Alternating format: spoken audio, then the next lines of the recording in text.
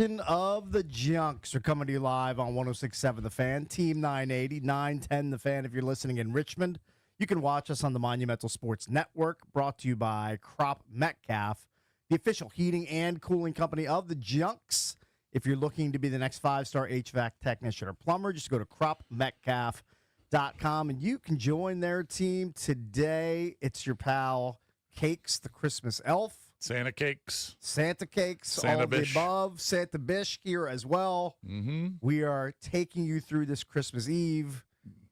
We're off on Christmas, and then we're back post-Christmas to recap Commanders Cowboys, which is for 4 hours, which is your lead game on Netflix tomorrow. Yeah. And then you have next week off. Yes, correct. And next week is only a 3-day week because we do have January 1 and 2 off. Yes. All right, so it'll be JP and I for 3 days. That is correct. So Merry Christmas. Merry Christmas to Ben, yes, Mike Marr, and Matt Myers. Yes, to all the boys behind the glass. Thank you. Merry Christmas to all of our listeners. Yes, exactly. And you know what? Speaking of the listeners, we're going to test to see how many people are actually listening right now because we're off on a Thursday, so you can't have Open Line Thursday. So Open Line Thursday has now shifted to Christmas Eve edition Open Line Wednesday. 800-636-1067.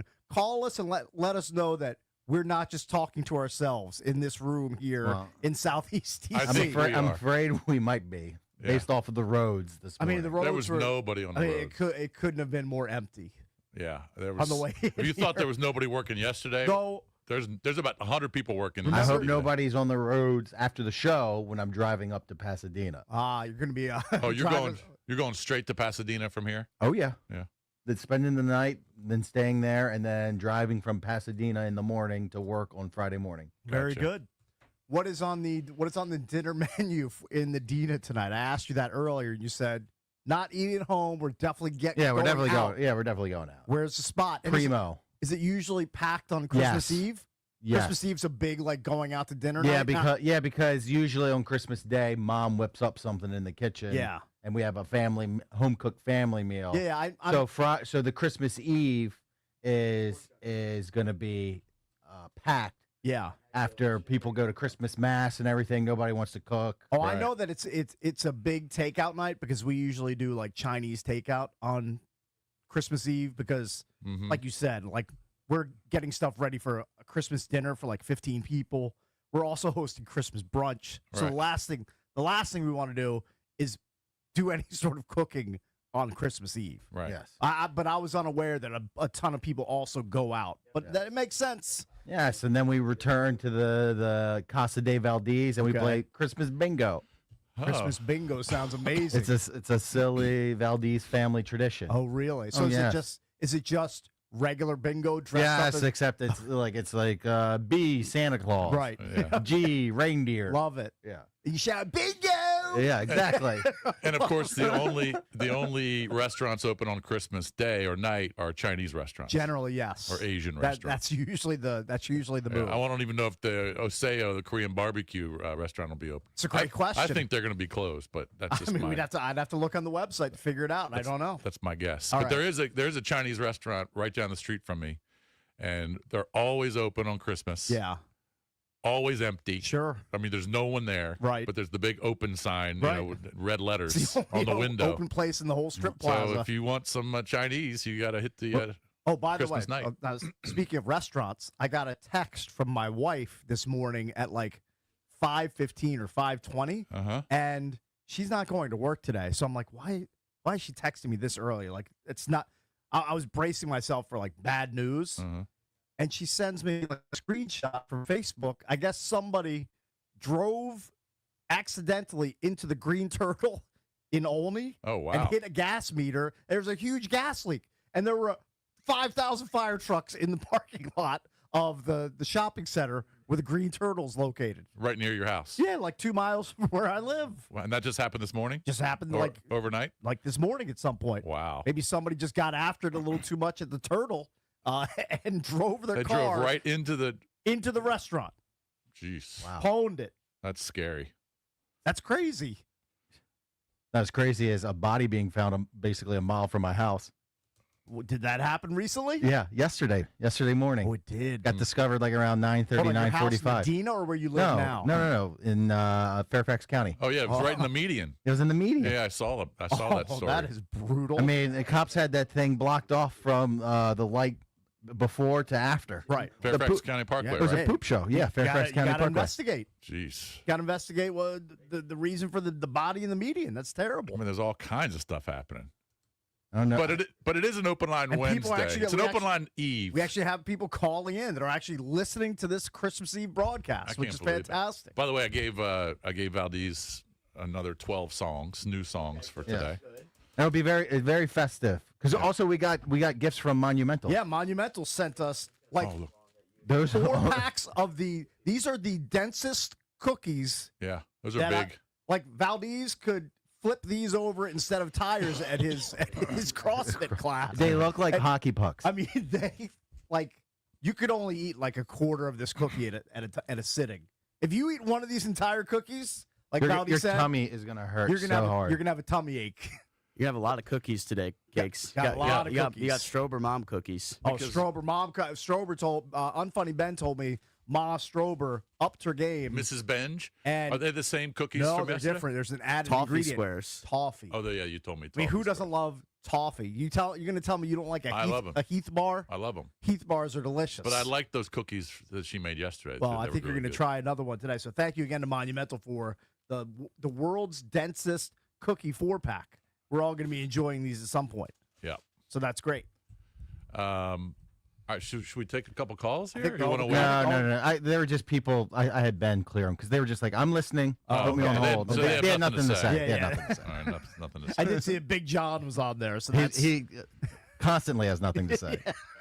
So yesterday, I talked about, I procrastinated and I held out and Yeah. I didn't get my daughters their gifts or gift cards that I was going to get from a store in Tyson's.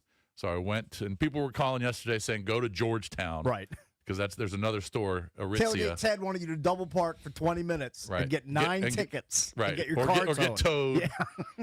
Yeah. Get booted. Right. But I decided not to do that. Did not want to go to Georgetown. Yeah. Understood. So I went to Tyson's after work. Got there at about 10:45, and I expected a billion people to be at Tyson's. Chaos and bedlam. Yep. But pulled into the garage, and the parking space detectors, the red, green. Sure. All I saw were green. Really? It was green everywhere. 2 days before Christmas? And I thought, wait Is a the minute. economy tanking, Valdez? I said, this doesn't make sense. It doesn't. I said, what's going on here? Maybe Yeah. everyone's parked in the other big garages Okay. on the other side of the mall. Do you have a Right. secret garage that you go in? Yeah. You have your secret workaround. And I never have trouble parking there. But I expected there to be a lot of cars in this particular garage. Right. But I didn't. Anyway, walked in. I walked into where it's kind of where the food court is. Yeah. Coastal Flats is on the right. Okay. Maggiano's is on the left. Right. And there's a couple other restaurants in there. Movie theaters right above on the second floor. Yeah. There was nobody in Tyson's. Really? I mean, there were people there. I it's wasn't like a the only zombie one. mall. I was shocked. There was Really? hardly anybody in there. That is shocking. 2 days before Christmas. I walked into not one, not Yeah. two, 3 stores to get gift certificates Okay. or gift cards. Right. Didn't wait in line in any store. Wow, that's really surprising. I was the first one up to the register. I thought, oh my gosh, this is unbelievable. You're running pure. You're running so hot. Well, It's the first time he smiled all year. Yeah, look at that. That's a real smile. I definitely was smiling when I was walking through the mall. Okay. Did you feel like you got away with a murder or Yeah. something like that? I did. I couldn't believe it. I really Did couldn't. you think you were living in a sim? You're like, is this real? Is this real? How's this actually happening? But I was thinking to myself, why isn't there people here? And you brought up a couple Well, good my points. theory was, one, online shopping is just cutting down on people going out to malls, Yeah. and two, a lot of people are out of town.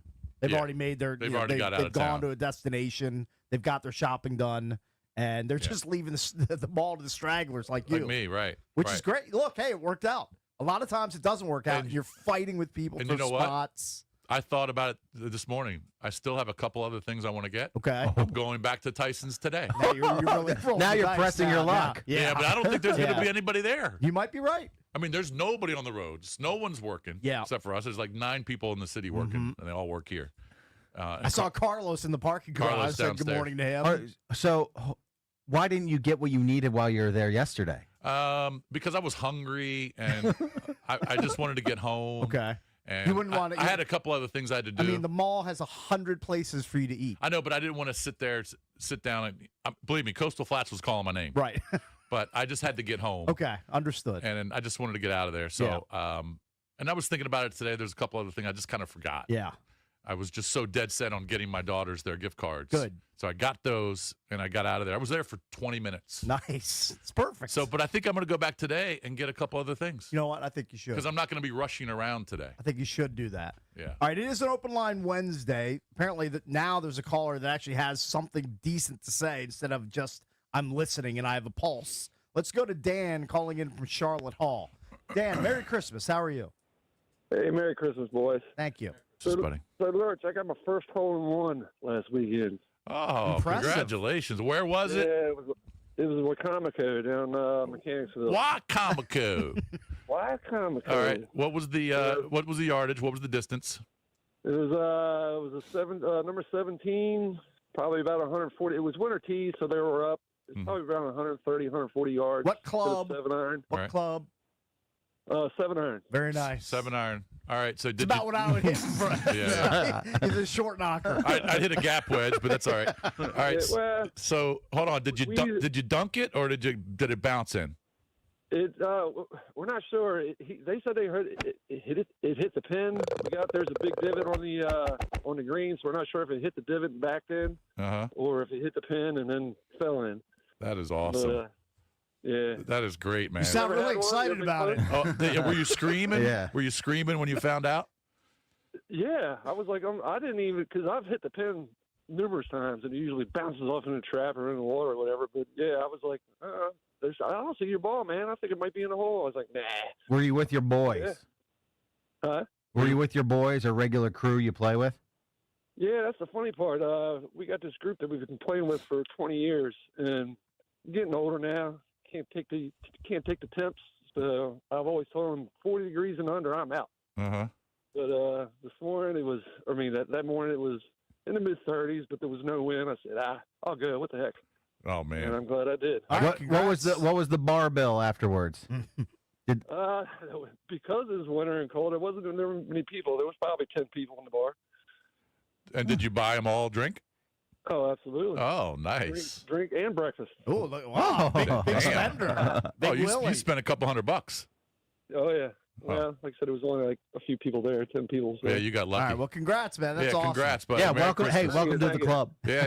You and you got Valdez are one? members. Yeah, I have one. Yeah, I do not. I do not as well. I know it's shocking. Mike Marr, definitely Absolutely doesn't And I doesn't won't. have I one. won't ever have one. I just don't have that kind of luck. The closest I came to a hole-in-one was probably, I don't know, 6 inches. Yeah. And I'll never get that close again. All right, coming up on an open line Wednesday here on Christmas Eve with the Junks, we got Brian Baldinger, Odyssey NFL Insider. He'll join us at 7:20. For everybody that made it to their fantasy football championship week, Dave Richard is going to join us at 8. He's going to help you set your lineup to take This will down be the last your time title. we talk to Dave. This will be Dave's Until last next year. appearance. Correct. Brian Keefe, Wizards head coach, is going to join us coming up at 8:45. And we'll talk to Brandon Duhame, Dewey from the Washington Capitals at 9:45 here on the Junks. When we come back, we'll do the Junkie Sports page, talk about a really bad Caps loss. The Wizards fall again, and we'll do that and more next on the Junkie Sports page here on a Christmas Eve edition of the Junkies.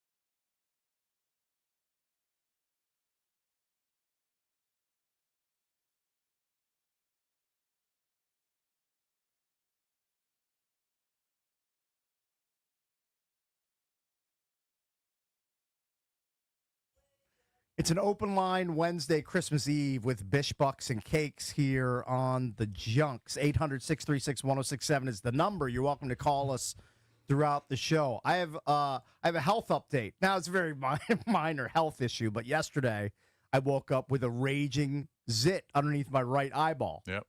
And I was like, oh, it's almost Christmas. It's going to turn into zitmas, and nobody wants that. Yeah. So after I got home from work yesterday, my daughter gave me a tiny little pimple pad, I guess, that was shaped like a pumpkin and stuck it on my face, and I kept it there overnight.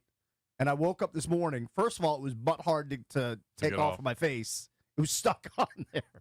But I eventually got it off, and the pimple had shrunk, and then I just squeezed it, and got it out. It's still a little unsightly, but it looks better than yesterday. Did you put any clear cell on it? No, of course not. That stuff works so good. I'm sure it does, but I mean, it works like that. The zit is gone.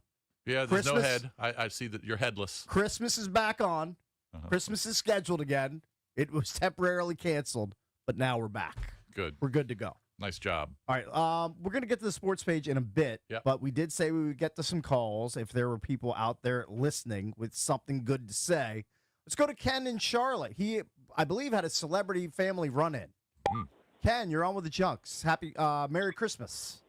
Merry Christmas, guys. What's happening? What's up, going on, buddy? Hey, long-time listener from you guys back in Fairfax, man. Oh, thanks, man. Appreciate that. Thanks for sticking it out. I drive a 18-wheeler, and this morning I got out, went into the racetrack in Livonia, Georgia, saw a lady in there with all the Redskin and, Commander garb on. Okay, all right. Asked her if she was a big fan, and she said they were on the way to the game. And I said, really? She said, yeah, my grandson plays for the Commanders. I said, really? Who is he? Mm-hmm. She said, Krosky Merritt, man. Oh, very nice. Man, let me tell you something. The sweetest woman you'll ever meet in your life. Yeah. That is and I'm awesome. telling you, man, I made her day because I listen to you guys every day. I'm from the D.C. area. Mm-hmm. So I made her day because I kept telling her, hey, I listened about your grandson. I said, coming from where he came from in college, what he had to go through, the fact that he stuck through it and, made it through and got drafted. I said, showed a lot of patience. I said, you got a hell of a grandson there, man. You should have saw her beaming from ear to ear. Nice. Hey, did you tell her that I was? He seems like a good kid. Did you tell her that I was a big Bill Mark from day one? That I was his biggest fan? All right. Okay, I told her good. Cakes was his biggest fan. Good. I hope you did say that to her. And where did you say this was? You said Livonia, Georgia. Livonia, Georgia. How far outside? A big 12-passenger. Big 12-passenger van. There was about 10 of them in there. Nice big church van. How far? Expedition. Where is that? Is that near Atlanta? Where is it? Livonia is right across the Georgia line from South Carolina. Gotcha. Okay. Gotcha. All right. Good. Hey, Lurch. Yes, sir. Yes, inside sir. Story. Mm-hmm. Inside story. Back in the day when you were at the math, before you got to the math, that you and I played against each other a little bit in summer league when we were coming up. Oh, look at this. Where'd you go to school? Hoops rivals. I went to school to play the high school, small school to play the high school in Charles County, but I played a lot of PG County summer league ball. Oh yeah. And I remember Bishop. I remember Jason Bishop. How did you remember that from 1985? Buddy, I remember everything. Let me tell you what I also remember. Yeah. I remember the days back in Fairfax with sundress parties. I mentally attended every party you guys had on the air back in the day. Horny truck driver right Wow. here. Like this guy. I'm not, whoa. I'm not a horny truck. Yeah, go find a lot lizard. I'm a retired car guy. I bought a truck. I bought an 18-wheeler as my retirement gift, and it's what I do right now. Hold on, wait a second. Hold on. We got a lot to unpack here. Yeah. You bought an 18-wheeler to drive after you retired from your normal gig? Yes, sir. So you just do this for like a side hustle to make money in your retirement? I do it for the enjoyment. I go out 3 or 4 days a week. If I don't want to go out, I don't go out. But I do it just for me. Sometimes my wife comes out with me. Sometimes she don't. Like right now, I got my 10-year-old son in the back sleeping right now. Man, that's crazy. Okay. Where do you? He just likes driving. Yeah. Where do you park it? I'm talking to truck stops. Like you got Loves, you got Pilot. Sometimes So you many have of those on 95. Oh, really? Okay. Oh, yeah, everywhere. absolutely. All 85, 95, Yeah. all over. We just came from Alabama, so yeah, man. Oh So, man, this guy fascinates I'm a me. huge Junkies fan, man. Oh, I I was with appreciate you it. guys from the mornings, afternoons, evenings. Been around with you guys, man. Roll down tide. Well, come out and see us sometime, man. It would be great to meet you face to face. Absolutely, man. It was good talking to y'all, man. Yeah, I don't Merry know if we're going to Christmas. park that big-ass rig. Yeah, don't but bring the Come rig. see us. Don't bring No, the I'm rig. not going to drive the rig, man. Okay. I'm It's going gonna to be drive the rig, It's man. gonna be hard to park that in DC. Yeah, it's going to be rough. All right. Ken, have a great Christmas, man. Thanks for calling, Thanks, man. man. All Yeah. right, buddy. Thanks. See, that was a good story. was Ran into great. Bill's grandma in the church van at the racetrack truck stop in Livonia, Georgia, as they're en route, probably watching the Commanders get their ass beat by the Cowboys on Christmas. But it's a nice story. It's a heartwarming holiday story. I believe Bill is from Montgomery, Alabama. Okay. I think he grew up in Alabama. Yeah. So down in that Sure. vicinity. Yeah. You got anybody else? Yeah, let's go to Curtis calling from Capitol Heights. Curtis, you're on with the Junks. Good morning. Hey, good morning, Junks. Merry Christmas. Merry Christmas. Merry Christmas to So you I and your wanted family. to tell Lurch that he definitely found a glitch in the Matrix yesterday. My boy, you got lucky. Mhm. I work for Loomis, the armored truck company. Okay, You know, yeah. we give everybody their cash Sure. and pick up their money and Seen stuff. your trucks out on the Um, road many times. Oh yeah. So I literally, you guys start me off in the morning, and then when G&D is ending at night, that's normally when I'm done with my shift. So I'm Wow. here all day with you guys. Very nice. CK And loves even on this the call. days where you guys don't work. Yeah. Yeah, even on the days when you guys don't work, it's a sad day. It's a lot of nubs. And no offense to anybody else, but anyway, I get to the mall yesterday, or the mall area, and literally I can't even make some of my stops because I'm just sitting on Plank Road in Fredericksburg for about an hour, like just to even get into the mall parking lot. So you really got lucky yesterday. Yeah. It took me about 3 hours yesterday just to get in and get out. I mean, that is just mind wrecking also, because that's my job is already stressful enough. Mhm. So being there that long is crazy. So the fact that you went to Tyson, Yep. which is way better than Fredericksburg Mall, Hey, Yeah. Curtis. and you got Curtis, in and out. I got Yes. I did get very lucky. Curtis, what's your sidearm? If you could tell me. I have a Glock 19. Oh, nice. this guy is good. Don't mess with Don't mess Curtis. with Curtis. Yeah. Don't yeah. don't get out of the truck. Yeah, That's don't. it. Yeah, I told you not to get out of the truck. Please, just go try Jesus. All right. Well, Also, Yep. cool story. I actually am employed by Chris Farley also as a side gig. So Oh. anytime you guys talk about him or bring him up, Yeah. or I see on Instagram that you guys that he stopped by and he does. Run is literally his life. Oh, That is he one of the loves running so coolest much. guys That's somebody I've who ever doesn't. met in my life. That's somebody who Such a good doesn't have a guy. Glock 19. Chris Farley. Yeah. I can probably vouch for that. Yeah, don't tell him. Don't tell him I have. No, he's a great guy. Great dude. He's been a part of the family, my extended family, for probably about 20 years now. I remember when they started, him and Kathy, out of the back of trucks and stuff like that. And what they've done is just so amazing. And it just brings so many people joy, and that's why I work with them. It's not really for the money. It's literally just to work with them and then work with everybody in the DMV area. A lot of people like that, like I said, their running is their lives. And you see a lot of happy people, especially around this time. We just did Jingle a couple weekends ago. So many happy people, and it just made Christmas so much better. All right, thanks, Well- Curtis, man. We appreciate the call, man. Have a great Christmas and stay safe out there, man. Yeah, be safe, buddy. Keep your head on a swivel. Don't worry. Thank you. Yeah. And don't get out of the truck. Could you imagine the Hey, stress of being an Yeah, I armored car guy? Like every time you step out of that truck, you got a freaking bullseye on your back. Every time. Yeah. Hey, our callers have been kind of sappy. Yeah, they have. Yeah. It's been good. I kind of like like it. Been a good run so far. Can Chris in Leesburg keep it going? Apparently, he has another Hi, sir. Christmas hole-in-one story. What's up, Chris? Yeah, I certainly hope to keep it going. Merry Christmas and a special Happy New Year to Bish, because I know he doesn't want to hear it in January. Up until about January 6th, it's okay. After that, no, I don't want to hear it.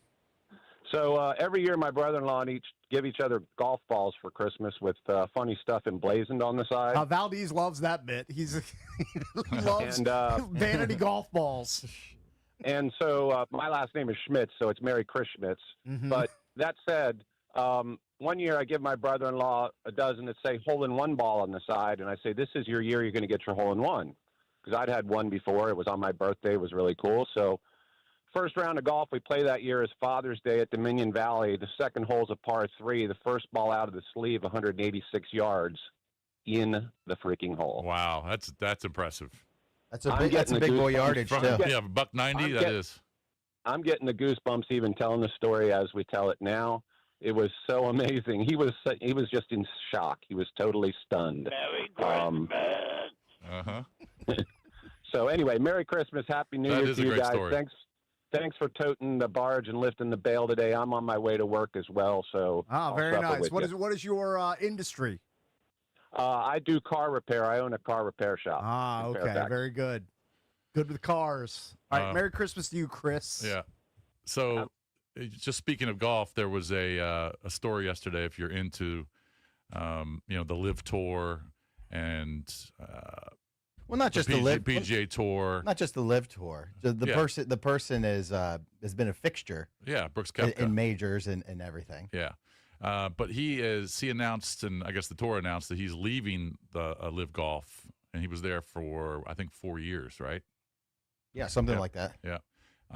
So who knows if he's actually going to return to the PGA Tour, because you have to serve a 1-year suspension if you join the Live Tour. That's the PGA Tour rule. But Brooks Koepka, who's 35, he announced yesterday that he's leaving Live Golf, and he says he wants to spend more time with the family. Mm-hmm.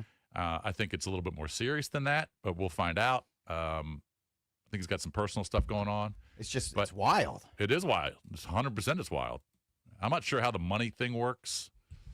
Like he would have to forfeit whatever. I'm not sure if he has to give money back or if he just doesn't get what he was maybe allotted for he this year. misses the competition of the PGA Tour. Like, the money's great to go to Live. Don't get me wrong. It's amazing, life-changing money, even for those guys. But it's not the same as the week in, week out grind of the PGA Tour. It's definitely not the same. I'd speculate that maybe it's not he's longing to go back to the PGA Tour, but more he's burned out from golf. Right. Maybe that's part of it. At 35, you're not really. I don't know what kind of drive you have to go hit balls every day, Right. go play in practice rounds and pro-ams, Yeah, because and the Live Tour schedule really isn't. It got advertised as this kind of country club lifestyle where it's white collar. You just kind of show up, do the events. It's not as much heavy lifting as the PGA Tour. Right. But as the years have gone on, the Live Tour has kind of morphed into the PGA Tour, where you have pro-am responsibilities, practice rounds. You're playing 3 rounds, but you're still playing a lot of golf. Right. But they increased it. They're going to play 4 rounds Now, this year. and now they're playing 4 rounds. Yeah. So all of this time that you're supposedly given from going to the Live Tour is just being taken back. Right. They're taking some of that away And now. he didn't play well at all this year. If you look at his Live results, he wasn't very good. He had a couple of top 5s, but for the most part, he was finishing outside the top 30. And then he played in, of course, the Masters, missed the cut. He played in the PGA Championship, missed the cut. Played in the Open Championship, missed the cut. He just didn't play well.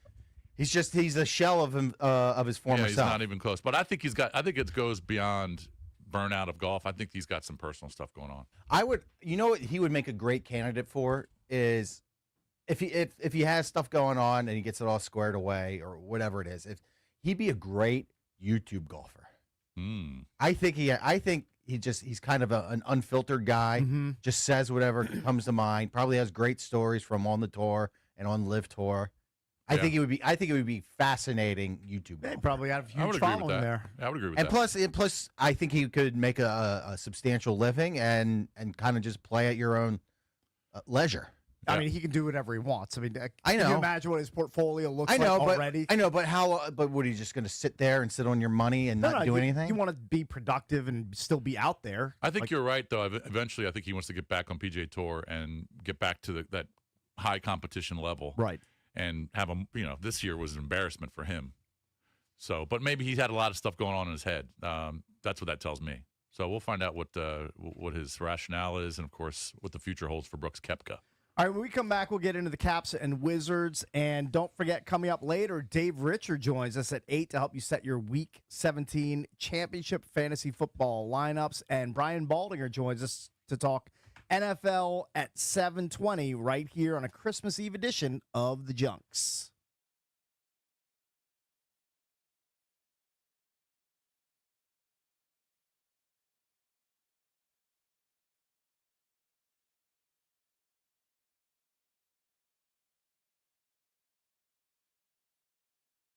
Guys, I'm always out there trying to keep up on the pickleball or tennis court, but injuries happen, especially as you get older. Back spasms, bone and joint pain, they can really slow you down. That's why I trust Vantastat. Whether you need urgent advice after an injury, help understanding symptoms, or just want a connection to over 400 plus CAO orthopedic specialists, Vantastat is there for you. Their urgent ortho helpline is open 365 days a year. Don't wait. Call 844-VANTA-365. Call them today and see how much of a difference it can make.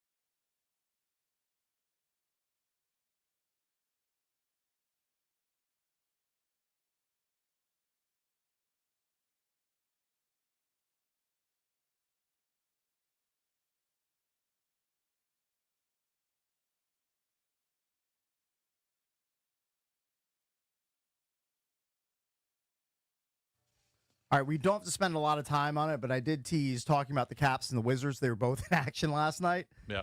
And this is the Junkie Sports page brought to you by our good Yes. friends at Open Road Distilling. Whiskeys are now available at ABC stores in Northern Virginia. You can choose from their flavorful Eagle Eye Rye, the rich and complex Maple Old Fashioned, or the bold and robust Independence Bourbon. And look what I brought today. Oh, what do you got? Oh, Look at that. Hold on. Are you finally going to fill up my hand with a No, bottle? this is mine. I just brought it for. I mean, what a tease this is. I just brought it for the festivities. But Let me that at least see I'll hand the bottle back. Yeah, that's beautiful. It's a nice looking bottle. There. But check them out over in Reston Town Center. Got a great distillery. Of course, you can get their vodka and gin as well. Very good. Very good. But at the ABC stores, they just have the dark liquor. But this Independence Bourbon is really good. Excellent. All right, so the Caps. Oh, real quick. Yeah. We're talking about run-ins, and my youngest daughter. I'm not going to say what store she works at, but she works for the Commanders part-time, but she also works at a clothing store in Georgetown. Okay. And she worked last night from 2 to 7. Okay, celeb run-in. And a run-in. All right. Speaking of these run-ins. Male or female? It's a male. Okay. And it's Commanders related. I was very surprised when she texted me. Current Commander? Yeah, but not a player. Oh, okay. I was very surprised that this person came into this store. Coaching staff? Higher up. Owner? Slightly below. Adam Peters. Yep, Adam Peters. An Adam Peters sighting in Georgetown. Adam Very Peters nice. came into the store, and my daughter, she's very shy when it comes to stuff like that. But Right. she said, I have to go up to him and tell him that I work for him. Right. So she went up to Adam Peters, Okay. introduced herself. Very good. And she says, I work for you on game days in your public relations department. Nice. And they had a nice little discussion. Oh, very And- good. And he was very nice. So, Adam Peters, thank you for coming into the store and talking with my daughter. Nice. Look at that. Isn't that pretty cool? That is. That's a high profile celeb run-in. He was with his 2 daughters. I don't Okay. know. I think they're younger. Okay. I'm not sure what. Maybe he was buying for his wife or something because Ah. I don't think they have clothes for young kids in the store. Okay. Good. Good. But that's pretty cool, huh, Valdez? Hanging out with Adam Definitely. Peters last night. Should have for a promotion. I know. Yeah, exactly. Put in a good word I think for side. Yeah, I'll swap you my employee discount for Right. a promotion. Yeah, why not? His mind is probably on other things. Oh, yeah. He's All right, thinking but about a lot. You mentioned the Caps, and look, we had Carbs on yesterday, and I told him, I said, look, this is kind of a big game because of the way you guys have been playing. Yeah. You have a 4-day break for Christmas. It's a home game against a rival, Yeah. the Rangers. Team is 3 points behind you in the standings in the Metro. It's a tightly packed division. Caps have already, going into the game, I think had lost 5 of 6. Yeah. Weren't scoring a lot, giving up a bunch of goals. So they have a 3-2 lead heading into the third period, and they lose the game 7-3. Yeah, what the hell? What the Just hell went happened? completely sideways. Logan Thompson wasn't very good. He allowed 6 goals on, I think he just faced 20 shots. Right. I mean, Ryan Leonard returned. He played really well, had 2 assists. Ovi hasn't scored, I believe, in 9 straight games at this point. Like, just about a month ago, Everything was going right. They were on a 6-game win streak where they were allowing like 1.5 goals per game. Yeah. A month later, they've lost 6 of 7, like you mentioned, and they're just allowing just boatloads of goals in a lot of these games, which is kind of distressing. 5 goals in one period. Yeah. One of them was an empty netter, but 5 goals. That's ridiculous. That is a disappointing way for the Caps to go into the break. And, you know, they get a few days off and they'll regroup, and then they face the Devils coming out of the break, I think on the 27th.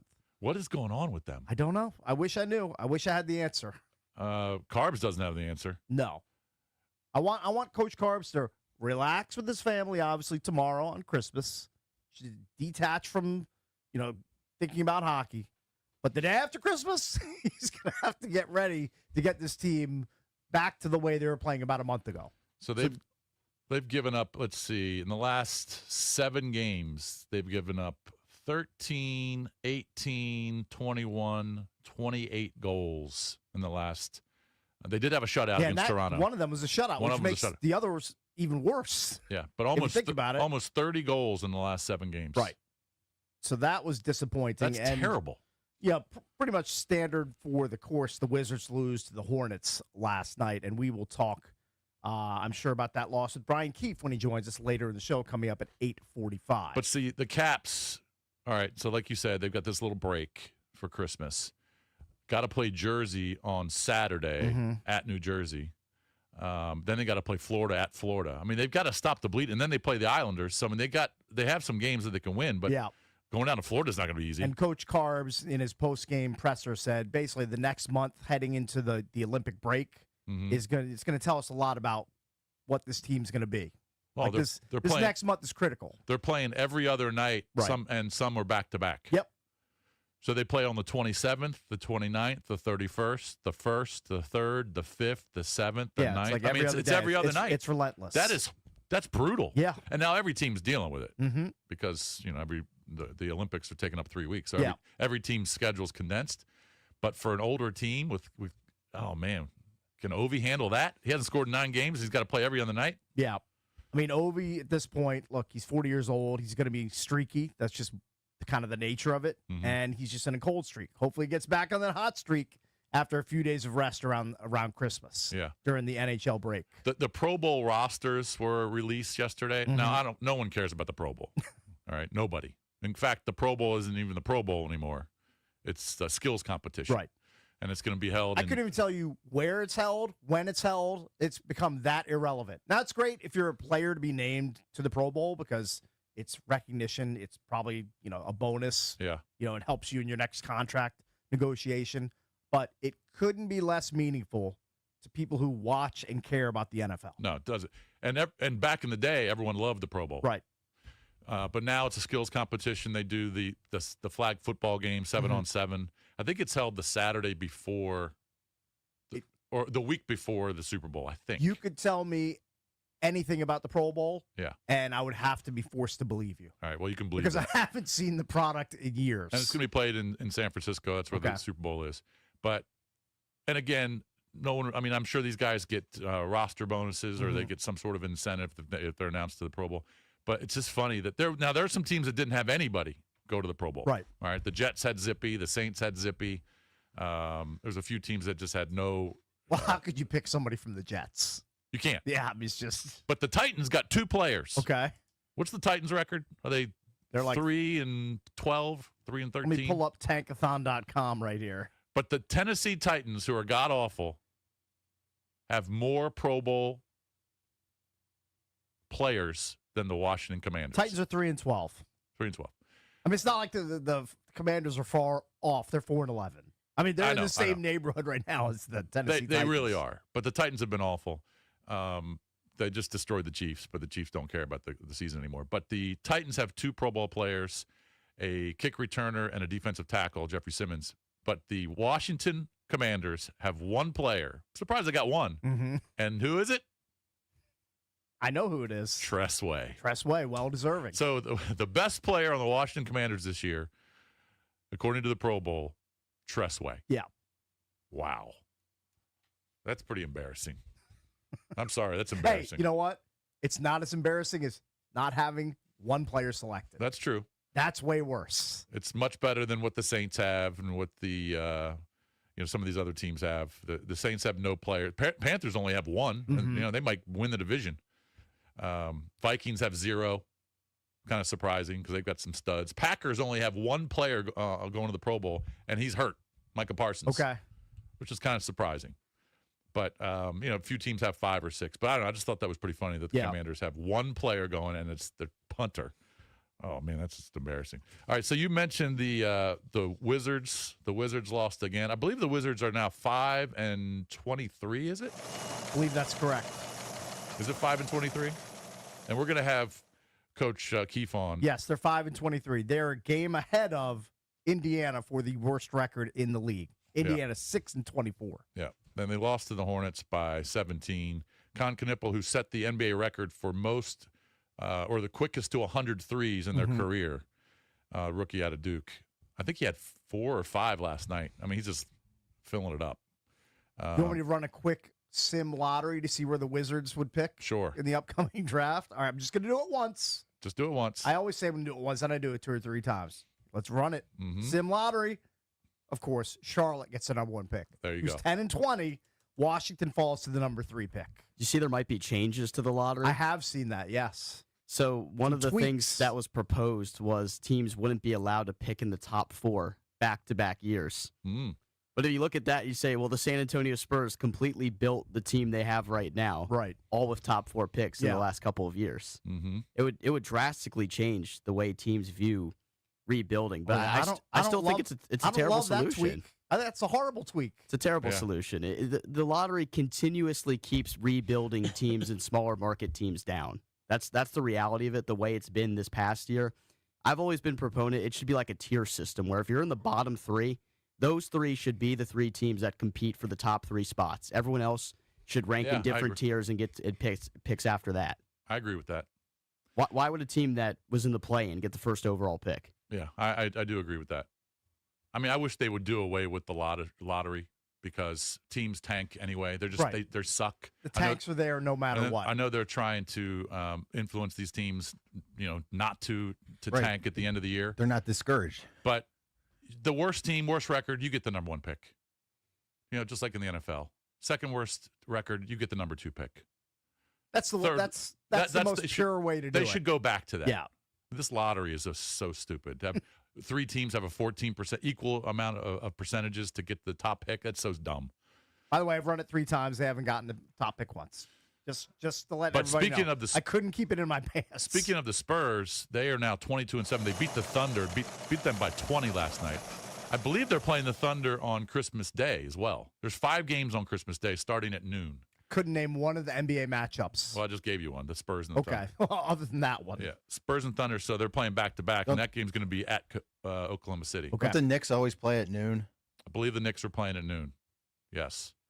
I want to say years ago, the Wiz were on a Christmas Day game when John Wall was there. I think they were playing the Knicks. John Wall got to fight that game. That's right. He did He punched Quincy Acey.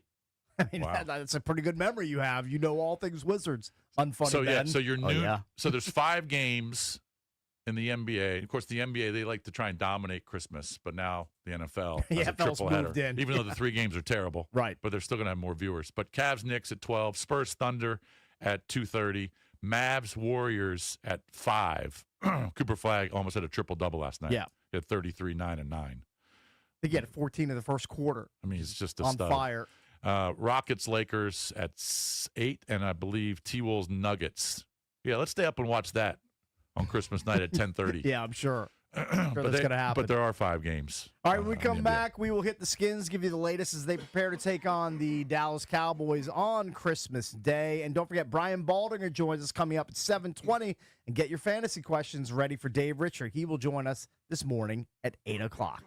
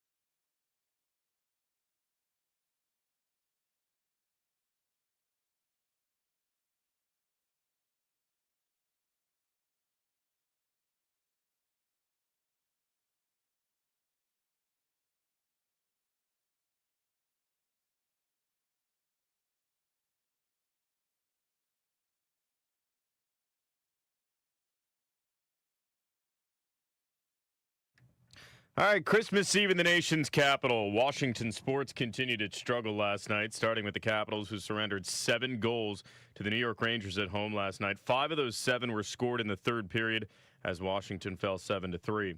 Wizards lost their 23rd game of the season last night in Charlotte, won 26-109. Chris Middleton led the way with 16 points, but the Wiz were outscored 34-19 in the fourth. Washington has the worst record in the NBA at 5-23. Commanders play tomorrow on Christmas Day at 1 p.m. Eastern, currently 7-point dogs against the 6-8-1 Cowboys. Elsewhere in the NFL, DK Metcalf's suspension for violating league policy in an altercation with a fan was upheld last night. So the Steelers will be without their top wideout for the remainder of the season. They've got the Browns and then the Ravens to finish. From the Crop Metcalf 5-Star Sports Desk, Kevin DiDomenico on the Fan.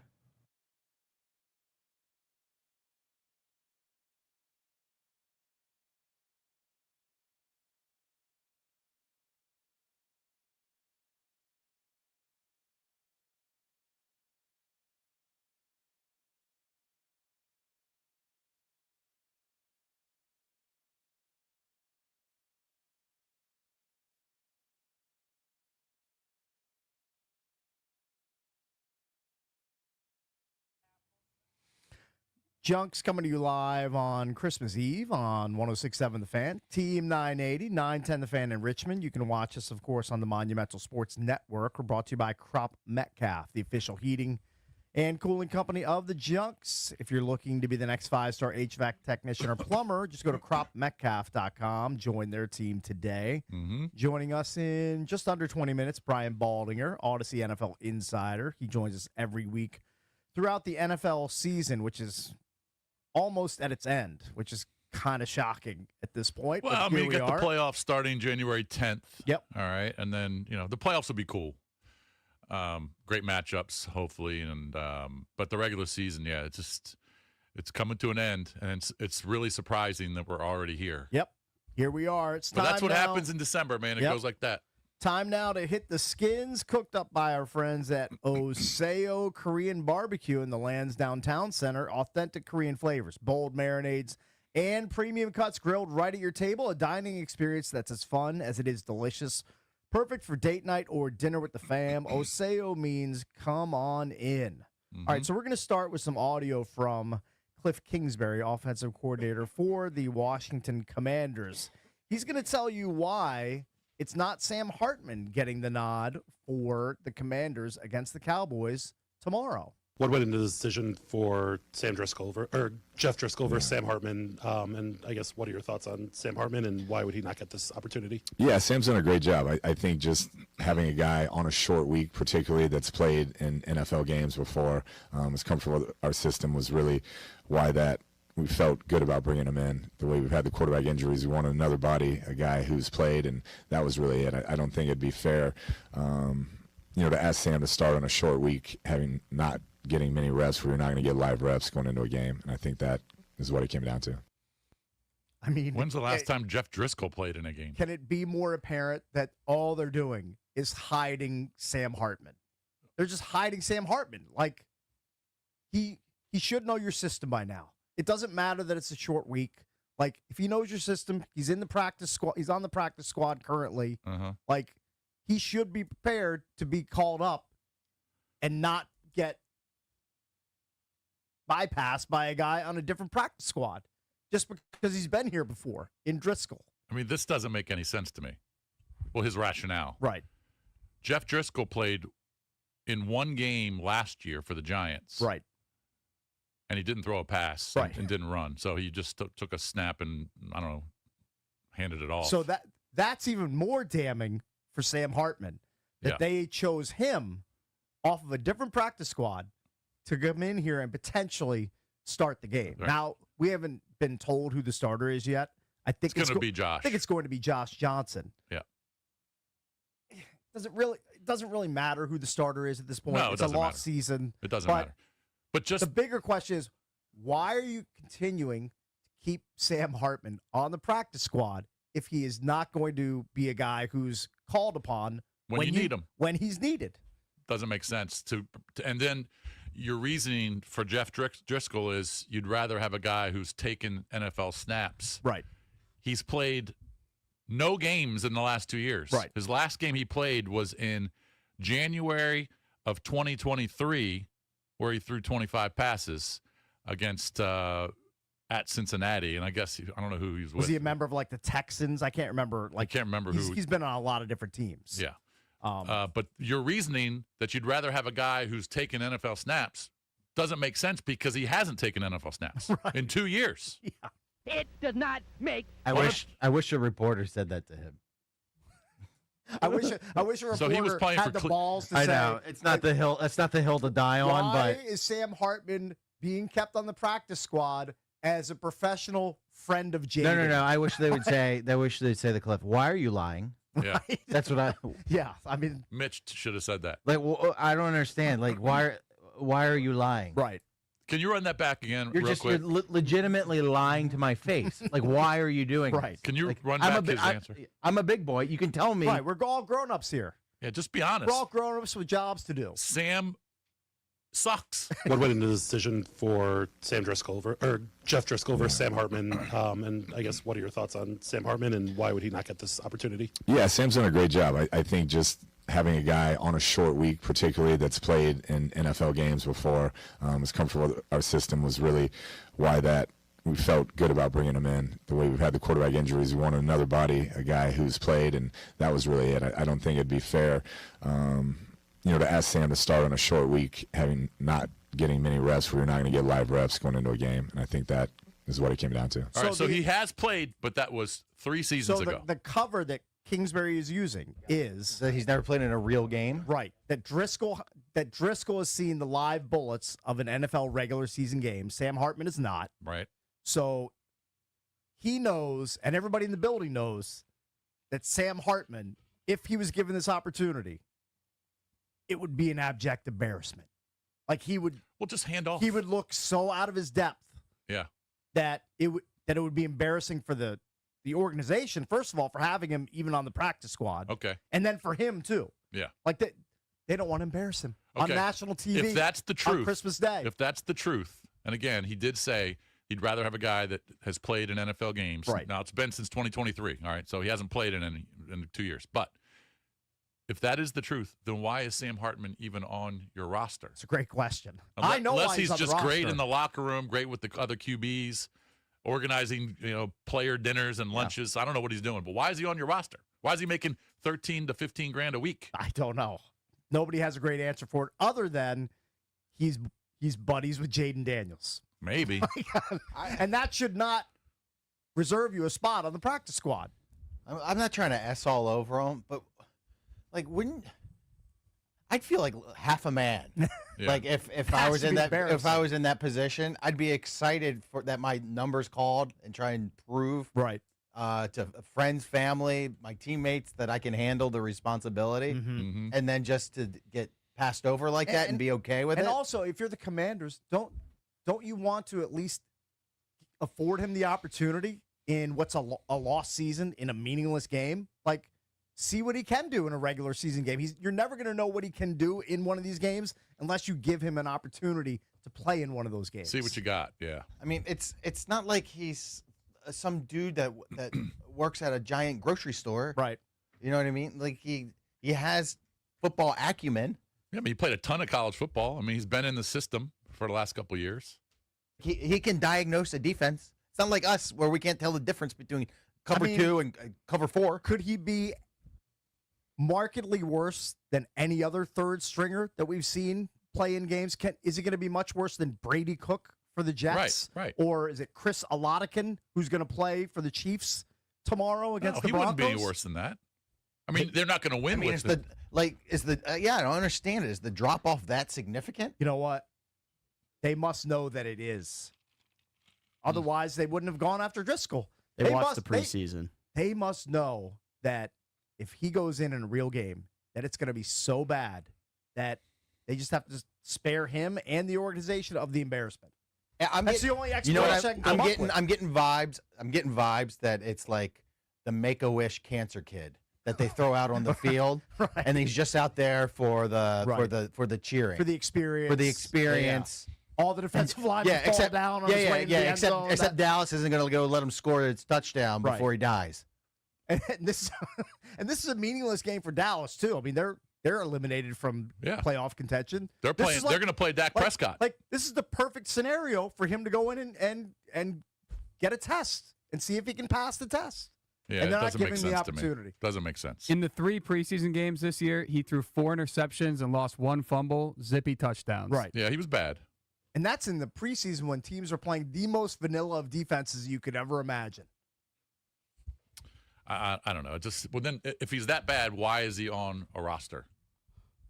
That's the $64,000 question. Unless Jaden is telling Adam Peters, "That's my boy. You got to keep him on the practice squad." I think the phrase might be professional friend. Professional friend. That's Sam's role on the team. Yeah, he hands out his business card, says professional friend, and then comma FOJ, friend of Jaden. I mean, what other reason is he on the roster? 800-636-1067. What other reason is Sam Hartman on the roster of the Commanders currently, other than he's tight with Jaden Daniels? Do you think Sam? I'd love an explanation by the way, if you have one. Jeff Driscoll has played in 25 games. He started 12 of them. Yeah. All right. But I know he's terrible. He hasn't started one since 2023. Yeah. But he has he's 1-10 in those 11 games that he started, and he has a completion percentage of 58%, and he's got 10 picks. The only attractive thing about Jeff Driscoll, and this is fantasy dorky, but I'm going to put it out there anyway, at some point, I don't think it is now because he's just like a full-blown quarterback. Yeah. At some point, he had tight end eligibility. Correct. So you could pick up Jeff Driscoll, and when he was playing quarterback for the Texans or whoever it was, like a few years ago, you could be like, I know he sucks, but he's a quarterback. And you can use him at tight end. If he just throws a touchdown pass, he scores me points as a tight end in a non-traditional spot, he actually has some value. Right. That's the only value that Jeff Driscoll has, I think, on the entire planet. This is my question that I have. Sam, do you want to play? Right. Do you want to play? Or at this point, is he so scared to be thrown in there, or does he knows his limitations that he doesn't even want to be on the field? I think he's probably desperate to play. But the team knows he's so bad that if they put him out there, he's gonna live the rest of his life trying to escape the embarrassment of what he puts on tape. But why is he on the roster then? Why is he on the practice squad? I don't have that answer. I wish I did. Just have Jeff Driscoll on your practice squad as your emergency QB. Yeah, that's fine. I can't believe in week 17 we're talking about Jeff Driscoll and Sam Hartman after the amazing run this team had last year. Now, on the flip side, shocking to me. Dallas, of course, was eliminated last week, but Stephen Jones, the GM, Jerry's son, was asked about Dak Prescott. He says he absolutely will play on Christmas Day. Dak Prescott actually talked yesterday to some of the local media down there in Dallas and said that they're not going to be in this situation again, where they're eliminated from the playoffs this early. Mm-hmm. And he said, maybe I'll have more input going forward. So I don't know if that means he's going to have more input on the roster. Okay. But he basically said that. He said, I hope to be asked more questions about our situation. And he's up, he made the Pro Bowl. He had a good year. Right. But the fact that the team got eliminated from the playoffs isn't good when you have a Dak Prescott making about $50 million a year. Yep, it's not ideal, certainly. All right, when we come back, we will talk more NFL with our pal Brian Baldinger, Odyssey NFL Insider. He'll join us next. And don't forget, Dave Richard from CBSSports.com, fantasy expert. He will join us coming up at 8 o'clock.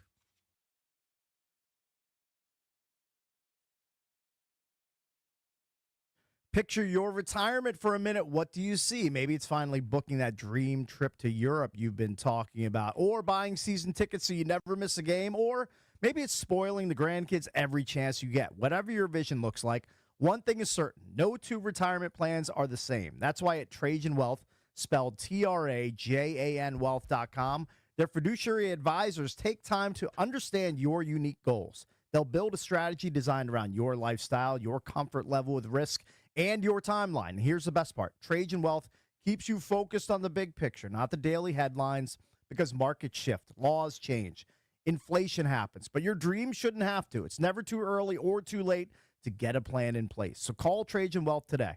202-929-6600. That's 202-929-6600, or visit trajanwealth.com. That's trajanwealth.com. Advisory services through Trajan Wealth LLC, SEC registered investment advisor, client paid advertisement. Additional disclosures at trajanwealth.com.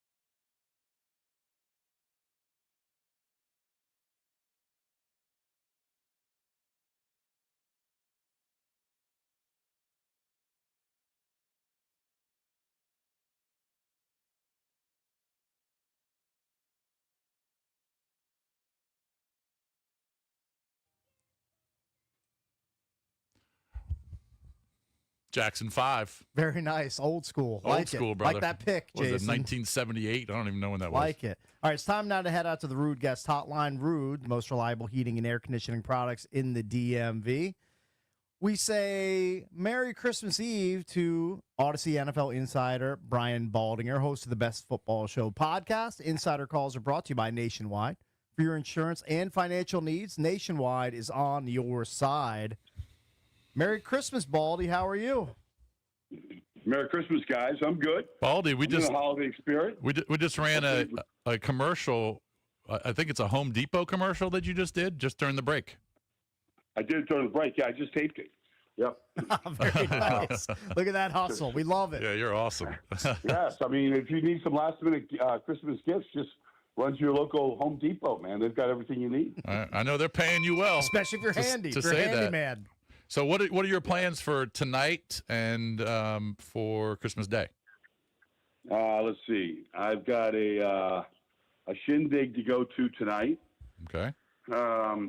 Christmas Eve, we're going to ring it in. I don't know, all kinds of food and parties and, kids and all kinds of stuff like that tonight. That's going to be fun. And then tomorrow, tomorrow's like kind of a relaxing day. I'll go to an early church service, probably get that out of the way. And then, just give my thanks to the baby Jesus out there. Uh-huh. And then kind of like family hop, just going to some different homes and bringing the gifts around and, spreading the good cheer, that kind of thing. But I'll probably be in front of the TV quite a bit, looking at some of these games a little bit tomorrow. Yeah, you'll be watching the 5 NBA games and not the triple header in the NFL. Yeah, I don't know. I haven't watched an NBA game yet, but I might tune in, check out my New York Knicks and see what they're doing. I got to tell you that the triple header, and obviously when they made the schedule for Netflix, and I don't know how much money they paid to get the coverage, but a lot. And of course, Prime Video, Amazon's paid billions to get the Thursday night games, and of course Christmas night. But man, at the start of the year, these 3 matchups looked like they were going to be huge. Cowboys Commanders could have been for the division, or certainly for a playoff spot. Lions Vikings could have been for the division, certainly for a playoff spot. Broncos Chiefs, same thing. But man, you're gonna find, I don't know, 3 or 4 backup quarterbacks out of these 6 teams. Well, you're going to get a chance to watch Chris Olajuwon play, right, for the Kansas City Chiefs. Right. That's why you can't predict any of this stuff. Because, the schedule makers, I mean, just to let you know, Netflix paid $75 million per game. So they paid $150 million to the NFL to televise this. And you think, okay, schedule makers, we're going to give them really good, we're going to give you, your money's worth. And obviously, the Chiefs were just taken apart by the Titans last week. They're done. Right. And so, the Commanders couldn't have had, I remember going out to the Commanders training camp practice, their first Sunday, and it was so exciting being out there. Just the buzz and coming off an NFC Championship game and looking at, some of the rookies that were out there and talking to some of the guys that, played for the Commanders back in the day, Fred Smoot and different guys, and there was such optimism. And it was like that in Detroit and some of the places I've been to. But, every year is a new year. You got to play it out. And it's, the Vikings couldn't have had a more disappointing season. I saw the Lions on Sunday lose to the Steelers in that dramatic fashion. And, they won 15 games last year. Right. And they might not get half that many this year. Right. Insider calls are brought to you by Nationwide. For your insurance and financial needs, Nationwide is on your side. I'm sure you don't have this answer, Baldy, but I have to ask you the question. What do you make of the Commanders' decision, curious decision, to go outside of their building to sign Jeff Driscoll to the practice squad in the wake of the Marcus Mariota injury instead of elevating Sam Hartman off of their own practice squad, who's been here for a couple of years? Why do you think they made that weird decision? And Sam Hartman's not injured, by the way. I don't know. It is weird because Sam, he started a whole year. Or he played. He was on the team. I saw him in training camp. Right. Didn't start, but he's been there. It goes to show you that they got guys on the practice squad that they don't think can play. Yeah. Why are they on the practice squad then? I don't know. That's bizarre. maybe he gets a chance to, do some drills during the week or something. I don't know, but I mean, at least the guy knows the offense, and he's going to know better than Jeff Driscoll. So it's a little bizarre to hear that kind of stuff. I didn't know that, by the way, so that's new to me. It's funny you say that. It's funny you say that, Baldy, because we just played audio from Cliff Kingsbury. He was asked this question by the local media yesterday, and he said we felt more comfortable with a guy who has played in NFL games before who knew our system. So he's claiming Jeff Driscoll, who hasn't played in a game, by the way, in 2 years. All right, he played for the Browns 2 years ago. Right. But he's claiming that he knows the system, and Sam Hartman's been in the system for 2 years. Yeah, I mean, Cliff is he's doing what I'm doing. Right. He's just fumbling for an answer. Exactly. He was just lying to us. Yeah, pretty much. Yeah. I mean, because he's probably really wondering the same thing. Like, look, this guy's in our meetings every day. We talk football every day. He's sitting right next to Jaden Daniels in meeting rooms and, all that kind of stuff. You would think, like, at least he could call the play. Right. I mean, Jeff Driscoll has played. I mean, he does have some stats out there, but like I've played with a quarterback that came off the street, like, and you're sitting in the huddle and they're reading the script off of a script, and you go, do they really know what they're doing? They don't. They just. It's not going to go well. Yeah. I don't think it's weird. It's weird. Hey, let me ask you this. Yeah. Obviously, with the Commanders at 4-11, are you okay? Now, look, you're a former player. All right, you're a competitor, so you're probably going to say no to this. But are you okay with the Commanders and teams that are already eliminated just completely tanking and not playing their starters? Why play Terry McLaurin and Debo? Why play Tunsil? Why play starting offensive lineman or Kinlaw when you can improve your draft stock if you lose these games, especially to the Cowboys, who are going to play Dak Prescott apparently. So they're going to play some of their starters. Why even play your good players when you can improve and go 4-13 and maybe you have the 5th pick as opposed to the 7th or 8th? Yeah, but players don't care about draft picks. No, I know. I'm just talking about as a fan or as a GM or a coach. No, the fans have a totally different approach, but I wanted to play. Yeah.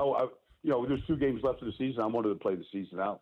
We started this thing, back in May with OTAs and all that kind of stuff, and I would in all these mini camps and summer camp. I mean, you prepare yourself to play a 17-game schedule.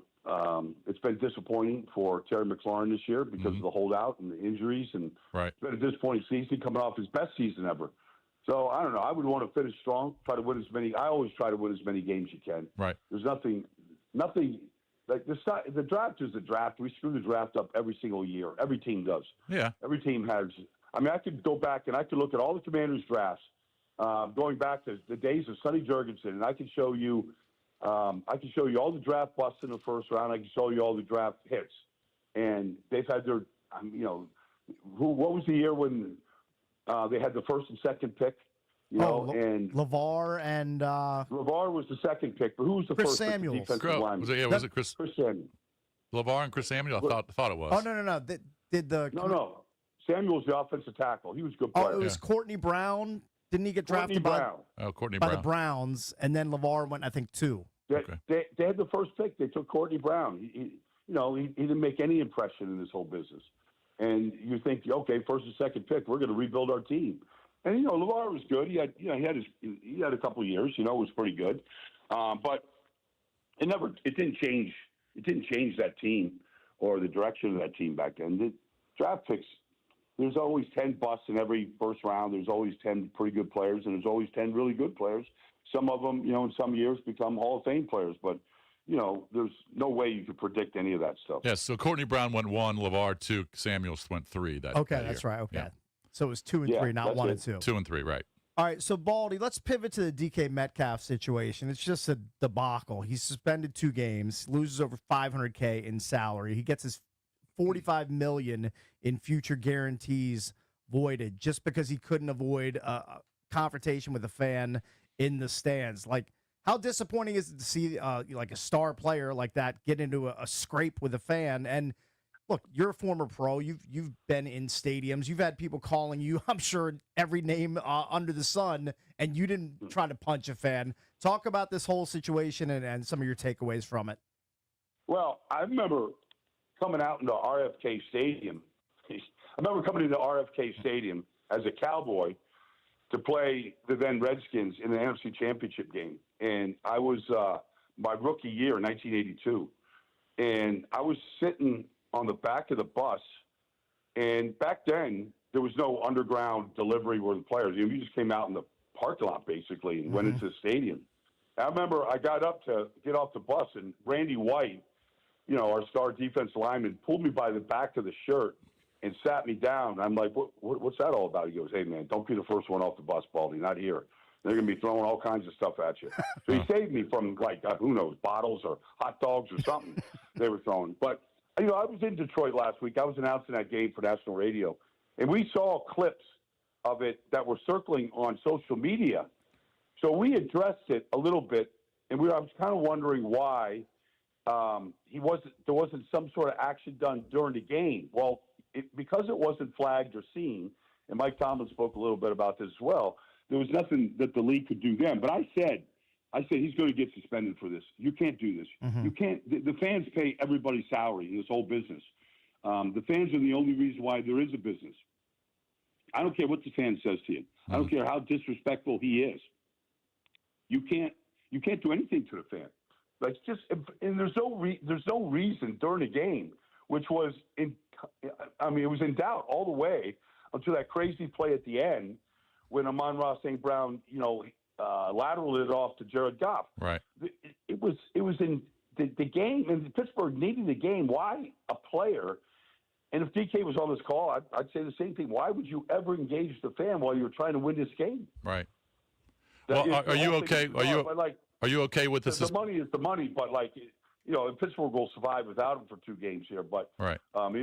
It should be a lesson to every player going forward.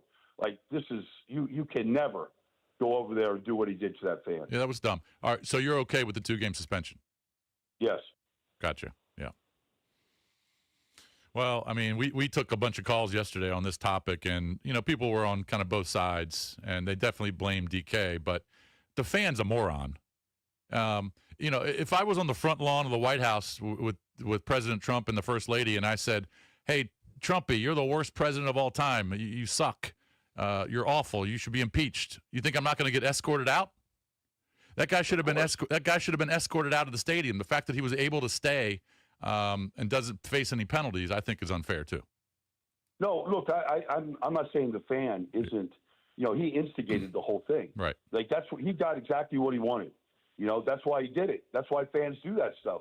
They want the player to interact and do what DK did. But you always lose that battle. The player loses the battle, and the fan wins, even if he's never allowed into another stadium, which I hope he isn't. But even if he's never allowed into another stadium in the NFL again, and he's blacklisted forever, he still won that incident right there. He's still going to at Christmas this year. He's going to be bragging about that in front of all his friends. Yeah, what a moron! All right, so let's talk about let's talk about some of these huge matchups here. What game intrigues you the most? Obviously the Bucs-Dolphins is intriguing, not because of the Dolphins, they suck, but the fact that the Bucs have sucked the last 6 weeks. And then the Panthers are hosting the Seahawks. That's a tough out. But these 2 games could result in a division winner.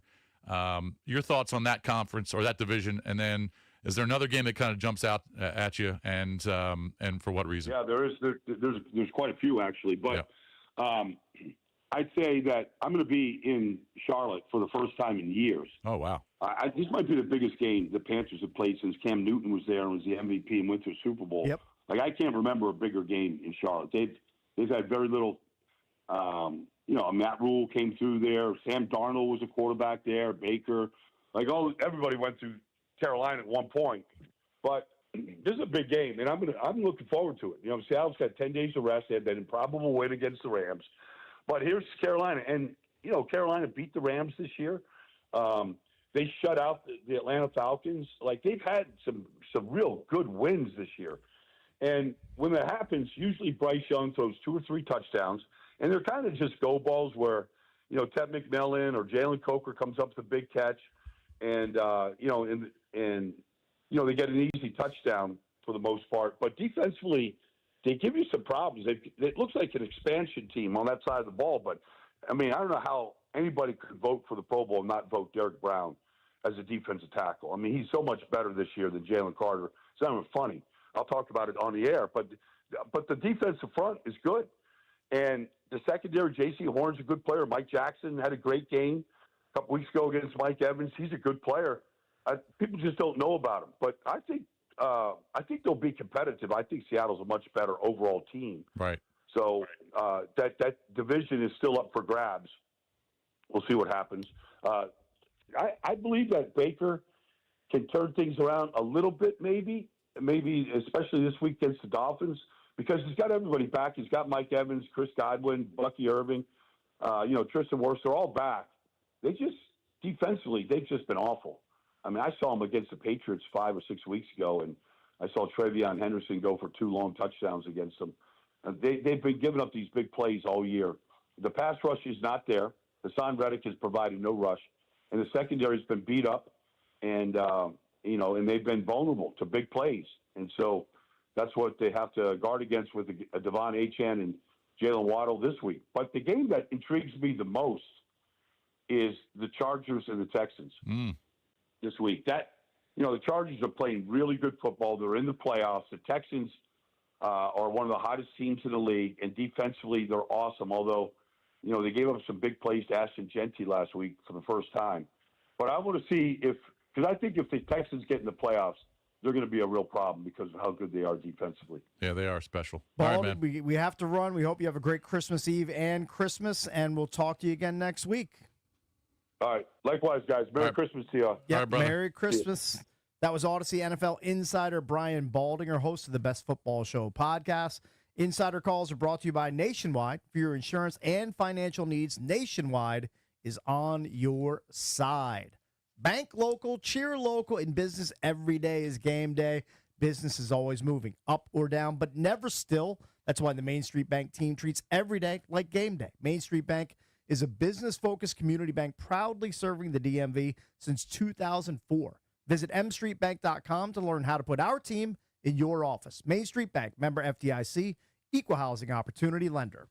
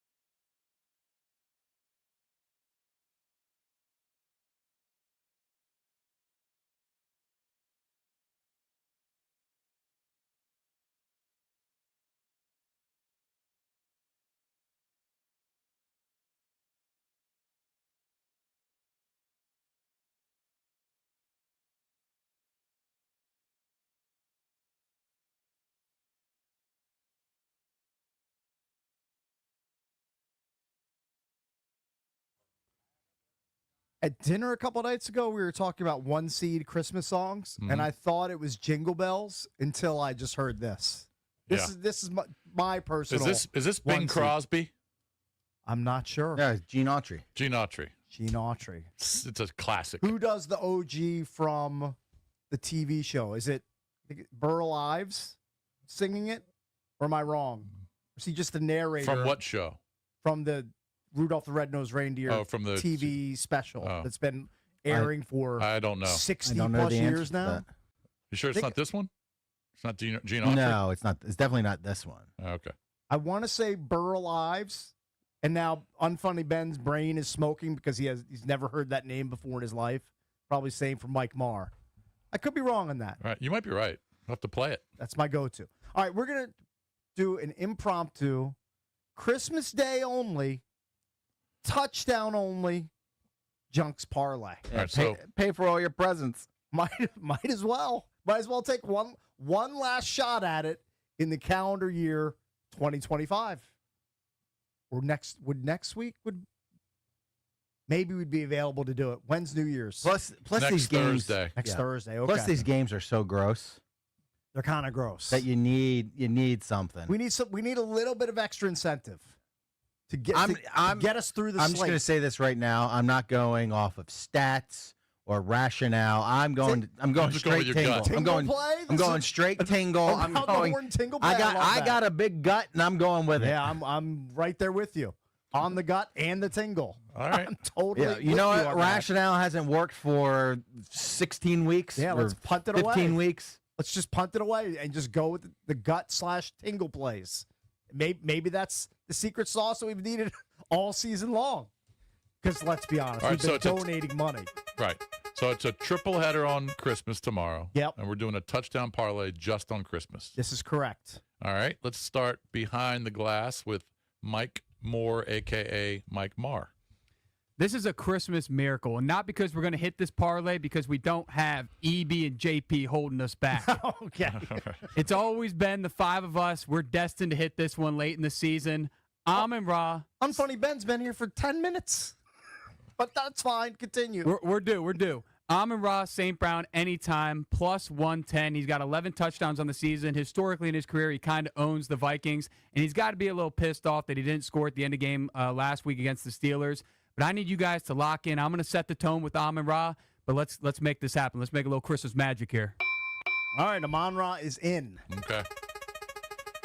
Christmas miracle if we make it to the night game. Yeah. Right. We make it through the first game. Since he picked a Lion, I'm going to go next because I also have a Lion. Okay. Jahmyr Gibbs had the worst game maybe in the history of the NFL last week.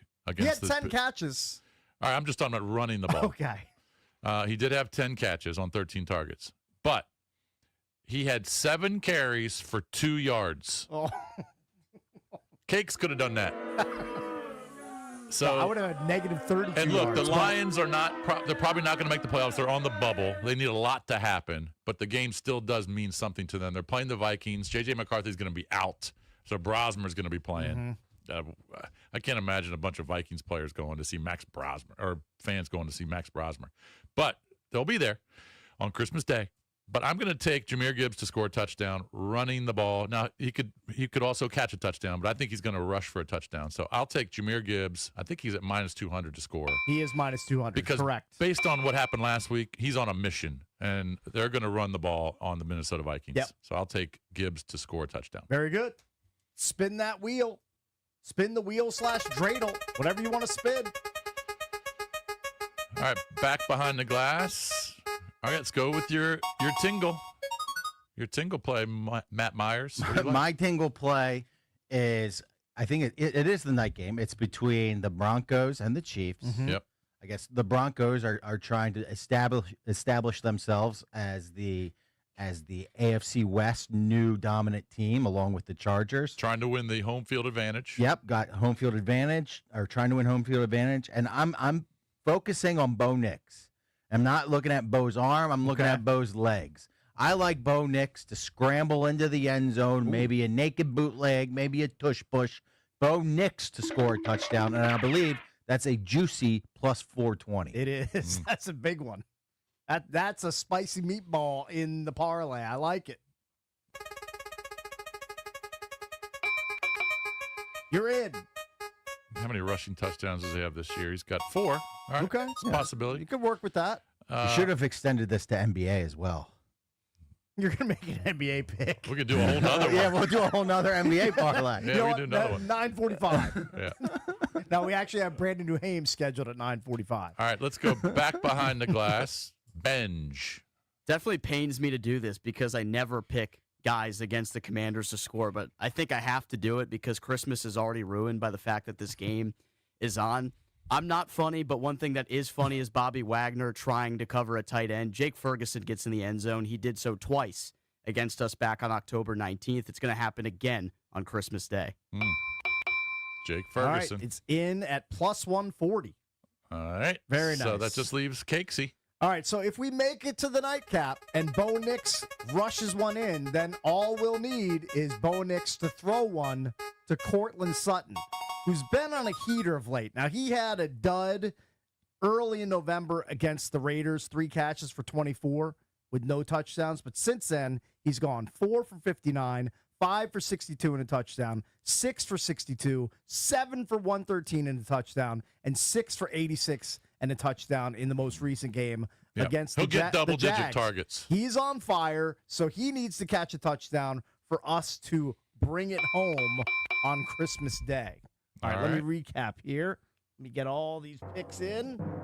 All right, we need Cortland Sutton to catch a touchdown. We need Bo Nix to we need him to throw one and to run one in to win this bet. We need Jahmyr Gibbs to score a touchdown and Amon-Ra, so the Lions need to have a big day. Jake Ferguson needs to score against the Commanders. A $10 wager for the group helps us stuff our stockings with $1,098.71. All right, let's get it done. That's, by my math, that is 5 into 11 is, it's like $250-ish per person. That's close.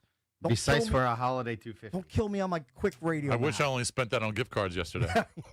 Spent about double. I'm going to cringe when I get my credit card bill. When I get that credit card bill like mid-January, I'm going to peel open the edge and just stare at that number, and then I'm going to fall backwards. Five figures. I don't know. I split it between 2 credit cards, but I mean, between the 2 credit cards, it's a lock. It's a 5-figure bill. Right. I mean, get it's those Christmas rewards time. points. No, I guarantee you it's 5 figures because aren't you hosting for 16 people? Not only hosting. That's very costly. Not only hosting dinner, also we're double dipping. We're hosting brunch and dinner. Oh, yeah. Yeah, I mean, what are you going to do? You're like a restaurant. Pretty much. I mean, you spent $500 on 2 cows at Costco. Yeah. Hold on. What's on the brunch menu? Brunch menu, we have quiche. You're going to have quiche? No, we don't do quiche. Get out of here. You think we're that foofy and fancy? We do scrambled eggs, bacon, sausage from a local small butcher, which is very good. I think we're going to do like a French toast casserole, fruit salad, blintzes. I mean, there's a lot. It's pretty extensive. And then dinner, rib roast, mac and cheese, roasted potatoes, salad, various desserts, charcuterie board to start. I mean, there's a lot going on. Did you get your wine? Wine everywhere. You got your wine yesterday. Yeah. Got some wine. Did you go all out on wine? Did you get not higher all out end? Because my family doesn't drink a ton of wine, but there's wine, there's beer. Here's the wine breakdown. You didn't get like $5 Chuck. I did not. I got a bottle of Rodney Strong Red. Rodney Strong is really good. My niece recommended a white to get. I can't remember what it's some sort of Chardonnay. I mean, I don't drink Chardonnay, but I got a bottle of that. And because I like this product, I got 2 bottles. Prosecco. I'm a Prosecco guy. There you are. You know what? Not ashamed to admit it either. My wife loves Prosecco. Prosecco guy. Yeah. I know it's a little bit It's girly. it's a girly drink, but that's all right. fine. I will stand on the mountaintop. Chardonnay is kind of a girly drink too, but I drink it. I proclaim myself a Prosecco guy. Yeah. Proud Prosecco guy. Right here. I got to do that today too. I got to get some wine. Yeah, you do. You need to do it like 5 minutes Because ago. I've got good bottles at my house, Yeah. but I don't like using my good bottles for big parties. Okay. For people who don't care what kind of wine they're So drinking. you need the swill. Or Well, like not necessarily a swill. step above I'm going to swill. get a J. Lore or a Josh. Okay. Or like a Kendall Jackson. Right. You know, $10 to $15. Like it. I'll get probably 3 or 4 bottles. I think the Rodney Strong was like $20. Rodney Strong's about 20, but that's good Solid. stuff. Rodney Strong is strong. It's a solid bottle of wine right there. It is very good. No, I do. This is where I'm definitely not a man. Not good at opening wine bottles. I will pass that along to somebody else. I'll just hand them the corkscrew and say, you are opening this wine bottle. I'm not doing it. I can do a champagne bottle. That's butt easy. You just unfurl a thing and shoot the cork away from your eyeball. So you don't shoot your eye out. You'll shoot your eye out. You'll shoot your eye out on Christmas. Yeah. Okay. Your Red Ryder Prosecco bottle. Those are easy. The wine bottles, I need a little practice. Well, what kind of opener do you have? Do you have the one that in I restaurants? got 50 corkscrews. Or do you have the twisty when you just break it down? It's much easy. I think I have both. Much easier. I think I have both. But it's very easy. Kind of intimidated by opening a wine bottle. Especially in front of people, just right? being honest. Yeah, I don't want the cork falling in. Right, take it into another room. It's embarrassing. Everyone's got their glass out, butt thirsty, yeah, I can't do that. waiting on you. Yeah, I know. Right. We can't have that happen. Not on my watch. All right, coming up next, you can start calling now at 800-636-1067. Dave Rick. Get those fantasy lineup questions ready. Dave Richard is going to help you win your fantasy football championship next here on The Fan.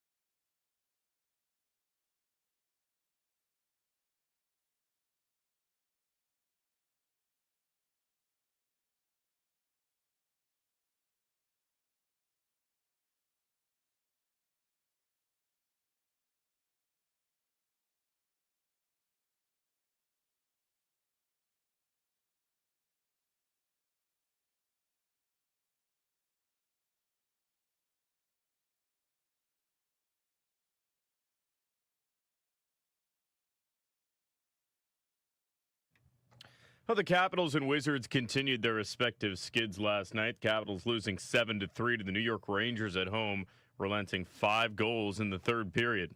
Down in Charlotte, the Wizards fell 126 to 109. They now sport the worst record in the NBA at 5-23. Elsewhere in the NBA, Cooper Flagg turned 19 years old earlier this week and has been on a tear in his first year in the league. Last night was the latest addition for him, scoring 33 points in the Mavericks' 1-point win over the Nuggets. Flagg is minus 230 to win Rookie of the Year. Commanders play tomorrow on Christmas Day at 1 p.m. Eastern. They're 7-point dogs against the 6-8-1 Cowboys. Cowboys have won 7 of the last 9 games against Washington, including the last 2 at Northwest Stadium. From the Crop Metcalf 5-Star Sports Desk, Kevin DiDomenico on the Fan.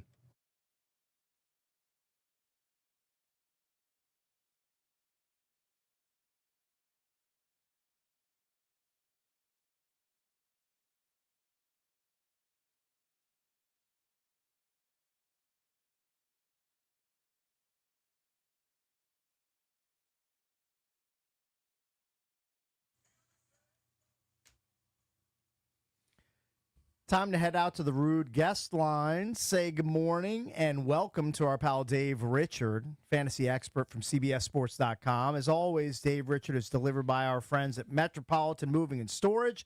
Fantasy moves? Ask Dave. For all of your other moves, let Metropolitan Moving and Storage do the heavy lifting and take it to the house. Check them out at DCMetropolitanMoving.com. Mm-hmm. Happy holidays, Dave Richard. Hello. Hello, and welcome to Week 17, the fantasy football finals for most leagues. There are some leagues that play into Week 18. Those leagues are crazy. Yeah, they're morons, those people. Yeah, I mean, you said it. Yeah. So, but are you guys ready for the Josh Johnson experience? I think we are. 55.6 completion rate. A guy that we're hoping can turn Terry McLaurin into not a fantasy bum in Week 17. I mean, he hasn't officially been named the starter, but I would guess that's probably coming later today that he'll start and Jeff Driscoll will be the backup here in Washington. Well, Dave, I've got 0 questions for you because I had Josh Allen last week give me 6.9 points. This is tragic. What a bust. Yeah, huge bust. And he had, of course, Trevor Lawrence, who looks like freaking Tom Brady now every week. So I've got no questions because I've been eliminated in all of my leagues. You have no questions. I have a couple. We're also going to let the listeners know that our Christmas gift to the listeners is we will not be doing the speed round for Week 17. We're going to let people long form it a little bit, have more time with Dave, not rush them off, not be so militant. You're welcome, listeners. That is our holiday present to all of you. Yeah. All right, so we will get to you shortly. But I have to do my best Jason Bishop imitation here and ask Dave a couple questions. Well, he's got a huge game this week because he's in a high stakes league and it's worth about $10,000. It's worth a lot of money. We'll just leave it at that. All right. All right, Dave. So I stashed the Pats defense just to be able to deploy them this week. But I also have the Broncos defense. I have an embarrassment of riches at the DST position, and I'm not usually a guy that carries 2 defenses, but I have this conundrum: Pats defense against the Jets or the Broncos defense on the road against the third-string quarterback on Christmas Day against the Chiefs. I mean, first of all, good on you for having both of them. That means that your opponent can't have either of them. True. You're playing keep away. That is a strategy this time of year. It does make sense to check out the weaknesses on your opponent's roster and see if you can stash anybody that your opponent might otherwise use against you. They can't do it if you've got them. So you've got 2 of the top 3 DSTs that you could have this week. Look, they both stink. Both the quarterbacks they play are going to stink. I'd rather have Denver, hoping for a bounce-back effort against Kansas City. The offensive line is tattered. Chris Oladipo is the starting quarterback. He makes Josh Johnson look like Trevor Lawrence, who looks like Tom Brady. And I think that you've probably got a better shot. The Chiefs look like they're just ready to mail things in. The only thing you really have to worry about with the Chiefs is this the last home game for Travis Kelce, and are they going to try and just give him every target and hope that he ends it with a touchdown and 100 yards? Are there any other records he could set? You know, win one for Travis might be their motto. They'll lose one, but they'll try and get Travis the ball. That's my hunch anyway. Denver would be my play. Okay, so Denver defense over the Pats, but slightly. Now I've got a tight end question. Do I go Strange, Warren, or Waller? I've got all three on my roster. I currently have Warren ranked the highest of the three, but they're all like low-end starting options. I know Strange had a great game last week, and you know what? If I had started him in a couple of my leagues, I would still be playing in those fantasy leagues, but I didn't do that. I'm worried a little bit about just how many targets he'll get against the Colts. Indianapolis' secondary isn't good anywhere. We saw that on Monday night, and we could see a big bounce back for Jacoby Myers, Brian Thomas Jr. I would kind of expect that, and that could leave things a little bit lean for Brenton Strange. Yeah, he's a tight end, and Indianapolis gave up a bunch of numbers to the 49ers tight end, mainly George Kittle. Jake Tonjes almost had a touchdown, too. It's not enough for me to go crazy with Brenton Strange. He's in that range of a low-end starting tight end. I've got Warren just a little bit higher, figuring that Indianapolis is going to have to throw a little bit more against Jacksonville, and Phillip Rivers does like to keep his passes short. It does figure to be a good game for Tyler Warren. Just not a great game for him, not a great game for any of those tight ends. Here's another little piece of advice, and this is for you, this is for everybody.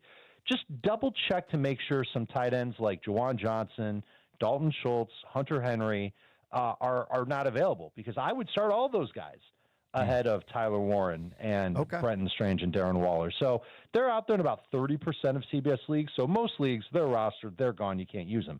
But if they were out there, I would take a chance on each of those tight ends over Warren and Strange and Waller. Okay, perfect. All right, let's go to the phones, 800-636-1067. Hey, real quick, Dave, I've never asked you this. Do you play fantasy baseball, fantasy basketball, any other fantasy golf? Do you play anything else other than football? I am in one fantasy baseball league. I share it with my colleague, Jamie Eisenberg. Okay. It is an AL-only league. It is amongst executives at CBS. Okay. And we're competitive every year. I'm a diehard Chicago White Sox fan. Oh. So I pay attention to the White Sox, and that's it for baseball. I have to be in the weeds so much for football that I purposely stay out of the weeds in baseball, except when it comes to the White Sox. So I'll help Jamie pick some White Sox players every year, although the last few years we picked none. Right. And Jamie does the rest of the work, and we share that team. So to really answer your question, no, not really. Other than that, okay, gotcha. All right, let's go. I'm like quiet. I'm a quiet investor. What do they call those? Silent investors? Angel investor, silent investor. I'm a silent investor in a fantasy baseball team. That's about as fancy as I get. Okay, silent partner, Valdez. Thank you. Silent partner. All right, let's go to the phones now, 800-636-1067. Let's lead off with Joe in Bethesda. He's got a flex question for Dave Richard. What's up, Joe? Hey, guys. Happy holidays. Same. Yeah, you too, buddy. Hey. So, Dave, need one of three for my flex half-point PPR, Dowdle, Harvey, or Wan'Dale Robinson. Dowdle sucked last week. Yeah, he did, and I think it's going to continue this week. I'm going to go with R.J. Harvey. It's that matchup against Kansas City. It's not like he looks amazing when he runs the football. He's still got some issues with vision and some speed issues as well, but he's versatile. He's a great pass catcher. Bo Nix will look for him in the flats and checkdowns, and I think he's going to continue to see a lot of work and find the end zone. 11 touchdowns this year. I know. I was stunned to see that number. I don't have any R.J. Harvey across a bunch of teams, so I was a little bit floored that guy's got double-digit touchdowns, and he certainly hasn't been like the workhorse or 20 touch a game type of guy. Right. He might be this week. Yeah. All right, let's go to Ed in Fairfax. Ed, you're on with the Junks with Dave Richard. How's it going, fellas? What's up? Happy holidays. All right. I need two flex players. I got Malik Washington, Rodriguez, Igbuka, and Jalen Coker. You need two. Okay. You need two. Do catches count for anything? He's gone. We let him go. Okay, let's just guess half PPR. We'll go say half PPR. Sure, fine. I would go with Coker and Igbuka, and I know those guys aren't popular guys in fantasy right now, but because at least they catch the ball, and hopefully they'll have opportunities to maybe get 3 or 4 receptions each. Coker maybe a little bit more than Igbuka at this point. I would lean in that direction. If it's non-PPR and catches do not count, this is going to sound crazy. If I had said this 2 months ago, you would have slapped me. I would sit Igbuka and go with Coker and Chris Rodriguez against the Cowboys, especially if it looks like Quinnen Williams does not play in the game. If there's no Quinnen Williams, this defense isn't good anyway. They lost some linebackers last week, members of the secondary. The Cowboys defense really hasn't been great all year. They kind of got a lift when Quinnen Williams came back, and they might have a lift in this game too. But if there is no Quinnen Williams, Chris Rodriguez should have an efficient game at minimum with a chance to score. He just doesn't catch the ball very much. And so that would take him out of my lineup if catches count for anything. All right, Jimmy in Woodbridge has a quarterback question for Dave Richard. Hey, Jimmy. Hey, good morning. Happy holidays to everybody. Same. Happy holidays. Thank you. So I got Bo Nix, Sam Darnold, or Jacoby Brissett. Half-point PPR. Everybody's going to be scared about Brissett after last week. But the truth is that Brissett should have had another good game last week. He had 2 touchdowns dropped. He's got Cincinnati this week. The matchup gets easier for him. The Bengals really haven't been good against offenses this year. I don't care what happened last week against Miami. That was Quinn Ewers. This is Jacoby Brissett. And so he's still a top 10 quarterback for me this week. I would start him ahead of Bo Nix. I would start him ahead of Sam Darnold. I would start him ahead of Caleb Williams, Jared Goff, and Justin Herbert, too. I think that Brissett bounces back. Hey, Dave, a buddy of mine just texted me. Needs 2 of 3. Dowdle, Aaron Jones, Chris Rod. I will if there is no Quinnen Williams, I'll roll the dice on Rodriguez over Dowdle. Okay. Aaron Jones is in no matter what. All right. I guess if Quinnen Williams plays, that's when I'll take a step back in this situation and go with Dowdle and hope that he breaks a couple of long runs. William in Purcellville has a quarterback question for Dave. Hey, William. Hello, good morning, fellas. Good morning. Merry Christmas. Merry I'm Christmas. in a championship winner take all for $1,000. So good. I have a few questions. Thank you. That's my high money stakes league. Very good. Should I pick up Packers? I have the Packers defense in. Should I pick up Tampa Bay? I've been riding Drake May all year long, but I got Dak Prescott on the bench. And I need to get Deebo Samuel out my lineup. Right now I got Travion Henderson on the bench, questionable. Amon-Ra St. Brown, questionable. In the lineup, and DJ Moore and Travis Kelce on my bench. I need to get Deebo Samuel. Oh, I picked up Blake Corum, too, this morning. So to get Deebo out, who would you put in? I assume Travion Henderson if he plays, but if he doesn't, and would you ride Drake May as your starting quarterback over Dak Prescott? Thank you. The longest question of 2020. I'm very You know, confused. maybe we need to bring speed round back. Maybe I made a horrible decision. How is that guy? Dave. How is that guy in his championship He's game? doing something If you right. think that's bad, you should see the guy that he's playing. No, I'm just kidding. I think I've got answers for all of his questions. Okay, perfect. Yeah, I think I the don't know Bucs how you have CST answers, is but please tell us. They've been terrible. How do you remember and that? one of my theories is you never start a bad defense, but the Dolphins' passing game is so bad that I think the Bucs DST is a low-end starting unit this week. I would take the chance on them over the Green Bay Packers. Yes, even against the Ravens. I just think that there's, now that I'm saying that out loud, I don't know if I believe it. So it's close between the Bucs and the Packers. I do currently have the Bucs ranked higher. I have Dak as a top 3 quarterback. We have all seen this Commanders defense lately. They can't get pressure on the quarterback. They can't cover on the back end. The one worry you've got is whether or not the Commanders can keep the game even mildly competitive. But even if they don't, this could be a game where Dak just throws 4 touchdowns on 28 pass attempts and has a hyper-efficient day. I love Drake May. You've been starting Drake May nonstop. I would still go with Dak Prescott over Drake May this week. But if you've been riding Drake May, I understand why you'd want to keep riding with Drake May. After all, he is taking on the Jets. And then DJ Moore's got to get in your lineup. Starting DJ Moore over Deebo Samuel is super easy to do. And I would start Kelce over Deebo Samuel as well.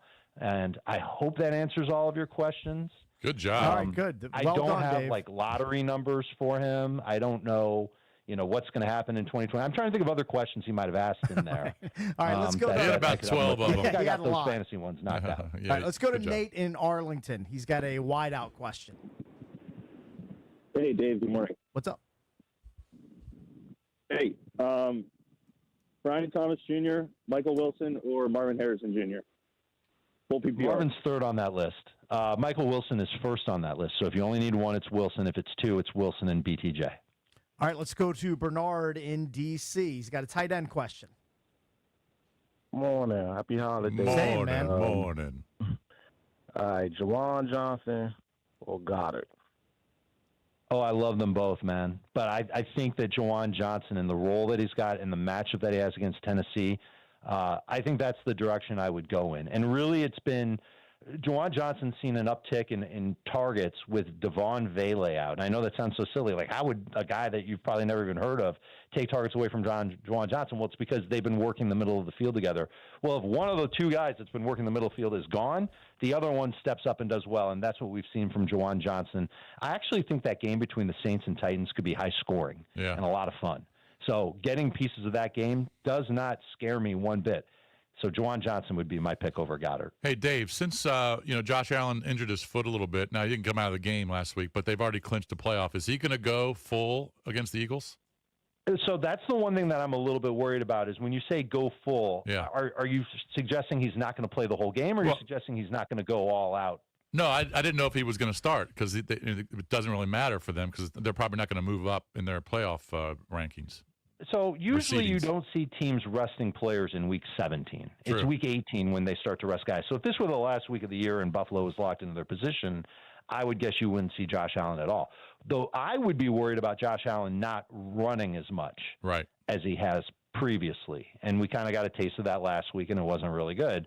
And when he doesn't run and he's not throwing and completing passes very well, then you get what you get. So he's not a top 3 quarterback like he normally is for me this week. I've got him at 5, and I might even move him as far down as 8 because I'm worried about, A, the Eagles' defense. I think they're pretty good, and B, his foot and how that might affect him. All right, we got 2 calls left. Let's go to Chris in D.C. He'll be up first. He's got a wide-out question for Dave Richard. What's up, Chris? Salutations, gentlemen, and salutations, and Merry Christmas. Merry Christmas, man. Need 2 full point, well, PPR. Stephon Diggs, Terry McLaurin, or Waddle? It's definitely going to have McLaurin, and I've got Diggs over Waddle. I guess I'm going to go with Diggs against the Jets. I mean, that sounds like a great matchup. The one thing that worries me about Steph Diggs is how much he's going to play. Last week he played a lot. They kind of need him because Kayshon Boutte's hurt, Demario Douglas is hurt, so they're a little bit thin at wide receiver. And because their running back duo is down to a solo act with Ramondre Stevenson, who's a must-start, by the way, I kind of feel like Diggs has an opportunity to have another solid game, not necessarily a great game. And I've got to take that chance over Jalen Waddle. Again, Waddle with Quinn Ewers at quarterback had an okay game. I think it was like 12 PPR points last week. I would expect something similar for Waddle. I think Diggs can beat that against the Jets. All right, we'll close it out with Robert in Arlington with a QB question. What's up, Robert? Good morning and happy holidays. Yeah, happy holidays, man. Sure. Just for context, I have A.J. Brown and JSN, but my question is it Darnold or Hurts? It's Hurts. It's the rushing upside. It's a matchup against Buffalo, which the secondary has played great. The pass rush has been okay. I wonder if they actually lean into Hurts' legs, and he does a decent amount job with that, and that might cost him in the passing department. But I would go with Jalen Hurts, expecting him to have a game maybe a little bit better than what he had last week. All right, that rounds it out. A non-speed round Christmas Eve edition of Dave Richard dispensing fantasy advice that hopefully helps you clinch your Week 17 matchups. Great season. Dave, I guess we'll talk to you next year. That'll be it. That means that I've got to wish you Merry Christmas, Happy Holidays, and I mean, should I just keep going? Happy New Year, Sure. Happy Valentine's Day, St. Patty's Happy Day. St. Patrick's Day. We got nothing but time. All right. We got another April Fool's Day. Like we've got the whole calendar ahead of us. Happy But I July already 4th. look forward to talking to you guys and helping you and everyone else crush their fantasy leagues. Good luck this week. Yeah, same to you, man. Have a great holiday, and we'll talk to you again soon, okay? You got it, guys. Be good. That's Dave Richard from CBSSports.com. As always, he's delivered by our friends at Metropolitan Moving and Storage. Check them out at DCMetropolitanMoving.com. When we come back, we'll do Cakes' entertainment page here on The Fan.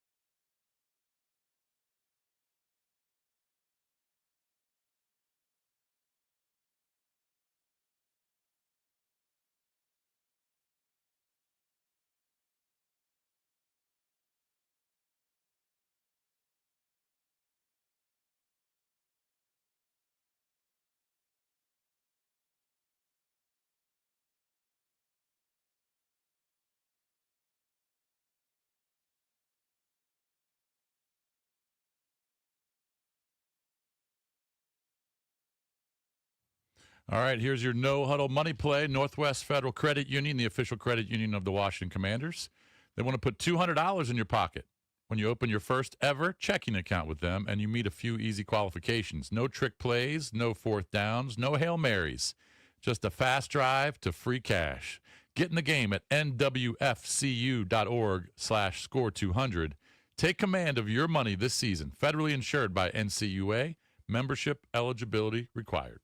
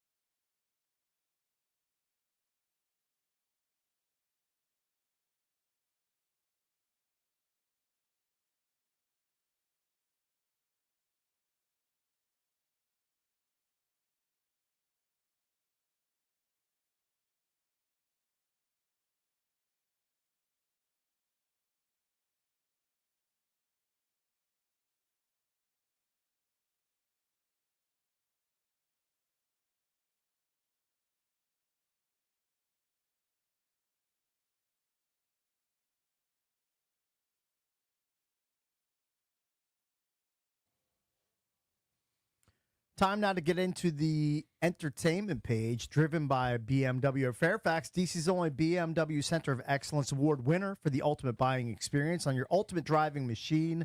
Get over to BMW of Fairfax, ask for EB's girl Miriam, the general manager, or check them out at bmwoffairfax.com. I was wrong when we had Dave on to talk fantasy. I said that my game didn't mean anything because I was eliminated. It actually is a third-place game. Ah, okay. And it's worth my entry fee. Well, that's substantial. Which is $300. Okay. So I do have a big game this week. You are incentivized to put out your best lineup. Yeah. So I wish I would have asked him more questions. Very good. Gonna have to text him. You may have to bother him on Christmas Eve. I'm gonna have to bother. You may have to Dave do that. Rick. All right. There's a new lead to the entertainment page. I was not aware. I will admit I have been remiss in keeping up with huge lottery jackpots of late, and I can tell you the exact reason why. Once, I believe it's Mega Millions, increased their ticket price. I think it's up to $5 per ticket now. Mm-hmm. Went from $2 or $3 to $5 per ticket. It's kind of sapped my interest. Like I'm buying less lottery tickets, which is probably smart. I mean, yeah, it's I'm just just wasting burning money my anyway. money buying lottery You've got a tickets for better huge chance jackpots, of curing ALS than winning. which would be great if I could do that because it's a horrible disease. Yeah. But we don't want to dwell on that because it's freaking Christmas Eve. Sorry. We want to try to stay on the But you've positive. got no chance of winning. You could win $100 or $1,000, Possibly. but you're not going to win 1.7. The jackpot for tonight's drawing is $1.7 billion. I've officially been sleeping on with a it. B. It's a $787 million payout. I'm seeing 781, but either 781. or, it's a humongous amount of money. Right. And Valdez was telling us during the break that all he was doing yesterday was browsing Zillow for fancy properties in both Hilton Head and I believe Montana, fantasizing about winning the 1.7 billion. I mean, it's a major loser move. But I was fantasizing. Sure, why not? Why wouldn't I you? know. I was looking at a silly house in the mountains of Big Sky, Montana. So if you're going to buy a place in Big Sky, Montana, are you talking about like a 200-acre ranch, or are you just talking about like a lot of land? Yeah, a lot of land. Like, what do you got? Like, even if you win all that money, what are you going to do with all that land? Are you just going to hire like a cowboy, like to take care of? Like, I don't know. I just building a fence. I got a silly scenic view and a silly stream. I don't think you do anything with the land. You just I'm not going to do anything you put with a it. fence maybe around it, but you don't cut the grass. Well, of course. I mean, come on. If you win 1.7 billion, like, of course you're not cutting the grass. Yeah. I'm worth a lot less than 1.7 billion, and I literally haven't cut my grass in 20 plus Right, years. but that's the thing. You let all the bears and the wolves, Right. and I'm the hyenas. one with wilderness. I'm not a Dutton, Cakes. I'm not going to work the land. I've only seen like a couple episodes of Yellowstone, but I do get the Dutton reference. Yeah, I'm not working the land. I'm just sitting there. I'm going to stare at it. Because like, didn't Davey Martinez buy like a huge farm like in Tennessee, and I believe he's out there like He's out there putting up the fence posts and doing all the work. And like that sounds like too much work. Yeah, I'm just going to sit on my deck and your just big look out around porch. Yeah, look out at Americana. You're gonna have your Cracker Barrel rocking chairs out there. Of course, I got a big moose head in my living room. That sounds great. Yeah, and then I'm gonna get a silly oceanfront property outside, right in front of Sea Pine. So that would be awesome. So you would summer and early fall in Montana until the weather a little bit of summer you there. might want a little bit of snow, and that's a little But bit. if you I would have a house still in this area. Okay, so you would, I would have three main properties. Okay, three main properties. I like it. This area. So you'd have close to the West Coast, then you would have Southeast and Mid-Atlantic. Yes. You got three different geographical regions covered. Yeah. Here's the kicker, is that also I would buy a cul-de-sac in Sea Pines in Hilton Head. You would buy the entire cul-de-sac. Yes. Okay. So I would have my beachfront home. All right. But also I would have three other homes in like a cul-de-sac that are probably 5-10 minutes away. Okay. In the Sea Pines Resort. Got it. Maybe they're more bayside. Okay. Instead of oceanfront. So you just buy out your neighbors. You Yeah, just walk yeah, up yeah, to them and say, I'll give you 10% or 15% over whatever outrageous asking price you're gonna. That way, like family and friends can come visit. Okay. And then they don't have to stay in the oceanfront house. They kind of have their own house. I like this. It's just there for gifting. Right. Like if people want to spend like a month down there. This is what you can do when you have $780 million in your pocket. Speaking of gifting, there's a neighborhood in Ashburn, and I'm not going to say the name of the neighborhood, but a data center company wants to give everybody in the neighborhood, this is called 100 Homes. Okay. Everybody in the $4 million for their homes. Okay. And what are these homes worth? I don't know. The big ones are probably worth 1.5, 1.7. Yeah. Not like more than $2 million. Not right? more than 2, but you could easily more than double your money. There are 3 homeowners that don't want the money. Three holdouts. There are 3 holdouts that need 100%. Okay. There's 3 people that say, you know what? I don't want to move. I'm not going to move for a data center company, and they will not take the money. Can you imagine how pissed the other 97 homeowners are? Man, that is now. Do the 97 know who the 3 are? They have to. Oh, know. I'm sure. I'm sure they do. Because they have rough. meetings. They have meetings. They have HOA meetings or whatever, neighborhood meetings. And the 3 homeowners, now a couple of them are older. Yeah. I think they're in their 80s. They don't need the money. So they don't want to pack up, move to another. So it's probably not going to happen. They're probably not going to get their money. Isn't that crazy? That is rough. I mean, if you're going to tell me sight unseen, I'm going to get 2.5x what my house is worth. Correct. Trust me, I don't want to move, and I'm not 80. We're moving. If you come up to me, you say you're getting 2.5x what your house is worth. But the next thing I'm doing is calling Metropolitan Moving and Storage, and saying, "Move all my ass out of here." But we're thinking differently because we're 55. Understood. If you were 80 and you didn't want to go through that, I'm probably not going to want to do it. And the money doesn't matter anymore. They probably wouldn't do it. Yeah, but if you're 80. Then your kids, your kids got to knock some sense into you. Hey, I'm sure they are. Like, they're trying. They're gonna be like, "Hey, Grandpa, you need to. You can sit in your great grandpa. You can sit in your lazy boy in a different house, and there's gonna be 2.5 million extra sitting in the bank account. You can pay for all your grandkids' colleges. Easy. Oh yeah, easily. Easy, but it's a big controversy in this particular. That is a big controversy. That's crazy. Yeah, there's only 3, and I'm guessing it's about 100 homes. It could be a little bit more. If I was someone go squat on their houses so that they can go sell it. Yeah. I'd hire someone to go squat the house. Man, I don't want to make an extra stop today, but now I feel like I have to stop in somewhere and buy at least a few Powerball tickets. You know what? You're starting to convince me. I'm going to buy $5 or $10 worth. I think you're right. I'm going to waste $10. So the Powerball tickets are $5? No, I think Powerball are still like $2 or $3. Oh, okay. All right. I think Mega Millions. Those are the ones are the pricier ones. Gotcha. But man, that's the jackpot that gets me interested. That brings me back. I've said this a billion times. If I won $781 million, this is an evergreen segment. We love such this an segment. evergreen, right? But if I won 781, I would put $500 million away in some bank that'll give me 5%. Okay, all right, right. You don't need any more than that. Sure. And I would feel so good at just giving the rest away to my friends and family and just random people on the street. You just walk up, just peel off hundreds to people. Yeah. Just say, yeah. Somebody Carlos downstairs, the security guard. I just give him $1,000. Right.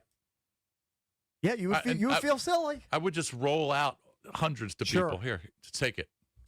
Yeah, it would be. And I would give a lot of money away, and I would donate to charities too.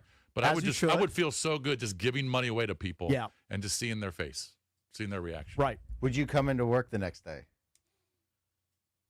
Yeah, because I would. You would announce your retirement. 2 weeks. No, I would come back, and I might not go on air. Come on, give it 2 weeks, man. You can do 2 weeks. I might not go on air, but I would give a lot of people a lot of money. Right. In the office. Okay. That's why I would come in. Sure. You wouldn't do one last show? No, because everyone would know why I'm not doing it. Right. And they would be coming after me. I'd probably get freaking. Well, you. I would. You need to hire. You would have to change. Maybe I would do 2 weeks. Maybe I would do 2 weeks. Yeah, do your 2 weeks. Have fun with it. You know what you would have to do is you'd have to change your number immediately. Oh yeah, maybe immediately. Yeah, it would be awkward, but I would have to do it. Probably hire a driver. Maybe hire a driver. This is what you would do. Driver. This is what you would do. I don't know. I didn't think about that. This is what you would do is you would get a new number. Yeah. All right. and then you would shut that phone off, and then you would make like you would send an all email bulletin out saying, "Hey, give me your number." Then you go through everybody who gave you your number. Then you make a decision if they make the cut to the new phone or not. I like that. Smart. So that way you don't get the people bothering you, begging you for help. You also got to get a lawyer involved. Yeah, a lawyer, attorney, financial advisor. Yeah, get all that. Get all that taken care of. But I would feel so good giving all the money away. Now, your financial advisor would tell you to keep a lid on that, to keep some of it in house. You would probably want to visit the financial advisor and attorney before and do all that stuff before you announce it on air. You're probably right. But so you'd be doing like a week, maybe 2 weeks worth of radio, and without being able to keep it in your pants. Well, in the state of Virginia, do they announce the winner, or is this one of the states? I don't know if you can stay anonymous or not. I'm not sure. Because I might not have to announce it. I'm just retiring for health reasons or something. Right. Personal reasons. That would make everybody health reasons. Well, I'm just saying personal reasons. I'm not going to say I'm retiring because I won $1.7 billion. By the way, speaking of all things lottery, Valdez would have been very proud of me yesterday after we got through the line at Giant. I went right over to the lottery kiosk. I borrowed my wife's debit card because I still don't have one. I haven't had one for about 10 years. And I bought $70 worth of scratchers to go in stockings tomorrow. They're a great stocking stuffer. It's a perfect stocking stuffer. Hey, I ended up with 3 of the scratchers during the drinking show that a listener had gifted us. So you have multiples. Yeah, and I'd scratched them, and I remember we went in all for one, one for all. Right. I won $10. Do I have to? No, I mean, so we're talking about like a real substantial hit. Like 1,000 or yeah, or like more. if you score 1,000 or 5K, 10K, then we're talking. But I was feeling a little guilty. We're not chopping $10 for basicing cashing in on $10. I can't speak for everybody else. You can keep my portion of the $10. Mar? No, I want my $2. I'm going to turn around and reinvest it into the lottery machine. You know what? I appreciate your honesty. I could take the 10 and buy $10 worth of Powerball, and then there you go. That's the move. I haven't scratched mine yet, but I'll let you know whether I hit big or not. You might hit big because I got 2 and big zippy, nothing. Really? On both $10. So I'm sitting on the big winner at my house? I think so. All right, I hope that's the case. Hopefully that's the way it works. Those are big boy scratchers, too. They're $10 scratchers. Ah, very good. Excellent. I'll have to scratch that off tonight or tomorrow.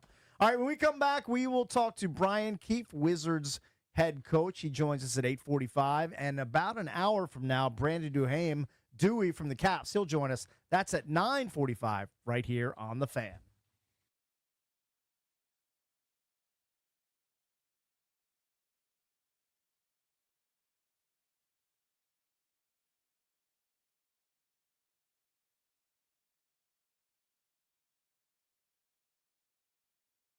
Gain a global perspective and specialized skills with an MBA from University of Maryland Global Campus. Earn your degree online in as few as 16 months for about $21K. Choose from 10 MBA specializations like finance, cyber, tech, and more. Plus, showcase the value of your MBA with a comprehensive learner record and digitally demonstrate in-demand skills and credentials to employers. Apply now and save with no application fee. Classes start January 7th. Learn more at umgc.edu, certified to operate in Virginia by Chev.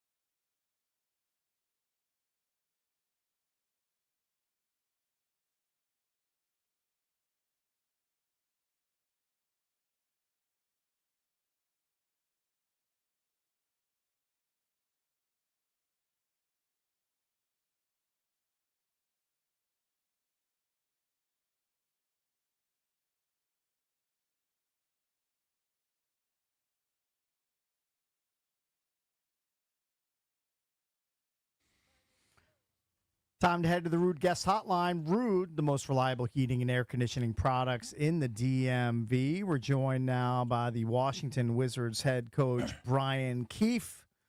Coach Keefe, happy holidays. Merry Christmas. How are you? Happy holidays, you guys. So last night, we're good. We last night the loss to the Charlotte Hornets, 126-109. Can you give us a quick update on Bub, who left yesterday? He's been heating up offensively. What do you think's led to him with the offensive surge of late, and what's the latest on his injury? Yeah, really no update on the injury. Something happened there late in the fourth quarter there. He's obviously been playing great lately. We put him in a little bit, some different lineups early in the season. I think he's just getting back into form, which we know he was capable of. He's played really well. Obviously, the shooting numbers are, terrific from three this year, but it's him really controlling our team, pushing the pace, getting us organized. He's really played well lately. Mm-hmm. You got Bilal back. How do you think he played last night? Yeah, nice to have him back on the court. I thought he obviously always gives us the defensive presence, but his size ability to get on the offensive boards just gives us some of that versatility and athleticism that he has. Obviously he's been kind of in and out with some of the injuries, but I thought he really had some positive impact on the game last night. But it's just nice to have him back on the court. So the Hornets last night, they were basically daring him to shoot the three, and he complied, attempting 9 in the game. Does every player on the roster, do they have a green light if guys are just welcoming them to shoot the three without any sort of defensive resistance? What's that like for you? Yeah, we definitely want our guys to be aggressive and confident. And specifically for our guys like Bilal, they were doing some different coverages. Like we want them to be aggressive, and they were, obviously they left him open in some situations, but he knocked down, I think, 3 for 9 last night. We want our guys to be confident when there's a shot to be open within our offense. Sometimes if it's a no pass or something that we don't feel like is in the flow of the game, we don't want guys to take those. But for the most part, when we think it's within the process of how we're playing, we want those guys to have a real aggressive attitude and let that thing fly. We want him to be aggressive. He'll continue, and he's just getting his rhythm. He, like I said, he's kind of been in and out a little bit, but it was just nice to have him back. You could feel his presence on the court last night. Coach, I'm not sure how much you watched Con Knippel in college. I mean, he was only there for 1 year, but and obviously he had Cooper on his team, so Cooper was the star. But did you think that Con Knippel would be this good? I watched him a lot at Duke. And he could shoot it, obviously. He's a great shooter. I just thought his athleticism would be an issue, but he's been really good. I did not think he would be this good, especially offensively, in a league full of great athletes and bigger guys. He's obviously had a great early start to the year. We've played them twice now. Been impressed with how he plays and how his game, but in my surprise, I probably haven't overthought that one. We'll probably still focus more on our own team, but obviously he's turning himself into a good player here early in the season. Mm-hmm. Kind of upsetting that LaMelo Ball, who shoots 40% on the season, shoots 58% against you guys last night. That guy's, we saw him play last season at Capital One Arena. He was about 4 for 30. He couldn't stop shooting and missing. Is that unnerving when a guy who usually isn't that selective with his shooting has basically a 60% night against you guys? Sometimes that happens. That's just sometimes things like that happen. I thought some of his shots were contested. Some of them weren't. That's where we can get better at. But that stuff's going to happen throughout the season where some guy's going to make shots and stuff. You just keep moving forward.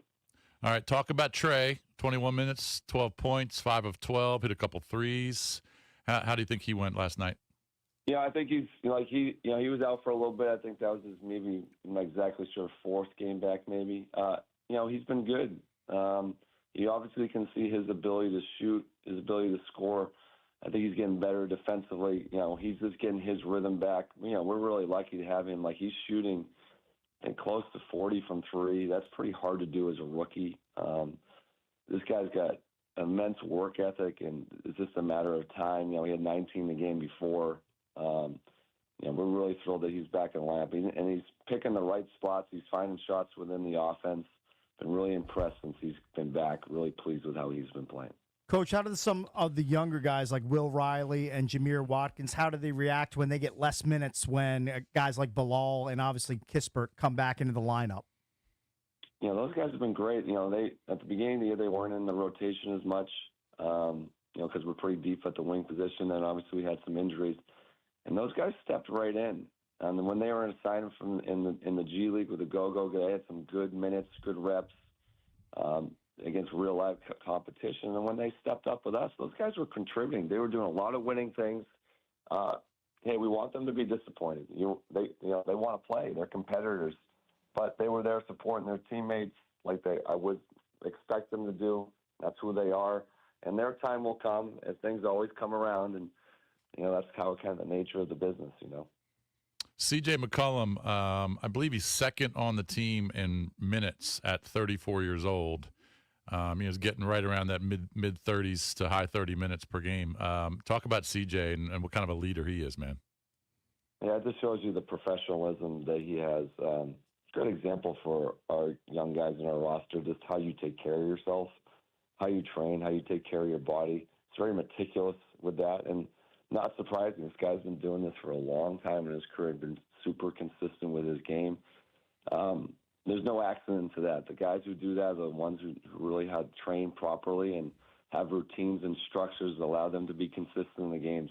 He's been great. He's such a stable person, consistent in his life.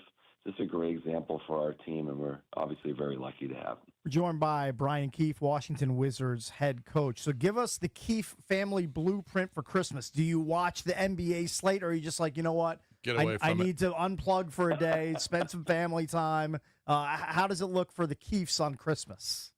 Fortunately and unfortunately, over my years, I think I've played in, 14 or 15 Christmas games. So, like, it's an honor to be in those, but sometimes you're like, I'd just rather be home. So we'll probably not be tuning in too much tomorrow and just enjoy the family. So right. That's what we've got going on here. And you play day after Christmas, correct? Yeah, we play the day after, yeah. So you won't have a practice on Christmas Day? Tomorrow we will have off. We're giving the guys off. Good. They need it. All right. Very good. Be with your families. Enjoy. How about you guys? What do you guys got planned? Hosting both brunch and dinner. It's going to be a busy Cakes Christmas at the crib. Yeah. And we have to get up at 4 a.m. the day after Christmas, so I'll be in bed by 8. You still got to do the show, huh? After? Man, they're making you guys work. Yeah, you guys are working. We're working. Yeah, Yep. we're grinding it. Yes. All right, Coach. Appreciate the time. Best of luck coming out of the Christmas break, and we'll talk to you again soon. Happy holidays, guys. Thanks. Yep. All right, Happy buddy. holidays. Merry Christmas. That is Brian Keefe, the head coach of your Washington Wizards. When we come back, we're going to talk about stadiums, not the Commanders' upcoming stadium. Specifically, the Chiefs are moving out of Arrowhead to a new dome stadium in 2031. Are you a fan of the trend of NFL teams moving from open-air stadiums to domes? The Commanders are going to do it. The Chiefs are going to do it. We'll get into that next here on The Fan.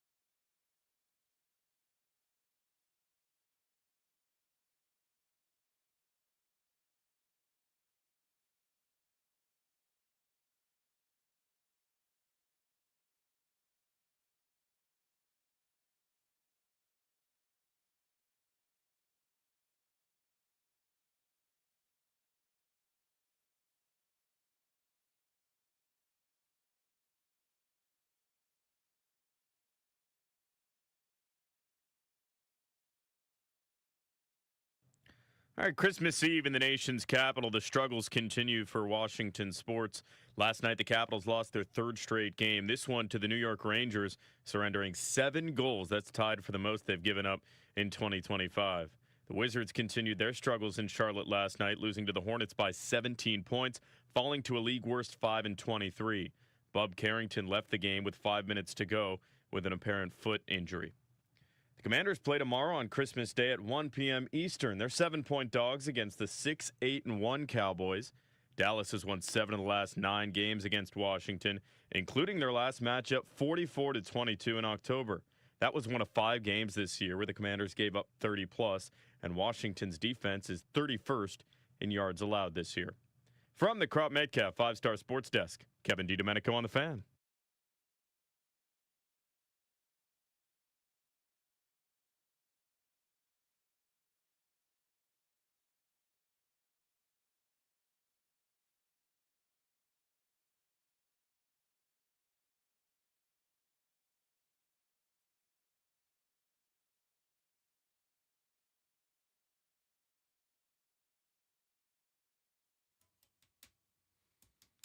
Remember, it's an open line Wednesday here on Christmas Eve because we are not here tomorrow for Christmas. You're welcome to call us throughout the rest of what remains of the show at 800-636-1067.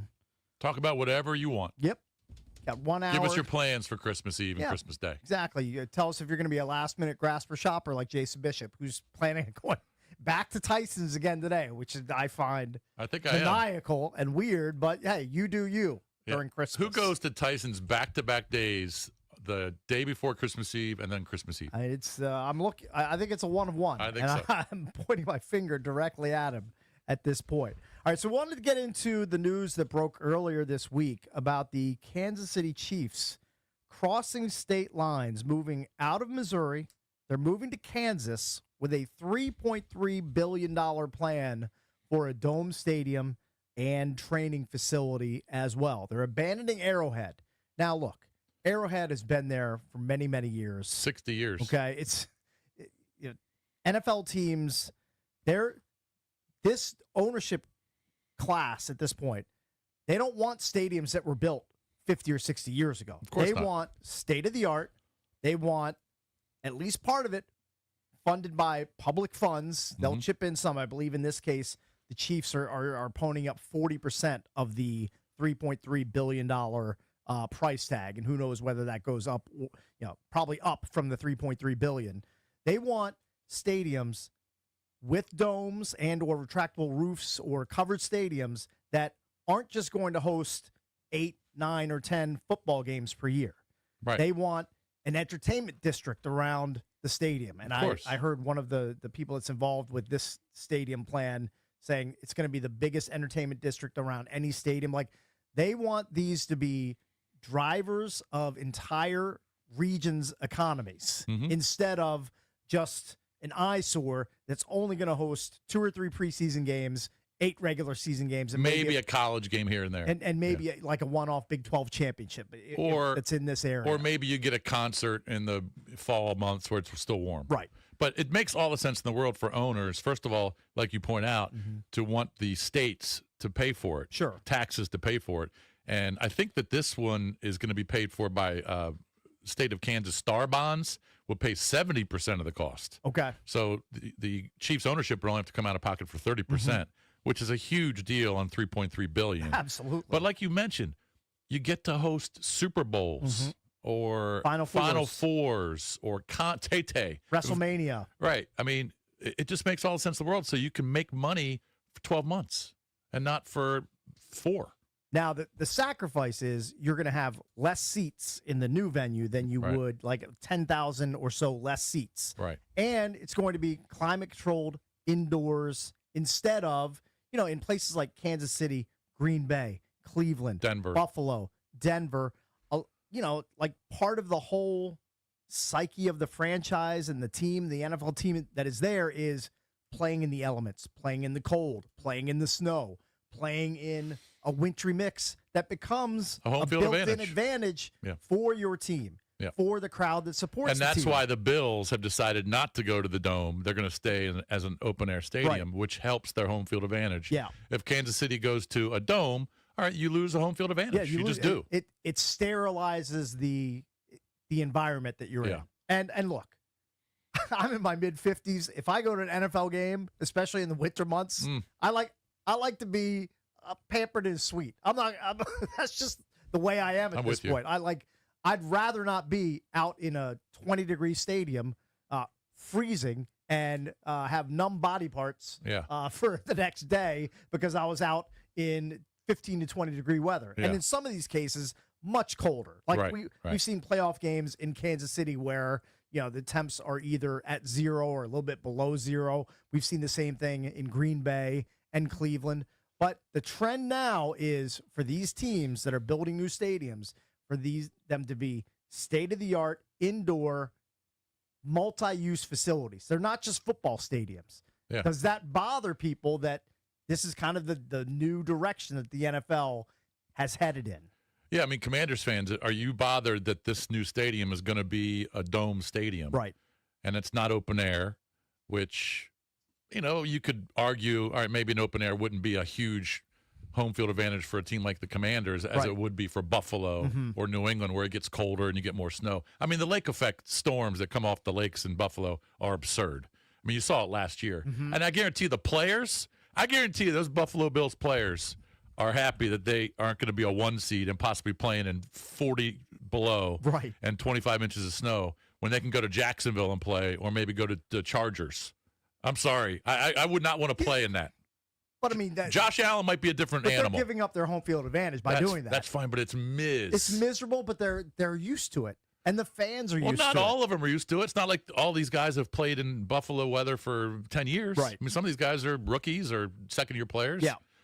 I don't know. But as fans, I don't know how some of those Bills fans get out there, tailgate, sit in that stadium for 3.5, 4 hours in that weather. I don't know how they do it. They're just, you know what? They're built different. They're wired differently. You're right. They're ready for it. They're cut from a different cloth than we are. And I think a lot of fans in this area are probably more leaning towards they'd rather have the creature comforts of state-of-the-art, brand new stadium instead of being out in the elements, getting snowed on, getting rained on. Yeah. And look, this stadium that they build is going to be the nicest stadium certainly in the country. Right. I mean, it's going to be the newest. And then when they build the Kansas City stadium, that'll probably be a little bit nicer. Right. But it's going to be the nicest stadium, and it's going to be able to host all these other huge events. I would think Commanders fans would like it just because you could go to multiple events, not just Commander games. All right, as a Commanders fan and or NFL fan, do you like this move towards domed indoor stadiums and you lose some of the charm and the outdoor elements and the snow games? Those are going to be fewer and far between as we keep progressing and teams keep building new stadiums. Like, I'd be shocked.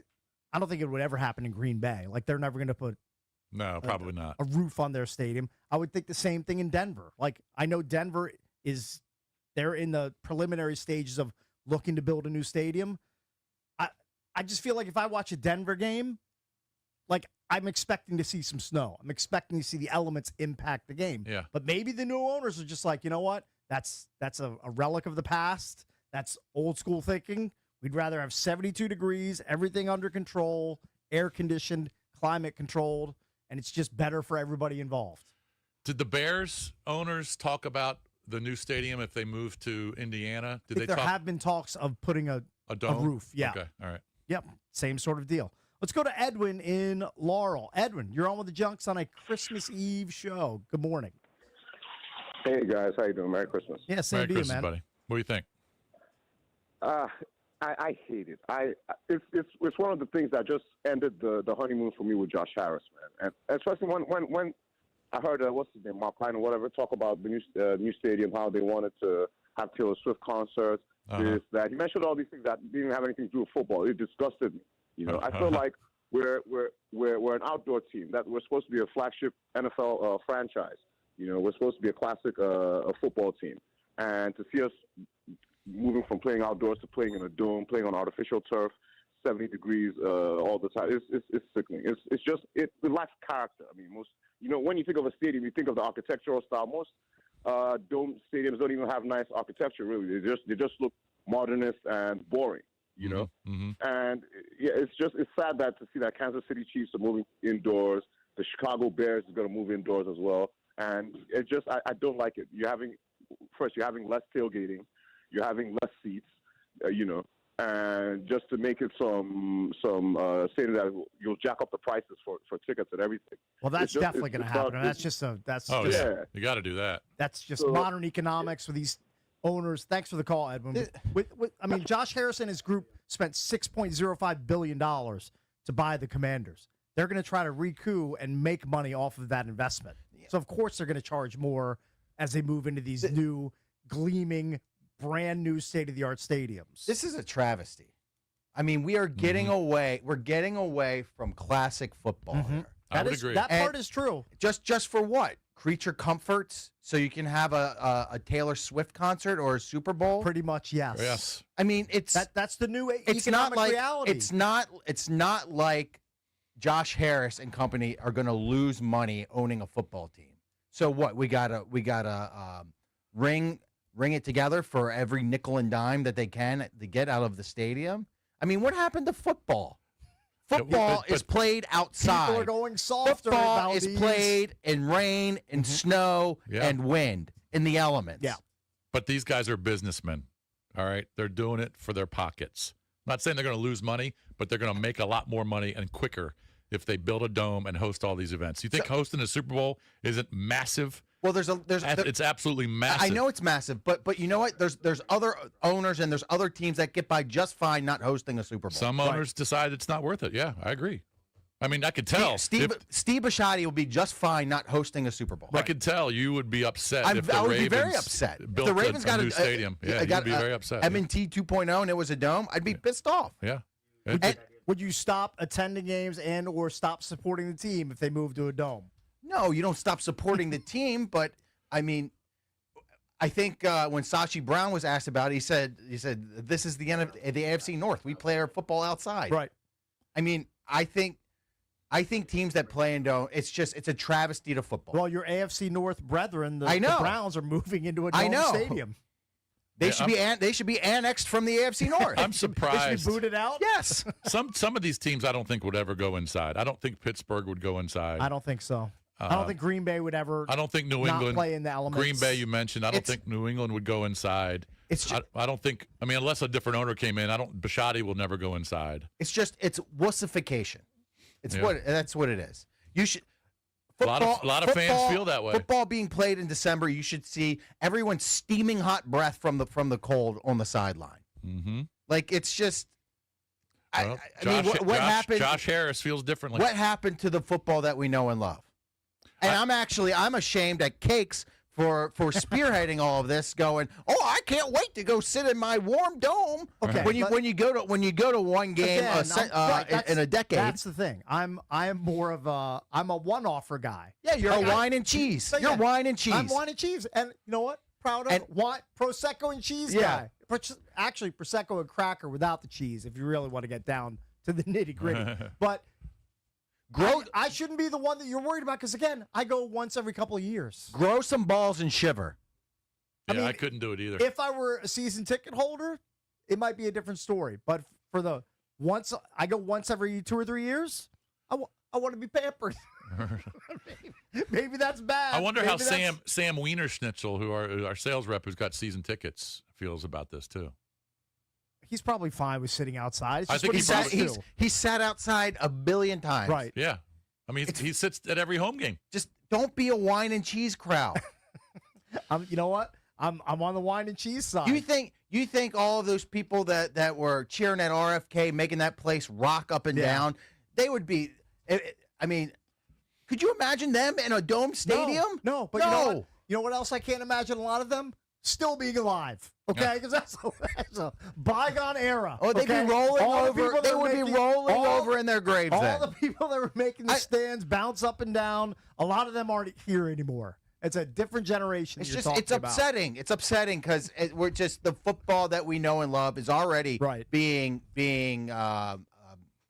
made to protect every single player, and it's being football's under attack. It's a new way of the world, man. It really I know. is. Well, I mean, this can be the one thing, the one saving grace we have instead of protecting every quarterback from a boo-boo. I'm surprised that the Chiefs are going to go inside. I would have thought that would have been one of the teams that would always stay That they open would air. embrace that sort of home field advantage. The Bills, I'm not surprised. Right.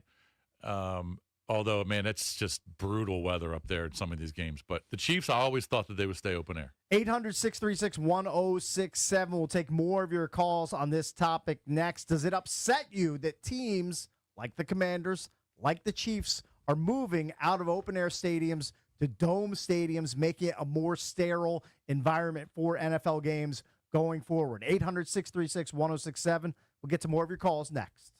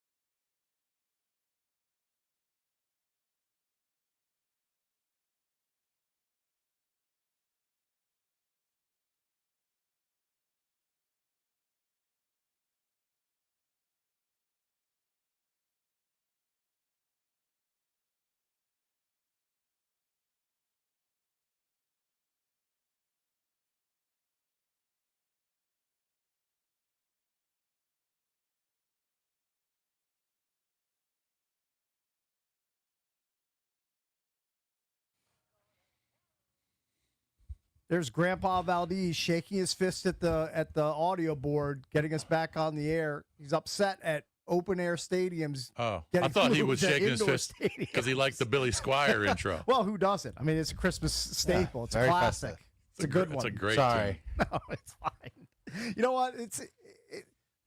Your point is well taken.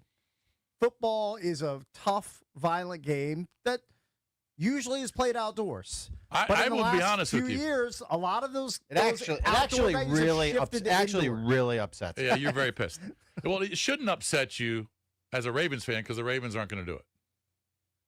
Well, I mean, there's something beautiful about football being played outside. I agree. I love when there's big snowflakes falling during an NFL game. It looks good. It's as a great fan, optics on TV. I get it, but but my thing is, if I'm going physically to a game, which doesn't happen a lot. I know. This is the worst part. I don't like. I know. I can understand. I understand. I wouldn't. I understand the owner perspective. Yes. And even though I do disagree with it, I understand it. Right. Domed stadiums can host more events. Of course. I'm not stupid. I understand that. But when the fans go, well, I want to be in a 72-degree air-conditioned or heated, this is me raising my dome, hand. just shut up and shiver. Yeah. I get what you're saying. You know what? But Stay home. But, Matt, this is the thing. The majority of the people in any NFL city don't care about that. They want to go to other events. They want to go see Tay-Tay. They want to go out to the bars and restaurants and nice hotels. They don't care about going out and experiencing a cold weather game because that's how football was born. They don't care about that. Most of them care about going inside, being comfortable in 70 degrees, and watching Tay-Tay.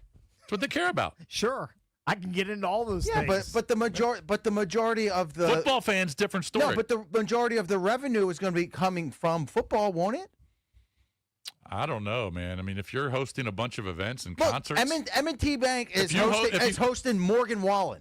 That's a big ass event. Mm-hmm. It doesn't need to be a dome to do it. They were going to host Garth Brooks. True. If it weren't for But if COVID. it was a dome, they'd be hosting Morgan Wallen multiple times, or more concerts, or more artists. Morgan Wallen's going to M&T for 2 nights. Yeah, but he's always doing it probably in the spring or summer. Yeah, the summer's used. But yeah, you could have him in now February. You can book other acts in February, different January, parts February. of the calendar that you couldn't do Well, before. now we're Since just your now boys we're won't just be playing in January. Now we're just That's a shot. okaying. Now we're just okaying the greed aspect of it. That's what the owners are. That's pretty much it. They're 100%. They're greedy. Well, people aren't. Is that just hitting you? No, but I'm saying there's some people out there that don't care. That is true. You mean some owners? Yeah, owners. Yeah. Sure. But I'm guessing most of the owners are they're more into what is going to make them the most money long term than they care about somebody being pissed about moving indoors instead of playing outdoors. I mean, if you were a Chiefs fan, would you be more upset that they're going indoors? Yes. Or moving out of the state? I mean, it's a double whammy. But if I lived in Kansas, I'd be thrilled that they're moving, but I'd be upset that they'd be outside. That just shows you the difference in the ownerships and the ownership groups and their thinking, their way of thinking. The Chiefs owners are saying, we're going to move out of the state. Right. We're going to have the state pay 70% of it, and we're going indoors. Right, because they're giving them a better deal. Yep. Because they wouldn't renovate Arrowhead. And then you've got the Broncos owners who are saying, we'll just pay for the entire right. thing. They're like, we've got Walmart deep pockets. We don't need the state to pay 70%. Right. And we don't need to go indoors. Mm-hmm. So it's just a difference in mentality. All right, let's go to the phones, 800-636-1067. Let's go to Brian. He's calling from Bowie. Hey, Brian, you're on with the Junks. Hey, guys. Good morning. Merry Christmas. Brian, what's up, buddy? My whole class of 76, Bowie High School. So I was one of those guys that used to go to RFK. I wasn't at that famous shot that you see in the NFL films of the stadium jumping up and down, but my grandfather held the first down marker in the 60s and 70s, so we got seats right behind the bench, which you couldn't see so great. But my big thing is I love that they're going to the RFK site. I don't care if it's indoor or outdoor. I just want a competitive team in the stadium. That's what I want. Right.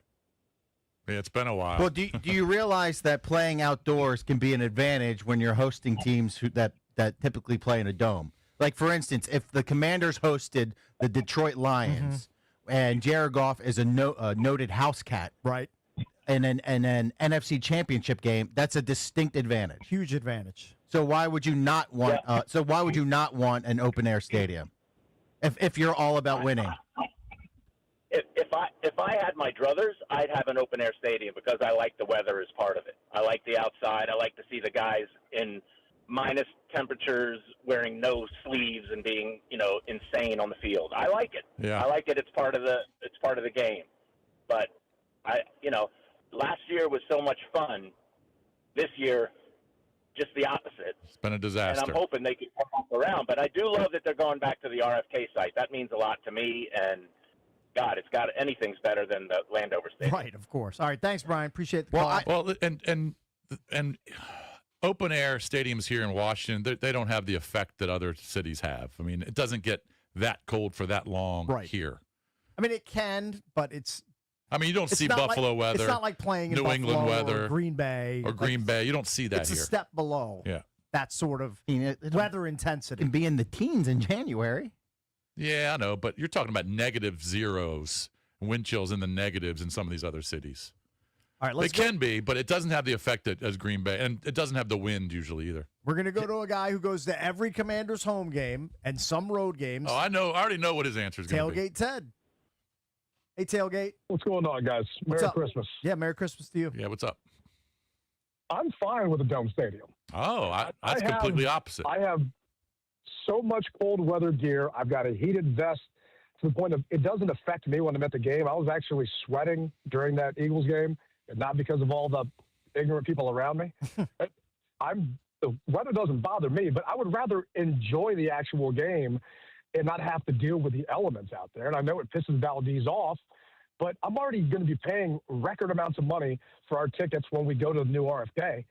I'd rather enjoy it in the comfort of my seat than getting rained on or snowed on. And to me, it's not even just about the cold. The monsoon game we had against the 49ers, the last time we got shut out prior to this year, was absolutely miserable. So standing in just warm, nasty rain is not a fun experience, hey, even Ted, if the team is winning. Ted, on a side note, and I'm being completely serious here, would you consider minor cosmetic surgery to your face so that the Eagles fans wouldn't be able to identify you in the future and just kill you relentlessly at every game? Zero chance. I'd actually have to change the voice, too, because there were a couple people that didn't know me, and then they heard my voice and said, oh, that's that guy from the Hard Rock. Right. Okay. Got it. Hey, I'm Ted. getting away from it. I would like a sponsorship, though. If somebody can help me get one with them. Okay. Hey, Ted, what time will you get to the stadium tomorrow? I'll be there at 7 a.m. Leave the house at about 6:30, and I'll probably hang out there until about 8 o'clock at night because it's the last game of the year, and I'm gonna miss it, even though it's not the best stadium. It's still mine. What's the weather supposed to be like tomorrow? Mid-30s, high 30s, something like that? No, it's supposed to be warm tomorrow, Lurch. I think it's supposed to be. Yeah. Friday. I'm sorry. Friday's going to be worse than tomorrow. Gotcha. All right, Ted. All right, well, enjoy. Have fun out there tomorrow. Talk to you soon. 800 That won't be as 636 bad. If it's going to be warm, he can hang out there at 8 a.m. I can't believe he's going to spend all Christmas His Day whole at the stadium. is going to be spent in Landover, Maryland. to watch Jeff Driscoll and or Josh Johnson. All right, let's go to John in So McLean. funny. Hey, John, you're on with the Junks. Merry Christmas. Hey, good morning and Merry Christmas, fellas. Good morning, buddy. I largely agree with Valdez, and he also made a good point. He said he understands the owner's perspective as well in terms of making money. I guess the issue I don't have a problem if they move across the state line necessarily. The problem I have is when the state, and by the state, it's the taxpayers, are subsidizing billionaires, so much money. I mean, 70%. I used to work in economic development finance, and I can tell you the benefits usually do not outweigh the cost of providing taxpayer funds for stadiums. Oh, okay. The economic benefit doesn't justify the cost. Interesting. It doesn't. And, well, these owners think differently. I mean, their people are telling them different. All right, 800-636-1067 is the number. How do you view this shift away from open-air stadiums to dome stadiums? Obviously, the Commanders moving into an enclosed stadium in the year 2030. At least that's the plan. The Chiefs about to do the same in 2031, moving out of Missouri across state lines to Kansas to a closed stadium. Let's go to Bob in Ashburn. Bob, you're on with the Junks. Good morning. Good morning, guys. Merry Christmas to you. Merry Christmas. I mean, I understand. I hate it. I'm a Bears fan. I grew up, watching the Fog Bowl, all that stuff. I mean, it's just outdoor football is how it should be. But I also understand these owners are investing billions of dollars into these stadiums and stuff. And they want to be able to host stuff all year round. So I think you go with the retractable roof and make the promise that before every NFL game, the roof will be open for 48 hours leading up to the game. It'll be open during the game. I think there's your compromise. They get what they want, and we get what we want, which is the stadiums played in the football that it's supposed to be, that it was born in, that we grew up in. That's what I think could be the compromise. Okay. All right. Thank you for the call, buddy. Thank you, Bob. Let's go to Michelle in Beltsville. Michelle, you're on with the Junks. Good morning. Good morning. Merry Christmas. Merry Christmas. I'm a season ticket holder, and I'm with the guy that said it's not snow and cold, it's rain. The Chicago game still stings me because of the rain at the very end and the fumble. I just feel like too many games are influenced not by talent but by the weather. Philadelphia beat Los Angeles last year just due to the snow mainly. I just feel that competitiveness means an even playing field. And I will look forward to that stadium. I love SoFi. Been out there a few times this last year for the Raiders game. I'm sorry, for the Charger game, right? Yeah. It was a wonderful experience. And, those who haven't been to those beautiful stadiums maybe don't understand the difference between that and sitting on a cold rock in Landover. All right. All right. Thanks, Michelle. Yeah, Valdez, why don't you go take a trip out to SoFi or Allegiant in Vegas and experience something different than M&T? I'm sorry. Experience the indoors. Sorry, Michelle. You're a wuss. Merry Christmas. She's not hardy enough. She's not hardy enough for you, Valdez. I've gone to games in monsoons. I've gone to games in snowstorms. I've been to games where the real feel is 0 degrees. I practice what I preach. Sure. You've been out there. You're on the front lines. Tougher than me, man. I couldn't do that. He's an NFL tough guy. That's why when I was... I'm not an NFL tough guy. When I was going to Hokie games, when my daughters were down in there at Blacksburg, I would only go to September, October, maybe early November games. Right. But I'm not going to... no, the season usually ends at end of November, but if it was really cold, not going. Yeah, but I bet if James Franklin gets it turned around and they're they're 9-1 in December, right? You might be convinced to go to an outdoor game. We'll see if it gets there. I'm not a fan of this trend. You're not a weather wimp. Clearly. And it's kind of sad. It's sad. It's really affecting you. It is. On a Christmas Eve, look how affected he is. He is. Hey, real quick before we go to break, we were talking to Bikey Bots, and the one thing we didn't talk about yesterday when we were talking about his play for Christmas Day, and for the Circus Survivor Pool. For the Circus Survivor Pool, and he will take the Cowboys tomorrow. Yes. He also has to take a team this weekend. Right. And we didn't talk about that. We just assumed that the Thursday game was this weekly pick. It's not. He's got to take a team Thursday, and he's got to take a team either Saturday or Sunday. Yeah. I think he's going to take the New England Patriots on Sunday. The Patriots host the Jets. No, they're at the Jets. They're at the Jets. Yeah. So the Patriots, as they're currently constructed, could play the Jets in any stadium, open air, enclosed, on this planet or any other planet. Yeah. They're not losing to the Jets. They're not losing to the Jets. That is a bad outfit right there. And it's a huge game for them because they still have to keep winning to win the division. Right. So it's a huge game. The Jets have given up. All right, the Brady Cook's starting their quarterback for them. Right. So he's going to have to take the Patriots, and then I don't know who he's going to take in Week 18. It's going to be very interesting. I'll try to get that inside skinny. Figure it out. If the Cowboys and Patriots win this weekend, we got to talk to him next week and find out what he's going to do because he's got to be running out of some good teams. Get his intel. Yes. See where they're leaning. All right, when we come back, we will close out this Christmas Eve show with Brandon Duhaime from the Washington Capitals. Caps took a rough loss last night heading into the Christmas break against the New York Rangers. We'll talk to Dewey from the Caps coming up next.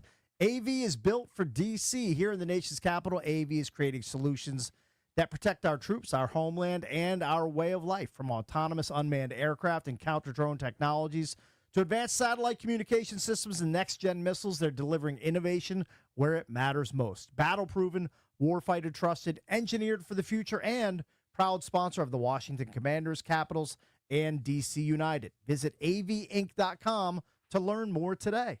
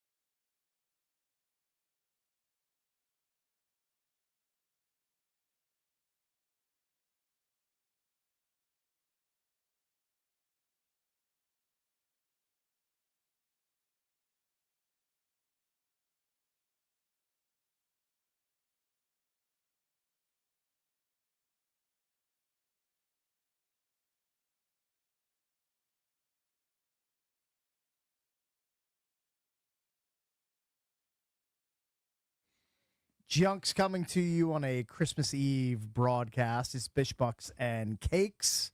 I will be on vacation next week. Bish Bucks, I believe, doing 3 shows with JP next week. Yep. That is your lineup. We will be in the day after Christmas breaking down Commanders Cowboys. That is your opening game on Netflix tomorrow. What's your score prediction? I'd like to know who the starting quarterback is first, but, I mean, whoever the starting Just quarterback assume it's going to be JJ. Well, whoever it is going to be subpar. Yeah. Like, let's go, even though Dallas has nothing really to play for other than pride at this point, let's go Dallas 28, Commanders 17. Yeah. That's an under, I believe. Right? Yeah, because it's 51. 51. That's 51 pretty healthy under. Yeah. I'll go Dallas 31-13. Right. I think it's going to be ugly bloodbath. Here's what I need to know, selfishly, fantasy football-wise related. Is Pickens going to play the whole game? Yeah, I don't know. But I can't, like, Great he's question. so good, I can't not play him. You got to play him. Like, there's no way I'm going to be like, I'm going to do something fancy in Week 17 with George Pickens, who's one of the best wideouts in the NFL this season, against this Commander's secondary. You really got to get lucky if you're playing in a championship game or in a third-place game like me. Right. Because you just don't know. With teams that are eliminated, you just don't know how many of the starters are going to go and how long they're going to go. Yeah, a lot of it especially is offensively. What are teams' motivations? Who still has something to play for? Who's fighting for playoff seeding? Who's not? I mean, that definitely factors in. Yeah. All right, we're going to head out to the Ruud guest hotline right now. Ruud, the most reliable heating and air conditioning products in the DMV. We say good morning to Brandon Duhame, Dewey from the Washington Capitals. Dewey, good morning. How are you, man? How are we doing, guys? Happy holidays. You doing all right, buddy? Happy holidays, man. You doing okay? Yeah, doing good. Doing good. So there's no way to get around it. Last night was just a bad loss. I mean, you come into the third period with a 3-2 lead, leave with a 7-3 loss. How different was the tone of the locker room from that second intermission when you held the lead to postgame after allowing the 5 third-period goals? I'm guessing it couldn't have been fun. Yeah, that was a tough one for us. I think that's probably the worst, third period we've had in a long time, and one of the worst losses. I think, just being up 3-2 going into the third, and how good we are in the third usually to hang on to those leads and even push the pace after that. Just an uncharacteristic loss for us. What exactly happened in your eyes in that third period? Just a couple bad. I mean, we give up that PK goal. That's tough, and then after that, there's a couple rush plays that we definitely want back, and just like I said, pretty uncharacteristic for the group. Snowballed. Now I don't know what you can say about this, but in a locker room after a game like that, is it pretty silent, or are people just MFing? Yeah, I think with the circumstances of being right before break, we come in and as much as we we want to sit and dwell on that loss, I think it's it's important to have a short memory. We got 3 days here to 3 days off where we get to spend time with family, and what's really important in life is getting together with the family and having this holiday time to kind of reset is important for us.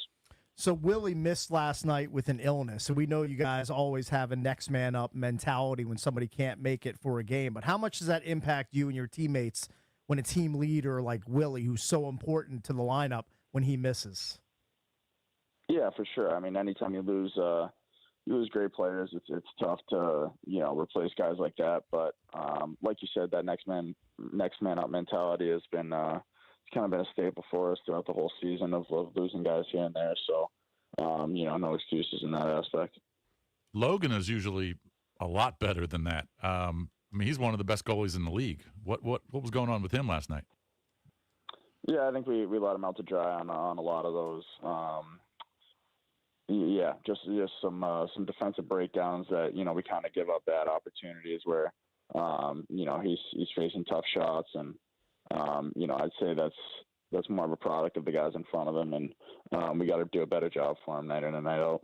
Hey, if there's any sort of silver lining from yesterday's loss, at least you got Lynnell back. I was surprised he was back so soon. 2 assists in his return. Good to have the youngster back on the ice last night.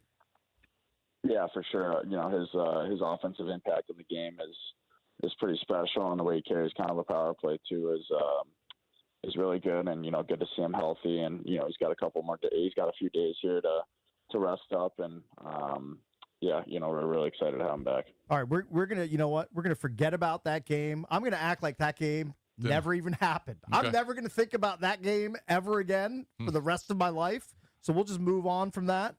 Dewey. I'm on the same program with that for sure. Very good. You have to, like you said, you have to have a short memory when it comes to losses like that. Exactly. Dewey's favorite Christmas movie on Christmas Eve. What's your go-to? It's a pretty heated debate going on right now, or at least in the locker room before we left. I think it's got to be Home Alone 2, and then the OG Grinch with Jim Carrey. Oh no, Okay, that's a classic. I think our producer Valdez is a big Home Alone 2 over the original guy it's as well. It's sneaky. Home Alone 2 is better than the original. Really? Yeah. I'm gonna have to give it a chance this Christmas because I think I've only seen it once. I think it's funnier. I think you can romanticize New York a little bit. Okay. I think the booby traps are funnier. Okay. You think it's not funny when he's throwing bricks down at Marv and Harry? I mean, that sounds pretty funny. Yeah, it's going to be on repeat all day here. Okay. So we're all right. excited. What about Elf? You a big Elf fan? Elf's pretty good. Love Elf as well. Love Elf. Yeah, Elf is great. Elf's very solid. Those are my top 3. All right, this is another very important Christmas related question. Dewey, eggnog, yay or nay? I don't even know if I've tried it before. Like I just no. I'm So that's a nay. You're out. Nay on that one. Okay. What do you like to drink on Christmas Eve? Christmas Eve. What am I drinking? Maybe a nice smooth cocktail or something. But apple cider. Whoa. Throw a little bit of that in there. I think that could be an elite combo. Okay, very good. All right, last question. Has Dewey from the Washington Capitals bought his Powerball ticket? The jackpot is $1.7 billion. I haven't. Is it gas stations open on Christmas Eve? Oh, 100%. Oh yeah, 100%. Yeah, you can get one. All right. Yeah, I'm gonna have to get my hand in there, and then when I win, I'll get you guys all Christmas gifts. Oh, very nice. We'll hold you to that. Expensive Christmas gifts too. I don't want a gift. I want an envelope of cash and handshake. Cash is king. A private jet or something. Yes, yeah, I'll take that. Money will go quick. Yeah. All right, Dewey. No kidding. All right, have man. a great Christmas. Have a great Christmas Eve, and hopefully don't think about hockey for 3 days. Just unplug and Exactly. worry That's about the the plan. Devils in a few days. All right. That's the plan. All right. Happy holidays. Yeah, guys. happy holidays to you too, All man. right. That's Washington Capitals. Brandon Duhaime, a.k.a. Dewey. You know what? From the first 30 seconds, I could tell he had already processed. He had already gone through that loss, and he wasn't going to be bothered by it going forward. He didn't want to talk about it. Yeah, you just process it. You take away what you need to take away, and then just don't deal with it anymore. Man, you got to move past. Fly on the wall in that locker room after that loss. It had to be like super silent, hear a pin drop type. But of I will say atmosphere. that just makes the Devils game even that much bigger. I mean, Right. Devils aren't great, and it's a road game. But Mhm. after losing 3 straight and 6 of 7, Yeah. having a Christmas break off, you got to come out and beat the Devils. Exactly. On the 27th. Yep. But Gotta man, do it. the schedule is just brutal. Every other night they're playing, and some of them are back-to-backs. I would argue your schedule is brutal because you're heading out to Tyson's as soon as the show is done. Yeah, but you're a glutton for punishment. Is what you are. I don't expect a big crowd. I think there's going to be less people out You're there probably for Christmas right. Eve. Not that many stragglers. At least you didn't run into them yesterday. Right. I mean, most people are at where they're going to be for Christmas, and they're hanging out with their family and friends. Yeah. Or they're out of town. I don't think it's going to be crazy today. I have to go get my Christmas haircut from my man Jonathan. Give him his silly Christmas tip. Okay. Then I gotta go get a Powerball ticket, and then I think I have to get a few things for Winnie's stocking. Mm-hmm. And then I think I'm done. Yeah. And I just gotta help my wife with all the food prep and everything for tomorrow. I gave my girl Emily, who cuts my hair, I usually give her a $20 tip. I gave her $60 for Christmas. It's pretty good. It's pretty good. Pretty and solid. And you told me because it was last Friday. Yeah. When you were hammered with the .20. Okay. And you said, make sure you over tip because it's a Christmas holiday. You know what? Do you remember that? I sent Chuck Lee a text because I felt bad Mm-hmm. because I got hammered at Hyde Social and I forgot to tip. I forgot to tip the bartender. So he's going to put some money in their check and then I'm going to Venmo him some cash. Oh. because I felt bad. How much are you going to tip? How much are you going to put in? I think I'm going to send him like $50. Oh, okay. $50 tip. I think it's a good tip to split amongst the bartenders I for agree. taking great care of us last week. I agree. Solid. And Valdez is going to Pasadena. Going to the Dina. Not California. No. Yeah, leaving right after work today. Very be good. Be there with the family until you got to come back here on Friday. Excellent. That's right. Hey, programming note: Von Miller will be on Friday at 9:20. Okay. All right. Since his schedule is all changed. The day after a game. Yeah. Yeah. Okay. So we'll have him the day immediately after a game. Does anybody here think that the Commanders win? Anybody? No. Anybody behind the glass? No chance. Mike Moore. Yeah, we'll pull it out. I mean, we'll get it done. Unless Dallas sits all their starters. There's a little bit of a jinx against Mikey Bots in the Survivor poll. Oh no! I will say there's a small percentage of that. We don't want that to happen. Everybody, have a great Christmas. Have a great holiday. We will see you the day after Christmas. B. Mitch and Finley. They're coming up next.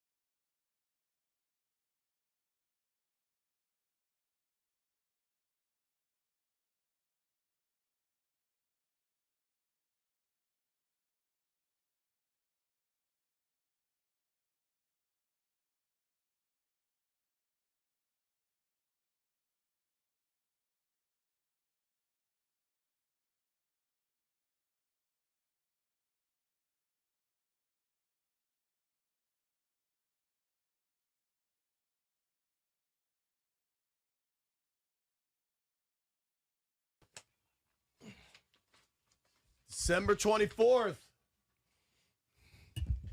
What up, everybody? It is 10 a.m. in the District of Columbia, and it is Christmas Eve from Hollis to Navy Yard. Good morning, Brian. How do you do? I'm good, brother. What's going on with you? Oh, not much. I was just sound like a lot going on, Jay. Dog, yeah. It's busy. I'd say it's busy this time of year, Brian. Yeah. So I'm chill, dog. You're always chill. You somehow stay chilling. Yeah. I'm just chilling. We are hosting folks at our home this evening. So my day, I'll be done here at 2. Landville, I know you said we might have stuff to tape or whatever. You got to let me know because I got to bounce. I'm picking up seafood from Hank's Oyster Bar. Shout out to our friend Nate. Right down the street? The one in the wharf, yeah. Yeah. Then church is at 4 o'clock. Right? Your grunt is accurate. Because what I found out today, Brian, of course we got to get there early because it's going to be packed and we got to get seats. You're not getting there early. I said, I'll stand in the back. Yeah. I'll help with communion. Church is at 4 o'clock. Then everybody's coming over at 5:30.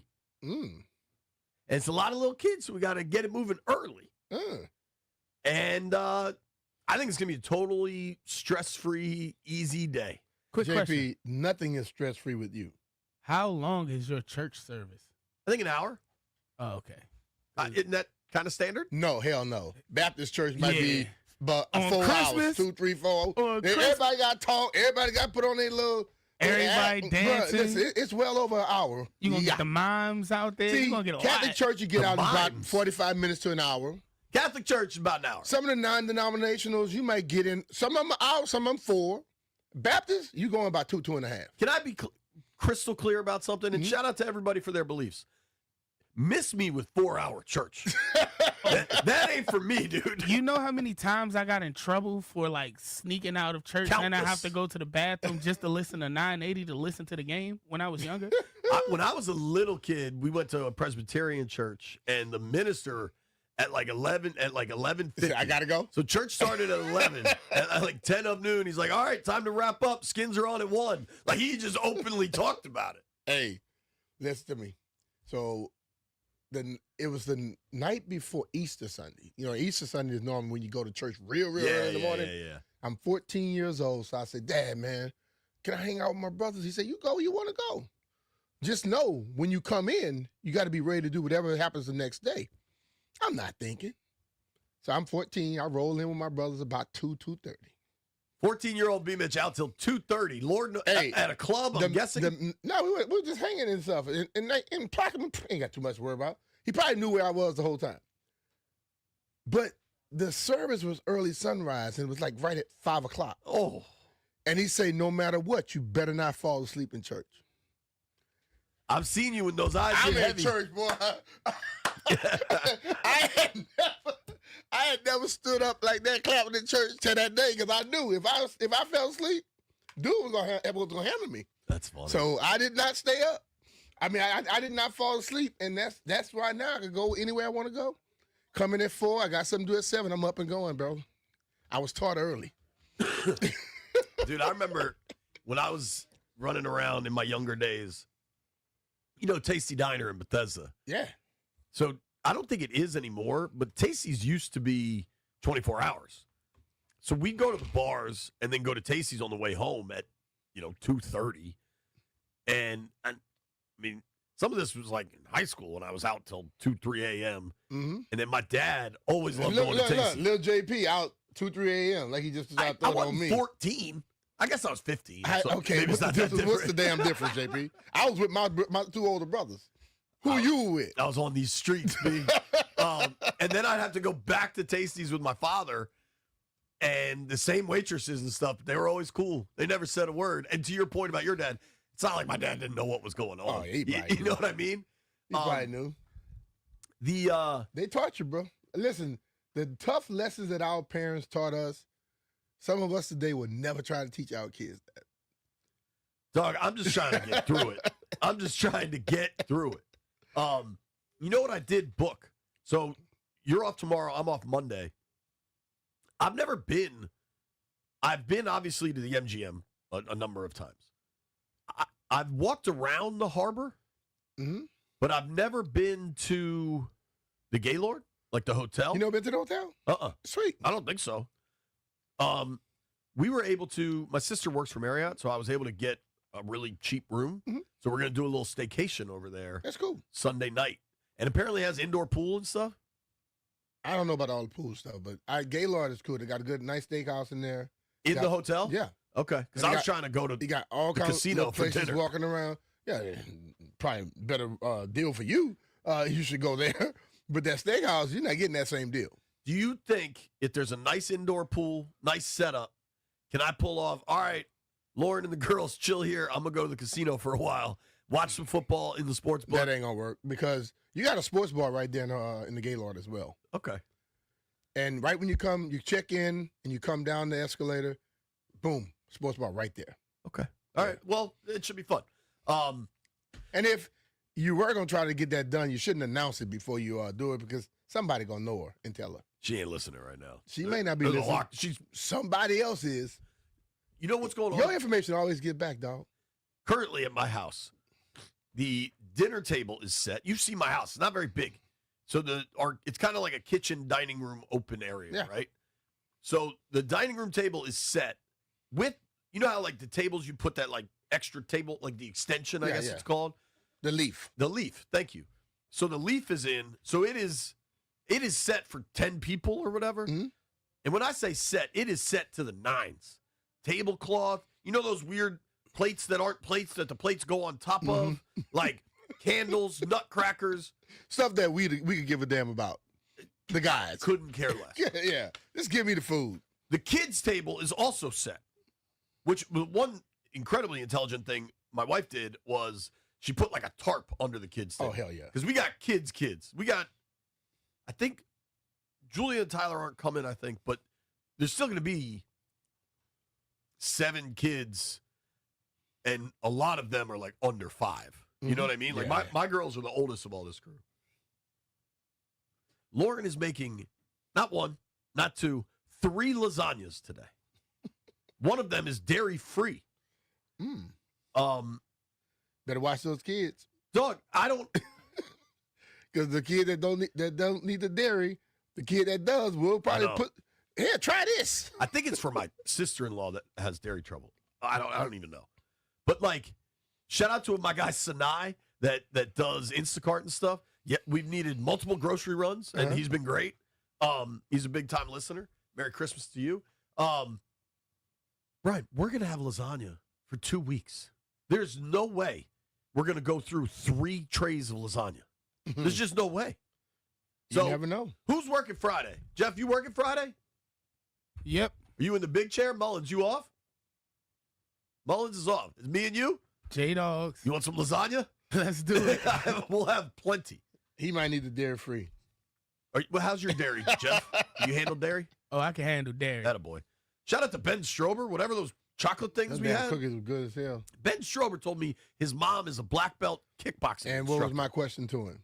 Never talk back. I said, you never talk back to your mom, did you? No. Roundhouse kick upside the head. Seriously. It'll put you in your place real quick.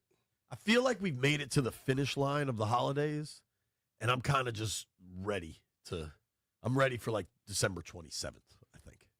Jay, then you got New Year's coming. New Year's is chill. It's a grown folks holiday? We let the girls stay up now, but like, we're going to go down to the beach. We're going to watch football. My wife my favorite thing on New Year's Day is spaghetti and meatballs. I'm going to jump in the ocean. Like, I'm good with New Year's. You know what happens New Year's? My immediate nuclear family, there's 4 of us. You know how many people I'll be with on New Year's? Just those 4? 4 of us. Low key.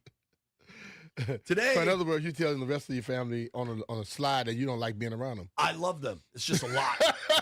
It's just a lot. So in other words, they sit there and say, well, damn, JP hates being around us. My house That's is why very he leaves small. so damn soon. Tomorrow we'll be at the game with, what do you think attendance is at that game tomorrow? I don't know.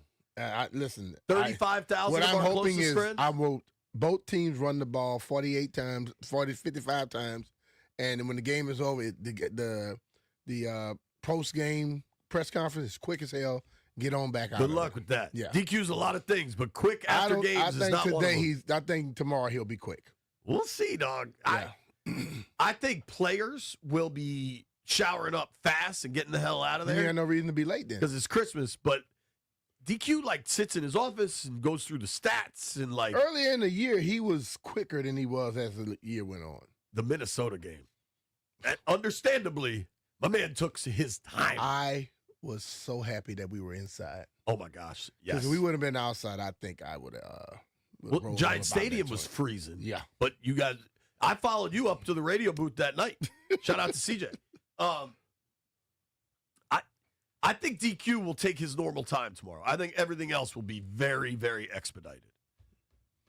If everything else is expedited, then his time is going to be expedited. I'm live on Channel 4 at 6:30, baby. I won't be there. You can watch it. You'll be home by then. No. You don't think you'll be home? Probably not. The last thing in your show is DQ, right? Yeah. I bet Quinn talks by 5:15. Or 5:15, and then... No, earlier than that. That game will be over. Let's hope they all just run the ball. That game will be over. Let's say it's over at 4:05, right? I bet Quinn talks by 4:35. If you talk about 4:35, then, yeah, I'll probably be there. You'll be chilling. Yeah. Have you looked at the quarterbacks for tomorrow? No. I mean, this slate of quarterbacks tomorrow. You mean for the league? For the whole, there's 3 games tomorrow. Yeah. You got, we'll find out today. Dan is going to talk this afternoon. Sure feels like it's Josh Johnson tomorrow, right? For Washington. I think he will start. Do you know who is starting for, obviously Dak is starting for Dallas. Yeah. Do you know who's starting for the Kansas City Chiefs? The Chiefs play the Broncos in the night game. What's the dude name with the little mustache? Not him. He not starting? Gardner Minshew? Yeah. Got hurt last week. Damn. I got $5 if anybody can tell me the starting quarterback for the Kansas City Chiefs have a this clue. weekend. Jeffrey, you got a guess? Who's the starting quarterback for Kansas City? Joe Montana? Brian Mitchell. Chris Oladokun. That doesn't count. You just looked it up. I didn't look it up. Somebody texted you. Well, but still, you said if I can say it. Action's off. The house gets the call. Who the hell is it? I never heard this dude. Chris Oladokun. Where he's from? No idea. Jeff, look up Chris Oladokun for us. I say, sound like Nigeria. He's 11 of 16 for 111 so far this year. So your quarterbacks, you got Goff going for Detroit. I thought McCarthy was hurt. I guess McCarthy's starting for the Vikings. Well, I saw something yesterday that said which guy was going to start. The other guy, what's his name? Brosmer? Yeah. That's what I thought, too. Yeah, I saw that. So I got odds sent to me. Most passing yards on Christmas Day. Leader in the clubhouse is Jared Goff at plus 150. Then Dak at 2-1, plus 200. Bo Nix for Denver, plus 550. JJ, plus 800. They don't even list the name for Washington. They just say Washington I'm QB. serious. I saw something on the TV yesterday that said Brosmer is starting. I thought that too. What you got, Jeffrey? He played for the South Florida Bulls. He also has a brother that plays cornerback in the league. His name is Jordan. Well, Jordan. they got a damn family right there. Yeah. South Florida. That's from Deshaun school. He's from Tampa. I think that's also where Anthony, Jordan's husband, went. Or maybe he went to Central. No, I confused South Florida and I think Central South Florida. I kind of like Dak at 2-1 for the Christmas Day special. Dak lets it fly the hole. That's all he does. Unless Schottenheimer's like, let's just get this game over with. Jerry wants to get home, drink some Johnny Walker Blue on Christmas. Yeah, I'm like Jerry. I don't know about the Johnny Walker, but something. That you can bet all sorts of crazy Christmas Day props. The highest scoring team on Christmas. What would you take? They got Dallas at plus 150, then Detroit at plus 300, Denver plus 300. It had to be Dallas or Detroit. I wouldn't take Denver. No, I wouldn't. Commanders, 6-1. Think Josh is going to light it up? Tomorrow, but he's scoring 55. It'd be a hell of a day. It'd be a long game, though. I would love to see it. How about this one's kind of juicy? Most receiving yards on Christmas Day. Amon-Ra is the favorite at plus 250. Then Pickens at plus 300. CD at plus 400. Jameson Williams at 9-1. Justin Jefferson 10-1. Terry McLaurin, 15-1. Debo, 20-1. For me, it's hard to look past Pickens or Lamb. Yeah, totally. Because they throw it every play, damn near. Well, dude. And Whitcomb's hurt. Javante was like banged up a little bit. Yeah, he's been on the injury report all week. It's also like looking at this matchup.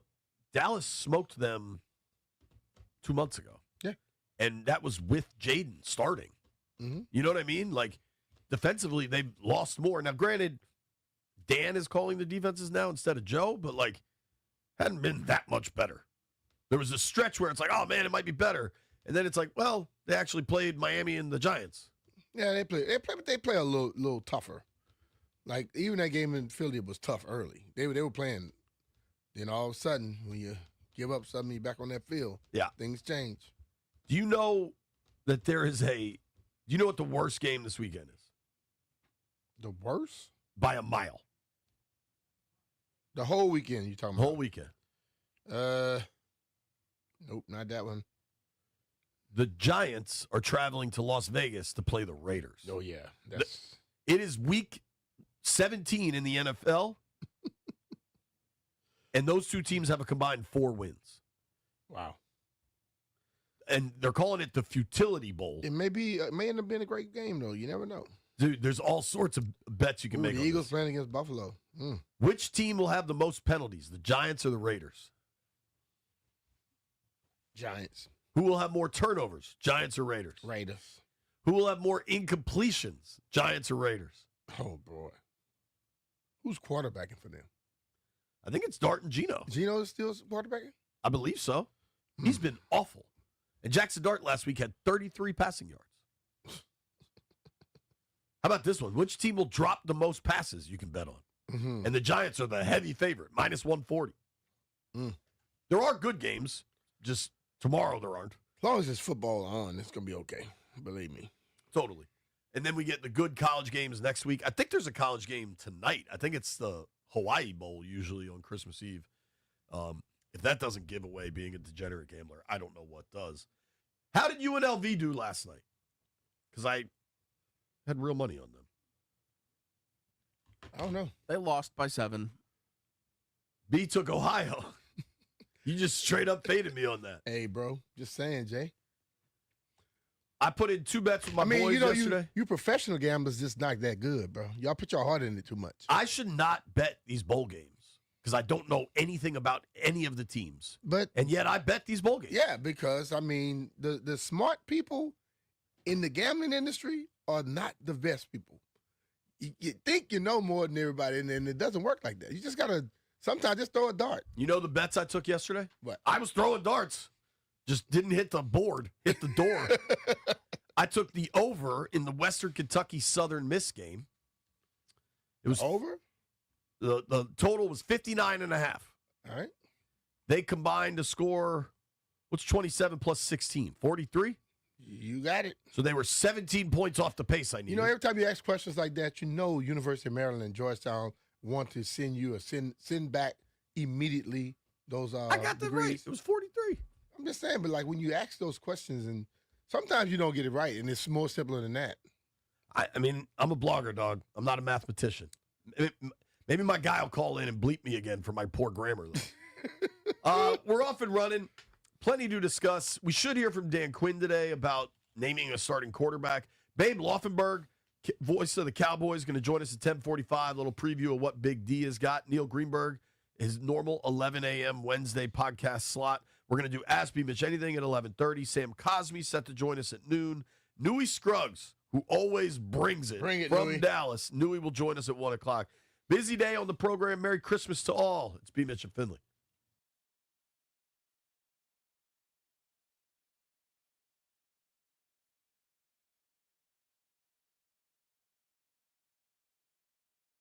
Hey, it's B. Mitch and JP, and we've been buying our cars from the Oarsman Automotive Group of Virginia for a while. B's bought about 1,000. I bought like 5. But the Oarsman Automotive Group has been selling cars to way more people than just us. They've been doing it for 100 years. With that kind of track record, you know they're doing something right. 7 convenient locations all across Northern Virginia with the best brands you're looking for. Toyota, Kia, Ford, Lincoln, Jeep, Ram, Chevy, Buick, GMC. Whatever you're looking for, they can take care of you because they've got unmatched selection, incredible deals, and incredible financing. Plus, they've got a ton of certified quality used vehicles. But the best part, the real difference maker, the Oarsman Lifetime Edge. Yep, and with that Lifetime Edge comes up to $1,500 in extras, including a complimentary car wash with every scheduled maintenance. They give you a loaner car with every major maintenance, and they give you a lifetime engine guarantee. And there's great news coming from Oarsman. If you have a car to sell, take it to Oarsman, and they will pay you up to 125% of the Kelley Blue Book value, regardless of its make, model, or year. It's simple at Oarsman. They like to keep their customers happy, just like JP and I. To beyond satisfied Oarsman customers, let's ride together.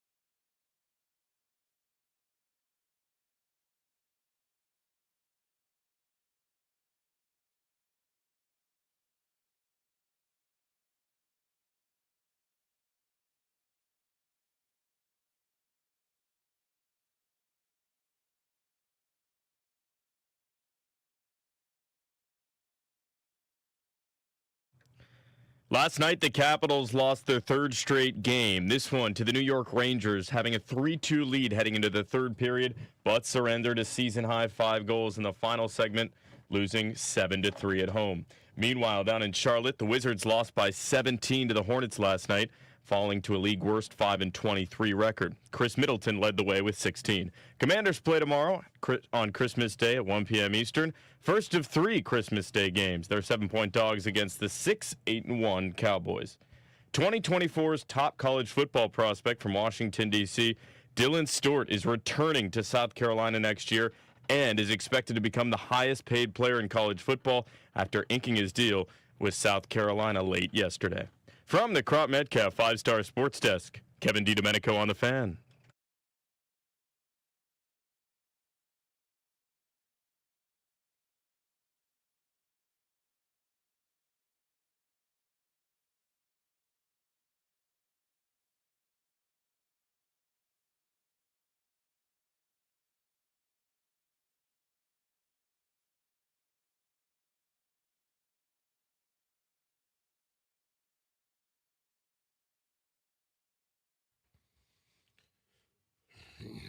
Lane. So I have presents for the boys. That sounds like Fast Domino to me right there. I think that's Louis Armstrong. Yeah, Louis, that's right. That's Yeah. Fast. Louis.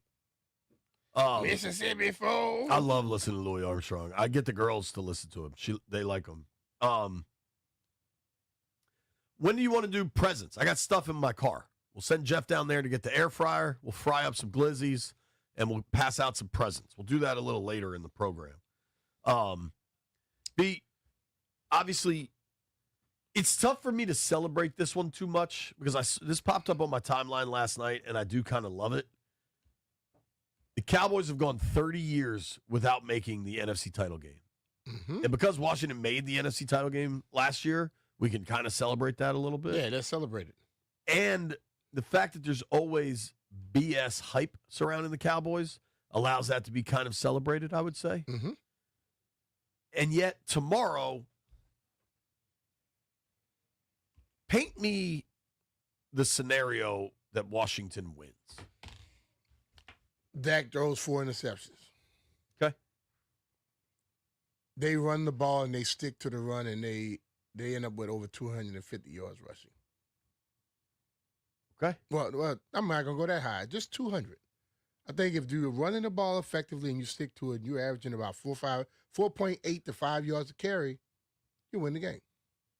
But if you run it great in the first half and you just immediately go away from it in the third quarter, be right back to everything else. You know their highest rushing total this year? Mm-hmm. This seems fairly indicative of where we're at.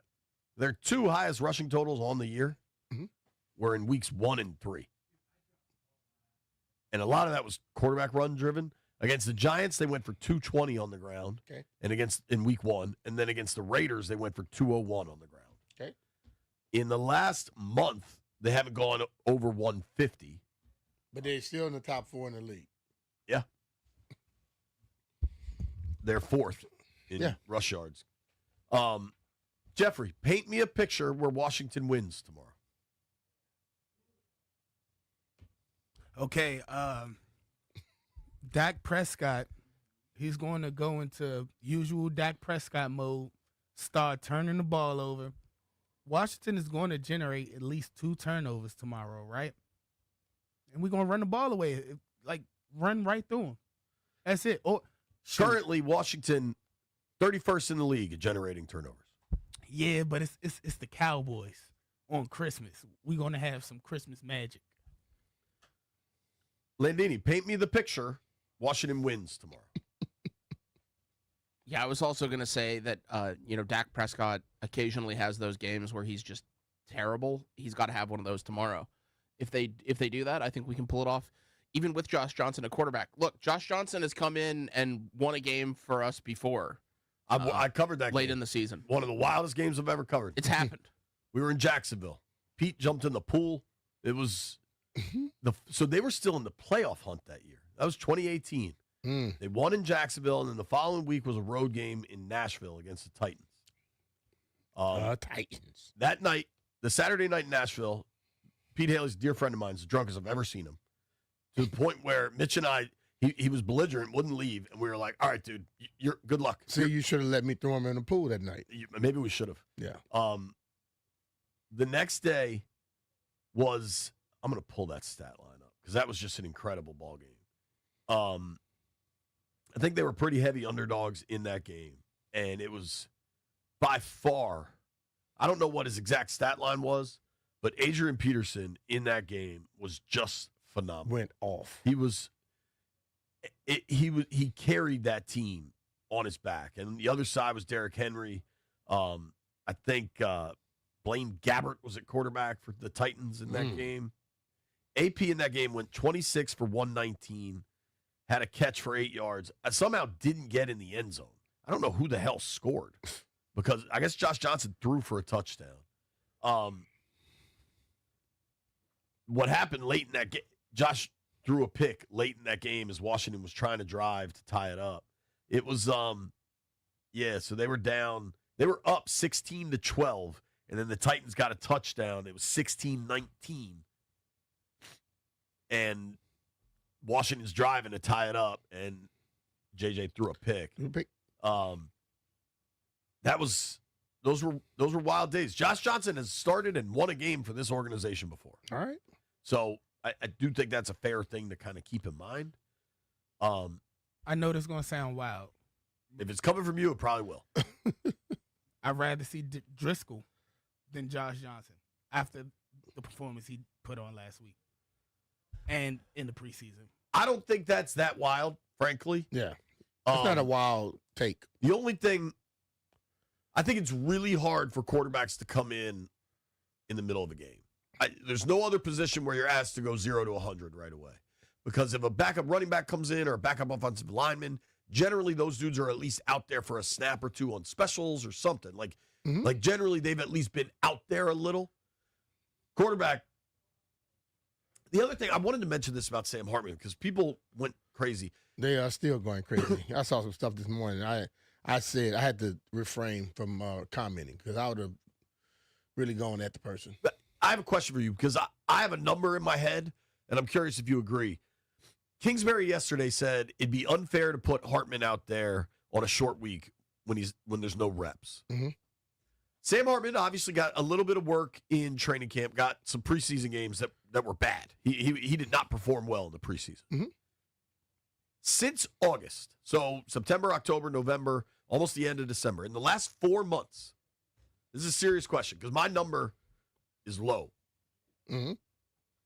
Since August, yeah, how many snaps do you think Hartman has gotten in 11-on-11 simulated football, in real practice reps?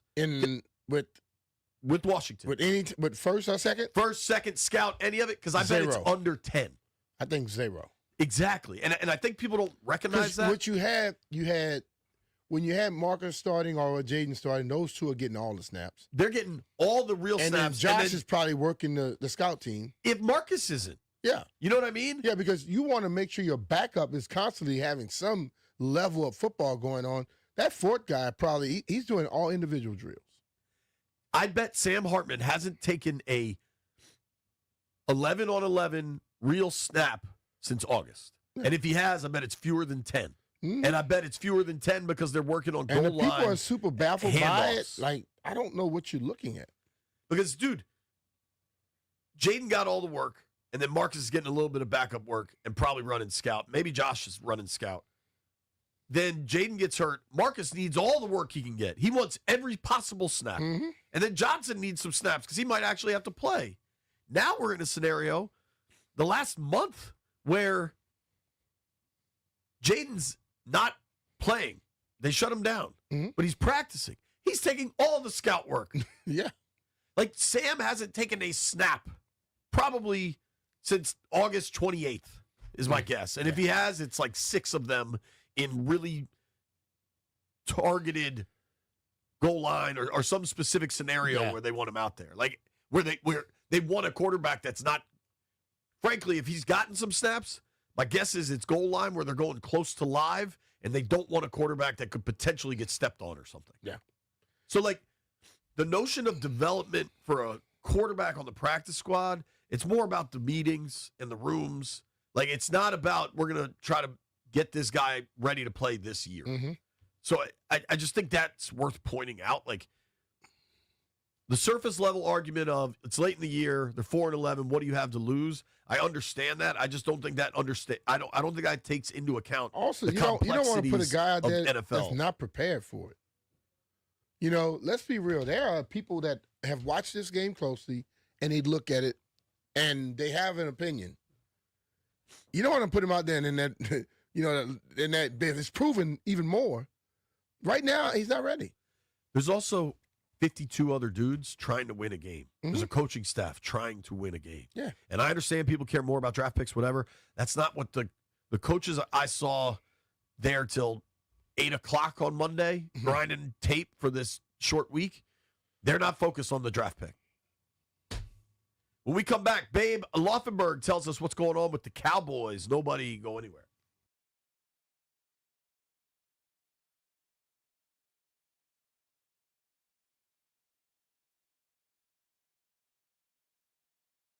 Hey, it's JP Finley, and you've heard me talk about my house and all of the awesome work we've gotten done with Better Services. They've helped me out with all my appliances. We got all new matching KitchenAid stuff. The refrigerator is awesome.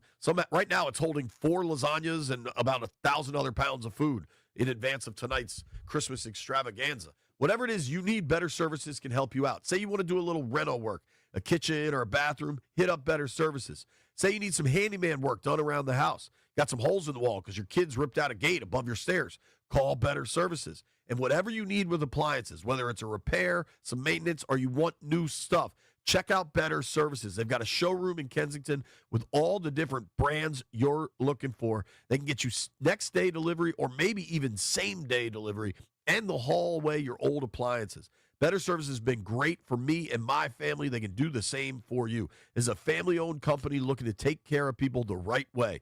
Check them out at betterservices.com, BETTAR, or you can follow them on Facebook at Better Services. You better get better.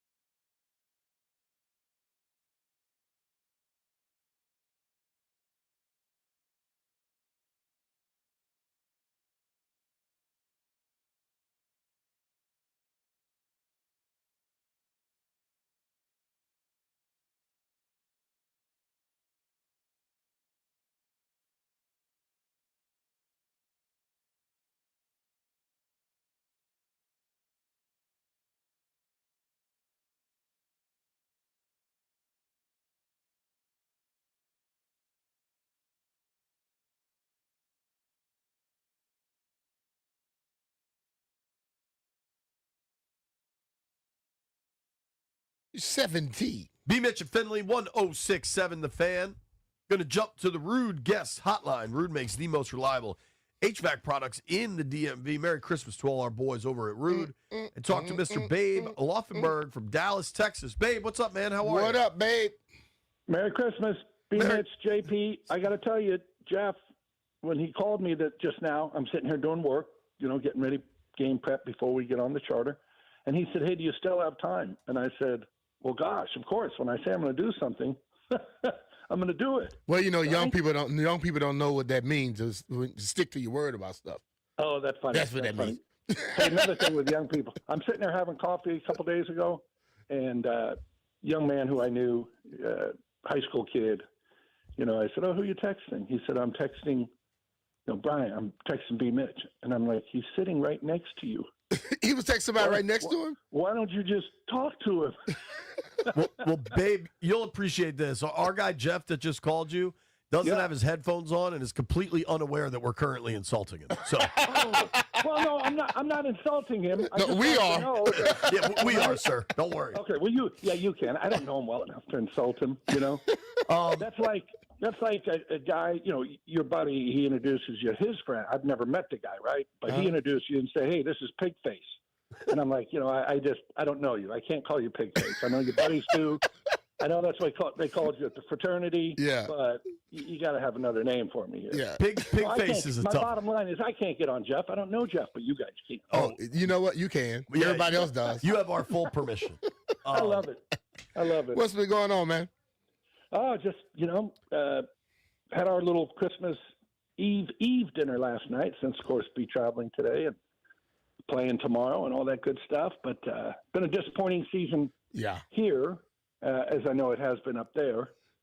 And kind of, when the schedule came out, you kind of looked at it, and as we all do, schedule comes out, and you say, oh, that's going to be a good one or whatever.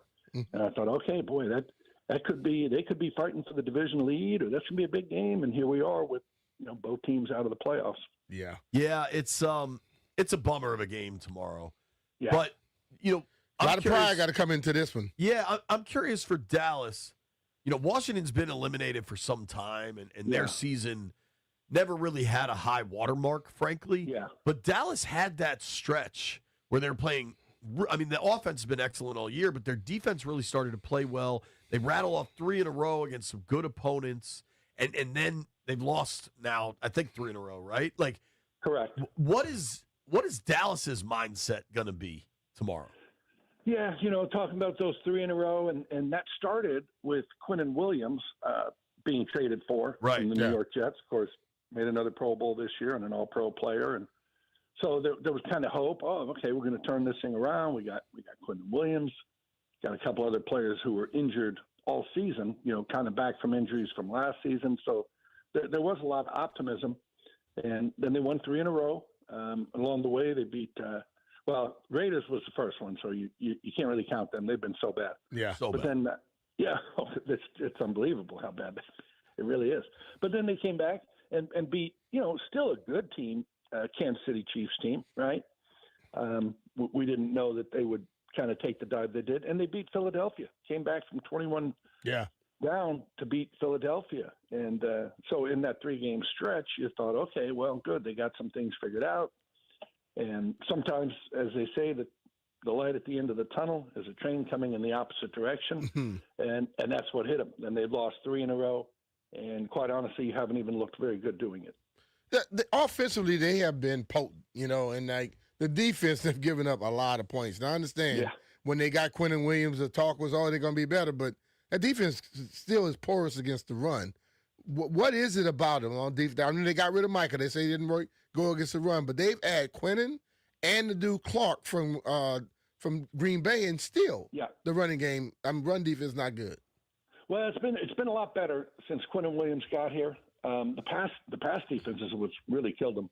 Mm-hmm. They just give up big play after big play in the secondary, and the strange thing about that is they're a heavy zone team, and typically, if you're a zone team, you don't give up big plays because the whole idea is, let them complete the ball in front of you. Hopefully you knock it down, but then we go up and we make the tackle, right? We don't give up the big play. But they have not done that. As a matter of fact, I kind of look. I don't think many people do, and maybe I shouldn't look at it, but I always look at the passer rating allowed by the defense for the other team. Mm-hmm. And the passer rating that the Cowboys have allowed is 110. Damn. And so, I mean, if you're a quarterback and you got a 110 passer rating, you go into the Pro Bowl. Hell yeah.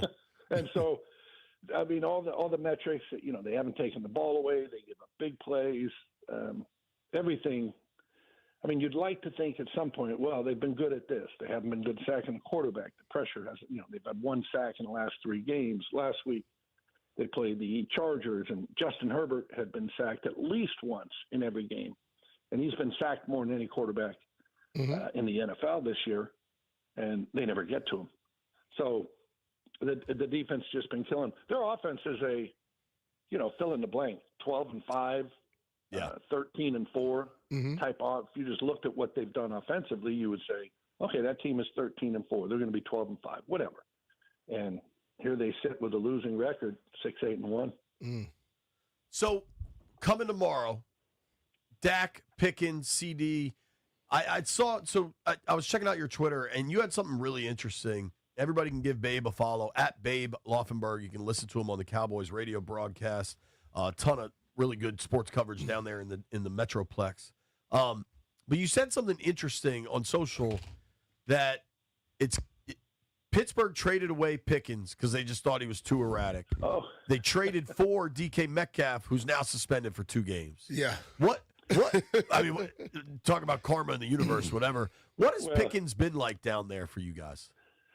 I always say I'm not in the building, and I'm in the building covering them, but you're not in the building for meetings and all those other things. Sure. But, so from my vantage point, and obviously I'm at every game, I'm covering, I'm looking at tape, the whole 9 yards.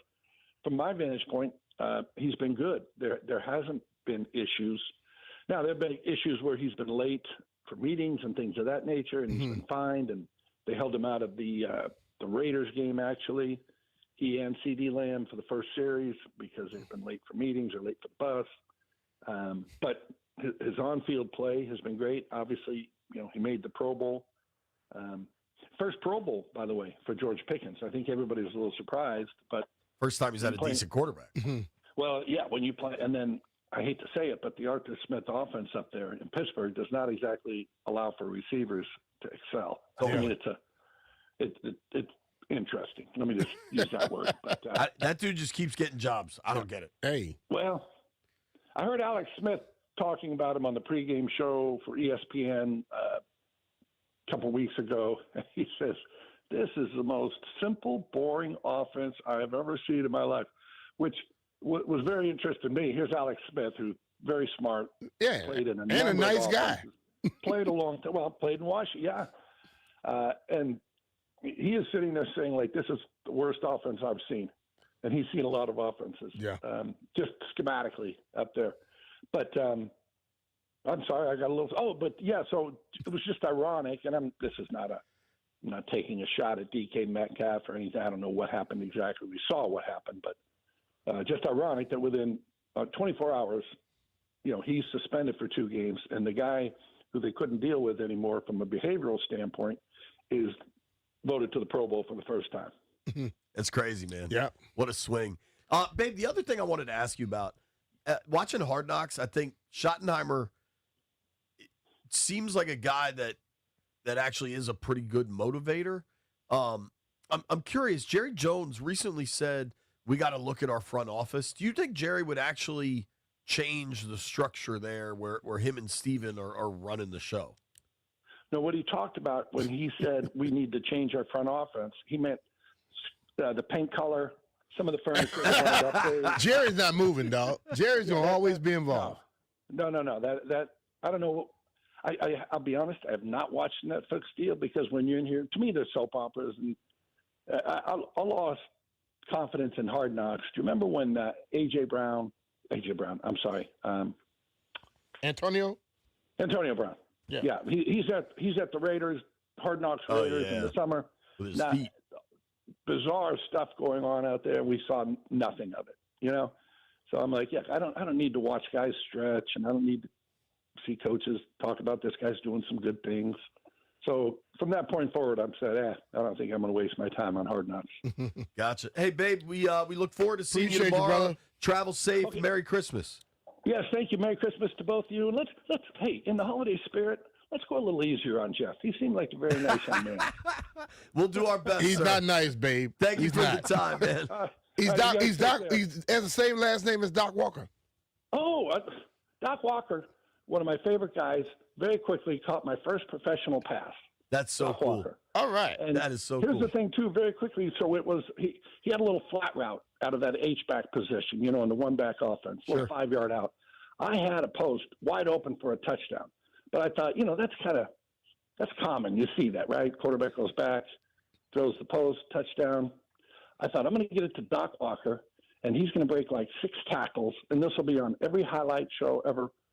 And then he got me 5 yards. I threw it to him at 5, and he got 5. I love it. And I hope he's listening. I bet he is. All right, babe. Thank you, babe. Appreciate care, the time, brother. man. All right, man. Babe Laufenberg. Give him a follow at Babe Laufenberg. That was awesome. When we come back, Neil Greenberg.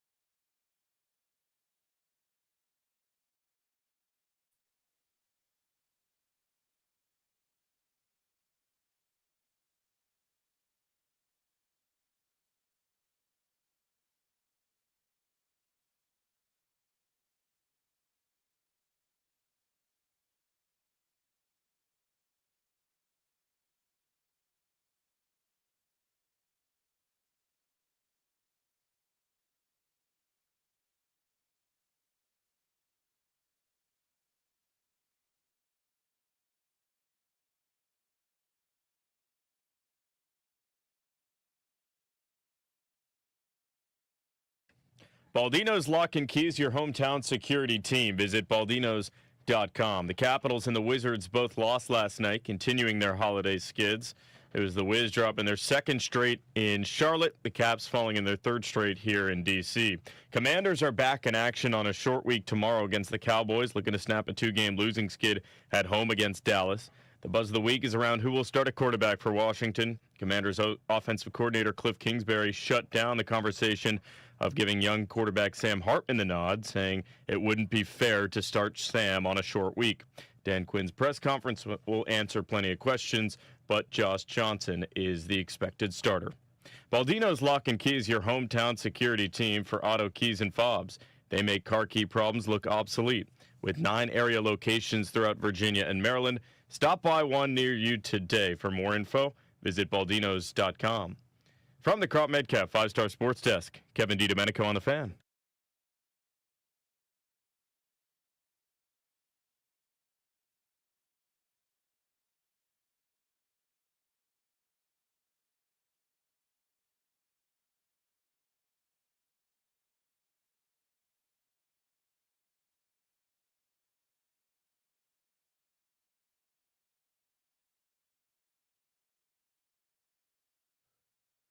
B. Mitch and Finley, 106.7 The Fan.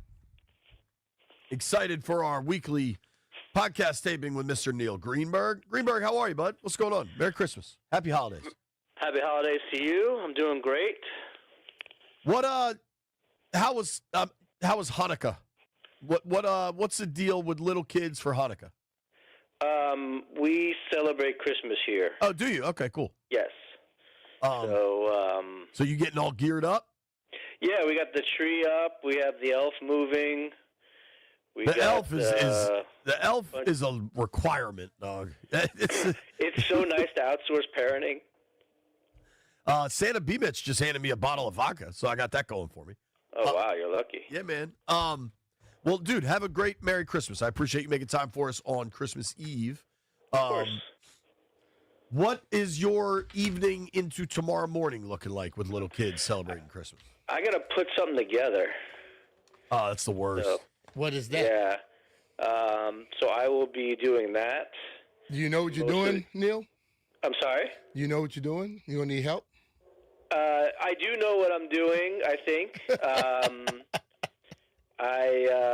I'm not saying it'll be smooth. I'm not saying there won't be some adult words. Yeah, I curse a lot when I'm doing that kind of stuff. We'll get through it, but yeah, we have an interesting thing for the boys. All right, that'll be fun, man. I've had to put some things together.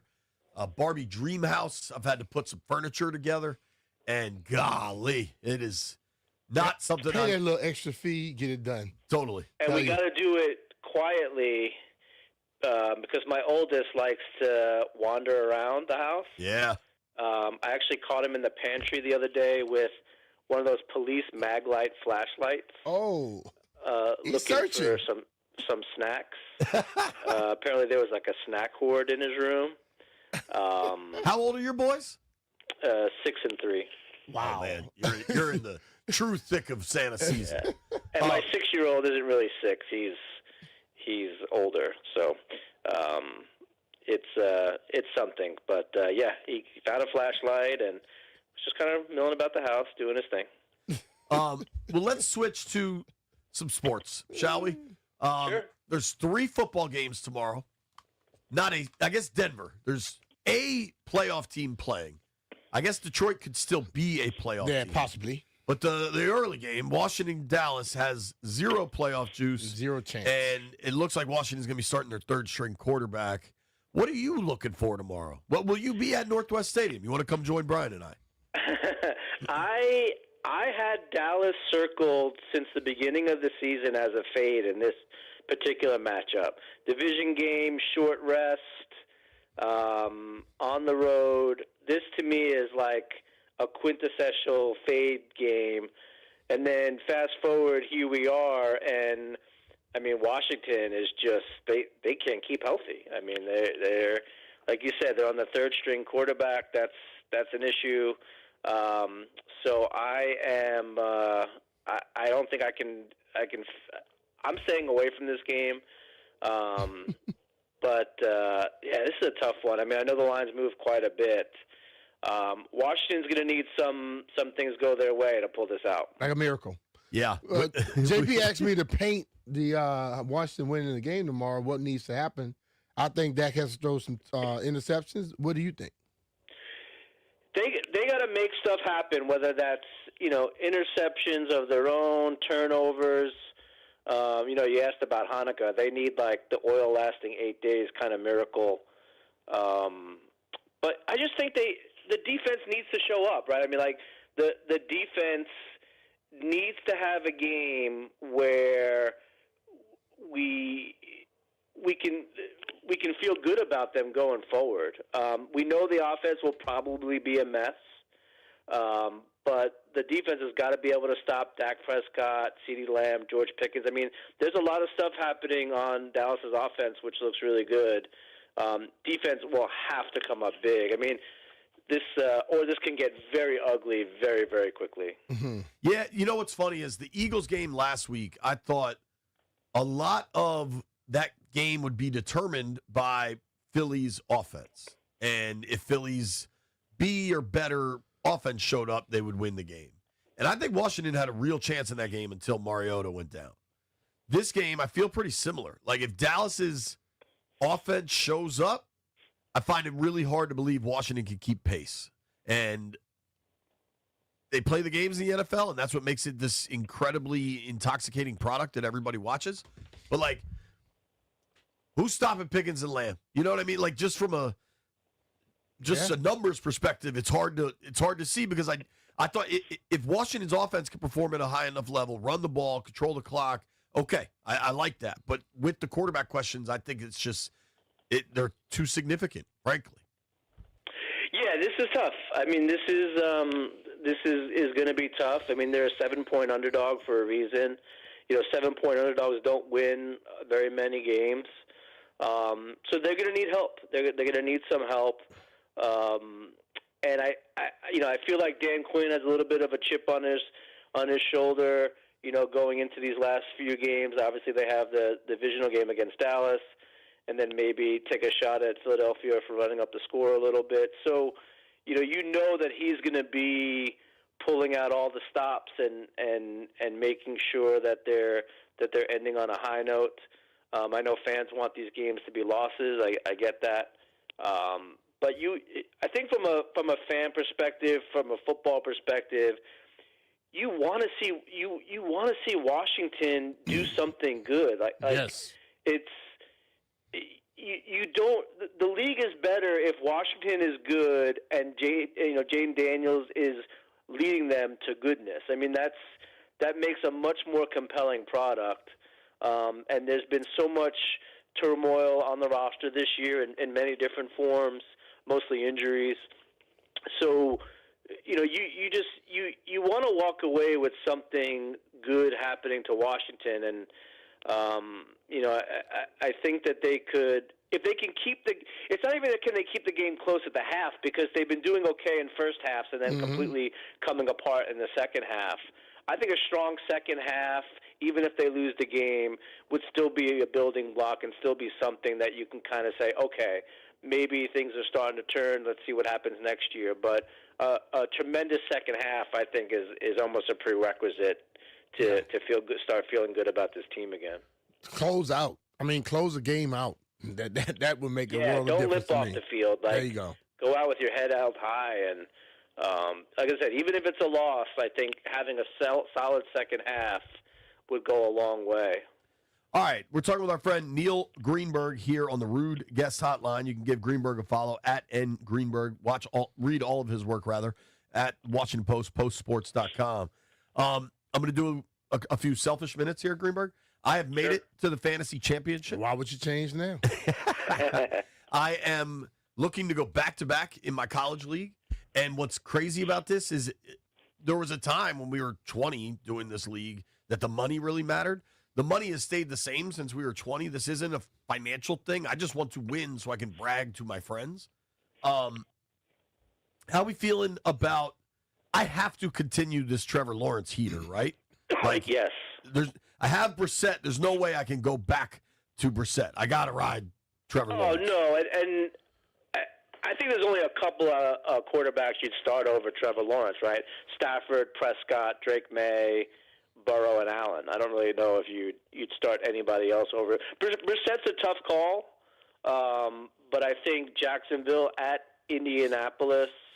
I have Jacksonville as the number 1 team in the NFL. I had them as number 4 last week. You have Jacksonville as the top of your power ranks?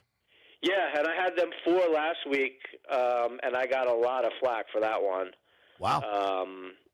So I feel. Oh, I'm sorry, I had them 3rd last week. So I feel like I was a little bit ahead of the curve here. I know a lot of places had them like 9th or 10th last week. But yeah, I have them as number 1.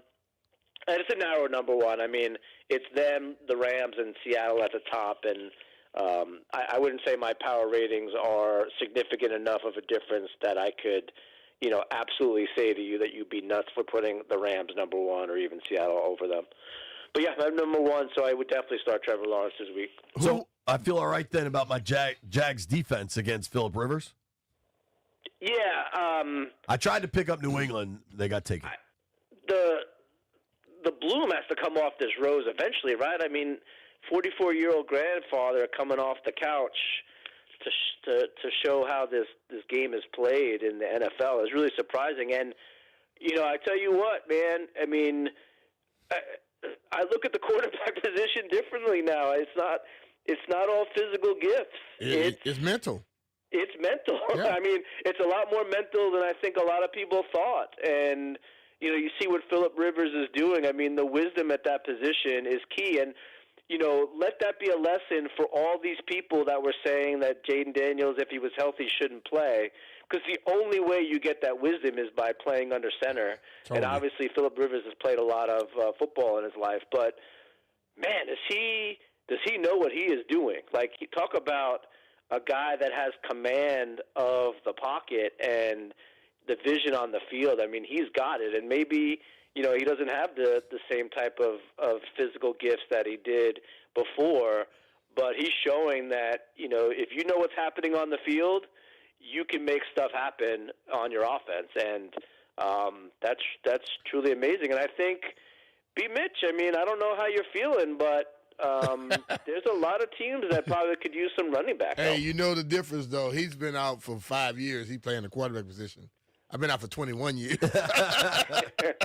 You just need 1 yard, though. 1 return yard. Hey, man. Yeah, all they you can get that goal line yard. You or know what? That, hey, Neil, all they need to do is pass. they need to just go look. I guarantee you it's more than 1 yard that's missing. They just got to have the ice bath ready for you at the end of the game, Oh, right? hell yeah. You know that? I gotta stick with Woody Marks, right? I also have Bill. Yeah, I don't know about Bill. I mean, the Washington situation could be a game script issue. Like, they may not be able to run as much as they want. So I'm not sure. I mean, they're pretty close, I think. But I just think from a game script perspective, Houston likes to kind of grind it out. They're really good on defense. They like to slow the game down. Part of that's the running game. Mm-hmm. I don't know if Krusky Merritt is going to get enough opportunities, because if Washington starts to fall behind late, they're just going to have to, they're going to have to try to pass with I don't know. Third-string quarterback passing because they have to just seems like a recipe for disaster. But I just don't think you can run the ball and hope to kind of keep up to speed with Dallas. All right, last one. What do I do with Devontae Adams? They don't play till Monday night. So if he doesn't play, I'm totally screwed. I have guys that aren't as good, but give me a strategy here. You absolutely have to raise your floor if you're playing in the championship game. Like, you can't have question marks. So if he's a question mark, I think that you absolutely have to roll the dice with someone that you know is going to play, rather than take the chance on having nothing in that spot. I just think that there's too much uncertainty to roll with that one. Debo? Why not? I mean, are you favored in the matchup or no? Nah, it's like pretty it's almost even. I'd say Debo would be fine. I mean, he's as I said before, If it was I mean, he's Mariota, got I'd really feel great high about upside, Debo, but it's not. And I'm sorry. If it was Mariota, I'd feel really good about Debo. But with Johnson, I But think he can run the ball. I mean, he can be a safety valve. He can do a lot of different stuff. He can also get a ton of stuff in garbage time. I mean, I could see him, peeling off a 50-yard touchdown in the fourth quarter if the game is like 50-12. So I would rather roll with Debo for the upside in that regard because his floor is not too low, and he's going to be playing. So right. It's a tough decision, but I would go with Debo in that situation. Speaking of tough decisions, last thing for me, what the hell's going on with the Caps, dude? We have this conversation every week. It's Yeah, either but some weeks what's it's going great. on with them or why are they so good. It's hockey. I mean, Tom Wilson had an injury that they're dealing with. He didn't play, obviously. They're getting healthy themselves. You lose one of your top players, you're going to have little bits of blips on the radar. I'm not worried. Let's roller coaster ride, brother. Yeah, let's let half the season play out. Let's see where they're at. Let's see what the trade deadline looks like. I mean, I'm not going to say that hockey's regular season is as meaningless as the NBA, but it's such a grind. You just want to get healthy, be healthy going into the playoffs, and get a good matchup there. As long as Washington's in the middle of the pack of the Metro, they're going to kind of swing up and down. Because, there's so much bunches. I mean, Carolina has 47 points. The Devils have 41. I mean, that's not a lot of points separating first from seventh. So, you're going to see some fluctuations. I wouldn't worry about it. Don't worry about it, is what Greenberg says. Dude, we appreciate you making time for us on the holidays. Have a very Merry Christmas, man. Enjoy those boys. You too. Love you guys. Have a great holiday, and I'll talk to you soon. All right, Neil. That's our boy, Neil Greenberg. Give him a follow at @NGreenberg. Check out his work in the Washington Post. Now, nobody go anywhere. Got to break down. Actually, Jeff, press the button. It's time for Ask B. Mitch Anything. 800-636-1067. 800-636-1067. It is time to Ask B. Mitch Anything.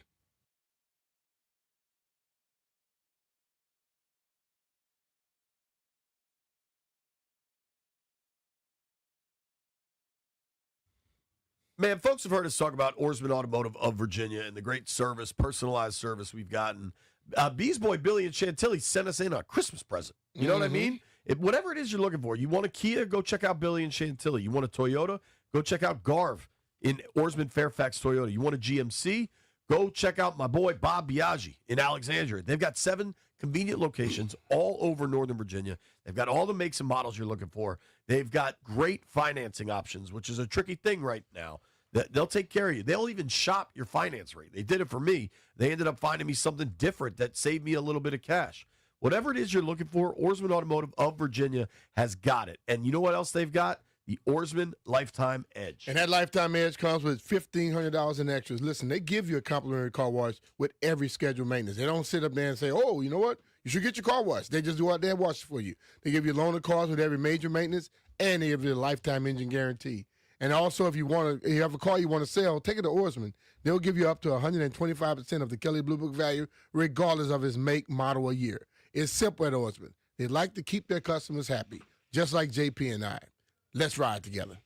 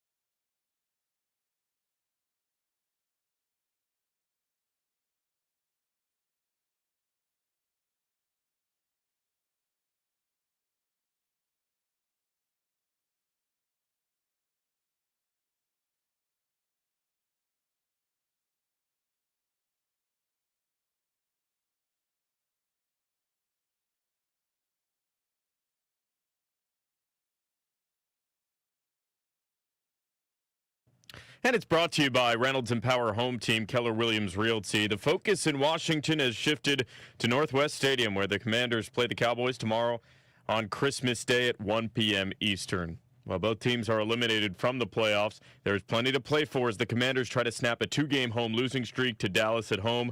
For Washington, Josh Johnson expected to start at quarterback. The Washington Spirit is locking down star defender from Canada, Gabby Carl. That was announced yesterday when she signed a 5-year extension, keeping the 27-year-old through the 2029 season. The Spirit's season begins in March.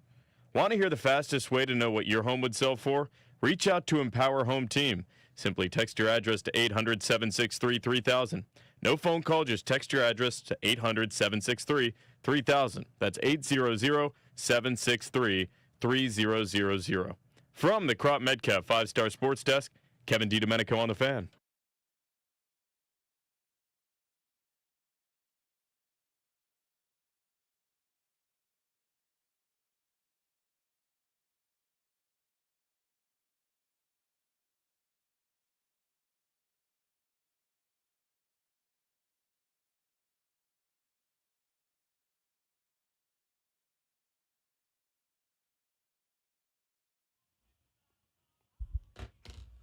This is some heavy metal Christmas music right here. Who's that? metal. Leadville, AC/DC? Bang. All right, folks, phone lines are lit up. MGM National Harbor listener lines lit up to ask B-Mitch anything. Ask B-Mitch anything is sponsored by Collars & Co., where comfort meets style. Upgrade your look with these dress collar polos today. Let's do this. Let's start with Easy E in Rockville. What's up, E? What's up, E? What's up? What's All right, B-Mitch. This question is obviously for you, but it's about the man you're sitting next to right now. Oh, boy. Uh-huh. JP, Yeah. bear with me. B-Mitch, why does JP continue to make the same mistake on his routes going to work? He complains about the traffic. He complains about everything, but he fails to change the route. Last week, he mentioned how there was so much traffic on the same route he comes to, and there was something like going on, I think, around the White House or the vice president's house. Uh-huh. And you simply told him, change your route. Just There's change no it. other route, dog. It's another route. He hasn't done it yet. I complain most about Tyson's and the Legion Bridge. There's not another route. Now, Tyson Legion Bridge, I understand. JP, you know how they always say there's always a way? You just got to make it. That's what it is. There's a way to get around it. You just don't want to do it.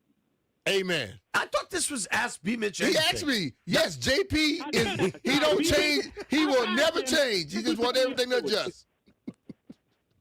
He doesn't want, okay, you have to learn how to adjust, JP. I tell you what, driving to work today was pleasant. I didn't complain at all about work today. I'm sure you didn't, because ain't nobody on the road. But guess what? When you come back on Monday, they're back. There's going to be traffic, and you'll be back to complaining again. Probably easy. Probably. Thanks for the call, I guess. Everyone, Merry Christmas. All right, brother. You too, man. Let's see if anybody actually has a question for Brian rather than just insulting me. Max is in Rockville. What's up, Max?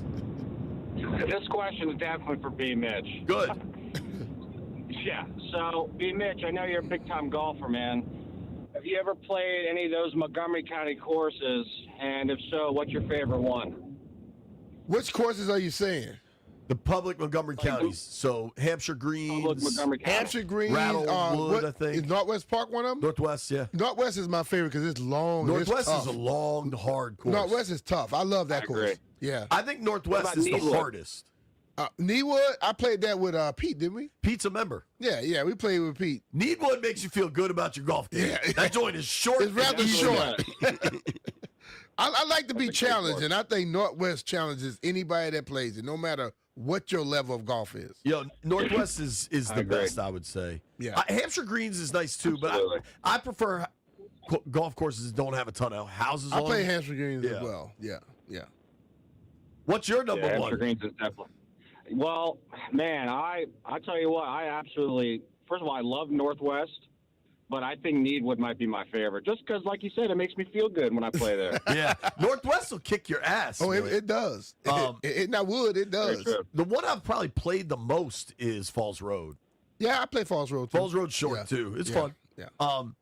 Actually, cancel that. My favorite, my 1 seed, the place I grew up learning to play golf, if you can call what I do learning to play golf, Sligo. I never played Sligo. Dude, it's only 9 holes, and it's janky as hell. Like, there's a creek that runs through it. Like, my God. You never hit driver at Sligo. Oh, all right. But it's a lot of fun. Shout out to I played there a Sligo couple crew. weeks ago, and the greens were burnt up. Yeah, that sounds about right. nightmare. Yeah, it's you don't go to Sligo for the aesthetics. No, you go because you can just like bring a cooler on your bag and wear a T-shirt. That's what Sligo is. Well, I can play that. Thanks, Max. Appreciate All right, you. Max. Take care, brother. Let's go to Gerald in Falls Church. What's up, What's up, Gerald?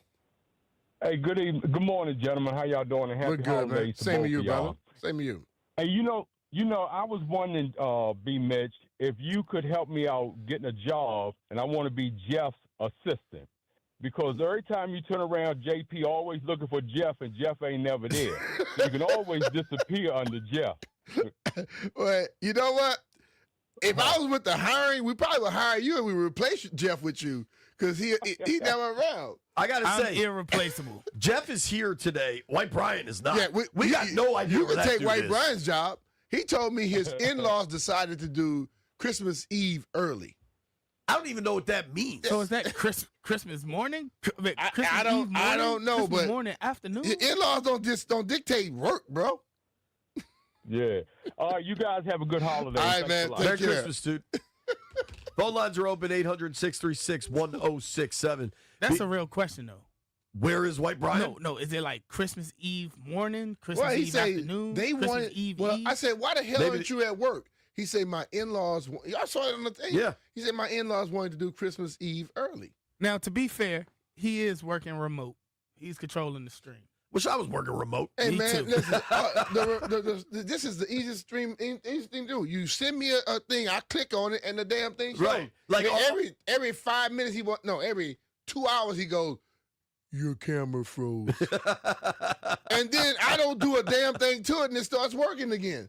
Don't tell me it froze. Just let it unfreeze. Like on the monumental side of it, Joey does work. Joey's firing chyrons. There's multiple cameras. The stream job. Now, I think there's a lot of, like, they're constantly cutting video and posting stuff. So I think that keeps him busy. But the actual maintenance of the stream is a 0 out of 10 list. So listen to me. If your in-laws wanted to do Christmas Eve early and you still have to work, why the hell you not at work? So here's what he's saying. He updated. So White Brian says, 1, I'm still working. But he said they're doing Christmas morning with his in-laws right now because I guess they're driving to Pennsylvania to be with his if he's family. doing Christmas morning with his in-laws, he ain't working. Fair point. So, I mean, what the hell is he talking about? So my whole thing is, if you're working, you could have been here. You can get home and do Christmas morning. Especially because he doesn't like driving down here. You can park on the street today. It's chill time out there. The easy route, everything. You wouldn't have to complain. You wouldn't have missed the train. Hold on. So we were just talking Montgomery County public golf courses. Mm-hmm. I looked up Sligo. Mm-hmm. So it's 9 holes. You can play it as 18. I guess they have different tees or something. Jeff, you should try that out. Guess how long it is from the tips? How long? 2,900. 2270. 22. So 4,000 something for the whole if you play 18? Yeah. Hell, I don't think I've ever played 18 at Sligo. Well, I think I've only played. Aaron Hills is probably that. The 4,000 something on one side. Oh, yeah. Because Aaron Hills was 8,300 yards from the tips. When we went there, and I didn't play it, wanted to see. It was 8,300. Falls Road from the tips gets you close to 6,000. All right. That's a tight little track for that. Yeah. Let's go to Lawrence is in D.C. What's up, Lawrence? How you doing, man? I'm all right. Merry Christmas, fellas. Same I'm to you. looking for Patrick Ramsey out here, man. That was a wacky call, dude. I was a little off, man. Oh, you were off. Not my question, but JP, Sligo Creek over Pink Ranch. I mean, Sligo's where I used to go to Sligo and Rock Creek as a kid with my dad. So those two are gonna be more for me. Where is Paint Branch? Over by College Park? Exactly. Yeah, right by University of Maryland. So when I was in college, we would just play Maryland rather than Paint Branch. True. And I think technically Paint Branch is PG County, so I don't think that would be in the Montgomery County Yeah, I guess conversation. that is PG. Okay, all right. Well, Brian. Yes. Food dilemma, man. Yo, 3-part question: Crystal or Tabasco hot sauce? Give me Tabasco. You use Tabasco? Yeah, Crystal is just like flavor. It's not really spicy at all. Best Tabasco, hot sauce. Tabasco gonna hit you. Yeah. Crystals is the best. I like Frank's. Y'all like do you use taste. gumbo filet? Huh? Yeah. Do you use gumbo filet, and is there anywhere local to find it? I use it every blue moon, but I haven't found it up here anywhere. What is that? Yeah. Gumbo filet. What is that? It's like it's like kind of a additive. It's spice. You, almost and like you a add it, spice and it for kind of gumbo. makes it a little thicker. But it's like a green Exactly. like powder in a sense. Sometimes you can put it in the roux. Sometimes you can put it afterwards. Yeah. But I've never seen it up here anywhere. Yeah, I normally get it from Cajun Grocer, and I slow slip. So yeah, no, I guess that's According to the internet, you could get it at Safeway. Slap Yo Mama Gumbo Filet. I've been to Safeway and I've never seen it. So I've never seen it. I would go try it out today then. Yeah. And number 3, boudin or pralines? Anywhere local? Nowhere local. I heard you can get boudin. What's the new Buc-ee's? If you can get gas to station one of the Buc-ee's in Virginia, you can get boudin. Good luck. And the pralines, they do have a praline at Buc-ee's because I got one of those when I was in Florida, but it's not the same. Like when I get in Louisiana, you can get the one that's real gummy, chewy, and then the way my mom make it with like milk. Oh, it's so good. Thanks, Lawrence. Yeah, Merry Christmas, bud. All right, bro. B-Mitch out here taking gummies. Sinai, if you are listening, find B-Mitch some Cajun Gumbo Filet. This dude is the king of the grocery stores. All right, bring it to JP house. He'll bring it in. Mark is if he's not passing by the vice president's house complaining. Mark's in Landover Hills. What's up, Mark?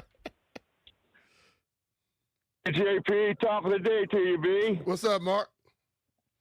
I just want to say, hey, man, I want the best for you and your family, Brian, and I want the best for JP and his family. You guys are the best, and a Merry Christmas and a Happy Year to both of you. And the only questions I got for you, B, since this is your time, would be, do you think we got a shot next year, buddy? Oh, yeah, I believe so. I sure am think glad things to hear are that, going to 'cause I change do up too, tremendously man. from this Hey, year to thanks next. for all your help throughout the year, and Merry Christmas, Happy New Year. I know you loaded up, and shout out to all the guys working today, and shout out to Heavy Metal and his girls, and your girls too, Brian. All right, Take bro. care of them, buddy. Take care, I'll thanks, talk to you dude. soon. Mark's All an right. upbeat fella. Yeah, that's my dude, man. Jeffrey, line 1 here, Jasenia in Alexandria. What's up, Jasenia? Hi. Hello. Thank you. Oh, you guys are amazing. I love you guys. My dad, I work with my dad's remodeling company, and when I go on ride-alongs with him, he got me listening to you guys, so I listen to you guys every day, even when I'm not with him. Oh, We cool. appreciate that. Thank you. How old are you, Jasenia? I am 36. Wow, you sound young. Yes. Anyways, so I have 2 questions. One, B. Mitch, you gave a recipe for Thanksgiving about the air fried turkey. I just want to know what that recipe was because it sounded delicious. Air fried turkey? I didn't do the air fried turkey. I said an Oh, I thought infrared. it was air It was fried. infrared. Okay. Yeah. Okay. Yeah. But what was like the brine and like the seasoning and I everything? don't that really went do a into brine. it? I get the Tony Chachere liquid, and then what I do, I buy a jar of the pickled jalapenos. I put that in a blender and I liquefy it. I mix that with the Tony Chachere, add a little cayenne pepper, onion powder, garlic powder, some slap your mama, mix it up, and I inject it into the turkey. Oh, okay. intense. Good to know. Yes. And it's then good. My second question, huh? It is good. Okay, I figured.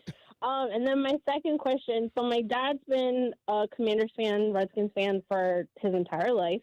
My dad is 61, and I have been watching them since my brother played in high school, which was like, I don't know, early 2000s. Uh-huh. But anyways, every time we watch the games, instead of enjoying the fact that he's with his kids, watching the games, we're all having a good time, he gets so worked up, so mad, cussing and fussing at the TV. Like the last year when we were amazing, like, he wouldn't even watch the first one drive. He would leave after the first quarter and be like, "I'm so sick of this." I just want to know, is there any advice you can give me to get him to calm down and just relax and watch the game and enjoy it and then have family time? You know what? And that's not going to happen. Yeah. Some people, that's just the way that they indulge when it comes down to watching football. Like, I'm going to keep driving down Mass Avenue and getting stuck in traffic. Your dad's going to keep flipping out. Thank you, Jasenia. Merry Christmas. Take care of yourself. Thank you. Merry Christmas. All right. When we return, we're going to air fry some glizzies. Nobody go anywhere. Sam Cosby at noon.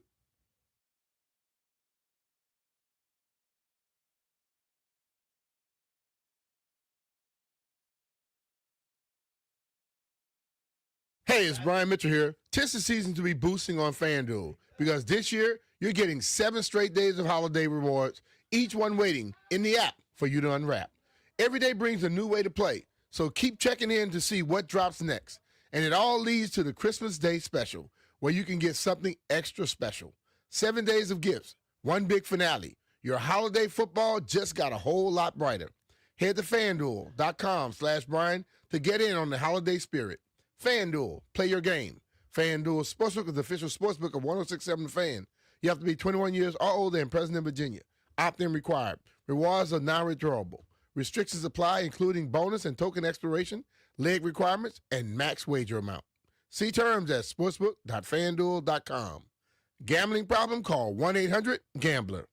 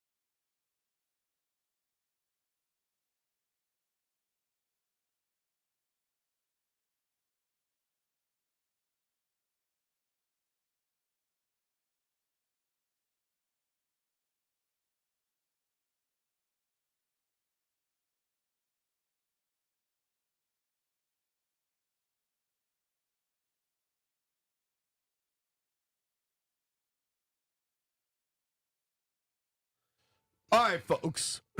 It's almost high noon on Christmas Eve, and we've got some housekeeping to take care of. To start, shout out to me for never taking the air fryer out of my car. So now we have the air fryer to cook up a Christmas Eve feast. B's got ribs and chicken. We got glizzies and sausages. We're about to get down right now. Also, I want to shout out Mark Fratto. You know Fratto, B? So Jeff, do you know him? That'd be a good contact for you. Fratto is the PA announcer at Commanders games. All right. He does a lot of games, but like when it's like the dude that goes third down. That's like, exactly what I was about to say. It's third down. So that's Fratto. Fratto heard us a couple weeks ago, if you remember. There's a lot of tchotchkes in this studio, right? And the seat I sit in, where Johnny Cake sits in the morning, is way back in the corner. And I have some bull and china shop tendencies. You know what I mean? No, you're just clumsy as hell. I'm clumsy as hell. Yeah. And I broke the Kyle Kuzma bobblehead. Well, it was already broken, they said. It was already broken. Shout out to Fratto, who somehow had one of these laying around, I guess. You can see it on the stream, Monumental, if you're watching. All right. He got me a new one. So now we have a new Kyle Kuzma bobblehead, who's no longer on the Wizards. It was right next to Gilbert. It was on the outside. That's kind of the legit big three of my lifetime. That's Gil, Jameson, and Karan Butler. Yeah. I don't think Kuzma really belongs in that group, right? Well, but that's the only Wizard area. I was about to say you could put him up there, but yeah, you're right. He can't go right there. No, Jay, that won't work. What you were trying to do. I'm just gonna put him over here next to Ariel Atkins, and the Jugs or whoever decorates this joint, they can decide what they want to do. Shout out to Fratto. Thank you for Kuzma. My kids found that in my car last night and were like, "Daddy, what the heck is this?" And trying to explain Kyle Kuzma in a giant pink sweater to a 6-year-old is difficult. It's a dude that had a weird dress style. Now, Santa B. Mitch just went to the liquor store. What'd you give all the boys? I got some vodka. What did you guys Jeff get? got Milagro. Oh, tequila? Yeah. What about you, Professor Landini? He got me Elijah Craig Rye. Dude, I like Elijah Craig. All right, I have Surfsides for everybody. Ooh. B, I got options, dog. Shout out to Bobby Balicki. You want iced tea and lemonade vodka? Yeah. Well, I got that. You get first pick, Brian. Iced tea and lemonade to work. I got a lemonade pack. Yeah, give me the lemonade pack. So Aaliyah would drink that. Raspberry lemonade, strawberry lemonade, black cherry lemonade. You know. Bang. My daughters have run through this. Merry Christmas to Aaliyah. Landfill, do you want the Surfside iced tea variety pack? No, give me the John Daly's. John Daly's for Landfill. Done. All right, those are yours. Jeffrey? My name is Jeff. You want iced tea or green tea pack? It's variety pack with a lot of different options. Peach tea. Let me get the variety pack. Well, they're both variety pack, but it's green tea or iced tea. Let's go with green tea. Yeah. Okay. Come take it. And then White Brian got the others. Does White Brian get He's that? not here. I mean, you kind of got to be at work to get a Christmas present, right? What the hell? He got socks at home. He got socks and underwear. He could have got liquor if he came to work. I actually need socks and underwear. Update. Remember when I accidentally ordered underwear to my father-in-law's house? They came to your house? Came to my house. So you just don't know what you're doing half the Shout time. out to me. Is there a place we can leave made a this? mistake. Is there a place we can leave this for Landfill White has Brian? a locker. He's got that football in there. You have room for this in your think the locker, is Landfill? that football going to cover the whole locker? Yeah. JP, it's like an 8-pack and a football. It's fine. Okay. They'll fit. All right, White Brian, this is for you, pal. Someday you'll get it. Speaking of the football, I talked to Marcus Washington from Washington Jesuit Academy. They're going to auction off that football at their golf tournament. He thinks it could bring in a bunch of cash. Honestly, think about the names on that football. From our day at Radio Row, Army Navy, you had Robert Griffin III, Urban Meyer, Brian Mitchell, Annie Agar, Mike Mayock, the two military dudes with a tremendous following. Oh, they do have that? Jeff Walker. Did you sign it, Jeff? No. Okay. I wasn't going to mess it up like that. I think he did. I bet he did. Honestly, I feel so when I'm at training camp. Don't worry, we can just muck that out. These kids have a Skins jersey, and they have B. Mitch, Santana, Terry McLaurin, Quan Martin. Real football players have signed this, and then they're like, "Oh, JP, will you sign this?" I'm like, "Dog, you don't want me to."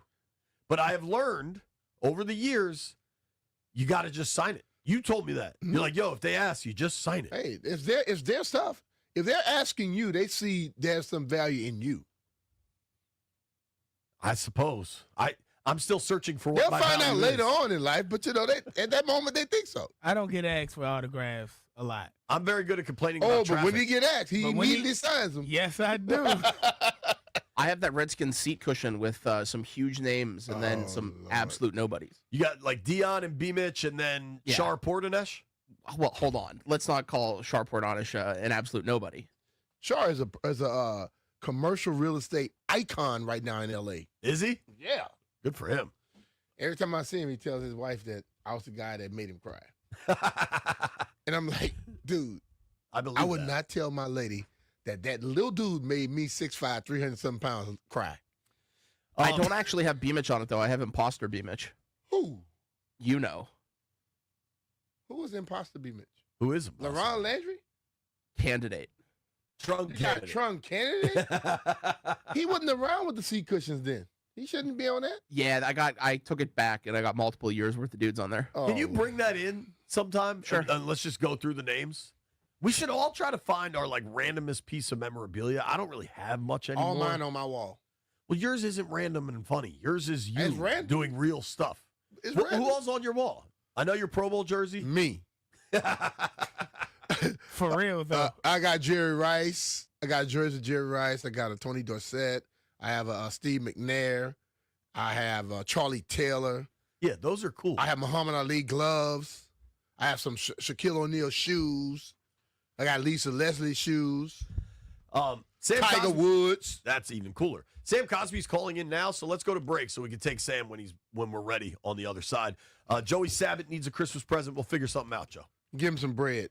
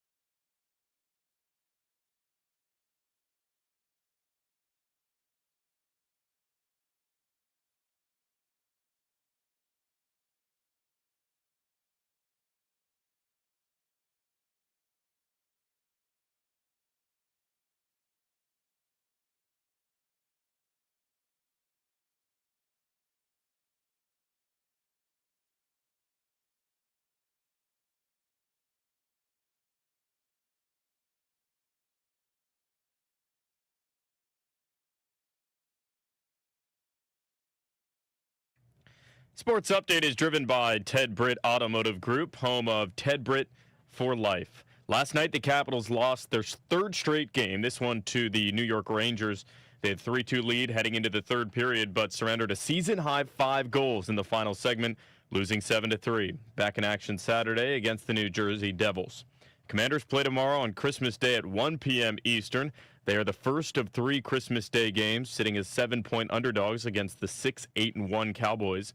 Larry Tunsil and Deron Payne are 2 major parts of the Commanders' injury report. They didn't practice yesterday. For over 65 years, Ted Britt has set the bar for the best car buying experience in the D.C. area. Hands down, Ted Britt Ford Fairfax, Ted Britt Ford Lincoln Chantilly, and Ted Britt Chevrolet Sterling. All home to Ted Britt for life, the lifetime guaranteed coverage. And all just a click away at tedbritt.com. From the Crop Metcalf 5-Star Sports Desk, Kevin DiDomenico on the Fan.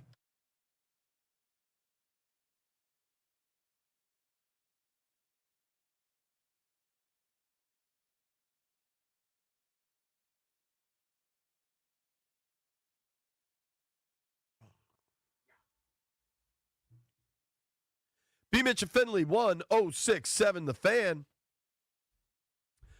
High noon in the District of Columbia. Thanks for watching us on YouTube or on Monumental Sports Network. Very excited to get to the Rude Guest Hotline. Welcome in our friend, Mr. Sam Cosme. Now, Sammy, there's a lot for us to go through, but let's start with still the most important question. How is wifey? How's baby watch? Yeah, so the still not here, but we do have it planned. If not, she'll be getting induced Sunday night. All right. And hopefully he'll be here, either Monday or Tuesday. So that's the plan for right now. Okay, great. How's Christmas Dad present. doing? How you doing? Yeah, how are you doing? Yeah, I'm a lot better. The first couple of days was rough, but as of right now, I'm doing a lot better. And the noggin is doing a lot better. So, but yeah, it was a rough couple of days. Dude, not to get too involved here, but after the game, I did see in the locker room, you look to be struggling. What are those moments? How scary is it? Because you've overcome a lot with the knee injury, right? But when you get a head injury, that's a different beast. Yeah. What is the emotional toll there? Honestly, I just didn't. It was. I've had little things here and there, but like with head stuff, but like nothing like this. I was pretty thrown off. And for me, it was a different experience. I knew I was not okay. Thank goodness for the training staff and everybody, checking up on me and taking care of me and doing all that stuff. So, but yeah, for me, from my experience, it's definitely, it's a very sensitive,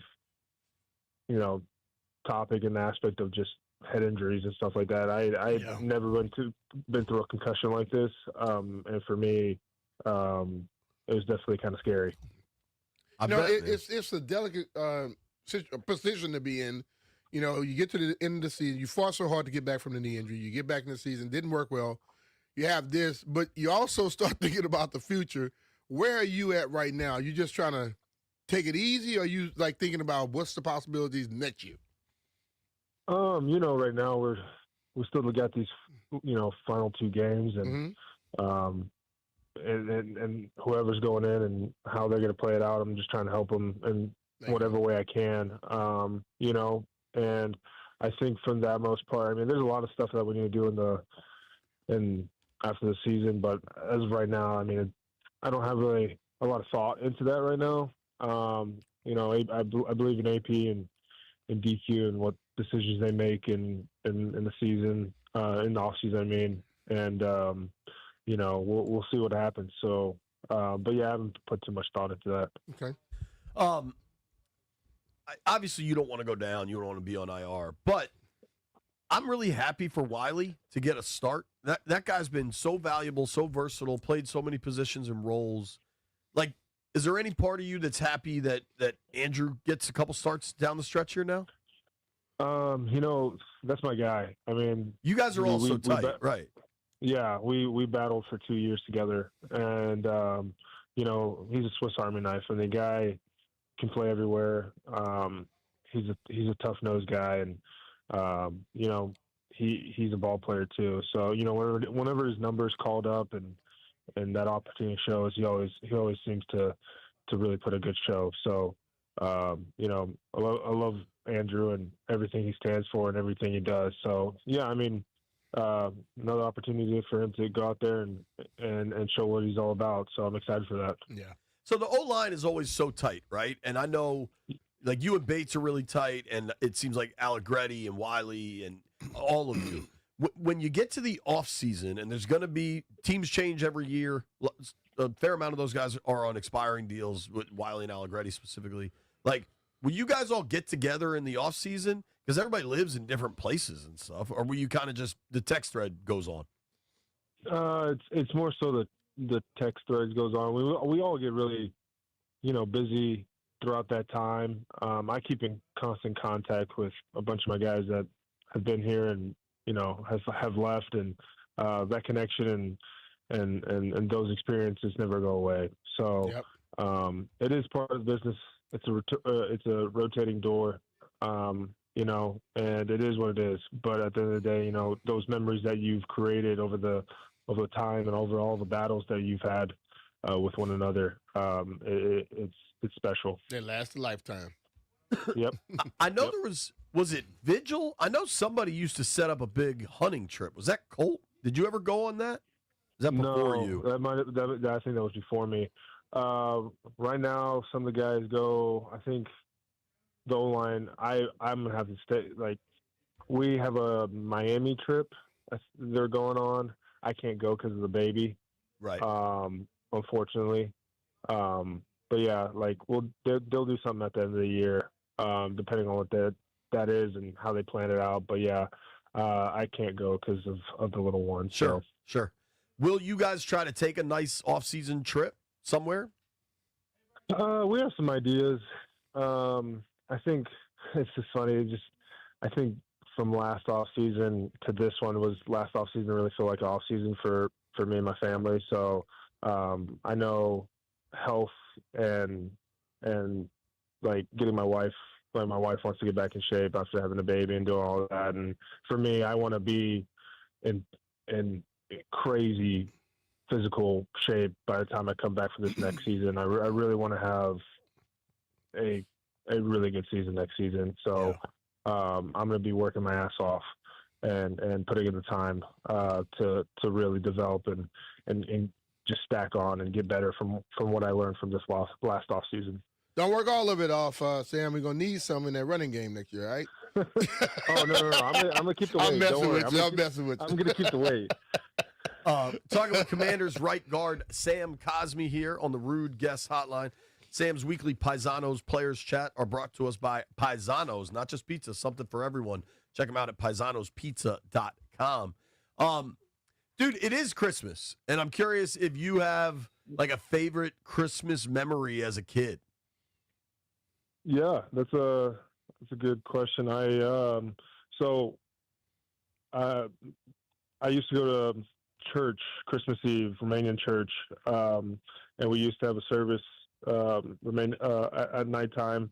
And after that, we would go to my aunt's house, and we would stay up till 3-4 o'clock in the morning, just having a good time. The whole family. I have a really big family, and eating, playing board games. Just having a good time. Those were always like my favorite memories, just because of there's nothing like being with your family. Yep. And for me, that's the most important part in life is those moments and memories that you get to create with your family members, people you love, and being able to have those times growing up was like the most special part of the holidays. That's great, man. So you are proud of your Romanian heritage, as you should be. I've Googled Romanian Christmas Eve traditions. Tell me if any of this resonates with you. The star carol, a specific carol about the star appearing. We would have carolers, like with the Romanian church would have carolers come to our houses. They would take a van. That was one of the songs they would sing. But that was one thing they would do for sure. What about the goat dance? Dance? Goat dance. It says the goat dance. No, I don't know about that one. Okay, me either. What about this? It's lucky if the first person to enter the house after dark is a man, bringing good fortune. The first visitor. That's funny. I've never heard of that before. That's hilarious. All right, I got another one. It says, don't throw out the garbage as it's believed you're throwing away luck and wealth. Huh. Yeah, we never carried any of these to the States, I guess. Okay. Hey, we got to get rid of the garbage, though. Yeah, the garbage got to go. I mean, my pops will have the big garbage bag and all that type of stuff. Don't worry. Like, we'll clean house, after we get done. A dad's job on Christmas is to be overly worried about the wrapping paper. Walking around with the trash bag, throwing everything Like, for in me, there. I was trying that last year, but then my grandson found a little box. He didn't care about no toys. He played in the box the whole damn day. It's always something that's not a toy. They start playing. Yeah, with it. I was like, I should have just bought a box. The shiny wrapping paper or something. What? Now, I'm going to hope she's not listening, so we don't want to give anything away. But what is Santa bringing for your daughter? He already told you had to put together the stuff. Yeah, so I got like a jungle gym thing. Yeah. And then a foam pit for we're kind of just doing the basement. It's cold outside. She likes to run around. She's a crazy little girl. So I bought her a little foam pit that she can jump in and have fun. She likes these things called like Little People. And she loves like Little People houses and stuff like that and play. She's starting to like do the pretend and everything like that. So she loves playing with Little People. So that's great. We got a bunch of that type of stuff. Yeah. Sam, you said that a couple of times. Just show you JP don't pay attention, man. JP Them big ass ears and he can't hear what you're saying. You told us. You say, man, I got to go down and put this thing in the basement. I thought there might be other stuff. I don't know. It's still topical. Christmas is tomorrow. Dude, have you considered, or I don't think you do this, and maybe I've missed it if you do. You know how more and more NFL players are putting like the flag of their heritage on their helmet? Yeah. Have you thought about doing that with Romania? I have it. If you look at all my pictures, I've had it for the whole year. Okay. Nadia Comaneci from Romania? Great job by me, not noticing. Wasn't Nadia Comaneci a great gymnast from Romania? Yes, she's very, very famous. I mean, my grandparents talk about her. Well, let me tell you, if you bring up that name, they're gonna go start telling stories. Well, you would get the little cards with the encyclopedias back in the day, and I kept the little card in my pocket. I told people that was my girlfriend. Didn't she have the perfect 10? Yeah, I think she did. She was unbelievable, dog. She won a 5-time Olympic gold medalist. Yeah, she was insane. Doug, at age 14, Nadia Comaneci was the first gymnast to be awarded a perfect score of 10 at 14 years old. Yeah, it's nuts. Wow, that's crazy, man. Lil B. Mitch walking around with it, lying to his friends. Yeah, it's my girlfriend. Never met in my life. I'm looking at your helmet. That's cool. You got the flag on there. Also, 70. Do you know what you posted on Instagram 76 weeks ago today? Oh, I don't even know what I had for dinner last night. That's a joke. I'm joking. No, I don't. What did I post? 76 weeks ago today, it's a picture of you, and it was like the commander's photo shoot day, so it's you in uniform, and the caption is, I'm bringing sexy back. Yes. That one was a good one. I need to start doing some more fun posts. I had some ideas this year, but I haven't. Maybe next year. You did post yesterday or this morning, Tressway making the Pro Bowl. How excited are you for Tress to get there?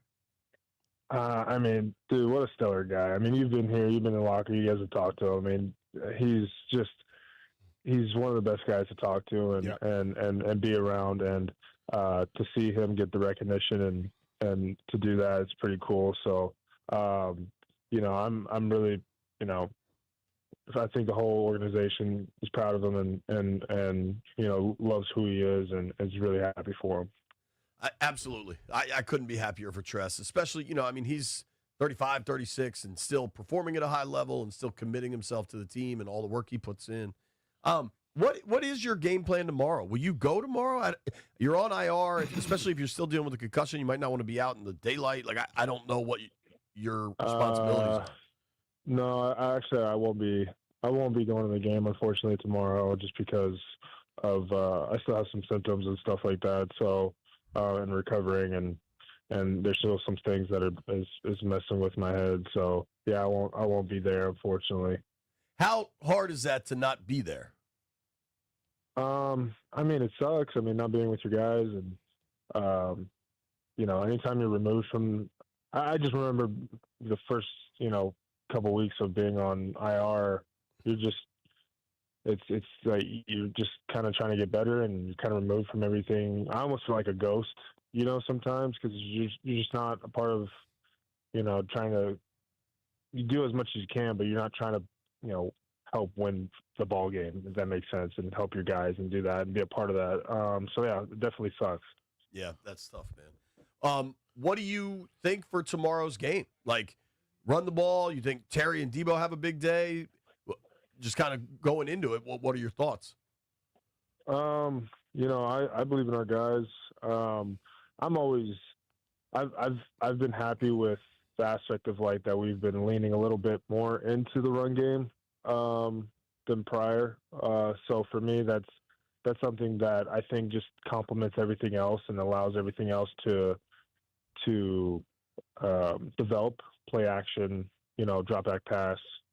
Establishing the run, to me, especially early on in the game, just helps everything else. And games don't go perfect, you're going to have a 1 yard game. You're going to have maybe a -1, but like, if you keep doing it, like, they're going to start breaking through, and then that just softens and brings everybody back, and the safety's down and everything like that, and opens up, deep balls and stuff like that. So, I personally think I would hope they would, start off with the run, and then everything else will kind of just fall into place. You always want to start with the run, dude. That's all our conversations. You're not wrong, though. I agree with you. What Dan Quinn just formally announced that it's going to be Josh Johnson starting tomorrow. What is that like for the O-line when there's so much quarterback change in a season? It's different, for sure. Luckily, we have, 3 guys that are just really good guys that we, have built relationships with. And, I think for anybody, it's better to get a week under your belt of practice, or just a couple, just the cadence, how they operate, what's going on with that, like just figuring out those little details, So, but yeah, it's definitely difficult in some, shape of like, hey, putting in a new guy, his tendencies, what he likes to do, and how he operates. It's just different. Yeah, it's going to be interesting, man. Well, listen, dude, very Merry Christmas. Looking forward to your family welcoming in a new bundle of joy, and take care of yourself. Seriously, dude. Yep, definitely, brother. Yeah, I appreciate you guys. All right, you guys Sam. have a Merry Christmas as well. You do the same, You man. too, bud. That's our friend Sam Cosmi joining us for his weekly Paisanos Players Chat. Sam is absolutely one of the good ones, and we're hoping and praying the best for him and his family. They got a busy week ahead, man. You got Christmas with a little one, at some point welcoming a new little one to the world, and he's working to overcome that concussion. We always appreciate Sam making that time for us. We're going to do a little Christmas conversation when we return. It's B. Mitch and Finley.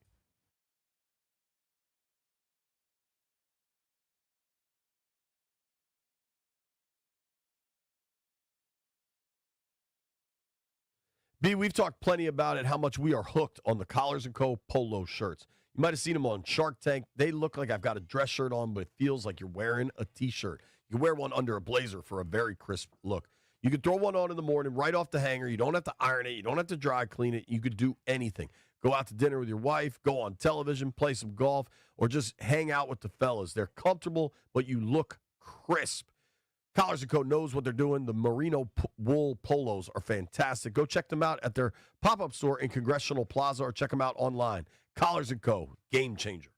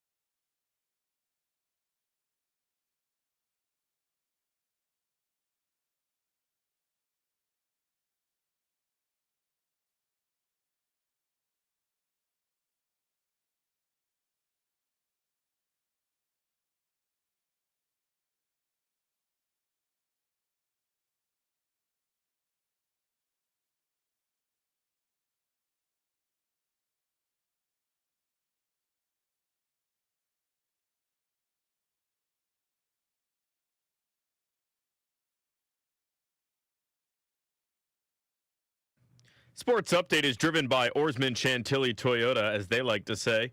Let's ride together. The Commanders are back in action on a short week tomorrow, 1 p.m. Eastern. They're the first of 3 Christmas Day games, sitting as 7-point underdogs against the 6-8-1 Cowboys. Laramie Tunsil and Daron Payne are 2 major parts of the Commanders' injury report. They didn't practice yesterday. Across the NFL, Brock Bowers was placed on IR and is out for the remainder of the season. Josh Allen is dealing with a foot, Lamar Jackson dealing with a back. Both are day-to-day ahead of Week 17, and J.J. McCarthy is out for tomorrow's game against the Lions with a hairline fracture in his hand. Oarsman Chantilly Toyota keeps their customers happy by offering great deals on the area's best new selection of Toyotas, each backed by the Oarsman Lifetime Edge, featuring up to $1,500 in extras. From the Crop Metcalf 5-Star Sports Desk, Kevin DiDomenico on the Fan.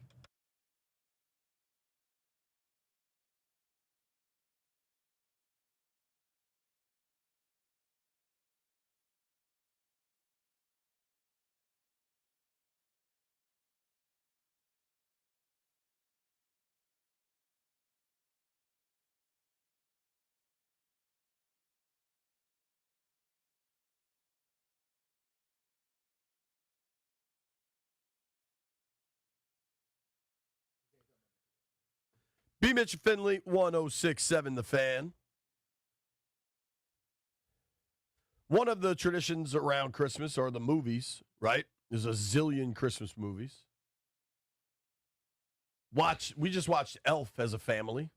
You're not a big movie guy. You have a one seat of Christmas movies? I did watch some of Elf. Like last night. Like what? That's the one with what's the comedian? Will Ferrell. Yeah, that dude's crazy. He's funny. I laughed my tail off, man. Yeah. What Christmas movies will the girls put on that you probably fall asleep while watching but are on? I really don't know because I'm asleep probably before they start putting it on. Landfill, what's your favorite? All the cartoons and stuff is what I used to always remember.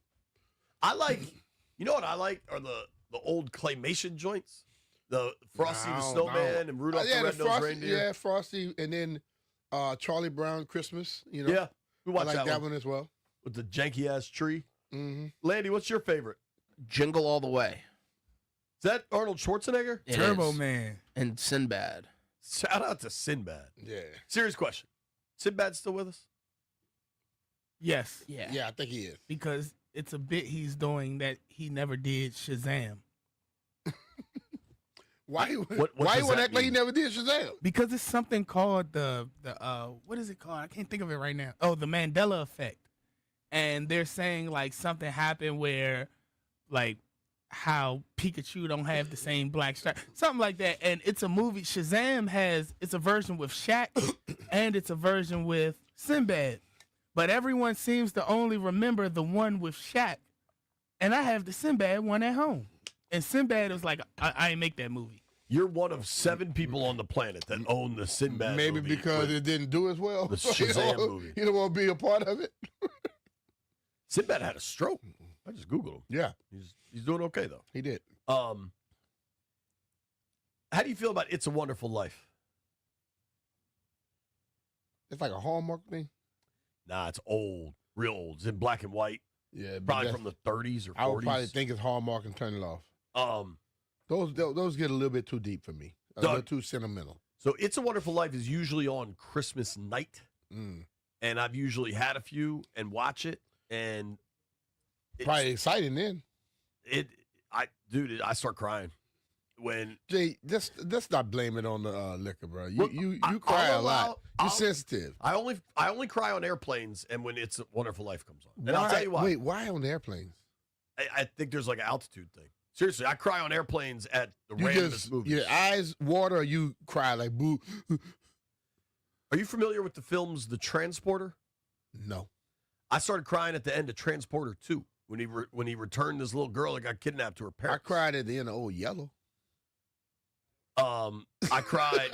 I was on a flight from some game back, and I cried in Boys in the Hood when the dude got shot because I remember my boy just got shot.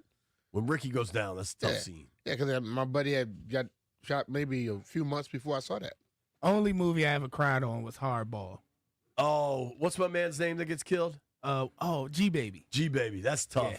That's And I was really a kid tough. when that happened. G Baby. Oh my gosh! And the kids listening to Biggie. As long as he has his headphones, he's throwing strikes. Hardball's a sneaky, very good movie. Keanu Reeves is like a ticket hustler. It's a Wonderful Life for me. We always watched growing up. We would watch Holiday Inn Christmas Eve, and then It's a Wonderful Life Christmas night. And I'd watch it with my dad. I'd watch it with my parents. We all lived in the same house. Now, Dad's gone. They ended up splitting up later in life. Like it just, I don't know. Jimmy Stewart's character in that movie is something I connect with, where you feel like you haven't accomplished much, and then you look around and you allow yourself some gratitude, and you're like, you know what? I've actually built something with my life. So It's a Wonderful Life for me. Check on me tomorrow night, like 9:30. Probably be some tears flowing. Maybe some bourbon, too. I think my favorite Christmas movie, though, probably Home Alone. I love Home Alone. Home Alone was a good one. I was good. Oh, Macaulay Culkin. That was a good one. You don't like Home Alone, Jeff? No, I do like Home Alone. It's just not my favorite. What's your favorite? I liked it. I'm over here thinking because I'm torn between like 4 movies. What are they? The Grinch with Jim Carrey. It's good. Elf. I watch Elf every Christmas. Elf's really good. That is the funniest movie alive. And it's 3 actually. And Jingle All the Way, because I watch those movies every Christmas, every day. I don't know that I've ever seen Jingle All the Way. Well, you should fix that because it's great. It's about a kid. They went all crazy for this Turbo Man action figure. They got parents rushing in stores trying to buy him, and he was trying to get his son one. It's a very good movie. You should watch it with the girls. I saw like a couple of scenes. And Elf, I know that movie almost word for word, especially when he's an angry I elf. was checking that out yesterday, and yeah. Oh, when the dude drop kicks him, I saw that. The Santa Claus with Tim Allen's a really good one. I've seen that. The kids like that. I've seen that recently. I think you guys being like 10 years younger than me, I think the Jingle All the Way Santa Claus era, like I was 23 and not going to watch that. You know what I mean? Watching that, right. Sure. So I kind of missed that era. Why are you trying to act like you so much older? You act just like them. I'm older than them, though. What the hell? So the time, I mean, what are you watching? No, something just random popped up. concerts on your phone? No, something about Christmas. I got a question. Serious one. How do we feel about the Polar Express? Have you? There's no chance you've watched it. No. I know it. I've heard of it, but well, it was a book forever, and then Tom Hanks made a movie. It's like that weird animated Tom Hanks thing. Dude, I don't really like it. Not a fan at all. Yo, it's like oddly dark and weird. Kids watch it, and shout out to the adults making money on everything. Like every city White now. Brian now want to be a part of the show. Yeah, White Brian's White texting Brian us like he's said, working. "Bleep that movie. It's terrifying." Polar Express? Yeah. It's not good. I don't It's like kind of it. like that damn song yesterday. The Killers, Don't Shoot Me, Santa? Don't Shoot Me, Santa. That's what the Polar Express was made off of, I guess. I got a hot take here. My boy P. Stu just texted me that Home Alone 2 is better than Home Alone. Well, Jeff, this is an audio medium, and you're not speaking you might want to talk microphone. into the mic, Jeff. Jeff's too busy stuffing glizzies in his face. I like... I actually prefer Home Alone 3. Now that you're joking. That's not even the same kid. I know. That's why it's better. I don't like Macaulay Culkin. He weirds me out. Yeah, he might weird you out. That dude, he acted in both of those little movies, man. Yeah, Home Alone 3 was good. I've definitely not seen Home Alone. It was good. Scarlett Johansson's in it. And part of might want to go see Yes, Scarlett Johansson is the big sister there. Might want to check that out. There's no way Home Alone 3 is better than 1 or 2. No. Period. Just go look at That's check it tough. out. You should watch all 3 with the girls tonight. No, that'd be like 7 hours. JP. Jay, I used to do it. I used to do it with Godfather. We gotta go to church. I used to do that with Godfather. I watched all of them straight into the world. Godfather 3 also sucks. Oh, it was horrible. Yeah. But when you're watching them all together, you just get into it, man. Home Alone 3 doesn't have any of the same people. It's a different kid. I don't even think it's Joe Pesci. Like, it's not any of the same people. I bet I know the plot, though. I bet I know how that's going down. You ever heard of Christmas Vacation? My buddy said Chevy Chase. Have you Christmas never Vacation? seen? I never seen it. Christmas Vacation's awesome. It's hysterical. I'm just a little. I'm not a guy to sit down and watch movies all day. Christmas Vacation is funny, though. Yeah. Uncle Eddie is a character. Have you seen any of the vacation movies? Like the Chevy Chase and the blonde lady? I've seen probably a scene in everything that's out there. Who's that? Who's the mom? What's that actress's name? She had a fastball in her prime. What, you know her name, Landfill? I got to look it up. She had a fastball? She had a fastball, dude. She well-proportioned woman. Beverly D'Angelo, is that right? Nah, that's not it. Chevy Chase is real funny in that. I don't know. It is Beverly D'Angelo. Beverly D'Angelo, mid-'80s, fastball. She was painting 98 on the corners. Pick up. All right, but I got to find her in her fastball era because looking at her right now, the fastball is gone. She's throwing a sinker. Yeah, like she's Tim Wakefield, just knucklers. I'll find a picture. Real question though, and this is stupid radio schlock, but that's where we're at on Christmas movies. No. No what, Lamp? I know what you're going to ask, and the answer is no. What am I going to ask? Nope. You're just going to have to say it. B, do you consider Die Hard a Christmas movie? No. For me, it was around the time, but there's nothing in the movie that really depicts that they're dealing with Christmas. Although, in fairness, they are at a Christmas party in the movie. Yeah, like, and that's it's Christmas the whole... Eve, and he's flying to L.A. Yeah, for Christmas with but his the family. movie does not focus on that. The movie focuses on all the other crap. Can we quick pause from the radio schlock of the Die Hard conversation, and can we give B gets a live reaction to Beverly D'Angelo with her in her fastball era? Everybody ready? I like it. Yeah, fastball, right? Yeah. That's heat. Yeah. Catfish Hunter. Vita Blue. Die Hard is not a Christmas movie. It's a movie that takes place at Christmas. Bam. There you go. That's it for me. Like, you're not going to sit down with little kids and watch Die Hard. Hell no. You know what I mean? I love Die Hard. It's a fantastic movie, but it's not a Christmas movie. It's a movie that takes place at Christmas. I kind of... Have you... There's no way you've seen Love Actually, Brian, have you? I've experienced Love. I've never seen it. Can you imagine B. Mitch sitting down and watching Love Actually? No, you can't. No. It's a British film about romance at Christmas, Brian. Does that make you more excited to watch it? No. Mm-mm. At the end, this dude has like a bunch of cue cards that he shows this lady, and they love one another. He just show cue cards? Multiple, lots of them. And they just keep showing each other cards. I imagine eventually they show each other something else, Well, but the end of the movie is cue cards. I would think that you should have been showing the love instead of the cue card. Landville, have you seen Love Actually? I have not, but I think Hugh Grant is in it. Yes. Are you a Hugh Grant fan? No. Jeff, have you seen Love Actually? No. Not at all. So, What about Trains, Planes, and Automobiles? I've seen portions of it. Isn't that more of a New Year's flick? I don't remember. That's why I was asking. The best New Year's movie by a mile is Trading Places. Does that count as a Christmas movie? Nah, that's New Year's. Well, my man's all drunk. He's dressed as Santa. Like, if Die Hard's a Christmas movie, can we say Trading Places is too? Well, that's the best ever. Disco wants to chime in. What's up, Disco? What up? What up? Merry Christmas, sir. You just took it from me, man. Trading Places is one of the greatest Christmas movies ever. It is a Christmas movie. It is But the whole about Christmas. Everything, like the whole the ending. Merry Christmas, Mr. Duke. Merry Christmas, Mr. Duke. Merry Christmas. The No, it's a Christmas climax of the right? movie, however, is on New Year's Eve. That's a whole week later. Okay.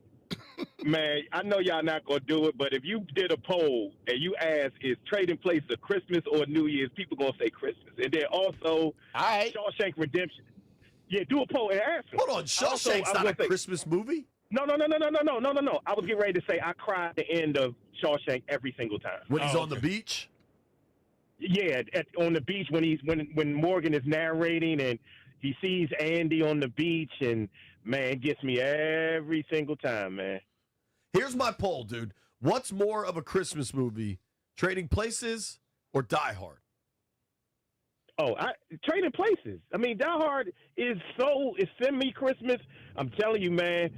I'll buy you a glizzy, JP. If Trading Places is I'm going to the game tomorrow. I'll find you. All right. People want to call in about Christmas movies. What the heck? That's where we're at. Let's go with it. Let's go with it. We're going to talk to Newey Scruggs at 1 o'clock. Thanks for the call, Disco. Thanks.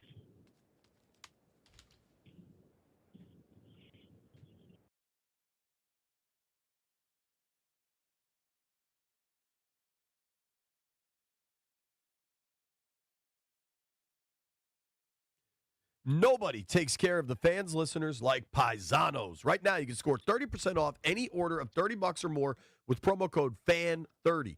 Pizzas, wings, pastas, salads, their sandwiches, their subs are phenomenal. The cheesesteak and the chicken Philly cheesesteak are phenomenal. It's perfect for any game day, late night, or when the holiday leftovers finally lose steam. Just hit Paisanos Pizza, load up the cart, and watch that total drop using the code FAN30. If you're feeding the whole crew, say you got a family holiday gathering or office party, check out their catering options. Use the code CREW20 for 20% off a custom catering order at paisanospizza.com. Whatever it is, Paisanos has seriously tasty options, including pre-planned catering packages with the discount code already baked in. 2 ways for you to score: FAN30 for any order or CREW20 for the catering options. Paisanos Pizza, not just pizza, something for everybody. Order now, paisanospizza.com.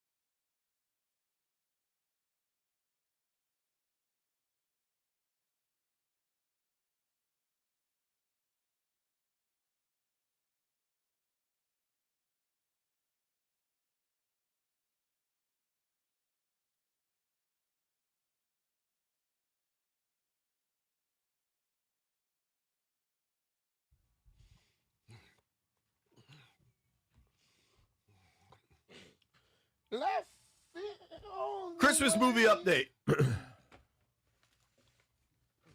We have a ton of food. Shout out to Santa B. Mitch for bringing in ribs and chicken, pork chops, which were banging. There's a potato salad in there, too. Oh, I love potato salad.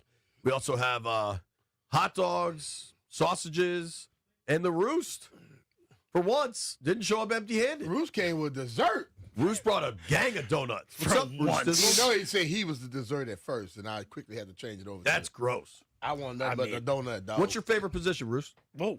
What the hell? I meant like skill position, offensive line. I don't know. D end. AD. Hey, Chris. Roost is a tight end guy. He likes a good tight end. He needs help. I really?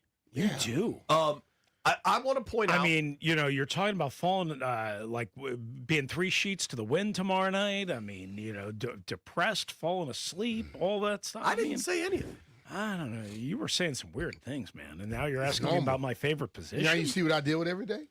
Man. Now, usually when we have food, Cuckoo for Cocoa Puffs. Roost shows up just wanting food. Right. This time he brought food in, and I have a guess. Mm-hmm. I have a hypothesis. Mm-hmm. I think for the first time, possibly ever, Roost actually brought fresh food. That looks like you went to Dunkin' today and bought it. It was fresh. Rather than usually old, expired, 2 weeks old. Remember the time he brought us Valentine's Day candy on 4th of July?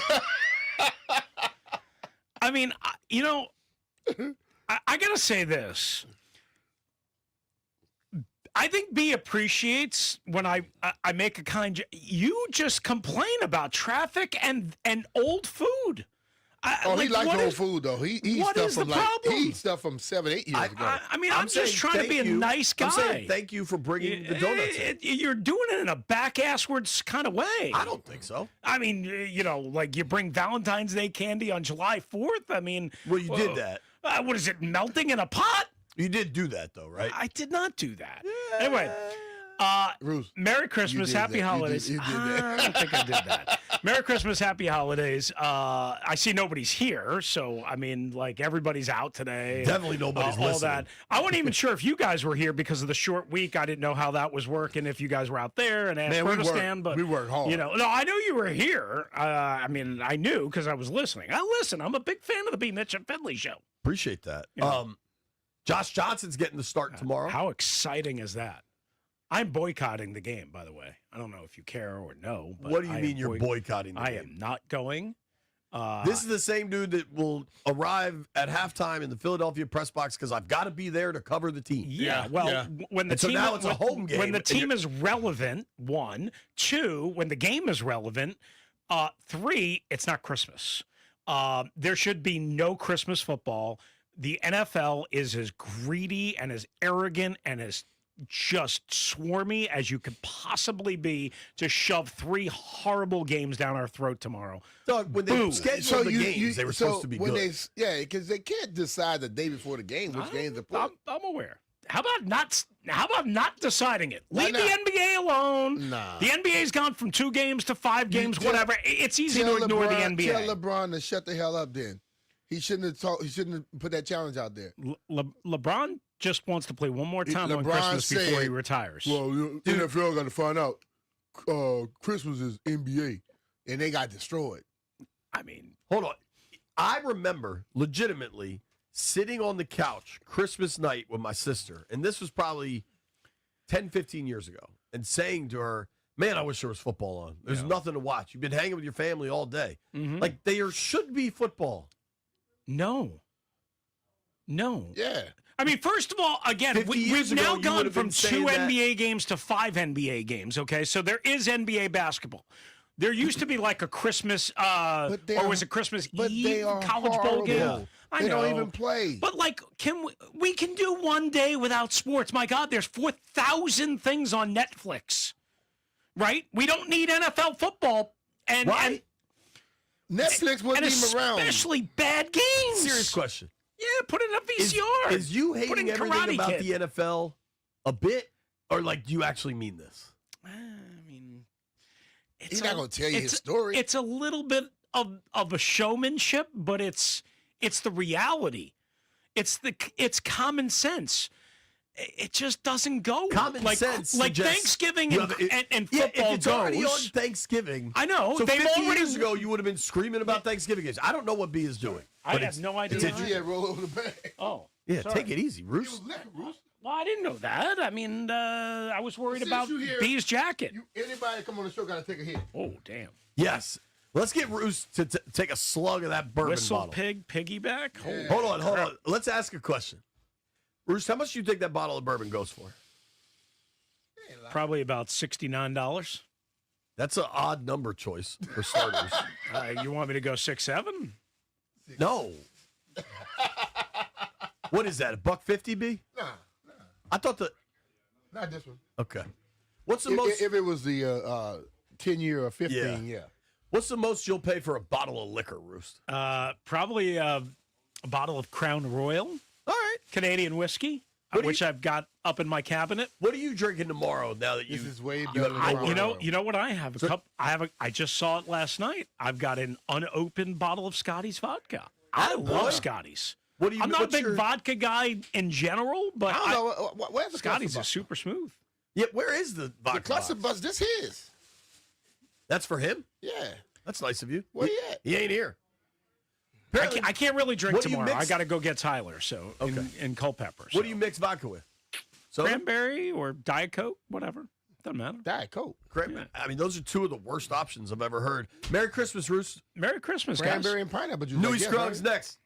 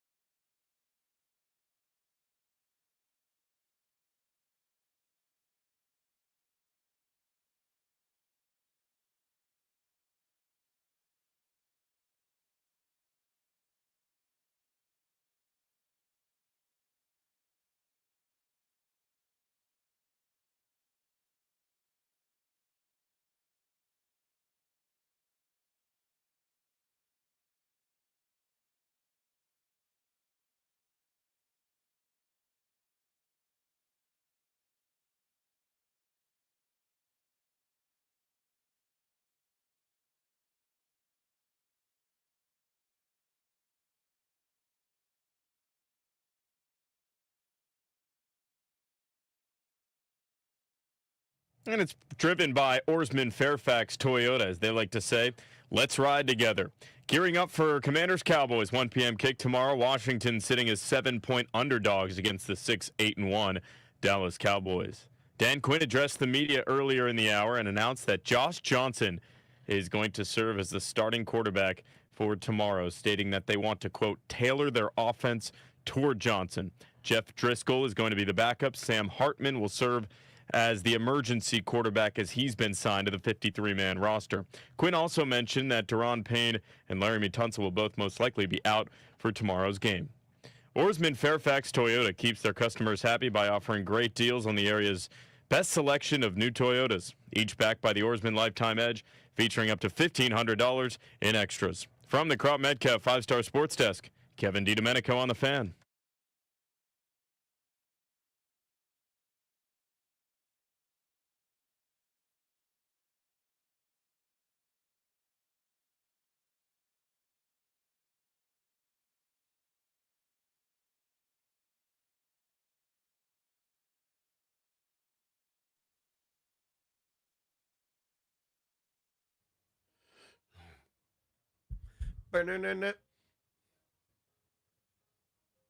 Christmas time in Washington, D.C. and around the world. Very excited to share some holiday cheer with our friend, Mr. Newey Scruggs from Dallas. Newey, what's up, dude? How we doing now? We good, brother. What's happening with you? All good. Just glad I don't have to go up there to D.C. to watch that. Come on, man. You love coming to Landover. Man, I ain't been there since the last time your man Snyder served some hot dogs that looked like they had some kind of pink line in them. I'm like, dude, I'm good. And then it rained in the press box. I'm like, nah, man. Yep. I ain't coming to be a coach. This is the time I let our weekend guy go discover the nation's capital. I am not at all surprised. Seniority. That said, I know you've been trying to deal with everything that Dallas has going. How? I know that it seems like publicly everybody's been cool, but the reality, we've all been in NFL locker rooms for a while. Like, the offensive players must be pissed at how bad the defense is. How is that all going? Nah, man, we haven't really seen the finger pointing here. The thing that was really more messy was just watching the Micah stuff go down. Yeah, that wasn't fun for people. But look, Jerry came out yesterday, and not yesterday, but Sunday, to the Chargers, like, man, this is an underachieving season. Yeah, I say it's underachieving. I'm like, no, I have this team 7-10. They're right there on the mark. They're even with Micah Parsons. They won 7 games last year. They didn't do enough to stop the run, and some of the weaknesses they still have were there. And there's defensive questions on all 3 levels. They never really got to all of those. And yeah, they got Quentin Williams in here, but by then it was too late. You dropped that home game to Arizona that was shameful.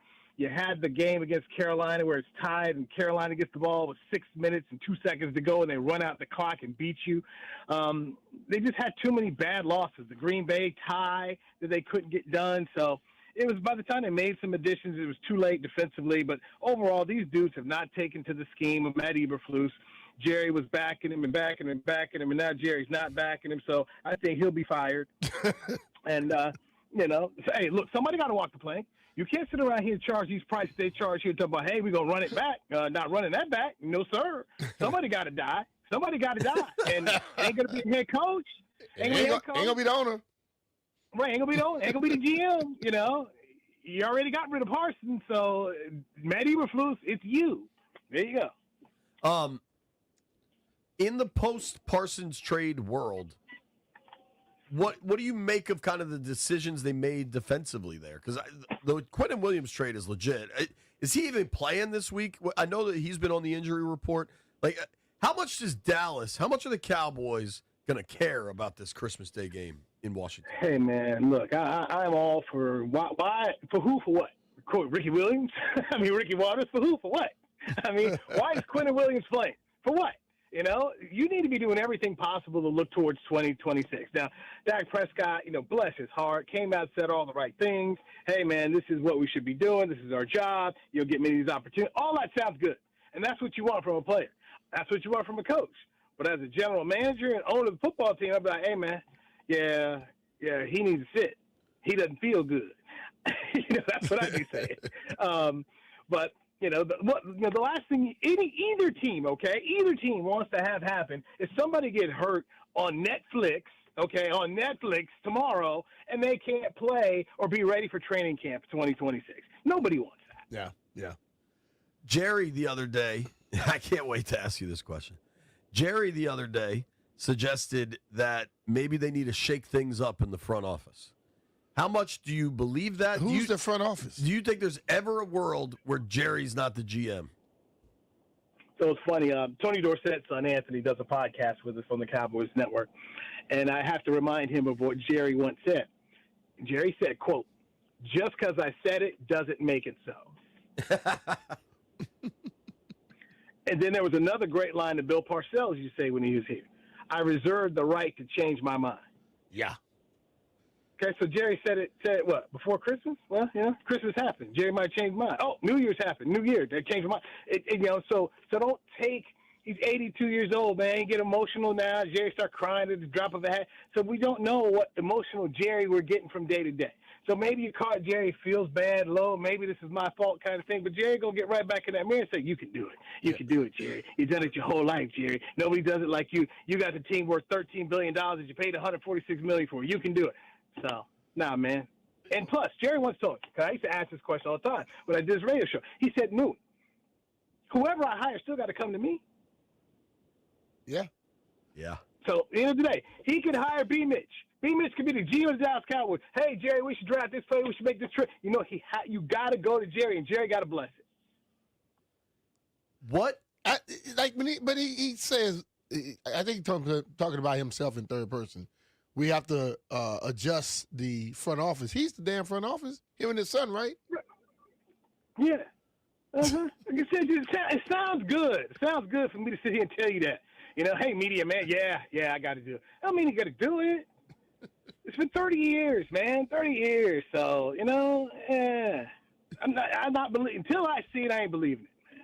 So, been fooled too many times, guys. Been fooled. Like great George Bush said, can't get fooled again. Correct. Talking with our friend Newey Scruggs, NBC5 sports director down in Dallas. You can give him a follow at Newey Scruggs, SCRUGGS. You've seen really excellent Cowboys teams, and you've seen various versions of really good. How good is this offense? How does this offense stack up to some of the best Dallas teams?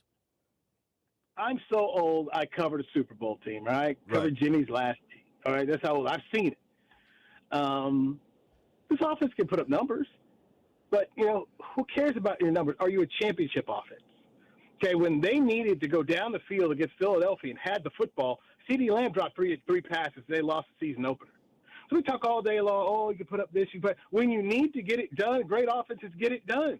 All right, this damn 70 chip in Super Bowl 17. Offense need to get it done. Give it to John Riggins, run off there, boom, touchdown. Gives the Bronx fat ass how many points they score, and they lose games. Or you don't put up 45 points when Detroit's put up 44. They got too many dudes who jump off sides, who hold. It's a mess. But it looks good on paper. It's fantasy football numbers. Kirk Cousins making a whole bunch of numbers, and you don't get it done. So I don't want to hear about this offense. Okay? I like Dak. All that stuff's great. But it's not resulting in any championship play. For those who are old enough to see championship play, this ain't cutting it. That was well said. That was very well said. What is Schottenheimer like? I've now just seen the Hard Knocks, and he seems likable. But is he good dude? Is he good dude? What's his command of that room like? He does a very good job, but you also have to understand, you got to come compete with the dude who owns the team. After a game, more people are going to hear what Jerry has to say. There are more cameras there for Jerry than there is for the head coach. That's crazy. You got to learn to deal with it.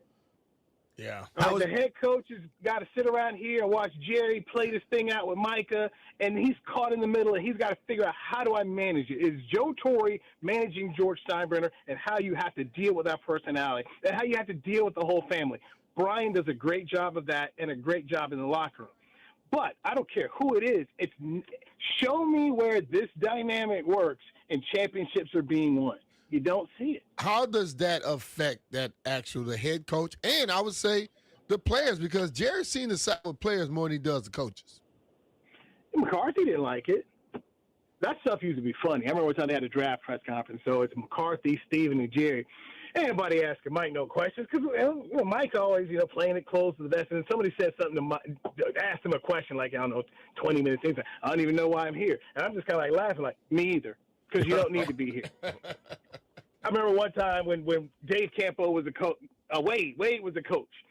And Jerry said he signed whatever play. Hey, we're signing so-so tomorrow. And then we're talking to Wade. Yeah, you guys got so-and-so. And he's like, I don't know about that. We're still working on things. We're like, Jerry already told us.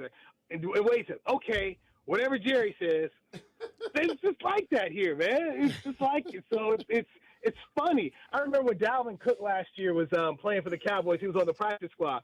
And literally, you'd ask Jerry on the Tuesday radio show, is Dalvin Cook playing? Nah, he's not going to play this week. And Dalvin Cook would listen to the radio show on Tuesday to find out if he was playing. And that became a joke. They asked the question to see who was playing.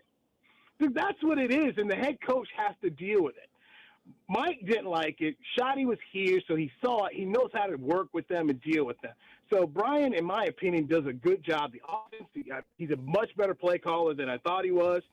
Especially going back to remember his time with the Jets. He's grown a lot. He does a nice job, but they don't have the pieces it takes to win.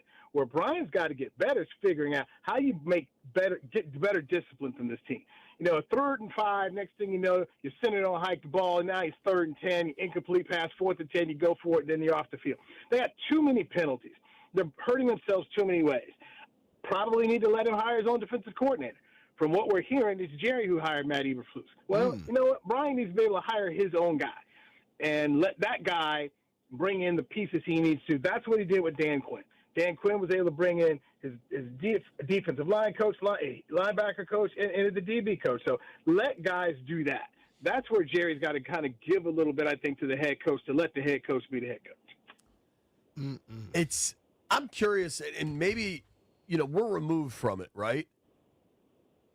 Does the fan base hate Jerry? I feel like they kind of love Jerry. Dude, let me tell you something. So I went to Vegas. It was their first game ever they had. The Cowboys playing Vegas. Jerry is a rock star, man. You got people hanging out over the stands. Jerry signed this. Jerry signed that. I mean, dude, Jerry goes places, man. He is like one of the players, man. They like this dude. They get frustrated as hell at him, but they like him. Now, the Mavericks owner, they hate that dude. All right, so, Dan Snyder, they hated that guy. Jerry, they like him because he's still selling stuff, man. Their fans still on that hopium, man. For somebody ain't won under 30 years, man, and these fans still out here buying stuff left and right, man. They like Jerry. Frustrated with Jerry, but overall, they like the dude. For you, from the Dallas viewpoint, how surprised are you that the season Washington's having? Oh, the comedian Ashley Larry? Yeah. Donnell Rawlings? Yeah. So I had Donnell on this summer. Donnell, big commander. Hey, from here, yeah. Yeah, big. Talking that big stuff. I was like, man, I've seen this out of you guys before, right? Oh, you just a hater. I can't wait to come down there and get you. You got the asset, man. Remember we had RG3? Had the Hope photos? 1 year, it was good. I thought you had it, right? You thought you was back. What happened? And I said, I'm just saying, I've seen it before. This before the season. I ain't seen Ashley Larry since. But when I see him, like I tried to tell you, I hadn't seen it. So with all I thought the Commanders were going to the playoffs, but you know what, man? This is what it is, man. This is football. It's why we watch it. It's why it's the number one male soap opera in America. Yeah. You can be up 1 year, next year, man, things change. You're trying to figure out how. I'm looking at the Bears. I thought the Bears would be sorry. But then again, who knew that Matt Eberflus was that bad, the Bears could be that good, and then Matt Eberflus become the Cowboys, the Cowboys even can come that bad. So, oh well. All that said, there is a ball game tomorrow. It'll be on Netflix if you want to watch it. What is a scenario where Washington wins this thing? Cowboy turnovers. Cowboys don't lock in and play. That's what I said. You got, look, this team will turn the ball over. They'll go to the red zone and find a way to not score a touchdown. I mean, they specialize in that. You can't beat these guys deep. Guys still don't know what the hell is going on in the defensive backfield at times. I mean, it's ridiculous, man. It's ridiculous. So, they can't be beat. And I say this, All right, the Cowboys got to leave today. Yay. Who wants to go on Christmas Eve up here to the cold and go play on Netflix? I mean, good luck with that. This is a game Washington can win. And you don't want to get swept by the Cowboys if you're Washington. So, yeah. These holiday games aren't fun. And it's the Cowboys' second holiday game. They had to play on Thanksgiving Day. Boo-hoo. I mean, they're still getting a check is what most Americans will say. But still, it's all lost. And when they had to play the Chargers, they already knew they were eliminated for the playoffs. And the offense didn't score a point in the second half. Defense allowed the Chargers to score every time they had the ball in the first half.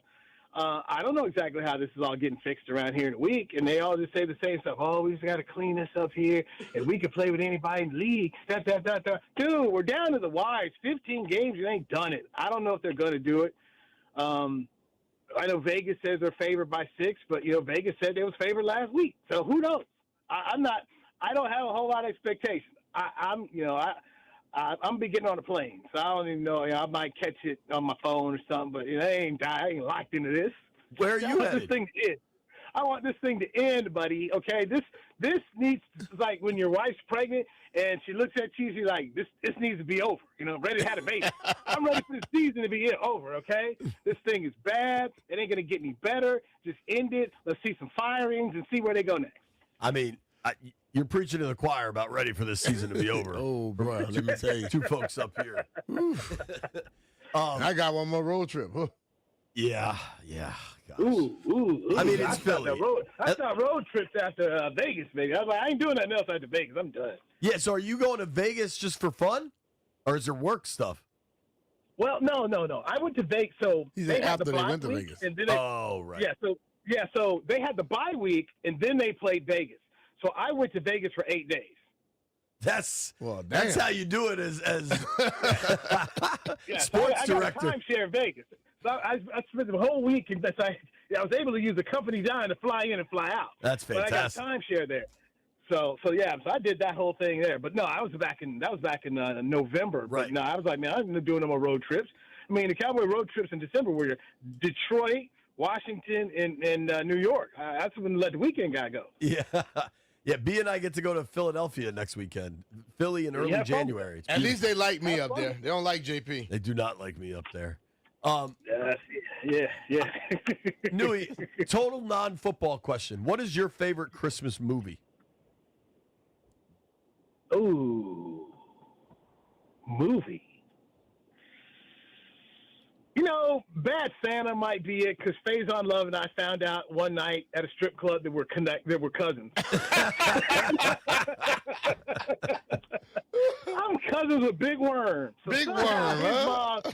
So somehow Big Worm's mom is connected to somebody in my family, and we're cousins. And so, we bonded on that, man.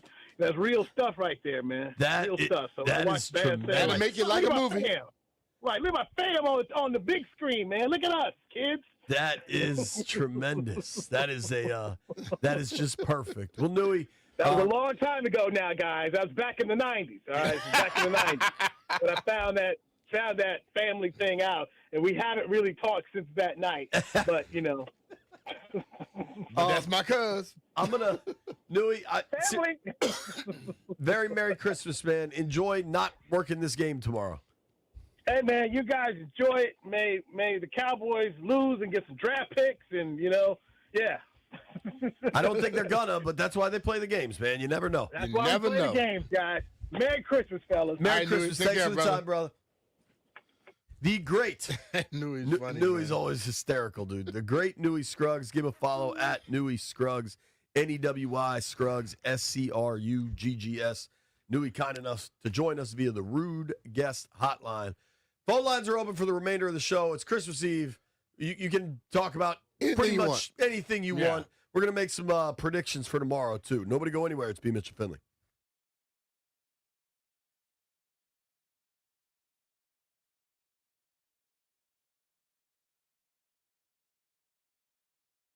Fellas, if you still rocking those tired old polos with the floppy collars, it's time to step it up. Collars & Co. gives you that crisp dress shirt look with the comfort of your favorite polo. I wear mine to the studio, to hit the courts, or even just for a night out. With no wrinkles, no dry cleaner, you just throw them on and you're ready to roll. CollarsandCo.com, and now you can check them out in person. They have a new store open in Congressional Plaza, and they're stocked up with all your favorite holiday shopping needs. Collins & Co. Tell them B-Mitch sent you.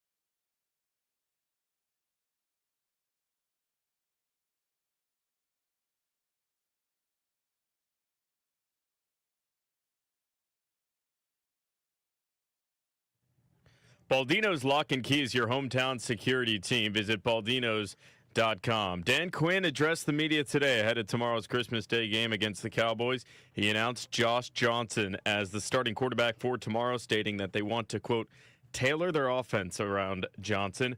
He'll be the fourth oldest quarterback to start a game this season behind Joe Flacco, Aaron Rodgers, and grandfather Phillip Rivers. Jeff Driscoll will serve as the backup. Sam Hartman has been signed to the 53-man roster as the emergency quarterback. Hey, Quinn also mentioned Daron Payne and Laramie Tunsil will most likely miss tomorrow's game as well against the Cowboys. Baldino's Lock and Key is your hometown security team for auto keys and fobs. They make car key problems look obsolete with 9 area locations throughout Virginia and Maryland. Stop by one near you today, or for more info, visit baldinos.com. From the Crop Metcalf 5-Star Sports Desk, Kevin DiDomenico on the Fan.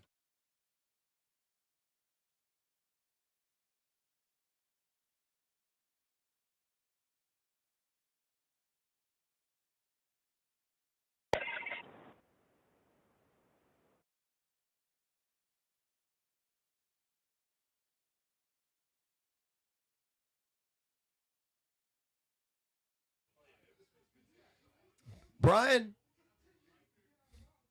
I don't know that I have much wiggle room in this department, but I think I might have just gotten dumber.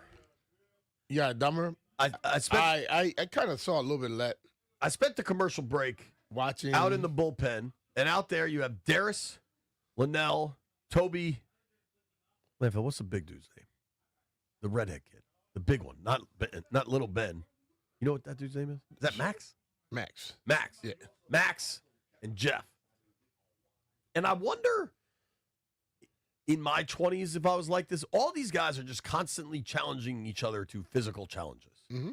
And Big Nell is obviously shockingly overconfident in all of his capacities. Jeff tends to be similar. And yet it was Tobi, the quiet confidence of Tobi, that apparently started all this nonsense. But Tobi knows how to get other people to do it. That is accurate. Yeah. Because apparently the debate is if a double team of Ryan the Stallion and Tobi could block Lynnell. Now, in what I just saw, Lynnell, there's somewhere 60 pounds ago, 15 years ago, there was a football player in there. And he would destroy Tobi and Clary on a rep or two. Yeah. But the smart aspect of this Tobi Clary bet is that it has to be 10 reps. Mm-hmm. My man Big Nell was sucking air at a fast pace from doing like 3 reps with Jeff. Uh-huh. And I think Jeff is probably more of a contest than Tobi and Clary, but he's very out of shape. He ain't going 10 reps, period. But if both Tobi and Clary are together, yeah, that's what, over 300 pounds. You want to bet some money on that, B? I got my money on Lynnell. For 10 reps, For 10 reps? Yeah, that's the Lynnell not making it to 5 reps. Lynnell's like, I'll be all right for 5. I was like, dude, you'll barely get 3. And he's like, you're probably right. For 3 reps, I'll put my money on that. It's just the stamina ain't there. The difference in going after one guy and 2 different guys coming at you on different levels. It's a different ball game. They have to block Lynnell. I understand. Neither one of them guys has ever blocked a day in their life. So you just give them hand movement, and they're going to be nervous, and you're right by them. You forgot, Ryan the Stallion was not always that little slim dude. He was an offensive lineman at one point. Are we sure Clary didn't play? And Tobi was a little offensive lineman too. Tobi said he never played offensive line. I am assuming that Ryan didn't play. Stallion was big back. You are our second producer. From if you want fat to to lose, skinny. yeah, bro. You want to get fit? Come work for us. All right? It must be B because it ain't me. But I bet Stallion played some O-line. Yeah, he couldn't play nothing else. I got Lynnell wiping them. 3 reps, 5 reps. I got him wiping them. But they got to go 10. That's what makes it a pretty good bet. By the 7th rep, they'll be pancaking him because he cannot breathe. But Tobi will not be able to breathe either. I'll say this. I was sitting here, and I started to hear people breathe. I'm inside a room, and I'm like, damn, what are they doing? So I walk over, and I say, oh, that's what they're doing. It was dumb. It was definitely dumb. But that's what men do. No. That's what young men do. Also, Question, Brian. Rooster apparently confused Darius and Lynnell. How we feel about that? Damn, Rooster, you just say everybody look alike? What the hell is wrong with you, Roos?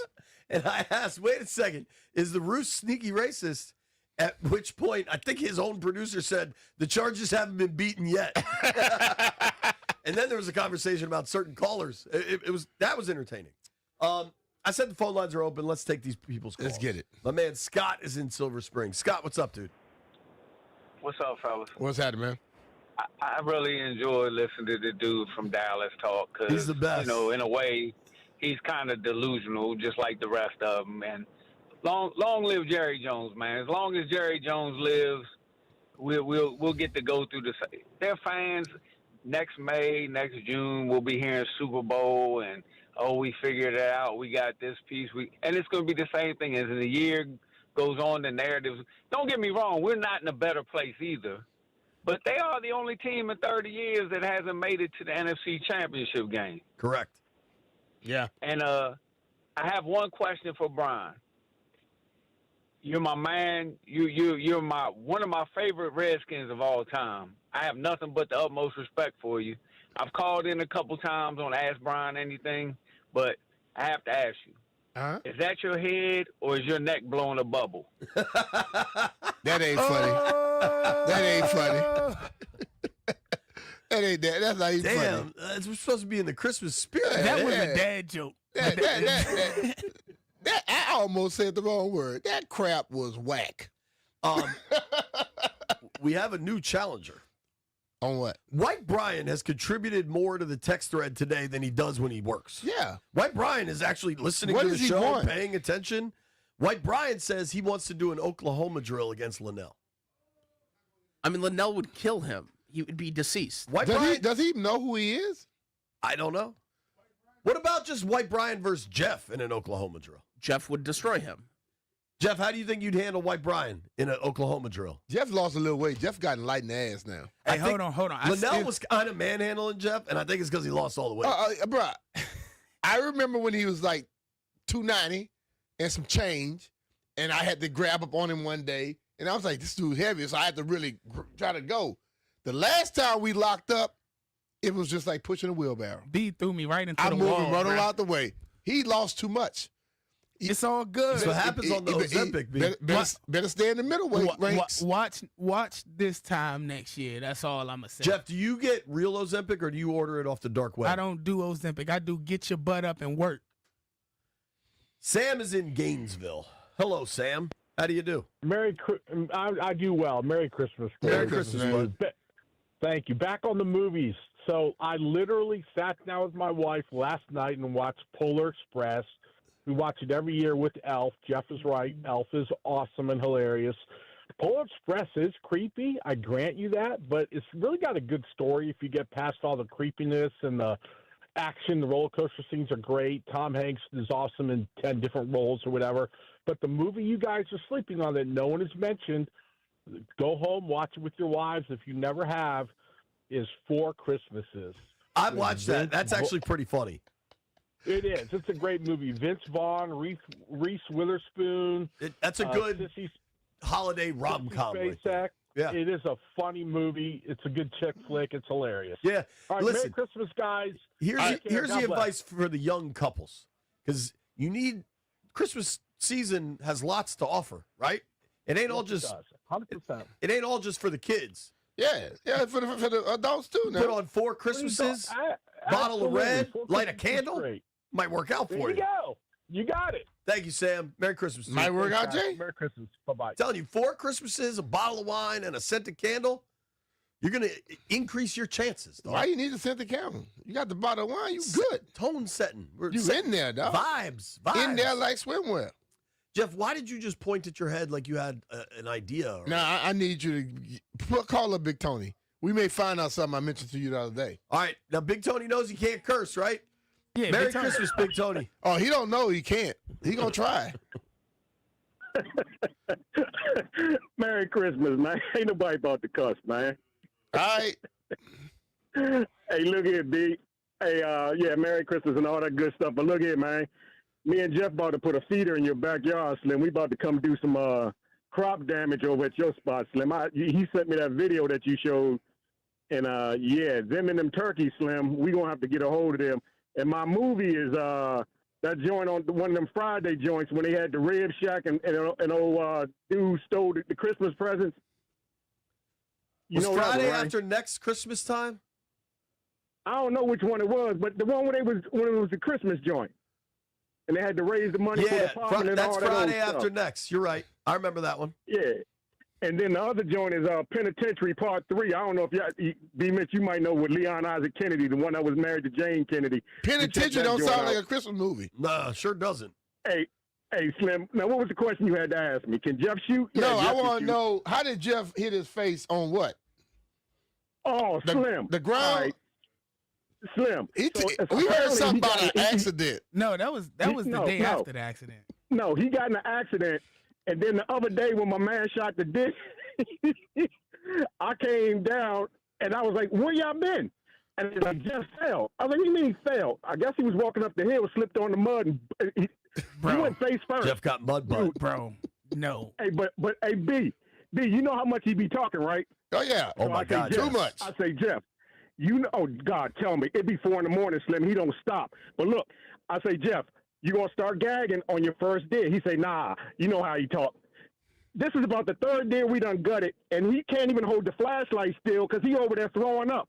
Yeah, Jeff, I'll put your business out there. If you don't believe me, ask my man, Paul. Y'all have a Merry Christmas, Hey, man. Big Tony, real quick. Yeah. Go Yeah. BCC. Whitman sucks.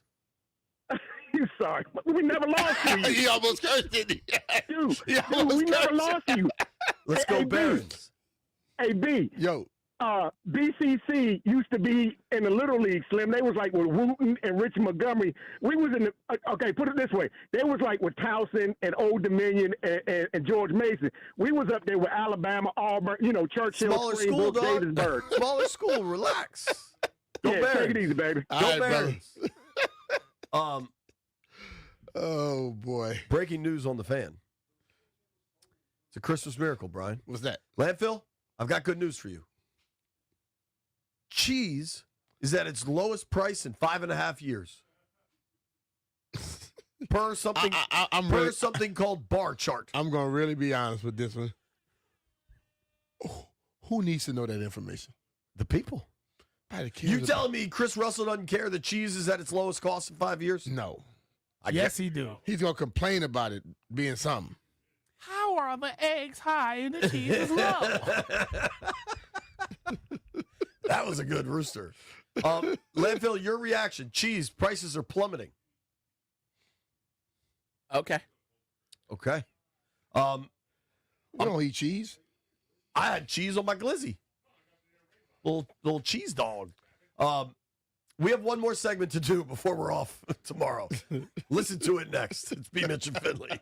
Now, I haven't taken a ruler to this thing, but it's at least 12 inches.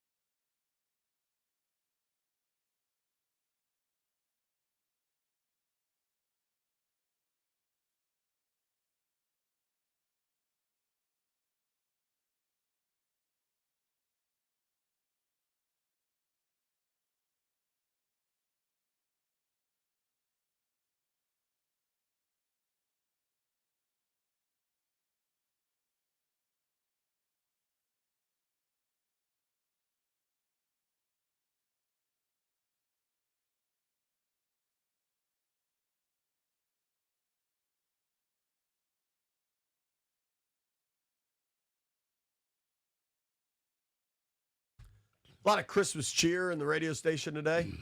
No bosses here. I think that lets the folks get all fired up, man. There's no boss. The cluster buster ain't here. People are just letting it rip. There's donuts and hot dogs everywhere. We keep food here. Can I say something that's kind of shocking? What?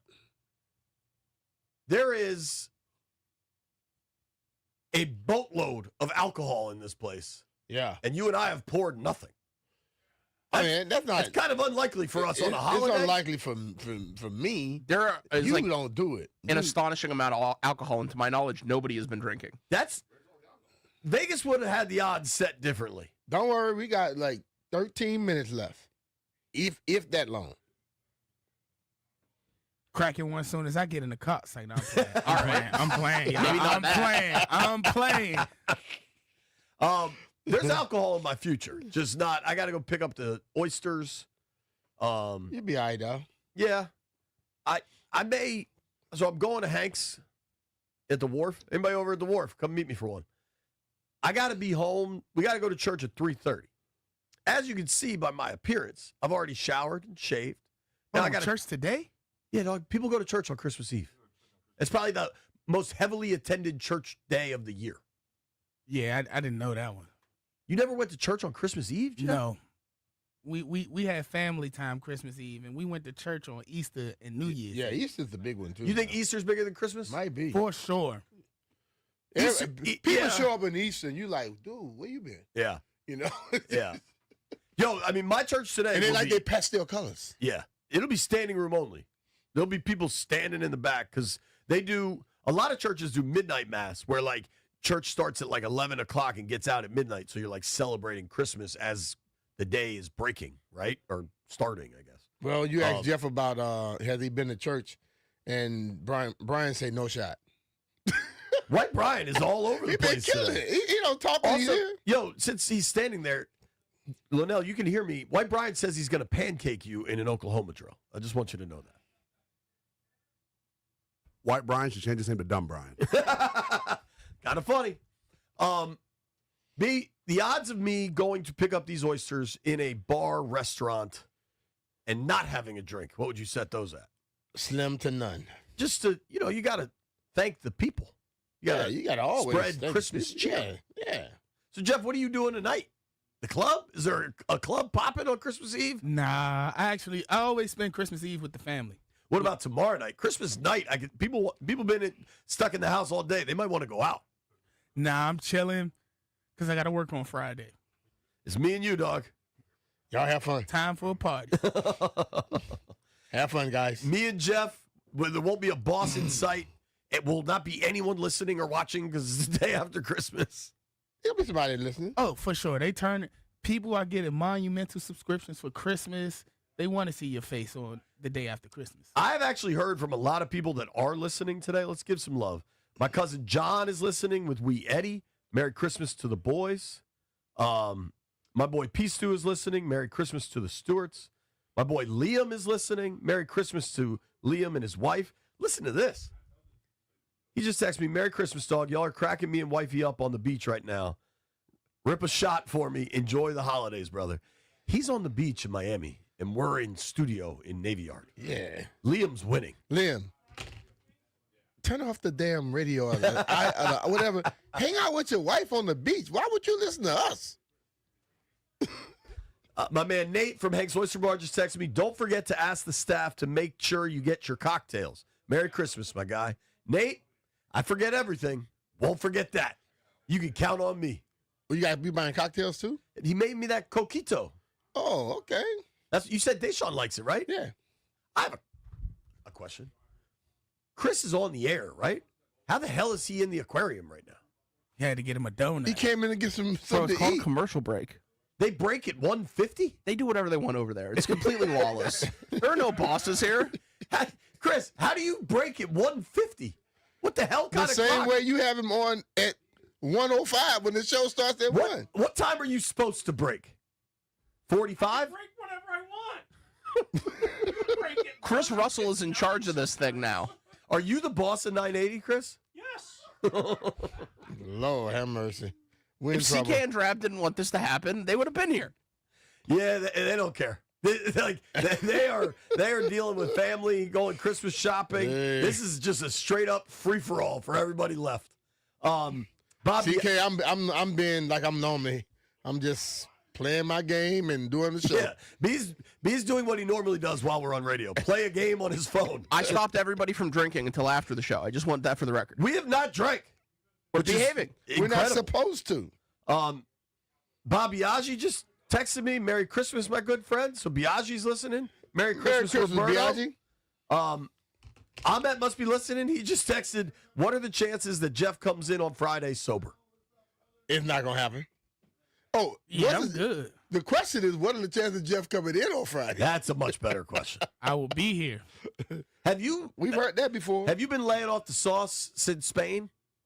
Spain did a number on you. Yeah, he bro. should. Like, because he can't handle this. This is the first alcohol bottle I've had that's Weakling? mine. Weakling? Well, that's because you're cheap. B-Mitch bought you that. No, it's not even that. I just haven't had the urge to drink. Actually, Jeff, can you run that box in here? We should thank that whoever. was his last alcohol bottle. We should thank For whoever himself. gave us that box full of booze. We don't know who it is. We got another anonymous name. Another anonymous CK left the benefactor. thing. He said that the guy left it for us. So, but in the Robert Mondavi box, whoever bought that to us, I think I know who it was. Who was it? Zaza Pachulia. All right, rank the anonymous benefactor boxes we've gotten in the last 6 weeks. Robert Mondavi first. So we got a box full of booze. Robert Mondavi first. Then the box full of Fritos. Second. The box full of salt and vinegar. Third. I think that's right, but I do really like those Fritos, dude. The Fritos are really good, but it got white wine, red wine, and bourbon in here. There's Beam and Knob Creek, right? So- they got He said the Angels red Envy- wine is for y'all wives. They got Angels Envy and Knob Creek. That's doing it. Yo, very Merry Christmas to everybody out there. Thank you to everybody listening. Thank you to everybody that's a part of this thing. We appreciate you. Hope you have a great holiday. Really quick, I know why Chris Russell took a break at 150. Why? I am the straw that stirs the drink around here, okay? Grant and Danny coming your way next, except I think it's Tobi and Lynnell. So he thinks. I can only imagine what this place is going to be like another hour from now. Truly lawless. Thank you for hanging out with us on YouTube. Thank you for watching on Monumental Sports Network. We'll be at the game tomorrow. I'll be back Friday. B holding it down Monday. Merry Christmas, everybody.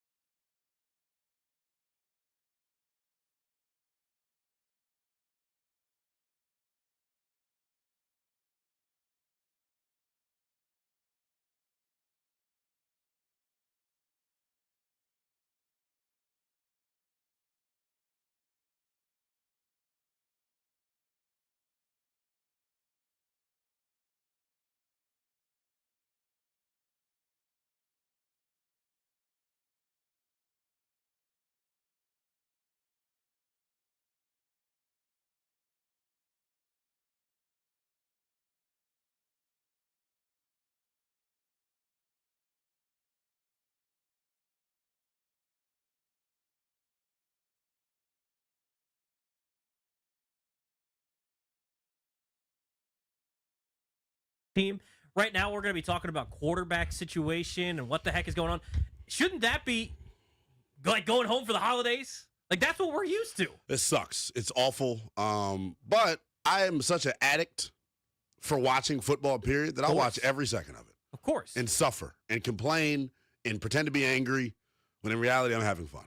I am going to be at Northwest Stadium tomorrow watching very bad football. Are you going to be in the building? I'm going to be in tomorrow the building. for the massacre?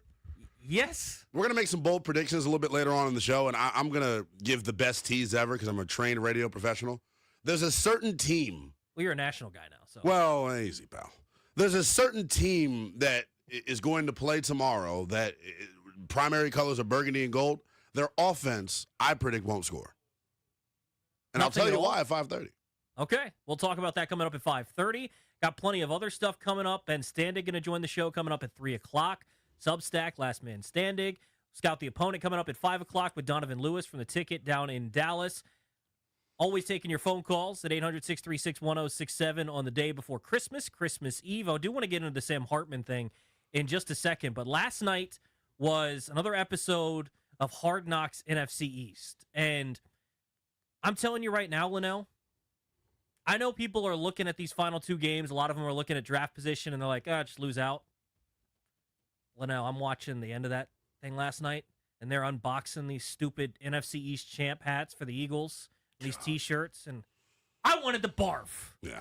And for it to happen at Northwest Stadium. Yeah. So I'm telling you right now, if I have to watch Hard Knocks next week, and it was cool, yesterday Tress Way was on with G&D talking about how the cameras were in there when they announced him as a Pro Bowler, so I think that's going to be a fun moment.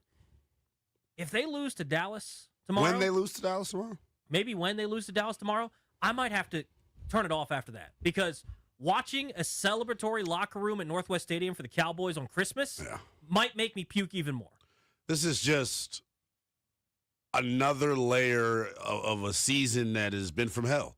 This is probably, in terms of watching them, this is probably the worst time I've had watching this team. And it's crazy because it's coming off of last year, which we had the viral moment of the Hail Mary and all that. Like, that was the most fun I've ever had watching the team. This is probably the least amount of fun.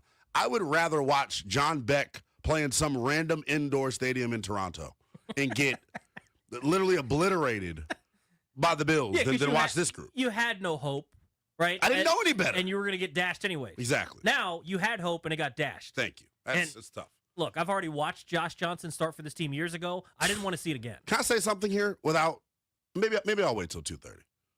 Because I am ready to just start unleashing things. Josh Johnson, we watched it. First of all, this team got outscored by damn near 100 points in the preseason. Yeah. And they decided, you know what? That quarterback play was so good that we got from our third stringer that we'll bring him on the active 53. He shouldn't be in the NFL anymore. Cliff Kingsbury was asked a brilliant question by our pal Liam Griffin. And Liam asked, well, what is Josh Johnson's superpower? His superpower is being bad. He's not good. He should retire. What we saw in the interception that he threw last weekend, that's all I need to see. The worst interception I've ever probably watched in real time.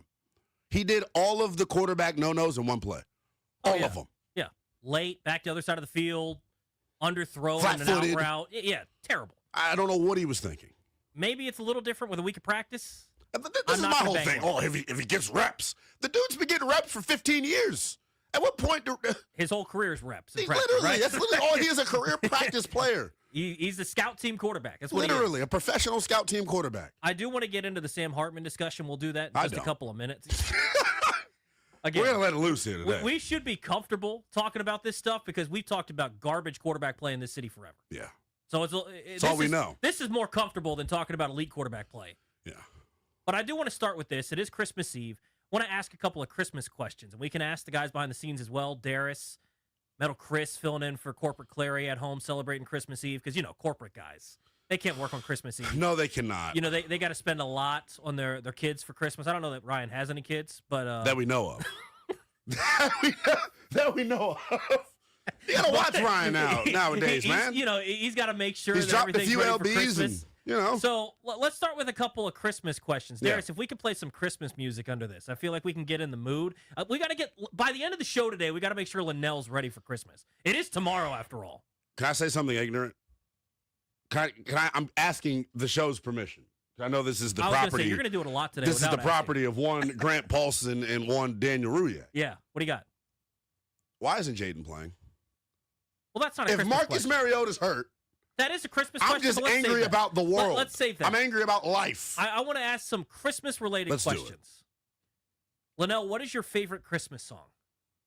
Oh my gosh. The one thing that I actually do like about Christmas this year, I was actually hearing this song on the way in today. Chris Brown, This Christmas. Okay. Darius, Metal Chris, anyone got a file? Do you need me to give a rendition? I don't want that. No, nobody wants that. Yeah, I don't think anyone wants that. But sounds Darius, what do you got? What's your favorite Christmas song? I guess I'm kind of a basic Nelly. I just like Jingle Bell Rock, really. Okay. Yeah. I don't Can have you like sing it for us? No, I'm not. No. The singing is saved for special occasions. This isn't one. You know what I was thinking? We could do a bit next year, and we could save this for G&D. We should record ourselves singing Christmas songs for reading. Oh, goodness. Wow. That's actually a tremendous How bit. funny would that be? It's too late. It's Christmas Eve, so it's too late for it this year. But I think that'd be fantastic. We'll put it on the calendar for next year. Yeah. I think Danny probably has the best vocal ability of the show. I think you sleep on Darius. Oh, I'm. Now, I will say, have you sung live on the radio before? Of course, I do it all the time when I do the Grant and Danny's Tony's Mailbag. Yeah, I don't want to ruin that illusion. I've sang live on the radio before. I'm not doing it today, but I have sang live on the radio before, so I'll take my chances. I did one against Jeff once. We did a baby back ribs sing off once on the B. Mitch and Finley show. Fantastic. By the way, Jeff was, another hot I take. crushed him. I'm just gonna say I crushed him. Ribs, the most overrated meat. He's saying ridiculous things today. Metal, what's your favorite Christmas song? So, have you guys seen Spinal Tap? No. All right, well, you should. It's an awesome, hilarious comedy movie, but they do a goofy song on there. It's like a metal version of a song called Christmas with the Devil. And What? It's so dumb. It's so Hold the dumb. hell on. What type of oxymoron song? Christmas with the devil. That's the joke. Do you know That's the joke. prefix of Christmas is Yes, that's Christ? the joke. That's the joke. Oh Holy Night by Josh Groban. It's a comedy, man. Oh Holy Night by Josh Groban is the best. That's my favorite. Favorite Christmas movie. I'll start us off. Elf clears Yeah. everything. Elf is something that if I don't watch any other Christmas movies, which I'm not a big Christmas movie guy, like Home Alone's great. Yeah. Santa Claus is great. Other these movies are great, but I don't have to watch those. I have to watch Elf, and I usually watch it multiple times. I've already watched it once. I think I'm going to watch it again tonight. Elf is my go-to. Can I ask a genuine question? What constitutes a Christmas movie? Are you going to try to say Die Hard? Well, no. I mean, it's a pretty simple. Does it come out on Christmas and have Christmas vibes? Yeah, it's a Christmassy movie. Fat Albert is my favorite Christmas movie. It came out on Christmas Day. Are we allowed to say Gremlins 2? Huh? Gremlins takes place during Christmas as well. I don't know. I don't know that I've seen either of those. You've never seen Fat Albert? I have not. I also don't view that as a Christmas wrong movie. with you? But I feel like you're disqualified for that answer. No, everyone. Like Die Hard being a Christmas movie is more a legit discussion than whatever you Then just brought. Fat Albert? It's literally you can't save all my problems. Or you can't solve all my problems. Go back in the TV, Toby. No file. Here's another question for Christmas. Are gift cards an acceptable gift? 110%. The only gift that I can afford. No, they're cheap. No. Unless the person only wants them, no. You think it's not an acceptable? So if I get you a damn gift card, which you're not going to take it?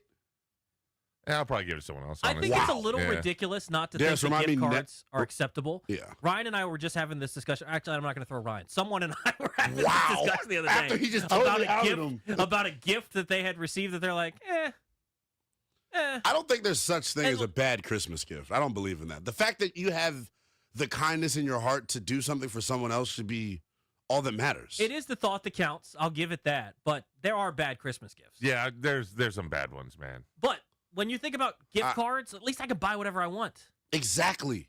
So I don't have an issue with that. But I think with gift cards, I'm not talking about those rinky-dink Visa cards. I'm talking about knowing your recipient, knowing your recipient. What do they like? Outback, Cheddar's, whatever restaurant you like. Dick's Sporting Goods, if you're like a golf guy or something like that. Yeah. I think that's a totally acceptable gift. Last one. Did you see the stare that I gave Metal Chris? White Elephant or Secret Santa? Huh? You know what a white elephant is? Or Secret Santa? You don't know either of those? Is that an elephant that is painted white? It's like office party. Yeah, so it'd be like I'm if- joking. Christmas I know party what elephant. game. Okay, good. It's like, no. White What is white elephant? I'm embarrassed, so It's I'm like if the four of us had a gift exchange and we all bought. Generally, you do kind of funny, somewhat useful things, Mhm. and then you go around and everybody opens gifts and you're bartering to keep gifts and all these You sorts can of things. steal them from each other. Yeah, and, versus Secret Santa, I might get Darius and I have to buy him something. You might get metal, and we don't know who's buying gifts for who, but then you're at least buying something for someone. I like White Elephant. I think it's fun. I still don't get it. It's Why more is of it called white elephant? I have no idea. No idea why it got White Elephant. Why isn't it as like the name. white reindeer, like the official mascot of Christmas? Reindeer? It's valid. It's I valid. couldn't tell you why it's called that, but that's what it is, man. Well, yeah. But it's White Elephant. I prefer White Elephant. What about you, Chris? Because you actually know what's going on. Yeah, they did a white elephant on the Junkies the other day when I was doing their holiday show last Friday. I did not participate because I'm not part of the show technically. I was just running sound, but it's pretty fun. I mean, it was funny seeing the gifts were more like with those four rich guys. Yeah, but it was like representative of like their personalities. Like you could Yeah. see like what they were buying. Well, like, I like when it's like gimmicky and fun. Like I had one a couple years ago. where Mara I bought this terrible gift that like nobody, everyone was trying to like reverse steal. Yeah. like it was. Yeah, yeah. I like you buy fun stuff. Like for one with a couple of friends years ago, I bought like a glass set of drinkware with Golden Girls all over it. Like dumb stuff like that. Or I did one with family a couple years ago and got a coffee mug with a giant picture of my cousin's face on it. Wow. Like dumb stuff like that. You sleep on the Golden Girls, by the way. Call Somewhat them. useful. You sleep on the Golden Girls. We'll do our best to get Lynnell in the mood later. Of Christmas. About to say, I'm always in the mood, pal. It's just the Christmas spirit. That's like I'm I will struggling. say, it is wild today around Yeah. the office. Yes, it is. Like the vibe around here today definitely feels like Christmas Eve. Like there's no question. Like we're the kids, the parents are busy doing something else, and we're just ready to open them presents. Yeah, it feels like we've all already checked out and gone home. Like it definitely already feels well, like last time I looked, we still got about 4.5 hours We of this do. bad boy. We do. So, Speaking of which, let's get into this quarterback discussion. So today we found out from Dan Quinn that Josh Johnson is going to start. Let's hear the announcement from DQ. Josh Johnson going to start. Sam Hartman going to be QB3, but here's DQ earlier today. Thought I'd give you some clarity on the plan at quarterback. As we got through the week, Josh Johnson will start. Jeff Driscoll will be the backup. And we're also signing Sam Hartman to the 53. He'll be the emergency third. I just truly don't understand that. I truly don't get it. And you can pick. You know what, Lynnell? I'll let you start. What angle do you want to look at? Because for me, I truly don't understand how Hartman is QB3, but where do you want to go? I think it's a bigger picture issue that I have. And maybe this is me nitpicking or trying to create a story inorganically. I watched every snap of this team in preseason, and so did they. It's their job. How in the hell did they land on Josh Johnson being the third quarterback? He's awful. How have you been in the league for damn near 15 years? You didn't even have 2,500 passing yards. He is a professional backup, a professional scout team quarterback. Now, that's my first issue is I don't like that he's the guy. I understand why it wasn't Driscoll, because Driscoll wanted to compete for backup jobs this year. Totally get it. But damn, I would have rather like Trace McSorley or something. Give me somebody that's got familiarity with the system. Give me Nate Sudfeld. I'm kidding. I don't want Suds. But like their choice of him didn't make a whole lot of sense. And then we've talked about this on several different shows. Like, I don't know. It's a waste of a practice squad spot, in my opinion, for Sam Hartman. That's where I want to start with Hartman, because to me it makes no sense. And what part makes no sense to you, though? The fact that he's there and he's not going to get an opportunity to play, or he's not going to play. One, that either is an indictment on Hartman, which it probably is, that he's just not very good. And he struggled in the preseason. Now he's coming off surgery, and I tend to think he's more of a gamer than he is a practice player, because frankly, if you watch him in training camp, he's not very good. You think he's a gamer? He didn't play well this preseason, but the previous preseason when he wasn't injured, I think he played a little bit better. I think he's someone that plays better in games because his ability is more geared to that. If you're asking him to look impressive throwing a football in practice, he's never going to do it because his arm strength is minimal for the NFL, right? So he's not going to look impressive there. But if you ask him to go out there and make some plays, he can run around, find some guys, create off schedule. He's little Gardner Minshew-esque, right, in terms of those things. Not the arm strength. Wow. But the way that he's going to play the game as a gunslinger with no arm strength is ironic. Yeah. But that's kind of how he's going to be able to play. A gunslinger with no arm strength. But to me, a cop with no handcuffs. What makes no sense is the idea that they've thrown around this week. And we'll hear from DQ a little bit more. Cliff talked about it yesterday. It's unfair for him. And I don't get that, because if they're going to start him in week 18, I can maybe more understand it. But is it more unfair that he didn't have reps and that he can't practice? Or is it more unfair that he's been on this team and seemingly everybody in front of him got hurt and he may never make a start in the NFL because it's probably not going to happen outside of Washington? And you say, well, it's not really fair for him to start. Wouldn't you just rather start? I'd rather go out there and start and suck than never get the opportunity to start. Maybe, and I heard Zabe and GP talk about this yesterday, and I totally agree with Zabe. Maybe he doesn't want to play. I don't agree with that premise. I think Sam wants to play. I think he is a little bit frustrated by how this played out. He should be. And I think you will hear from Dan Quinn, who will play in a little bit, that maybe there's a chance that things get reevaluated for week 18 and maybe he plays with a full week of practice. I still think it's kind of stupid. He's been around. He's been there. I get that he hasn't maybe gotten the reps, but I don't think a week's worth of reps are suddenly going to make him a respectable starter in the NFL. But to your point about this with Josh Johnson and whether he should have been on the roster or not, I don't have as much of an issue with that because I would have rather had Cleveland Farrell. Well, you get to that third quarterback spot, and it's dicey regardless. Having a veteran that can kind of help navigate some of these things, I think is a good thing. Someone with a lot of experience, especially when you look at where they've been. I mean, they needed someone with experience to step in behind Mariota with the injury to Jaden. And he hasn't been good when he's played, but I don't know how many good quarterback threes there are in the league.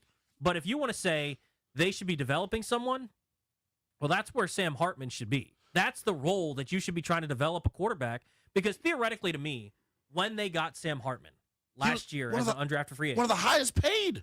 Last year to me, what they were thinking is, okay, down the line, he can be our cheap backup for Jaden. Or, obviously, they have a friendship and there's familiarity and they work together, and that's great. I'm glad he can help in the room. I still think if you're going to be a player, you should be able to play football. Like, that's kind of the whole point. If you're a coach, that's different. He's not a coach. He's a player. So, but to me, you should be trying to find somebody that can be your long-term backup or someone that you can develop into that role, because Marcus Mariota might leave as early as this offseason. And then what are you going to do? Jeff Driscoll, probably. But it's a bigger picture issue for me. I am starting to genuinely question. You could throw Sam Hartman in the bucket with Jazon Newton and Ben Sinnott. Yeah. Can we develop anybody? Honestly, I'm not saying that to sound like a jackass, but I'm being serious. Can we develop young talent here? Because I haven't seen it enough. And I know it's a year or 2 years into this point. I'm checked out mentally, and I'd love this group as much as the next man does. The game is going to stink tomorrow, the season finale against Philly, and I want to get into that too as well. We had no problem when we were getting mollywopped by 21-plus points for 5 or 6 consecutive weeks, but we got a problem that a team went for 2. How about stop them? But my thing is this. The next thing I'm looking forward to with this team, the next event, is that end-of-season presser. When it's Lance Newmark, Dan Quinn, and Adam Peters. I'm going to kick my feet up. I'm going to have an adult beverage. I'm going to eat a good meat like a burger, not a rib. And I'm going to sit back and watch. Because they have to explain, 1, what happened this year, and then 2, why should fans be bought into this product right now? Why should fans spend their hard-earned money on this? We look like a bottom feeder right now, and I get it, injuries.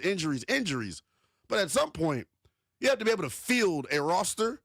And I know next man up is really a military term because all those trained service people are legitimately next man up. But, like, we saw it in the preseason. Our backups aren't good. This floor of this roster is not good enough, and they've got to do something about it, point blank. 800-636-1067, talking about the quarterback situation going into tomorrow's game on Christmas. Sam Hartman going to be the emergency quarterback 3. Jeff Driscoll just showed back up in town. He's going to be the backup. Josh Johnson starting. 800-636-1067 if you'd like to hop in. Is it a bad look for the Commanders that Hartman can't even get on the field? He's not even going to serve as the backup. And should they be starting somebody else tomorrow against the Cowboys on Christmas? It's Tobi and Lynnell in for Grant and Danny on Christmas Eve on The Fan.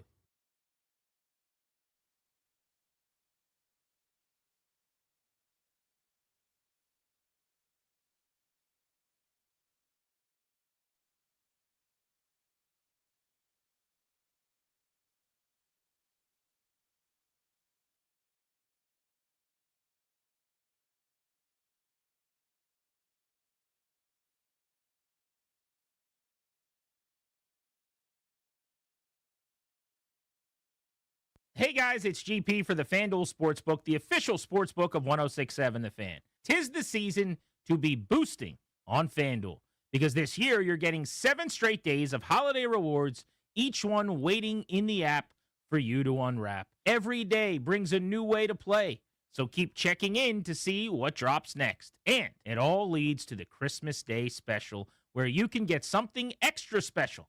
7 days of gifts, one big finale. Your holiday football just got a lot brighter. Head to FanDuel.com/GP with my promo code GP. FanDuel.com/GP to get in the holiday spirit. That's FanDuel.com/GP.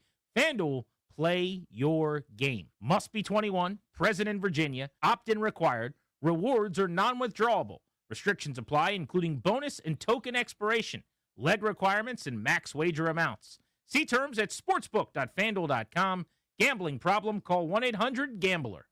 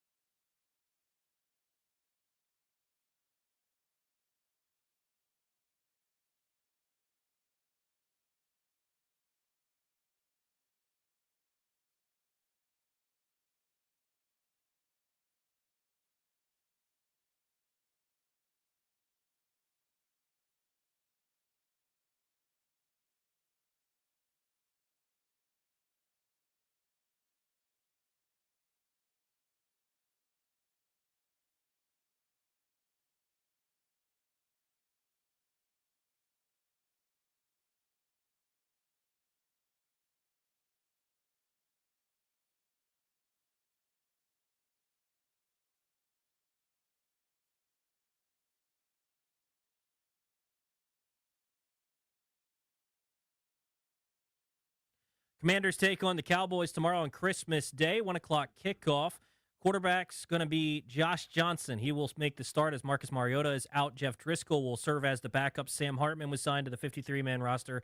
He will be the emergency third quarterback. Other Christmas Day games tomorrow, Lions and Vikings at 4:30, Broncos and Chiefs at 8:15. In the NBA, 5 games tomorrow. The Cavaliers take on the Knicks at noon. Spurs and Thunder, 2:30 tip-off for that one, a good one. The Thunder only have 3 losses on the season, 2 of them coming to the San Antonio Spurs, including the other night. Mavericks and Warriors at 5 o'clock. Rockets and Lakers at 8. Timberwolves and Nuggets comes up at 10:30 to cap off the Christmas Day games. From the Crop Metcalf 5-Star Sports Desk, I'm Tobi Altizer on the Fan.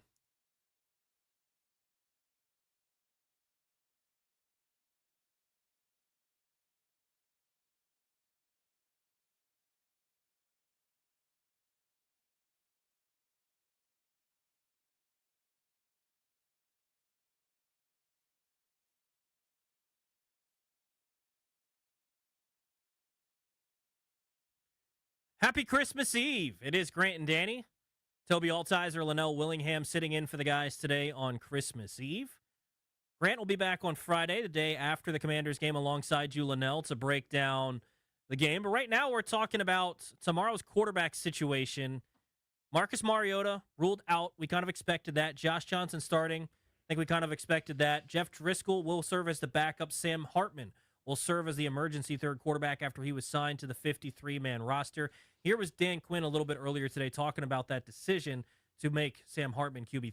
Yeah, we just thought as we're going into it, didn't get a lot of team reps as it went, John, and when you're, kind of going through the season as the 4, so we thought Jeff would add a different dimension to us, and next week we'll play out differently. So that was what we decided was the best thing this week on a short one, but everything's open. That's what we discussed with Sam as we head into next week's game.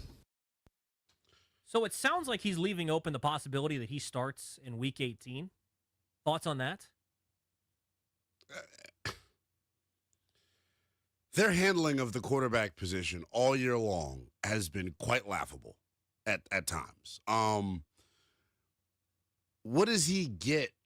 I mean, I guess you want to get him some game reps. That's what the preseason's for. I don't get the benefit of playing him in Week 18.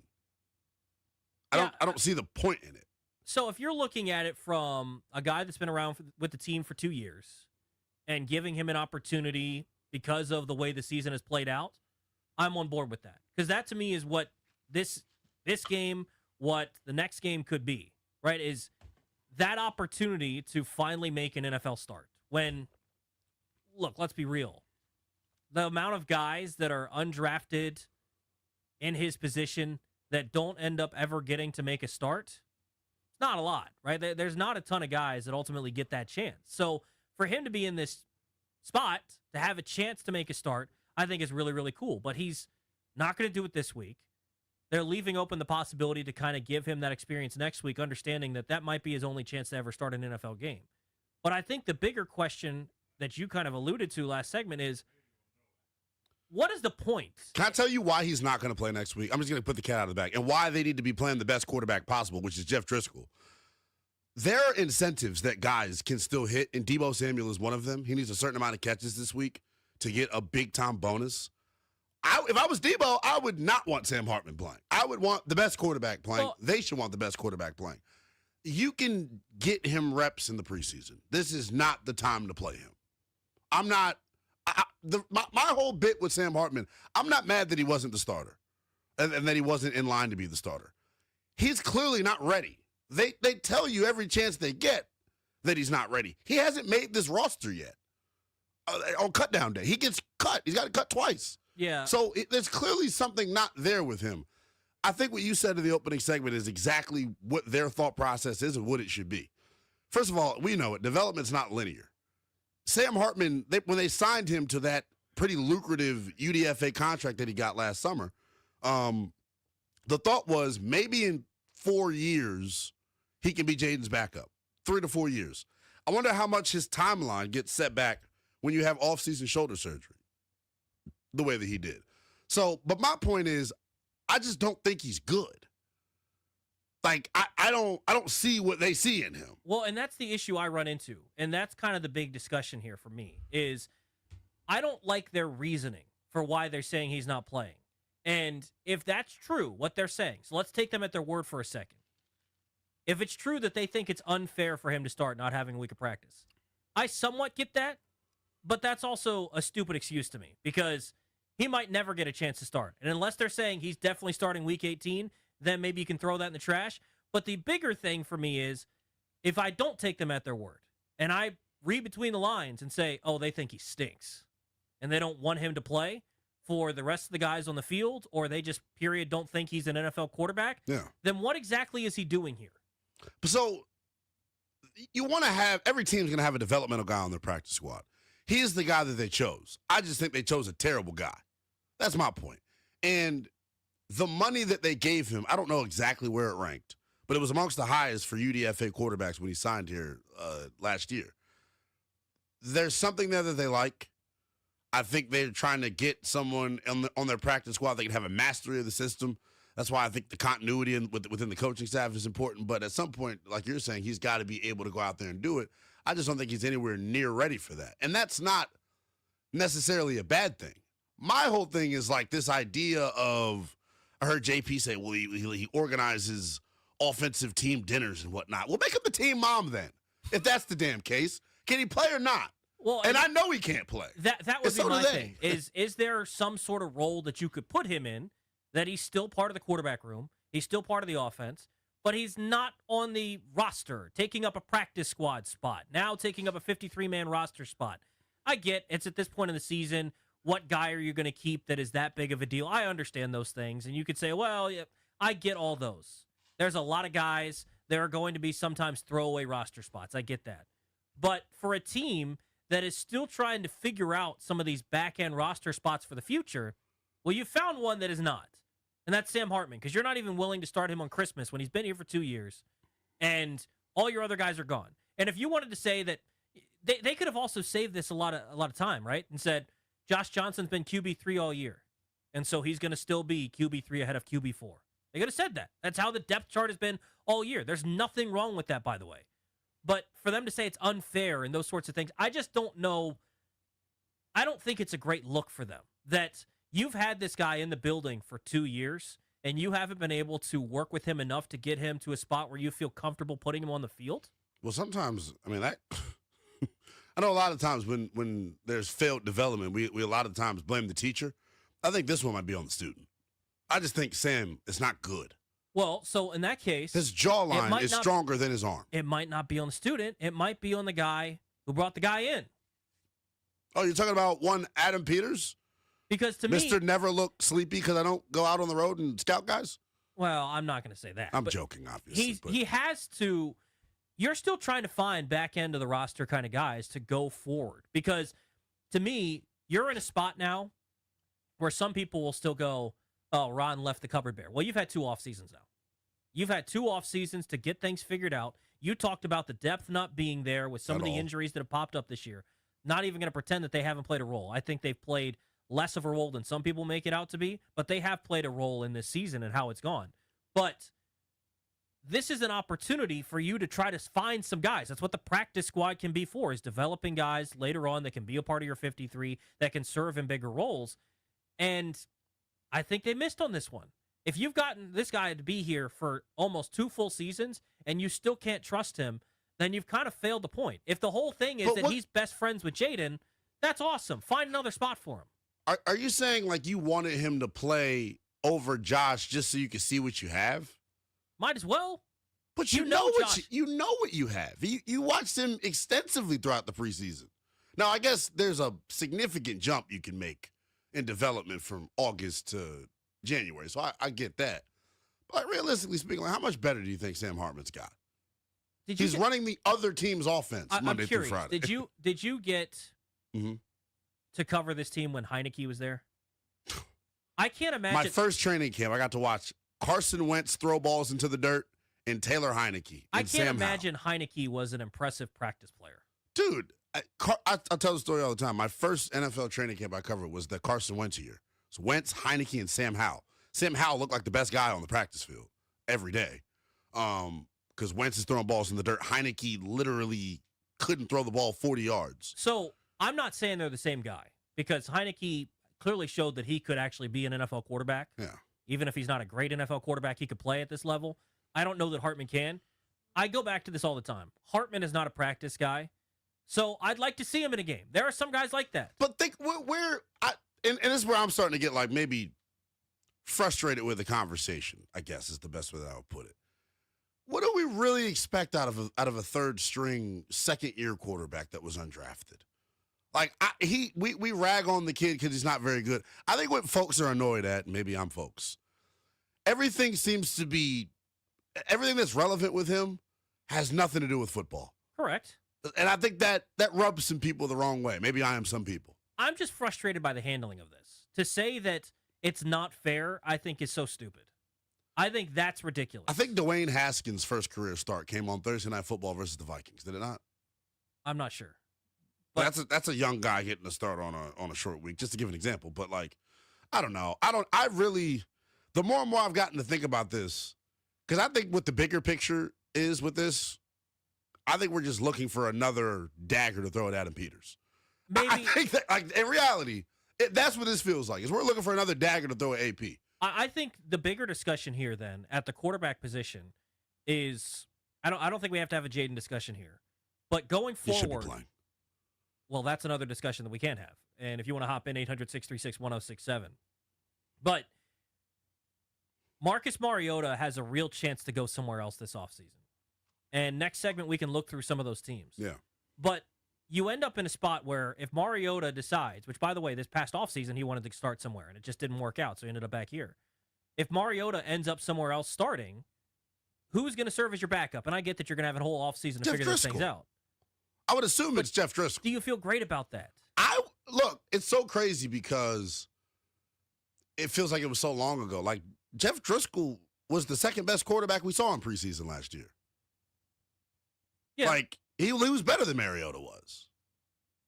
Yeah, but Mariota fits perfectly with what they're trying to do. He does. He does. I get it. But Jeff also has that skill set. Like, Jeff can move. Jeff can boogie. Like, he's a mobile quarterback. But that goes back to, again, just the roster construction. Mm-hmm. And, again, it's kind of funny when you just take a step back of where we are today, Nothing Christmas makes Eve, sense. versus where we were Christmas Eve last year. Last year, we're talking about a playoff run. Today, we're talking about whether the fourth quarterback should be on the 53 and starting. That's the discussion we're having today. know. Makes you want to punch yourself in the face. Literally. And just slap yourself and say, what the heck are we doing? But that's where we're at. But I do think the bigger discussion is roster construction for next year. Josh Johnson, I don't need him back. I don't. Whether it's quarterback 3, I'm good. But if they're so eager to have Sam Hartman as a part of this football team, you've got to find another spot. Because it can't be taking up a practice spot. But if you give up on him now, the last 2 years, like, I would disagree with you there. I need him back on the practice squad next year because, like, we're already in too deep at this point. I've already wasted all this time on you. If you've already dropped 2 and you're not willing to go to him, then when are you going to be willing to go to him? When he's the 5th quarterback? How much does the shoulder surgery thing play into, like, his development curve? I don't know. But, I mean, we're I would have to think it has some impact. We're end of December. Well, yeah. That happened in the summer. Like, if you're still not willing to play him, then I want the whole point to me of having a practice squad quarterback is so that I can feel like I can develop him into something. If Sam Hartman's whole reason of being here is because he's good in the room, well, then don't have him here as a player. I think that's what we're choosing to highlight because that's what we hear. We don't get to see him play. We don't get to see him practice, so we can only go off of what they say. So that's why I want to see him play. It's too early. I think it's too early to give an indictment on what his ability may be. If we're being fair, and I know I just bashed him 5 minutes ago. Think about this, but though. like if we're being real, Marcus Mariota could be out the door. It's a very realistic possibility. We'll see there's what no happens. chance Sam is ready. Well, I'm not saying he's going to serve as the backup, but are you willing to bump everyone up a spot? And have him be QB3? Yeah. And have There's him no chance they 2 plays away? There's no chance they are. So this offseason, they're going to need to find somebody. I don't think it'd be the stupidest thing in the world to draft a guy in the 6th or 7th round just to be the backup. No. Oh, no. Just to be a backup? There is no chance in a holy blue hell that I am wasting one of our few precious draft picks on a guy that's not going to contribute. Adam Peters, I know you listen and you're riding around, you're probably at Toys R Us, Kmart doing the whole bit. You better not draft a quarterback. How important is the backup quarterback position? We have no picks. that would be How organizational important is the backup quarterback I position? know you drafted Jake Moody. It would be Ron Rivera level of Well, malpractice if they drafted a backup I'm not quarterback. saying you're drafting him in the third round. I don't I'm want to saying draft it at final all. day. For him to, I was going to make a joke about how Cam Madrano can't get any defensive snaps. I'm going to draft a backup in the 6th round for him to never practice. Can I make a joke real quick Please before we go to do. break? I want them to draft Jalen Daniels out of Kansas. So we have Jaden and Jalen, and people have the hardest time Well, figuring out people already called Jaden Jalen. It's not like he was offensive rookie of the year and put the team it's on not his like back. he's one of the best quarterbacks in the league or anything. Yeah. We'll talk more about Allegedly. the quarterback situation. Again, we're slapping ourselves in the face here thinking, what the heck are we talking about on Christmas Eve 2025? Can I throw a total? Arguing about Sam Hartman and Josh Johnson. Can I throw a total wrench in the show for when we come back? Yeah. Based off of the injury report, there is a commander who I believe has played his final home game here in D.C. There's a tease. We'll talk about it next. You're on Grant and Danny on the Fan.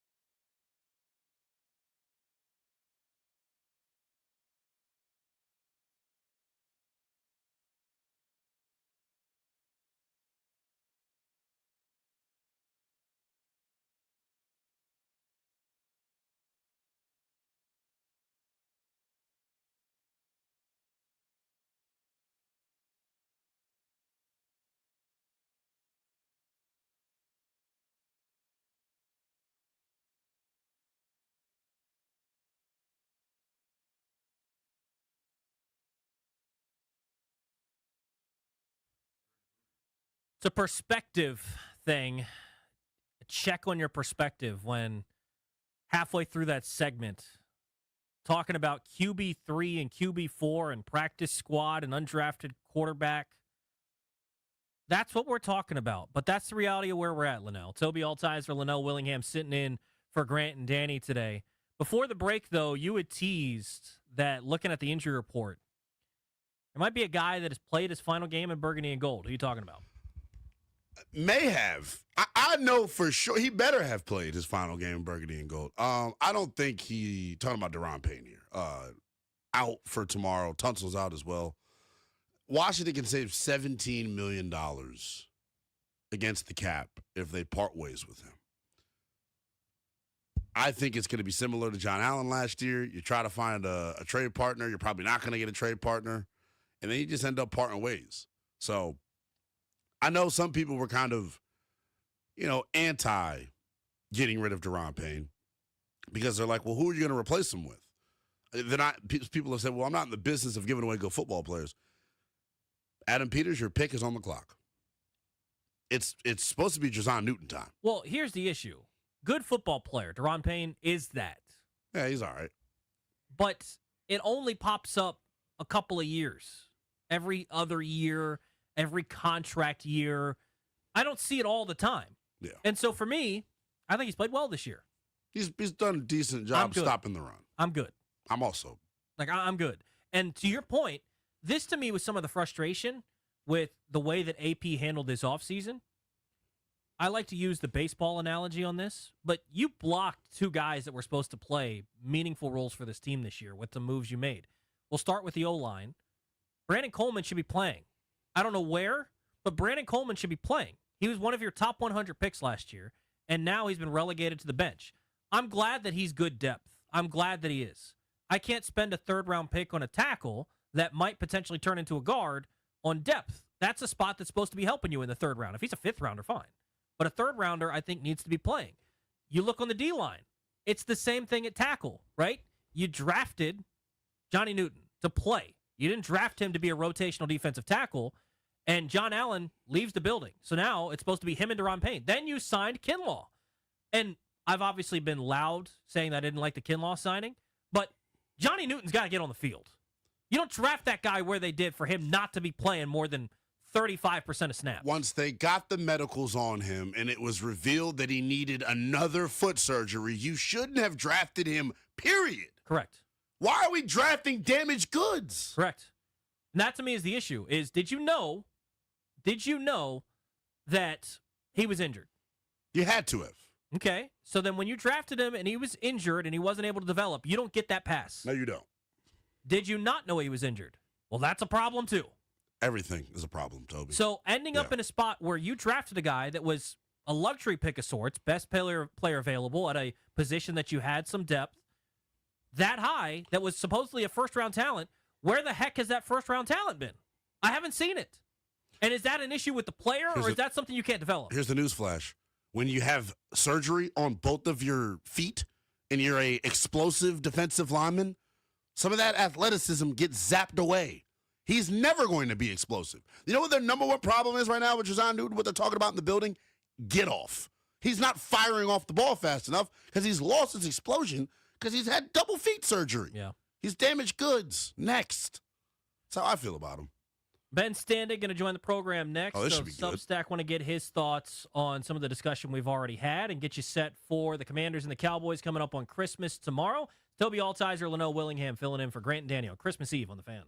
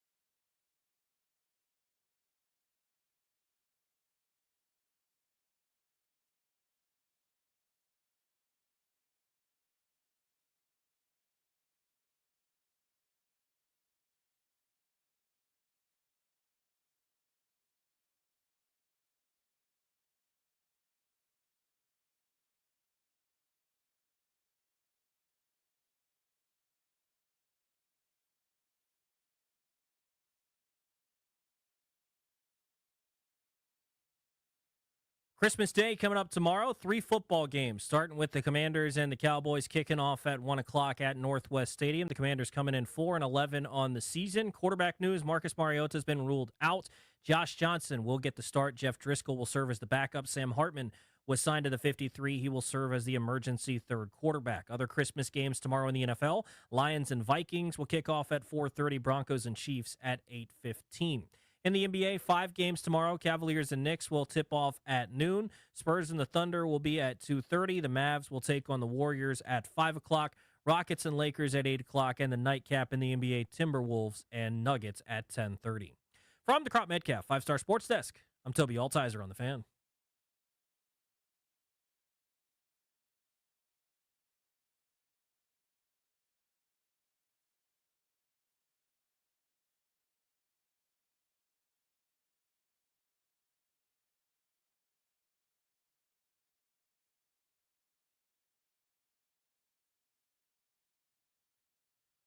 Grant and Danny on Christmas Eve. No Grant, no Danny.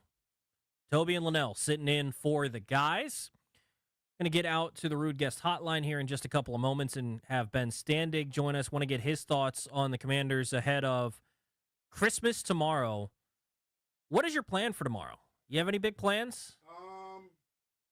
I'll help if I turn my mic on. I plan to talk. But if you're going to fit in on Grant and Danny, you have to talk with your mic on off at least once. Yeah, that's just that's a what bit. they do. Yeah.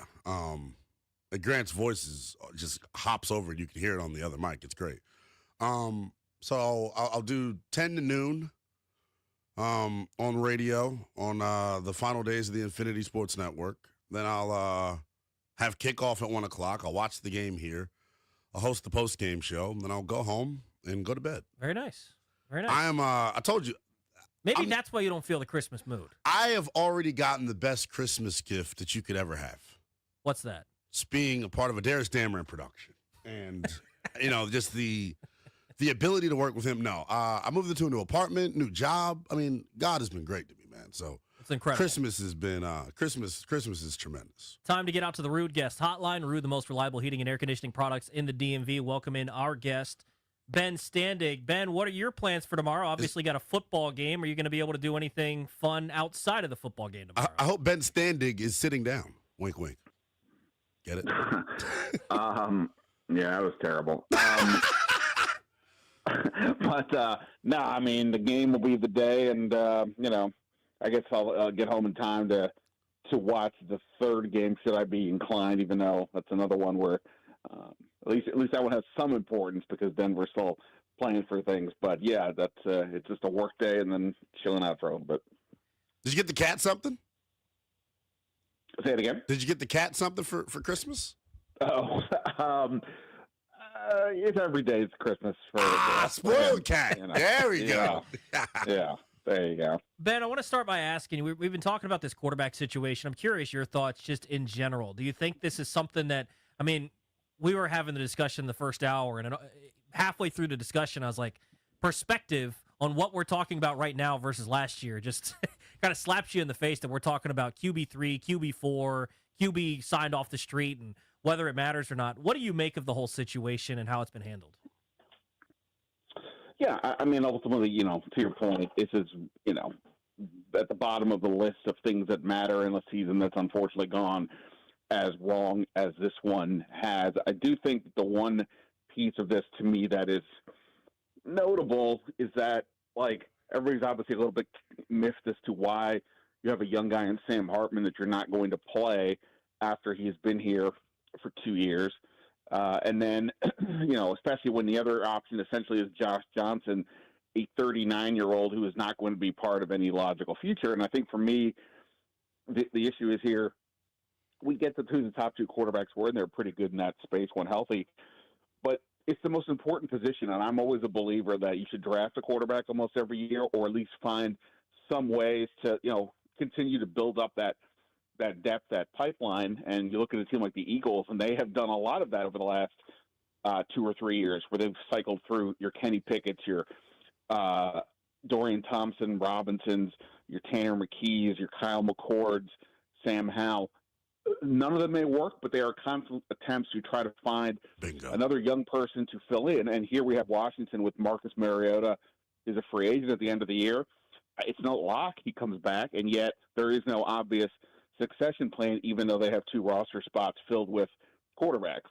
So to me, that's like sort of the bigger issue. It's not the biggest deal in the world by any stretch compared to all the other issues, but to me, it is sort of like, wait, why didn't you do a better job of trying to, again, the most important position, try to always upgrade there and try to always find more? And does that translate to other parts of the roster? And I think in a year where they had the oldest roster in the league, or the last few weeks, once they knew they were out of it, they still didn't really sort of churn the practice squad for any attempt at anything. And to me, that's always a good sign for a healthy organization. And, it is just notable that they didn't do that. But again, relatively speaking to the bigger picture, it's not that big of a deal. See that, Ben, you went down the road that I wanted to go with this. I constantly hear from Dan Quinn and Adam Peters that there's constantly day in and day out finding ways to get better. How many guys did we claim off of people's practice squad this year? How many times did we flip our own practice squad around this year? For a team that's been as injured as Washington has, it feels like they've sat on their hands a lot and just gone with the flow, so to speak. And when they signed Sam Hartman last summer, he was signed to one of the richer UDFA deals, not just for the quarterback position, but of all the UDFAs. And you would assume that their long-term plan for him is to eventually become Jayden Daniels' backup. Well, the clock's running out on that. And you want to see what the guy has. I don't know. It feels like something that we're kind of spending too much time on. But I think the bigger picture point is what you said. Like, I want to see them be more aggressive in trying to add talent. Yeah. I mean, look, I kind of feel the same. This was a weird year, of course, because with so many injuries, there were some weeks where they were just trying to, have enough bodies on a given day. And then, they felt at times, signing guys like a Robbie Chosen or, some other older vets to come in was the quickest fix they could do versus taking a flyer on a younger guy. And I accept that for sure. But like post-bye, I guess I'm kind of like, all right, well, why not now try some of that? And again, look, I'm not pretending, and I don't think you are either, that any of this is to say, oh, they're going to find some all-pro off of somebody else's practice squad. It is just to say you should always be looking, and, especially when you have the oldest roster in the league, when you have all the number of free agents they're going to have at the end of the season. Like, look, they did bring in Traylon Burks. They did bring in Drake Jackson. These are 2 guys who were recent high draft picks coming off of injuries. That's exactly what we're talking about. But those are sort of more obvious ones. What about, where's your scouting department on the random, practice squad guy? Like last year here, Mitchell Tinsley and Bryson Tremaine were on the practice squad here. They've now gone to Cincinnati and Carolina, respectively. Again, not remotely suggesting they've become starters, but they're depth pieces. They're on the roster. They're young guys who have some upside. To me, that's all I'm talking about. Yep. Take shots on players who might be able to do something. Odds are they probably won't, but we already know that some of these guys have no long-term future here. Like Chris Moore, for example, seems like a good guy, seems like he was a good teammate, seems like he knew exactly what he needed to do on the field, except that, we saw the results. It's not going to be somebody you would be relying on next year. So why keep bringing him back versus bringing in some other receiver, especially, again, when the season is where it is right now? It's not like if they were still in the mix, that's different, but they're not. So that's where it's like, I don't know. Well, why not try to find something else? Talking with Ben Standig here on the Rude Guest Hotline. Check out his Substack, Last Man Standig. Guy that's going to be starting at left tackle tomorrow, Brandon Coleman. What is his future with this team? Because I think he can still play. They clearly went with Chris Paul after a couple weeks with guard, and I guess they don't feel like he can play there as effectively. But every time I've seen him on the field this season, I haven't looked out there and said, oh, he's terrible and just can't get on the field. But where exactly is his future if you're going to sign Laramie Tunsil and Connerly's going to play right tackle? What does his future look like here?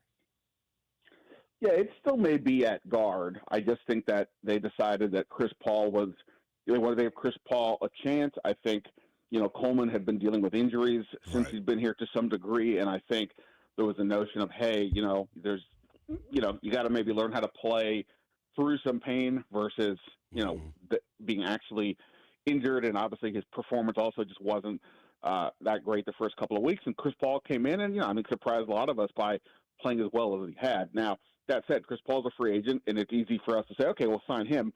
Well, we'll see. We don't know what the market's going to be for a young starting guard, right? I mean, all of a sudden, Chris Paul to the rest of the league may look very different than the way we've looked at him for most of the last 4 years. So is Chris Paul definitively back? I don't know. I mean, you do have Brandon Coleman, who, again, I think I agree that, like, when he's played over the last few weeks, when he's had to sub in, he's looked, pretty good. Or he's looked, you get back to why you were intrigued in him as this huge guy who can move in the first place. So if they think, hey, he can do more, Dan Quinn said the other day that what he does at tackle, since it's on the same side, should be easily to translate to the other position, to the inside spot. So this could very well be Coleman auditioning essentially to be, if not the plan at left guard, or at least to be they feel good about their backup plan if Chris Paul moves on. So I do think there's still plenty here for him with regards to this team, but whether Chris Paul comes back will obviously play a huge role in whether Coleman starts or not. Yeah, it's fascinating. Cliff gave him a ringing endorsement at the podium, saying he thinks he could be a high-end starter at both tackle and guard. It's fascinating what ends up happening with him. I think he's a good football player, but wasn't it like, Ben, 17 consecutive days of practice missed during camp this year? Like, he's had his issues when it comes to staying healthy, and I heard the same thing that you heard in terms of, wanting him to gut some of these things out a little bit better, and obviously he kind of missed his mark on that. Looking big picture at this thing, when it comes to the offensive line, period, I can't help knowing how the negotiation went this past summer with Terry, Ben. I'm not wishing for it, obviously, because you don't want that to get messy, but, like, you think there's any shot that they try to play hardball with Laramie Tunsil in his representation? Because I would have to imagine, Ben, and I don't know, but based off the pedigree and where the market is at tackle and how well he's played, he would have every right to walk into that office and demand to be the highest paid tackle of all time. Are they willing to do that in your mind? Well, I mean, I think my answer would probably be yes. I mean, I don't know necessarily if they're going to, if it's truly he wants to be the highest paid and they have to do it. But, yeah, I think they'll get something done. Now, was I optimistic that they would get something done with Terry last year much sooner? I was. In this case, though, I'm not saying that they weren't fans of McLaurin, but they didn't draft him, right? He was inherited. This guy in Tunsil, they made a big trade for him to not get this done, having given up draft picks into 2 draft picks that are going to be a second and a fourth that are coming due this year. I think it would just be a bad look, but also he played well. The whole point is to benefit your quarterback and the offense in general, but the quarterback specifically. So I imagine they get this done. Now, Tunsil is his own agent, so that can always get a little bit tricky. Really? That's a hell of a nugget, Ben. I did not know that. Yeah.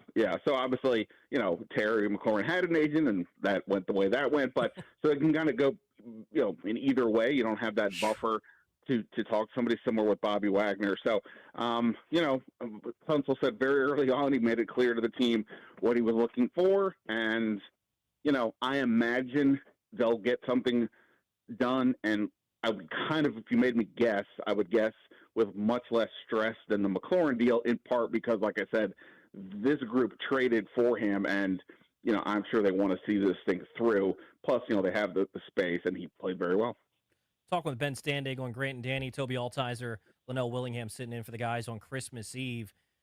Defensively, going into next year, what do you think happens at that D coordinator position? Do you think DQ, obviously probably going to bring somebody else in, but is that guy going to call the plays? Is DQ going to keep in charge of the defense? What do you think ultimately happens there? Yeah, if I had to guess, I would guess Dan Quinn does not call the plays, but I think the question is, does he bring somebody else in? And there's a lot of Dan Quinn acolytes out there who've been with him at other stops who could come in and be a defensive coordinator and continue to run that scheme. That, to me, is the question. Is that what he wants to do? Or is he willing to say, you know what, maybe we need to do something different, that it's not just who's calling the plays, but maybe it's, we need to try a little bit something else. Everybody's talked about how this defense has struggled, or Dan Quinn defense has struggled against Shanahan offenses and things like that. So that to me is more of the question that rather than say, is Dan Quinn going to call the plays? And, look, there'll be a bunch of candidates. Some of them will become a little more obvious as we go into the playoffs here. And you see which teams, have defenses that stand out and, all those types of deals. So that to me is the question. Does Dan Quinn change up the scheme or not? I don't have a great feel for it. A lot of coaches struggle to change what they know, what they've done their whole career. If he went to be a defensive coordinator for another team tomorrow, that's not happening. I'm just saying, but hypothetically, if he did, I don't imagine he's going to completely upend his system. He probably would go and say, yeah, this is what I do, and this works. So to be willing to change that is not easy for everybody, and I don't know where he's at on that. But that's the question to ask: is what system is Dan Quinn going to run next year? Well, and so off of that, do you think that he might be, with how it went with Joe Witt, do you think he might be a little more hesitant to go with someone that's going to be stepping into that role for the first time, or does he want a veteran D coordinator that might have experience calling plays before? No, it's a good question.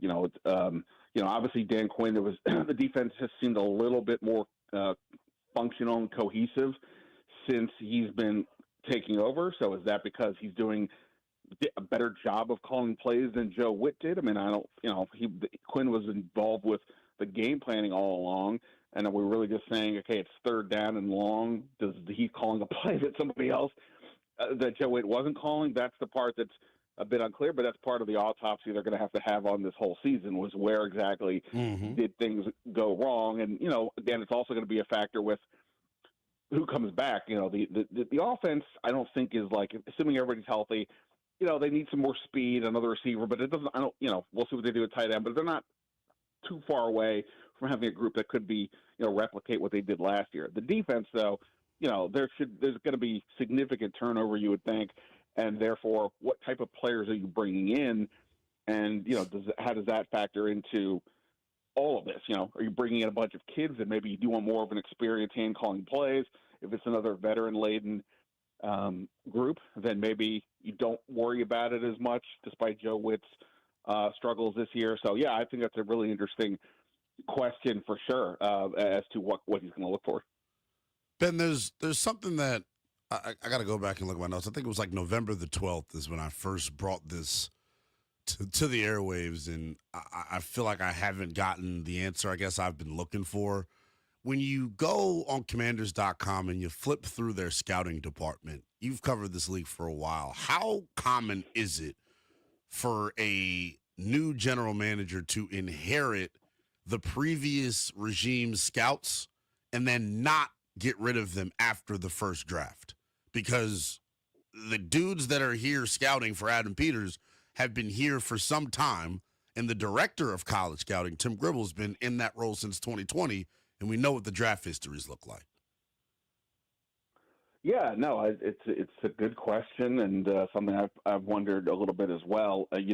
Typically right after the first, you kind of keep everybody in place because they know all the state secrets, so to speak, for the first draft, and then after that is when you start to make changes, and they have largely stayed with a lot of the guys that were here previously. I don't know. It's hard to say, right? Because can you blame, if we're going to go back to the Ron Rivera, Marty Herney times, were they listening to the scouts, or were they making the decisions? Were the scouts saying take Forbes over Christian Gonzalez, or did they decide that's what we need to do, right? So it's things like that and I can't say I know the answer.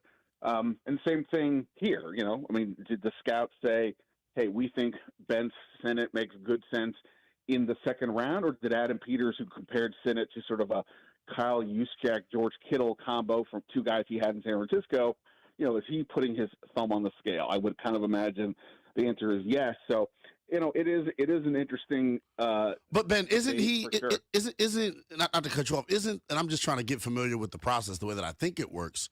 Like Adam Peters isn't on the road, 9 months out of the year the way that these scouts are. So their job is to put together these reports. And if they're not bringing him back quality reports, then how fair is it to even blame Adam? Well, ultimately, you're right. Ultimately, the buck stops with him. I don't know. It's, again, you don't know for sure. Look, Corey Krosky Merritt, who the heck was he? And they drafted him in the 7th round. So far, that looks like it's a reasonable call. They all were on board. Jordan McGee was their commander caucus pick last year. They all decided this is the guy. We obviously have not seen enough from him, but I think we have seen enough to think that there's something intriguing there. So, look, it's all right. The scouts are essentially doing the grunt work, and then the information is presented to the guys at the top. But, Peters has been looking at this for months, if not years, whereas, like, say, Dan Quinn and the coaching staff will only be catching up in the short term once the season's over, and they're the ones who are really, really going to be reliant on scouts. I mean, there's hundreds of players, we get that, but Peters has had plenty of time to review whatever he's wanted to, or go on the road if he's wanted to, or do whatever. So, yes, the scouts will bring him information, but, that's his job with Lance Newmark and some of the other execs to sift through it. So you can point to the scouts for sure, but ultimately, the front office has plenty of time to just look through whatever they want to look through. Ben, appreciate the time today. Hopefully you can have a good Christmas despite whatever happens at Northwest Stadium tomorrow. Thanks, Ben. I appreciate it, guys. Thanks. There's Ben Standig. He joined us on the Rude Guest Hotline. Rude, the most reliable heating and air conditioning products in the DMV. Coming up next. Real quick. Go ahead. The chat, they won't stop. First of all, tremendous sweater. Thank you. They're saying like I look like the Grinch. They're saying I don't have any type of like holiday spirit. I'm a company man. Well, I guess I can't even show my shirt because they're no longer an affiliate of the company. But easy on me, guys. I'm working to get in the Christmas. Well, it doesn't help that I'm the most Christmassy guy here. I've worn a holiday sweater almost the entire month. Wear a Santa hat when I'm not. I'm just happen to be wearing both today. Well, it is Christmas Eve. Yeah, it's tough. It's my favorite holiday. As it should be. Where's your favorite? What's your favorite? Where does Christmas rank? My holiday rankings? Yeah. Probably a strong 1 seed. Christmas? Yeah. Then how are you not in the mood for Christmas? I'm just not in the Christmas spirit is what I would say. I don't feel all warm and fuzzy inside. We could spend all show trying to delve into that. Well, but yeah, I don't know, man. I'm just not feeling. I'm not feeling the Christmas spirit. Maybe because it's like 50 degrees outside. How about that? Where's the snow? Give me snow. Give me. Oh, see, and that's where they're wrong. So that's why I'm not in the Christmas spirit, because as a 28-year-old, you're now looked upon by folks to like give out gifts, and I am flat broke. I look at Christmas as a bill. That's all I can view Christmas as a bill.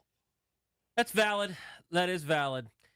Speaking of valid, is Lamar Jackson's injury valid? And what the heck is going on in Baltimore? We'll dive into it next here on The Fan.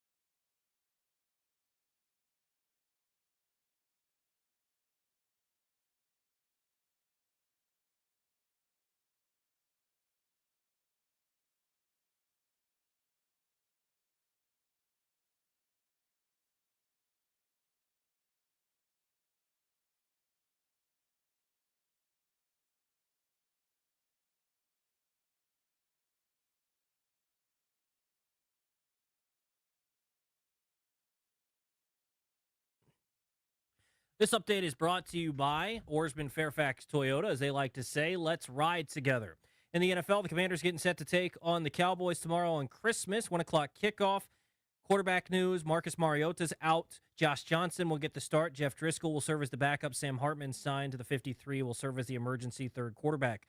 Other games tomorrow, Lions and Vikings at 4:30, Broncos and Chiefs at 8:15. Injury news across the league. Ravens head coach John Harbaugh said it is, quote, undetermined if Lamar Jackson is going to be able to play against Green Bay on Saturday. The Raiders placed tight end Brock Bowers on injured reserve. NBA, 5 games tomorrow, Cavaliers and Knicks at noon, Spurs and Thunder at 2:30, Mavs and Warriors at 5, Rockets, Lakers at 8, the nightcap, Timberwolves and Nuggets at 10:30.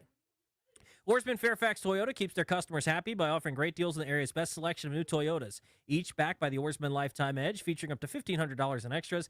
As they like to say at Oarsman Fairfax Toyota, let's ride together. From the Crop Medcalf 5-Star Sports Desk, I'm Toby Altizer on The Fan.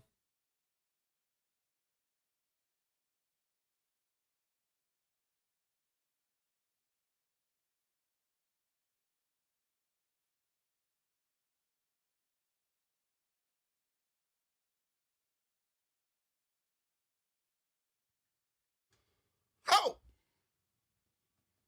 Christmas Eve, Grant and Danny, Toby Altizer, Lynnell Willingham sitting in for the guys today. Appreciate Ben Standig for joining us. We'll also scout the opponent coming up at 5 o'clock. Donovan Lewis from 96.7 The Ticket in Dallas is going to join us. We'll get his thoughts on this barn burner of a game tomorrow at Northwest Stadium at 1 o'clock. There is a game. I'm going to burn something, all right. My eyeballs after watching Josh Johnson. Yeah, it's gonna be a little bit of a tough watch. There is a game coming up on Saturday, though, at Lambeau for another somewhat local team with Baltimore that has some intrigue. Ravens not officially eliminated. Lamar Jackson, as I just said in the update, is undetermined if he's going to be able to go in the game on Saturday. And there's some consternation about some of the injuries, some of the things popping up. And there was an article written in the Baltimore Sun saying some not so great things about Lamar. I was putting it mildly. What do you make of this whole situation? Well, Preston Brown of Baltimore Sun, part of the excerpt accuses Lamar Jackson of staying up too late at night to play video games, falling asleep in team meetings. Guilty. I'm talking about myself, not Lamar. Also, an issue with getting to the facility on time, which is why they're practicing. Guilty. In the late afternoon during training camp, which is the hottest point in the day. I know some reporters out there that get a little bit frustrated at that bit. With all due respect to the reporters, couldn't care less. Couldn't care less. Well, my girl, Melissa Kim, I'm a huge Melissa Kim fan, my partner. Like, if you're frustrated because you have to be out there in the hot part of the day, if that's when they have practice, sorry. But they're only practicing at that time, allegedly, because Lamar won't wake his ass up. That is another discussion. But if you're just frustrated because, Let's be real, though. Look, Lamar, keep being frank about this. Lamar has the Ravens right where he wants them. So contractually speaking, he has no more guaranteed money left on the deal. He's got $54 million owed to him in base salary the next 2 years. And in the 2026 season, his cap hit skyrockets to $72.4 million. So the Ravens either have to A, extend him, or B, trade him. Here's my conspiracy theory. I think they would look and get crushed by the general public if they shopped him, right? Without this backdrop of this story, if you heard that the Ravens were shopping Lamar, what would you think? What the hell are you doing? Is probably what most people would say. Yeah. Right. So I think someone inside of the building leaked this to Preston Brown to justify their willingness to shop him this offseason. But here's the other point of this. Lamar Jackson has a no-trade clause. He also cannot be franchised. He will be an unrestricted free agent at the end of the 2027 season, and they can't tag him. So it's kind of crap or get off of the pot right now if you are the Baltimore Ravens. Shake a leg or lose one, as I like to say. They've got to do something here. Like, what? So you want them to move off Lamar? I don't want them to move off of Lamar. I'm telling you, that's why this story is getting the way that I'm laying it out here. I think they leaked this to Preston Brown. Real quick, Mike Preston. Sorry, Mike Preston. That's embarrassing. Calling the guy Preston Brown. Maybe I should get traded. But no, Preston. But here's the thing. I think sometimes because of what we do, we fall victim to these things where it's a little bit more than it needs to be. Lamar has not had a great year. He's had injuries. The Ravens have not had a good year. They could be in the AFC Championship game again next year. They have 3 playoff wins since 2018. I know. With Lamar and Harbaugh together. Something's got to give here. I know. But I think some of that is Lamar. I don't think you can just let him off the hook. I'm not saying I like Lamar. I like Lamar a lot. He is the Ravens, though. He Tobi, is. look That's at why I'm the saying I'm not roster getting rid they of put him. around That's why him. I think some of this stuff is a little bit ludicrous. But I think they may be just tired of the antics. You put up with the antics of a really good quarterback. That's my point. You're telling me that Rodgers wasn't a pain in the butt in Green Bay? Yeah. You're telling me that guys aren't pains in the butt all around the league that are winners? Yeah. You put up with it. You live with it. Yeah. You telling me they're not sick of some of the stuff with Mahomes' family? You put up with it. Because he's great. You don't find these guys. That's why anyone that has called in, and we've all dismissed them, by the way, but anybody that's called in, because we've screened the calls that say, oh, move off Jaden, like, that's ridiculous. You know how hard it is to find? My entire life we've been trying to find that guy. So when you find that guy, you can put up with a little bit more. But I think the bigger problem is Baltimore. This organization that has been known for their ability to draft and develop since the early 2000s have not drafted and developed well here in recent memory. Mike Green, what's he been this year? Yeah, he struggled. He has not been the guy that they expected to be an impact guy, especially moving Odafe Owe, which is not like he was great either, and that's another example. So they have not hit the draft. Their issue their is, offensive line stinks. Their issue is their defense. And the offensive line, yeah. But, the offense, it hasn't been the same this year, but their issue is that defensively they don't have dudes anymore, and they've always had dudes. That's been the Ravens' calling card for as long as I've been alive, is having dudes on that side of the football. They have Kyle Hamilton, but they don't have other dudes. Like Marlon Humphrey is still not he's not that guy anymore. No. Right? And they've always had good rushers of the passer. And since they've lost Matabike, they haven't had anybody that's a legit dude up front. Yeah. So the other piece of it is this. Their defense hasn't been the same since Mike McDonald left to Seattle. He came in coming on a little bit, but it's still not as elite a unit. They were historically good. They were one of the best defenses in the history of the National Football League in his final year there before he went to take the Seattle job. They weren't very good defensively last year, their first year without him. They're even worse this year. So I happen to believe it has a hell of a lot to do with, the scheme and how they're coaching it and their ability to get guys on the same page. It's the same personnel for the most part. So I don't know. It's a weird, wacky situation up in B-More. I don't know. This whole Lamar thing, I don't think there's more to be made of it than he's had some injuries. What if he doesn't want to extend? He hasn't played as well. Well, that's another discussion. But I don't know where he's going to want to go. Miami? Is that a better situation than Baltimore? It's where he's from. I don't care about that. Lamar cares about that. Is that about the Vegas Raiders? To me, Vegas Raiders. If Lamar doesn't care about winning a Super Bowl, then that's a whole nother discussion. If Lamar's care is just about playing and being comfortable, then that's a whole nother discussion. I don't know if it's the end-all, be-all for him, but I do know that he would damn sure prefer to be there than Baltimore. I would assume. And maybe so, but if his goal is to win a Super Bowl, if his goal is to be remembered as one of the all-time greats, he needs to win a Super Bowl. And I don't think going to Miami is better for him to do that than Baltimore. Now, here's the other question about this. What happens to John Harbaugh when they miss the playoffs this year? He just signed an extension in March. I know, but do they move off of John Harbaugh? I think it'd be a little bit crazy. Just to do it? But at the same point, I think sometimes you just need... Now, here's this head coaching cycle with these candidates. So, see, here's the interesting part about it is I think sometimes you need a fresh voice. Now, the difficult part is sometimes you bring in a fresh voice and it ain't nearly as good, and you sit there and go, "Well, what the heck did we break up for?" Right? Like that happens, right? Yeah, it does. So I can attest to it because to me, I've been saying this for years. Steelers going to make the playoffs. They might lose first round. At what point is it like, what's the bar in Pittsburgh? And I'm not saying that they have to, but in Baltimore, is it time to just say, he's been awesome and a great head coach. We've been perennially good. But at some point, the bar is no longer, we got into the playoffs. Here's the thing. Mr. Biscotti, Steve Biscotti, needs to go to Lamar Jackson and ask him, do you want John Harbaugh back next year? And based on that answer, if Lamar says no, you ask Lamar, is he willing to extend here?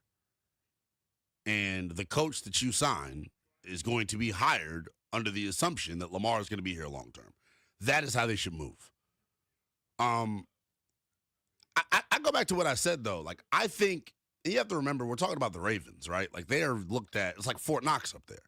Nothing's coming out of that building. So for this to come out of that building at this point in the season, when the backdrop and the overhang of an extension is on the docket, I think this gives them reason in the public's eye to think about trading them. I think that'd be ridiculous. Think about how much they got crushed last time they were playing hardball with him. They got dragged through the media. So now you leak this. For the whole tag thing? Oh, yeah, it's Lamar. He's the best quarterback. That's why I don't understand. There's no chance they're shopping him. They may be tired of his antics. They may want to go a different way philosophically as an offense. Like I don't know. With all it's due frustrating. respect, if you want to go a different way philosophically as an offense, but because you want to move on from Lamar Jackson, you're a bunch of idiots. You might not like the way that he plays quarterback. Say these things then are bring true. in guys that make him play quarterback better. Say these things are true and he is falling asleep in team meetings and he does have some bad habits. Would you be upset at them for not wanting to commit more money to him long We are term? going to have to try to find somebody that can hold him a little more accountable. He's been and here have since tough 2018. conversations. If it didn't fix now, my grandmother always said a hard head makes But a again, soft ass. Here's the crazy part, Lynnell. Yeah. Last year, people are arguing he should have been the MVP. Because he's great. He's been injured this year. Great. Imagine how good he'd be if he went to bed on time, they're probably thinking. Maybe we would have won a Super Bowl by now if he took his ass to sleep. But my point is, sometimes you have to put up with this stuff, and it sucks. Yes. That's the bigger point. In But corporate America it's here, not as if this guy's been terrible for 3 years, and all of a sudden you're like, we got to move on. He was great last year. Last year. Not 3 years ago, not 2 years ago. He was great last year. And he was doing okay earlier this year until he hurt his hamstring. Which has been huge. For a guy that plays the position the way that he plays the position, I mean, you saw the numbers of, like, when they were playing the other night, of him running. He's like 3.5 miles an hour slower on average when he's running. He's not running nearly as much. You take away that part of his game, he's not nearly as effective. So, look, this is one of those things that it's happened with Jaden this year, too, where people are like, was he really that good? And like, stop it. Go back and turn on the film of what you've seen of this guy and relax a little bit. Like, we don't have to overreact every time someone's injured, they miss time, and they struggle a little bit. It happens. It's life. And Lamar has much more of a track record than Jaden does. Yeah. So, but my let's thing chill out a little bit. My thing is this. When you're an organization and you lose trust in a player, that's where I think the Ravens are right now. I don't think the Ravens trust Lamar Jackson. And these rumblings about his maturity and how he carries himself, the most that I've heard is not about the maturity part, but who he chooses to hang around. Maybe, just maybe, like they've gotten tired of it and they feel like, hey, look, we got a big decision to make. Because one of two things has to happen this offseason. They are not going to bring him back next year with a $72 million cap hit. They're just not. So you either have to extend to lessen the cap blow for next year or you move on. And if you're Baltimore, knowing the draft class is about to come out next year and the quarterbacks that'll be in, and not this year's, but next year's, maybe it's worth it. I think it'd be ridiculous. At that point, you blow everything up. You fire Harbaugh with him. Both y'all can go. I think it's ridiculous. But if they want to do this... What's Harbaugh's role in all of this? I have no idea. Like, why are we wanting to fire Harbaugh? Because they haven't been as good. So we just put it on him? Partially. Because of the fact that they didn't make a different move at D coordinator with Zach Orr. It's similar to me with what happened with DQ. Now, obviously, he's a special teams guy, so he's not going to take over the defense. But it's similar in a lot of ways where I'm not necessarily firing Dan Quinn because the defense stinks. It's because he didn't make any changes when the defense stunk. You have to be able to put on your big boy pants and have difficult conversations. I agree. Coming up next, our double play. I want to get into best Christmas gift you've ever gotten. We can maybe go the flip side as well. Worst Christmas gift you've ever gotten.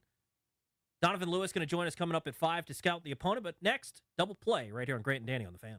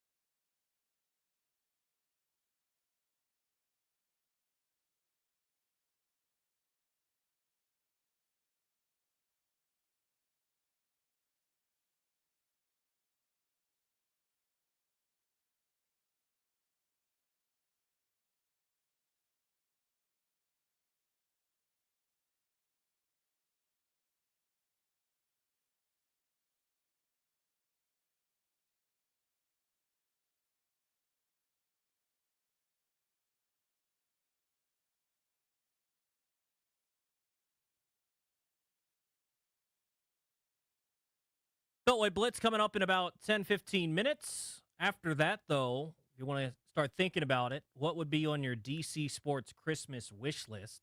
800-636-1067. We'll get to some of your calls coming up at 4:25. Right now, though, it is time for our double play.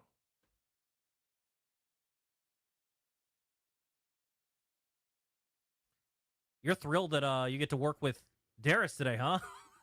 Darius a little slow on the controls today. I guess it's Christmas Eve for everybody. I know there was a lot of alcohol around here. Darius, were you partaking? No, no. Why would you ever say such a thing? Take place. Wow. No alcohol. We were talking about lines earlier today, and Toby says when he sees the line, he dashes the opposite direction. That time you push the line. Yeah, I did. No, Darius does a fantastic job. So, the one time he screws up, I throw him under the bus. Right, of course. Great host I am, fill in guy. Typical Toby. See if I ever fill in on Grant and Danny ever again. Darius won't allow it. Typical Toki. Time for a double play, though. Want to talk about best Christmas gift you've ever gotten. Best Christmas gift you've ever gotten. Lynnell, you want to start? Sure. What do you got? The best Christmas gift that I've ever gotten.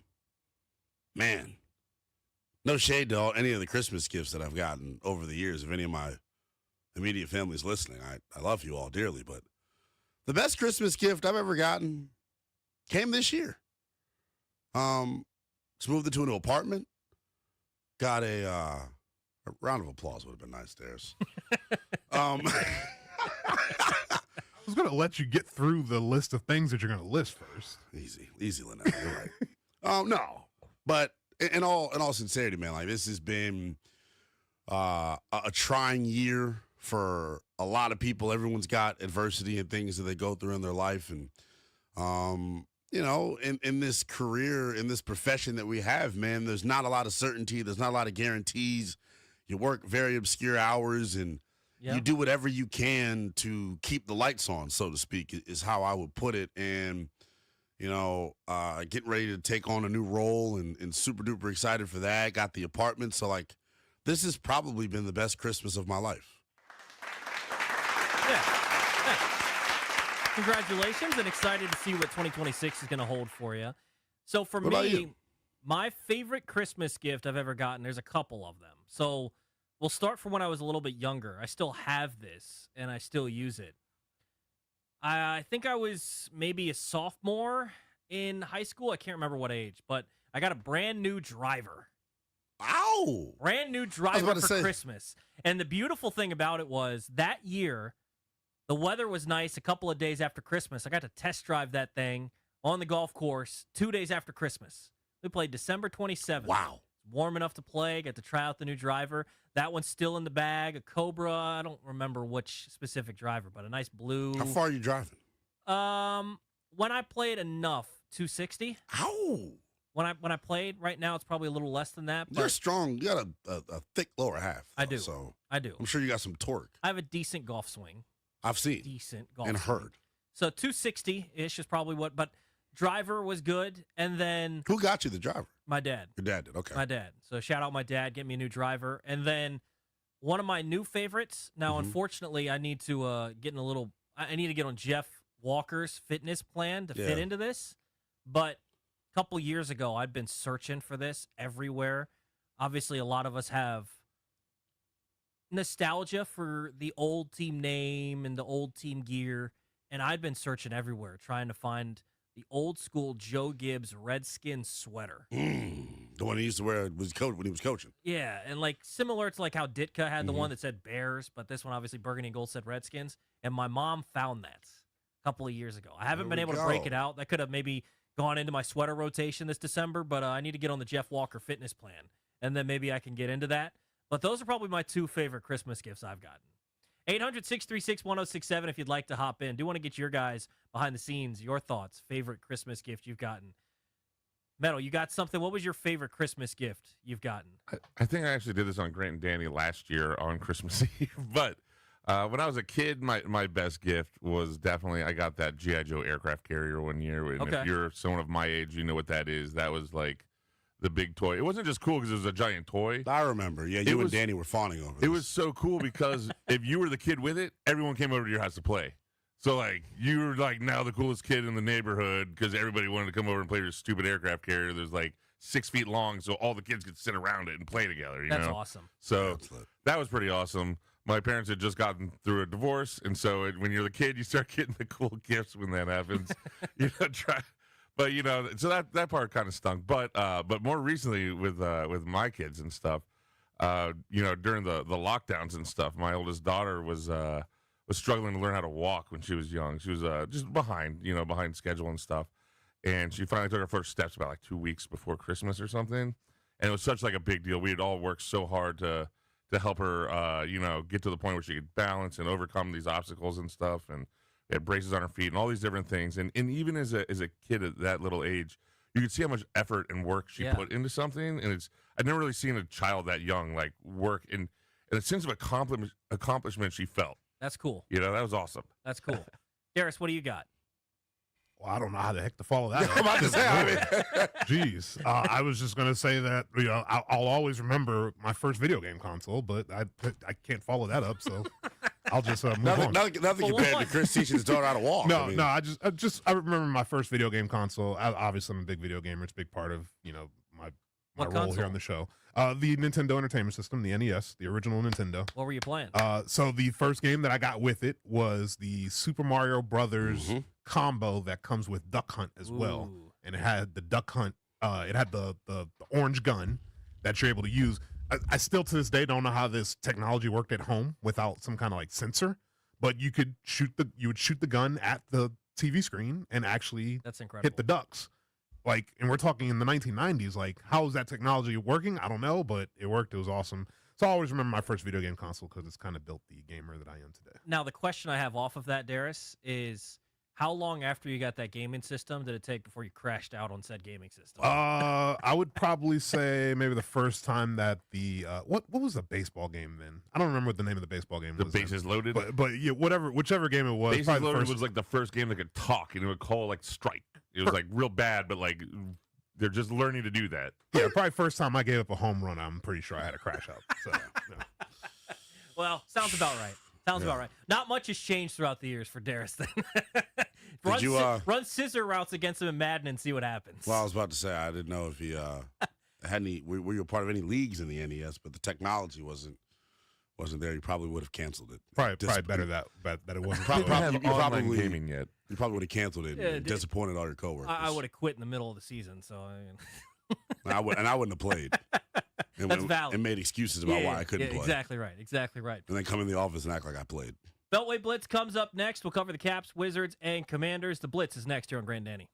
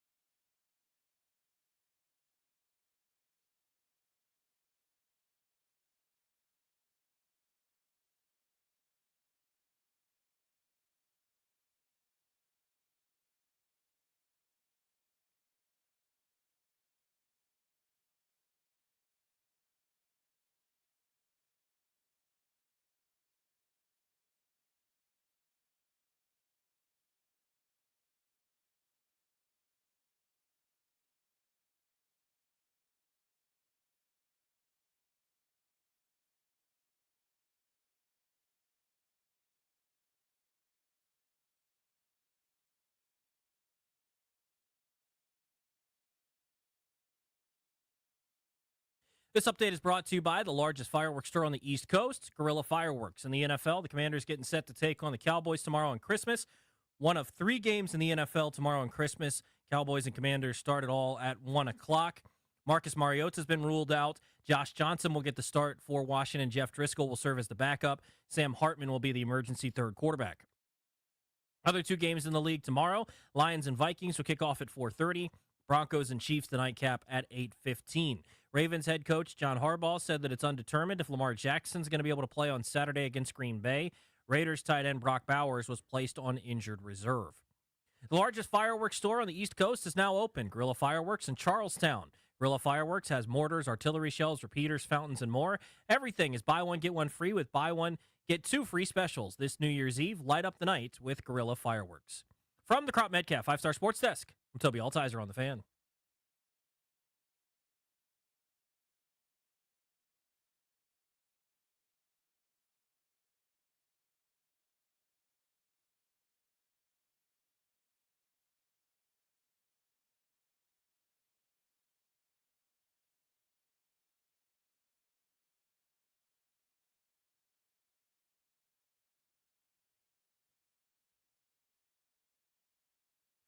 Grant and Danny on Christmas Eve. Tobi Altizer, Lynnell Willingham sitting in for the guys today.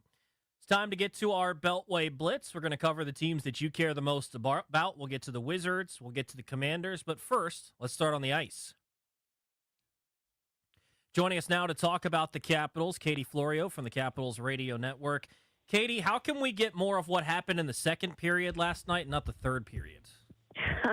Yeah, I think that's the million-dollar question. Obviously, that was a shocking collapse by Washington last night. But like you said, it's not like the whole game was terrible. It was a really, really good second period. And I think even after the second, even they'd only allowed 10 shots on net. And so I know Carberry said it was kind of a string of little plays, he thought, that led to the outcome of the third. And, just one of those nights that it's something that you hope does not happen again, because obviously with as tight as the Eastern Conference is, and now the Capitals just 1 win in their last 7 games, if this keeps up, it's gonna be hard to climb back. And so I don't think there's any reason to panic just yet. But definitely hope that offense can come to life and they can try to turn things around here after the Christmas break.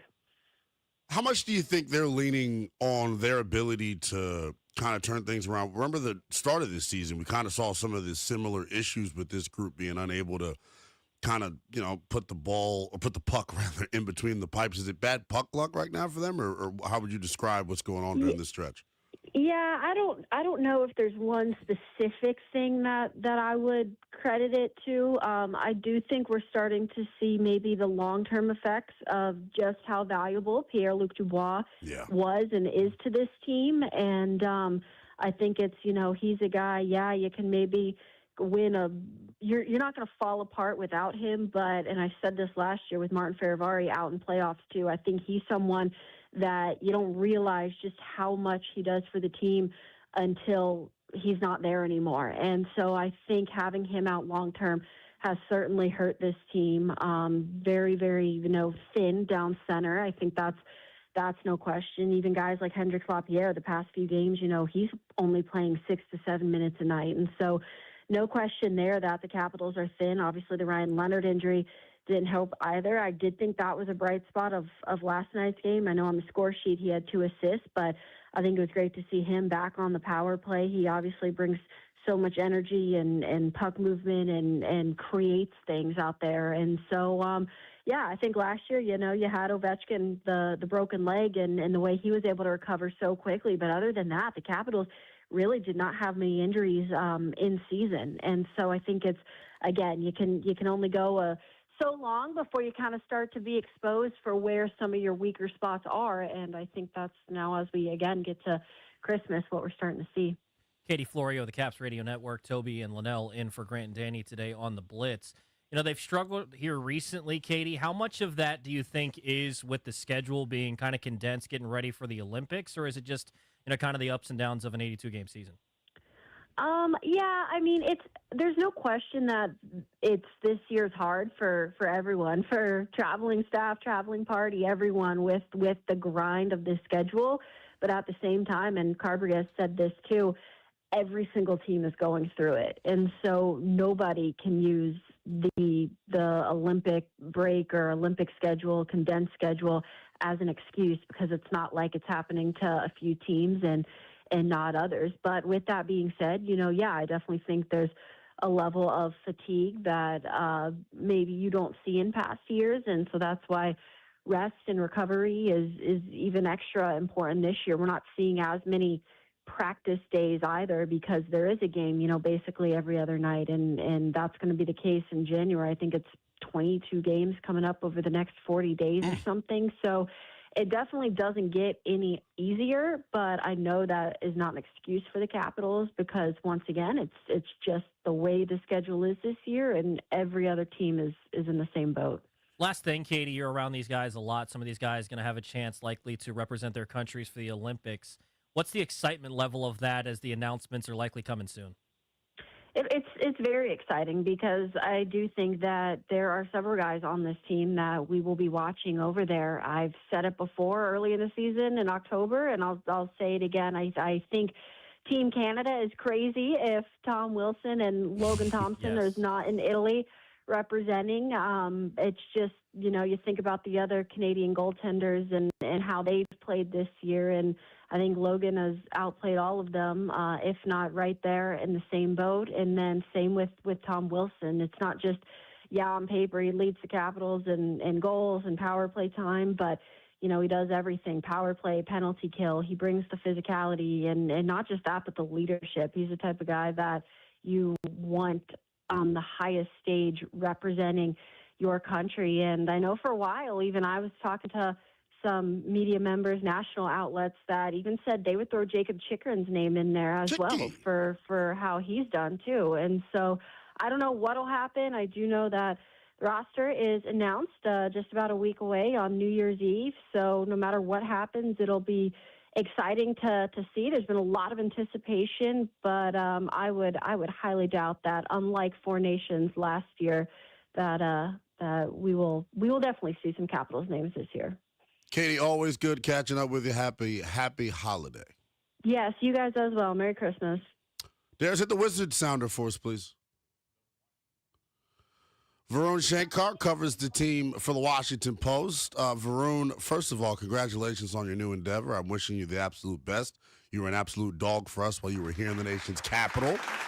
So we hope and wish you the best in your future endeavors. Last night, Wizards losers on the road to the lowly Charlotte Hornets. Another good game for Marvin Bagley III. Any chance the Wizards can flip him again at the deadline? Yeah, why not? I mean, Bagley's a very effective backup center. He's limited in the role he plays, but he's good in the role that you ask him to play. He has, I think it's a 1 year, $4 million deal. It's very affordable, something that a team can easily slot in. Now, if the question is for the Wizards, is it worth trading him depending on what you get back? That's going to depend on the offers that they get back in return. But if they can use him as, one of the reasons that he was traded last year was because he had a slightly bigger number for his salary. I think at that point he was still at like 13 or so million. And so you were able to package him and Johnny Davis for Marcus Smart's salary. That's less of a consideration this year because he's only at $4 million. He's not the big salary that gets tagged in. And so you would need to be more of a team that values Bagley for Bagley's sake rather than the roster flexibility he provides, which he does. He's still an expiring deal. Seeing the Cam Whitmore injury is a little bit scary. The DVT, blood clot in the upper extremity, similar to what Victor Wembanyama had last year. He missed the rest of the season. Do we have any idea on a timeline of when we could see him and how serious the situation is? No idea of the timeline, but I think the Wizards are pretty confident that Whitmore will be able to return to playing basketball at some point. They're trying to, they're taking it slow. This is something that's different in a lot of ways than, spraining something or even breaking something, right? This is something internal. It's something a little bit more touching. I think they want to give him as much time as he needs. And so, but, it's not just Wemby who went through this procedure. Asar Thompson did this, Damian Lillard. And so a lot of people have had this condition and then been able to work their way back into playing. Bilal Coulibaly, 3 triples in his return last night. What did you think of the way that he played? And What do you think about the growth of his three-point shot here as we get into the month of January? It's been hard to say how good Bilal's three-pointer is or isn't. The numbers are not kind, but he's also not been able to really take shots with a lot of rhythm just because of the injuries that have kept him in and out of the lineup.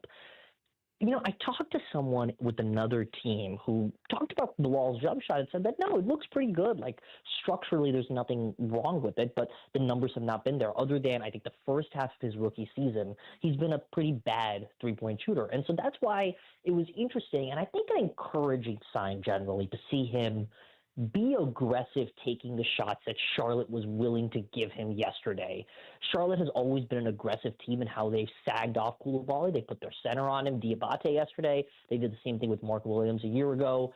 And they are daring Koulibaly to take the shot. And he has to take them if only to make the defense respect them. And he's going to make some. He's going to miss some. He went 3 of 9 yesterday. That's not great, but it's not horrible. And maybe it's something he can build off of as he gets some more time healthy. Keyshawn George, not a great night scoring the basketball, but still with 6 assists. What have you made of his growth this season? A little inconsistent at times, but what have you made of his improvement year to year? I mean, it's a huge jump from where he was as a rookie, but he is probably a little bit overtaxed in the role he's playing right now. I am curious to see how he tries to balance aggression with distributing the basketball, because there are times where you can see him kind of get taken out of games, and he can be a little bit up and down just in terms of how one end of the floor can impact the other end of the floor. So overall, still very encouraged by his progression year to year, but I think you're starting to see him struggle with the new role he's been given, but he's still been pretty effective in that space. I think even in his last 10 games when he hasn't been excellent, I would say, he's at like 42% from the field and 35% from three, which isn't great, but isn't bad either. Totally agree with you. What have you seen in terms of like a difference in usage with Trey Johnson since he's come back from injury? I think he's got a better idea of how to find space in the Wizards offense and weaponize his shooting in ways that go outside of, creating his own shot, whether that's running off pin downs, coming off stagger actions, playing a little bit more that way that like Corey Kispert does for the Wizards. And I think a lot of that in the way that the Wizards play, because it's such a read and react system, it's less so that, the coaching staff and Brian Keefe puts Corey Kispert in situations to run those plays, as much as it is sometimes Corey Kispert recognizes the picture a little bit better, which makes sense. He's been in the league for like 5 years compared to Trey Johnson, who's a rookie. And I think you're starting to see Trey pick up those pictures a little bit better and his movement becoming better because of that. Varun, appreciate the time. Merry Christmas and best of luck in whatever your future endeavors are. I appreciate it. Same to you guys. Let's talk Commanders. We'll be joined by David Harrison in just a couple of moments. But Lynnell, looking ahead to tomorrow's game, what are some of the things that you're watching for? Because there's not a ton of intriguing storylines where we're at right now, but what are some of the things that you're watching out for? So one thing that we'll talk about a little bit later on in the show, their inability to look good offensively on a short week under Cliff Kingsbury. Go back to last year at Philly, earlier this year in week 2 against the Packers. Probably 2 of the worst offensive performances we've seen in this Dan Quinn, Cliff Kingsbury era. How are they going to perform against Dallas's defense? This is something that they've struggled with, even dating back to last year. Yeah, no question about that. I'm looking at the other side. To me, I want to see what happens with Mikey Sainristil. He's got some legit guys that he's going to be going up against in this game with CeeDee Lamb, with George Pickens, and I want to see how he looks. I mean, when you look at where this team is at right now, when you look at how they've played, I'm curious if they're going to ultimately just leave him outside next year. Like, is that something where, even though the evaluation might have been wrong? Let's be real, though. It would be, in my opinion at least, it would be pretty irresponsible for this organization to rely on Mike Sainristil and Trey Amos next year as their starting corner tandem. Joining us in studio, because he was just wandering around. I won't pull the Navy Yard bit that G&D usually put. You were wandering around the bullpen. I don't know how anyone let you in here. I don't know what wild person allowed the rooster into the building. But joining us in studio, the always festive Chris Russell, the rooster. It's what happens when you bring in Dunkin' Donuts. They let you in. They say, gosh, the dude brings in donuts one time, and now he just wants to talk about it for all eight hours of the day. One time. Well, one time I've gotten the benefit from it because you never give it to us down on the Team 980. You only come over here to be the B Mention Finley groupie. How many times? How many times have you brought in something for anybody? I'm broke. All right, I can't bring in anything. That is true. That's why I'm angry about Christmas. It's a bill. Rooster is rolling in it. That is true. Literally, he's rolling in it. Rooster. I mean, if you put a ruler to it, if you want, we can discuss future incomes and earnings. If you want, Rooster. Wow. What are you excited about for tomorrow's game, if anything? That it's almost over. Can we ask? When the clock strikes 0, I'll be happy. If David Harrison, if Rooster's learned anything about me in my time here, as I've grown more comfortable, he seems to call me a ridiculous thing with the Grant and Danny program that I won't bring to air. I like to poke and prod a little bit. Rooster, what do you think about the Commanders playing on Christmas? I think it's great for Tailgate Ted and Pez and Christine and all these people that go out and do their thing and and have fun. And for anybody that's going to the game, God love you. I'll be there tomorrow. Darius will be there tomorrow. I mean, that's insane. What are you doing? Watching football. It's Christmas. Yeah, it's going to be a fun time. I don't know how many times they'll play on be fun. Christmas. It's a cool thing to do. No, it's not. The two teams suck. The game means nothing. They're not going to score. I promise you, they will not score a touchdown tomorrow. The Commanders won't. I will say. I don't know about that. I would say. I'm curious your thoughts on this, Darius, real quick. I would say percentage-wise of what I'm going for, the product on the field is like 20%. Okay, but why else would you go? For going to a game on Christmas.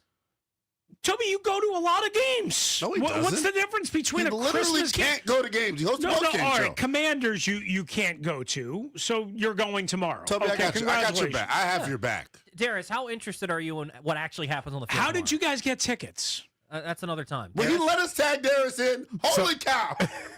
So I actually bought my tickets back in the summer. So the allure of the game was, I would say it was 60%. Oh, cool! This is a once in a lifetime, like we're playing on Christmas event thing. And then the other percentage is, I thought the team was going to be good and possibly, we're battling the Cowboys for playoff positioning. If you made that decision in the summer, I can't blame you. Now, I would have done everything I could to get out of it. But if you made that decision in the summer... Believe me, I've tried. Okay. And that's the point. Do you want to buy his tickets? So hold on. Is the game is useless. Like the NFL has... Like the NBA went from 2 games to 3 games to 5 games, and they tried their damnedest to ruin the holiday. Then the NFL says, oh, yeah, big brother, I'll show you one. I'll show you. They had 3 games 2 years ago, down to 2 games last year. Oh, we can make an extra $150 million. I got another proposition for you. This is Lynnell's unbearable. Lynnell's going to love this proposition, okay? The Wizards win the draft lottery, and they draft either Darren Peterson or A.J. DeBonsa, and they're playing on Christmas next year at Cap One. What's it going to take to get Rooster down to Cap One to cover a Wiz game? You know what it's going to take? On Christmas. You know what it's going to take? Can we go to break? This is awful. The vault seats with the private dining experience that I'm lucky enough to get from my friends at Monumental Sports and Entertainment. Well, Bickle's got vault seats. I know Box Score's got them too. Well, Rooster was sitting there not that long ago. I mean, Bickle can buy box seats for the entire year. I mean, vault seats for the entire year if he wants to. Well, yeah. I don't make that much money in a month. Rooster, real quick. I mean, we're going to talk about this next. I'm sorry, Darius. Curious. DC Sports Christmas wish list. What would be on it for you? DC Sports Christmas wish No list. games on holidays or days outside of Sunday at 1 o'clock. If Santa was coming to DC and dropping off a gift for old Rooster for DC Sports, what would it be? I'm going to give you something that's probably going to surprise you a little bit. Oh, God. I want the Nationals to win 90 games again. Let's go! Yes! Yes. And I want the Wizards to stop tanking. I'm not going to get us on board on that. In quotes. Give me A.J. DeBonsa, and then they can stop. I am literally about to run through the wall. Jeez, that hasn't happened before. Appreciate you joining us. He's done with us? Yes. Merry Christmas, guys. Appreciate you Bah joining us. humbug, Scrooge. Have a Merry Christmas. He's already telling us he's not in the Christmas spirit, if you couldn't tell by his non-merry nature. We'll ask you the same question we just asked the Rooster. If Santa's rolling through D.C. tonight to leave a gift for you for D.C. sports, what would it be? What's on your D.C. sports Christmas wish list? 800-636-1067. I want him to take Chris Russell. It's Grant and Danny on the Fan.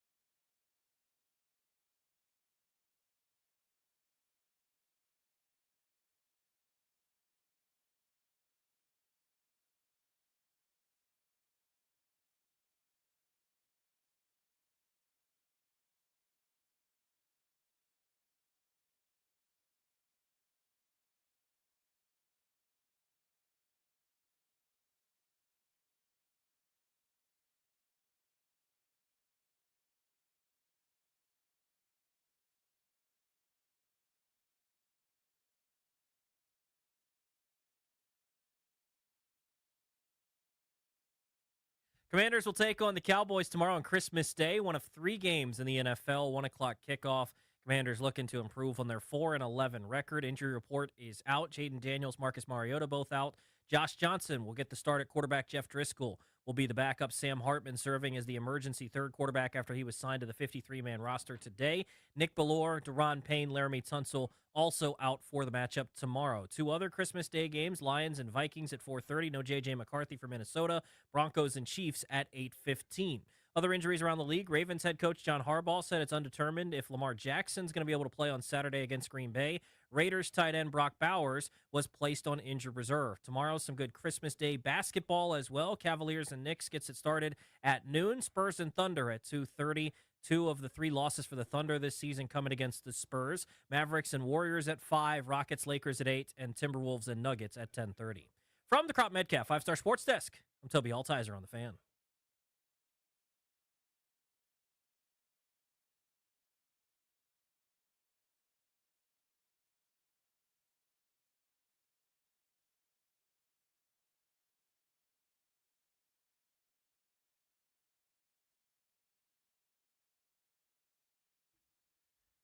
Christmas Eve on Grant and Danny. Tobi Altizer, Lynnell Willingham sitting in for the guys today.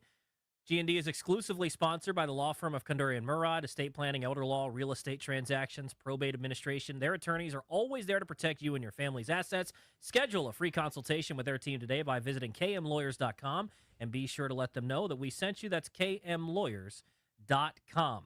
So, Santa Claus making his trip tonight. I was wearing a Rudolph sweater, in case you haven't noticed. The official mascot of Christmas. Well, Rudolph is going to be hard at work tonight. He's already hard at work around the world, making sure that Santa Claus is right on time to deliver gifts for Christmas morning, tomorrow morning.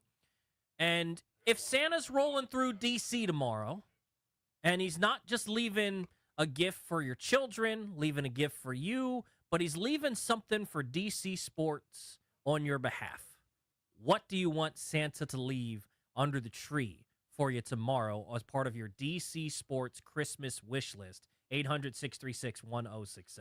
Permanent durability for Jaden Daniels. Oh, it's a great. That's it. I wouldn't want anything else. It's a great one. Just keep him healthy. What about like some muscle mass gainer, some creatine, some cookies, milk, whole milk for him, by the way? No 2%. You got to stay healthy. It's literally the only worry I have right now in life. Is will my quarterback be able to stay healthy? So off of that, what would you bet, or how much would you bet, that if Jaden Daniels is able to stay healthy for the rest of his career in D.C., that he wins a Super Bowl? How much would I bet? Yeah. $5. $5? It's partially because I'm broke. But, I mean, I would say it's a good shot, right? Yeah, I feel pretty good about it. But think about this, like, Josh Allen's been in the league, doesn't have a Super Bowl. Joe Burrow's been in the league for a while, doesn't have a Super Bowl. By the way, we're going to talk about some AFC quarterbacks in a little bit. Josh Allen's got his chance this year. He's got to come through. He does, but hopefully his defense doesn't ruin it for him. But it just feels, and I'm going to get in trouble when I say this, I know. And this is why you all hate me, and I'm realer than you realize. Dude, like, I hope last year for him was not an anomaly, bro. Well, we all hope that. I don't think that's crazy to say. See, I think we're so blindly biased that we have a hard time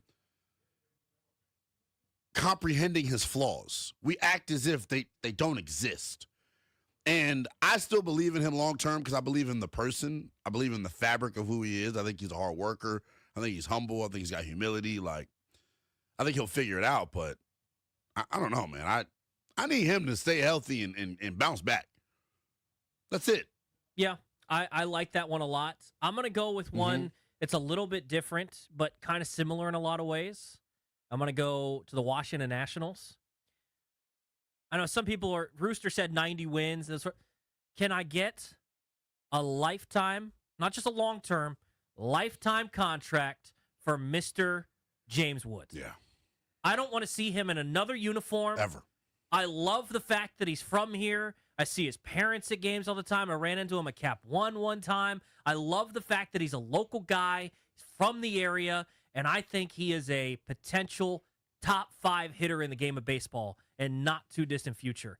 Can you sign James Wood long term? Because I was thinking, could I ask for another World Series? Could I ask for another deep playoff run? Could I ask for another long stretch of success like they had from 2012 to 19? And I'm thinking I can get almost all of those things in one thing. Sign James Wood. Because you probably won't do that and reach those heights without him. No. Right? So I pick up what you're putting down there. I don't want to do the thing in 3 or 4 years where I'm listening to the junks. I'm listening to B. Mitch and Finley. I'm listening to G&D, and we're talking, is it better to trade James Wood or is it better to keep him long term? Should they go and move on to the future or should they keep him? No. Sign James Wood long term, please. Can I please? Can I inject you with truth serum real quick? Yeah. Does me injecting you. Do you think it happens? No. And that's why it's on my Christmas wish list. Well, there we go. Because I need Santa to deliver about $600 million to the Nationals. Well, maybe more. Probably more. I need Santa to deliver a large bag, and not just his traditional bag, but I need this thing like a Brinks truck. Yeah. With a couple $100 million loaded with cash over to Nats Park. Yeah. And then go ahead and take that to James Wood's bank account, please. I wonder, let's get to the calls. I was going to say something silly, but silly to you, maybe not me. I wonder, if James is thinking about this right now. I don't know that he is, but he's a Boris client, so I'm sure he's trained to think. I'm sure one guy in his camp is. 800-636-1067. Let's get out to Mitch in Jersey. Mitch, what's going on? Merry Christmas, guys. Happy holidays. Happy Hanukkah. Happy Festivus, both of you. You as well? You as well. Thanks, Lynnell, Tobi. I wish the Nationals were named the Senators. And just what you were saying about James Wood, I wish the Nationals, they have money, open the books like they want baseball to open the books, and keep all their talented players, with the Woods being number one. I'm tired of all the players they've lost. Harper, Trey Turner, they made some trades. Adam Dunn, he retired. But I wish they keep the talented players and not be like a revolving door. It's not be a minor league team. Yeah. Have a nice one. Thanks, Mitch. Yeah, I mean, keeping their talented players. That'd be a nice concept. The other thing would be can Dylan Cruz reach his potential and then keep him as well? That'd be nice. To have a baseball team that kept the players. That seems like the goal of the sport, right? Let's get out to Edward and Rockville. Santa's dropping by tonight. What is he dropping off for you for DC Sports wish list? Hello, Ed. He's dropping off. What's going on, guys? First and foremost, what's going on? Merry Christmas to you guys, Yes, and a you Happy too, New Year, man. because I don't know if I might be able to listen to you guys through, the next few days for traveling. But here's what I'm going to say I want Santa to bring to me. I want Santa to bring me 2 championships to D.C. I want a fully healthy Washington Commanders rebound, tell everybody this year was a fluke, okay, flip the script of whatever they finish with this record and go to the Super Bowl, okay, and win it. And then the Nationals go from being one of the worst team to winning 95 with the youngest GM manager and with James Wood and winning the World Series automatically.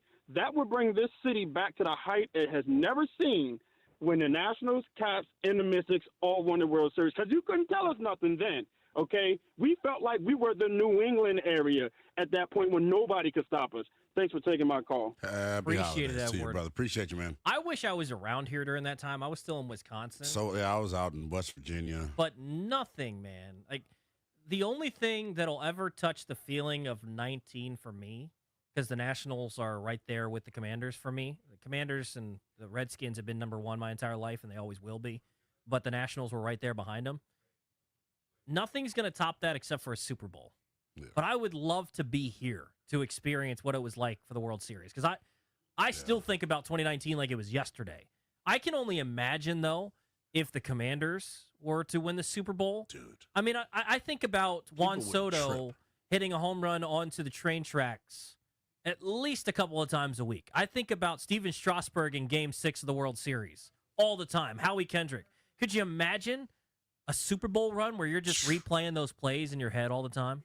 Man, just knowing the reaction of the city, like you mentioned, when the Nats won. For a Commanders Super Bowl, I think it's that times like 100. And like people were sending me pictures because I was in college at the time.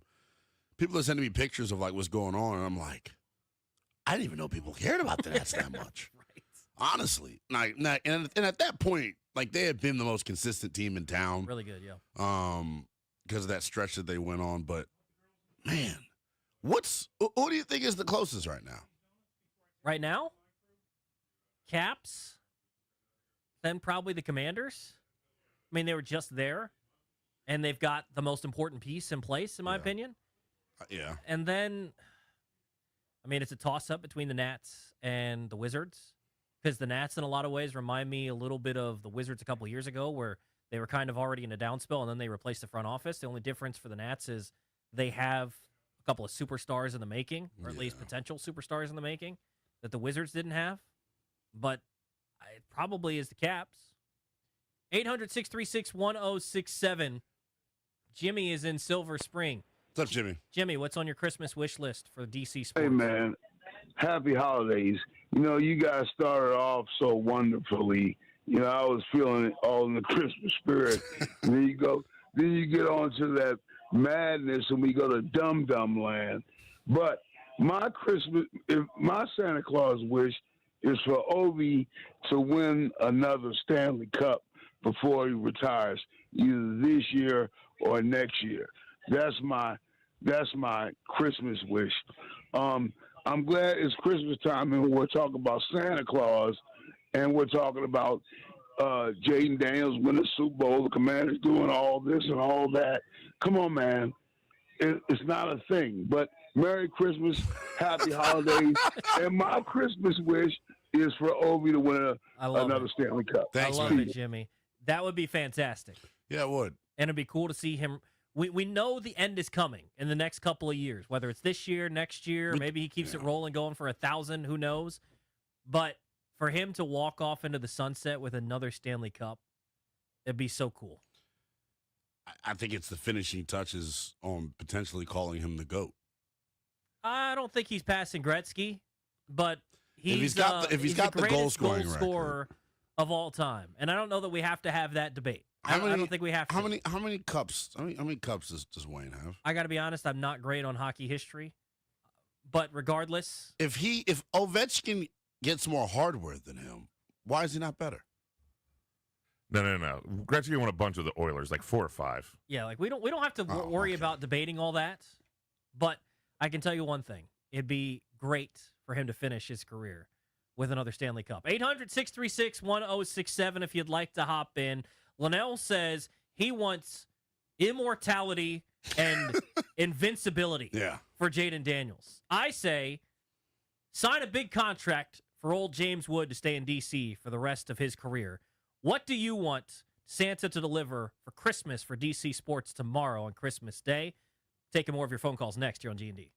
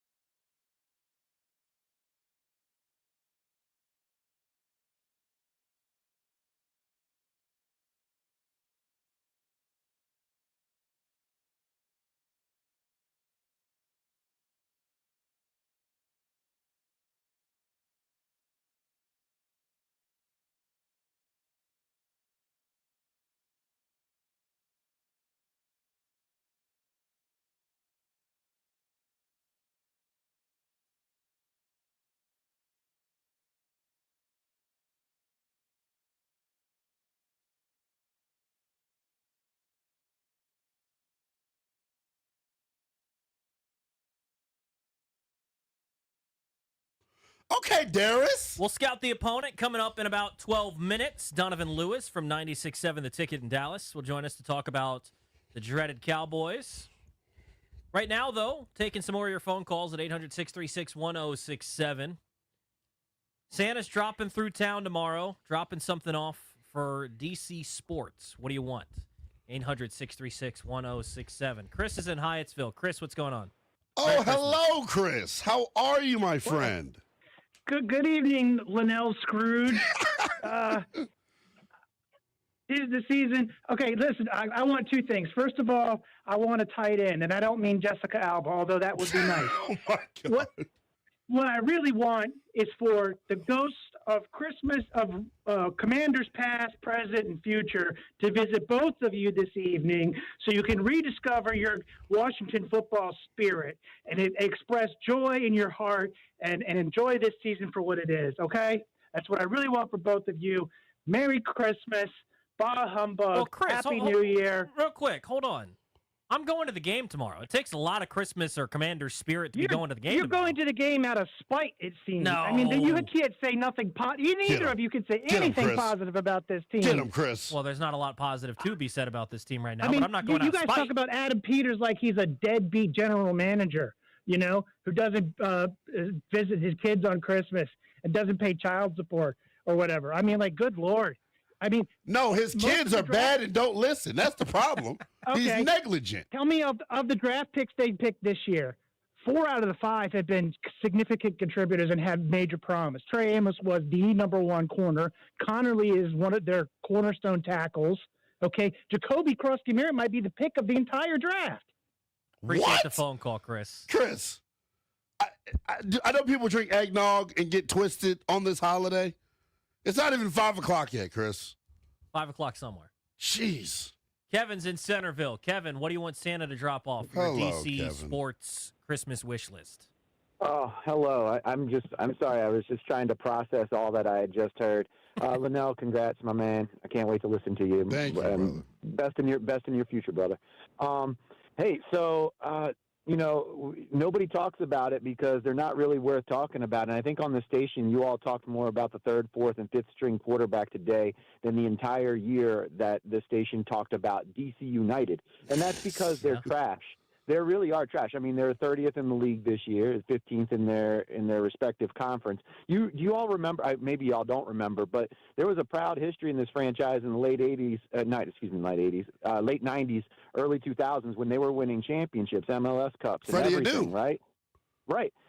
That's the thing, right? I don't know what they need to do something because this is a coma of a franchise right now. I mean, literally the DC Defenders are the biggest thing in Audi Field right now, more so than the DC United. So hey, put some respect on the Washington Spirit. Or Howard football.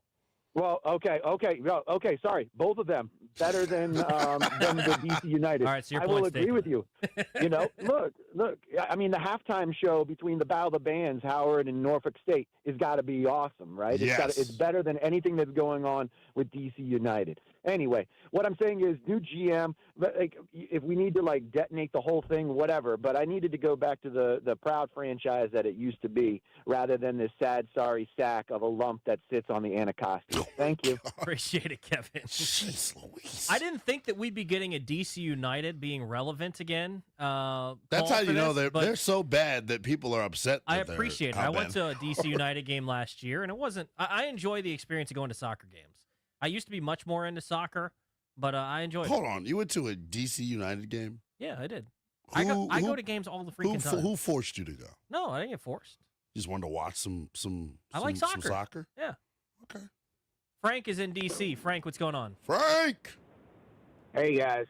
Hello, Frank. I think I already got my Christmas present with how you set that previous caller straight on where the United sits in Audi Field attendance.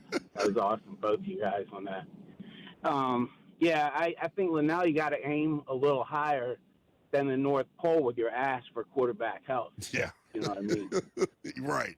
And it is Christmas, though, now. You know what the prefix is. I hear you. Just asking a lot of Santa Claus is all I got to say. Well, you might have to ask a favor up above him. Yeah. Well, he's giving me plenty this year, so maybe I'll chill. Jaden, sorry. I don't want to get greedy now. I don't want to get greedy now. No, you're good. So I wanted my stock in this year, draft picks. Yeah. So good. I think you got to be more specific. Because the dude, the handsome blue-eyed devil, Adam Peters, had draft picks in year one, and only one of them turned out to be anything. I want what we gave up for Tunsil back in draft picks somehow. Boy, would life feel good if we had Appreciate a second it, and a Frank. fourth. Yeah. How much better would you feel? It'd be a lot Which is different. actually like crazy that we're talking that way, but like, boy, I'd feel much better Well, and about the I love the offseason. Tunsil deal. I But do. Steve is in Maryland. Steve, what would you want for Christmas for your DC wish list? What's up, Steve? What's up, fellas? How are you? First of all, Lynnell, I heard, are you going big time on me? Are you late night broadcast, national broadcast? The leader of the late nights, baby. You bet you. All over the country? All over the country. My man, hey, represent the DMV, bro. Yes, sir. I got us, baby. I appreciate you, man. And, hey, man, this is like, I've been wanting to call and, like, talk to you so many times. And, like, this is the first time I talked to you, and now you're leaving. Damn, bro. That's tough, man. I'm in a rock and a hard place between Ovi getting another cup and Commanders getting the Super Bowl. Even though I should be saying Commanders. I'm about to say now, we love Ovi, but get the We boys love get the Ovi, boys and a ring. I just want somebody to solidify that greatness, you know? Yeah. The GOAT. If he gets another cup, there should be no more discussion about it that he's the greatest of all time. So you better chill Appreciate before it, Metal Steve. Chris jumps through the phone on you. Last word on it. DC Christmas wish list. Elijah's in DC. What up, Elijah? What's up? Yo, what's going on, man? Merry Christmas to y'all, Merry man. Christmas, man. Yo, for me, I want to say maybe a number 2 receiver that's almost like a 1B. I'm not saying go get Terry a replacement, but I want my number 2 guy to be pushing it. Like at this point, I need a guy that's like pushing it for that spot, and it's okay, everybody. We know he is that, but I need to see that number 2 kind of pushing and a tight end, and go draft me a young defense. Come on, y'all. If Bobby Wagner was on Philly's team right now, you got to say he'd probably be looking even better. Elijah, real quick. Can I ask you a question? Oh, God. Absolutely, sir. I told you earlier that I like to poke and prod. Is Brandon Ayuk that guy for you? Nah. Nah, he's The not. answer was I like nah. certain quality. He could do certain things that he can do, but there has to be an idea for moving to the future. Like, no, we got eyes in a draft. We know how to do this. I got you. We don't need If somebody else to develop somebody. If we're gonna bring Brandon Ayuk to town, someone needs to get his beard together. It looks Well, like he's someone needs to make sure that he's not speeding by Levi Stadium. well. If he dude, never mind. I was gonna make a Jamin Davis joke. Not necessary. Todd tweeted real quick, said a first baseman for the Nats. Agreed. He also said Trinity Rodman to come back for the Spirit. Oh, true. I got one. How about a naming sponsor for Nationals Park? Wow. Let's get the learners some money, huh? Maybe that helps out with James Wood. Exactly. Let's that do it. leads to a lot of other things. Let's do it. 106.7 The Fan Field. I love it. Nats Park here, 106.7 The Fan Field. That'd be fantastic. Let's scout the opponent coming up next. Donovan Lewis from 96.7 The Ticket in Dallas will give us insight into the Cowboys. You're listening to G&D on The Fan.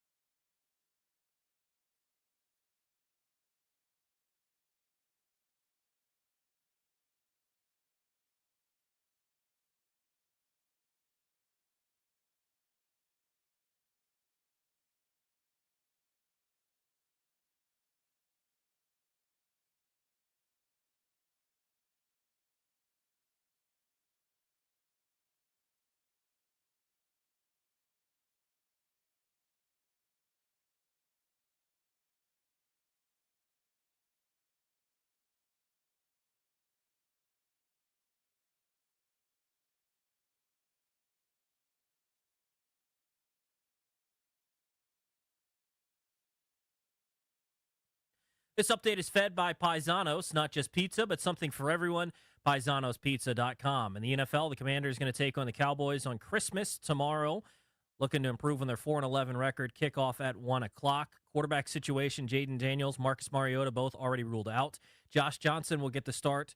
Jeff Driscoll will serve as the backup. Sam Hartman will be the emergency third quarterback. He was signed to the 53-man roster today. Nick Bellore, Deron Payne, Laramie Tunsil also out for the matchup tomorrow. 2 other Christmas Day games in the NFL, Lions and Vikings at 4:30 tomorrow. No J.J. McCarthy from Minnesota. Broncos and Chiefs at 8:15 tomorrow as well. In the NBA, 5 games, notable ones. Spurs and Thunder at 2:30. The Thunder have 3 losses on the season, 2 of them coming against the San Antonio Spurs. Rockets and Lakers at 8 o'clock.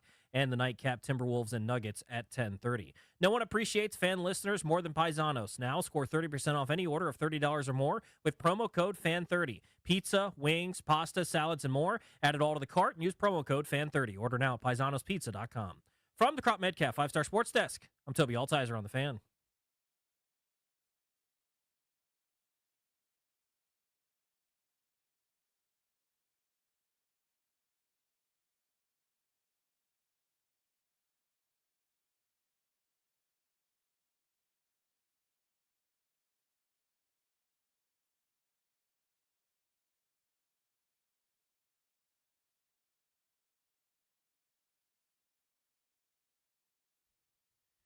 Welcome back. Christmas Eve on Grant and Danny.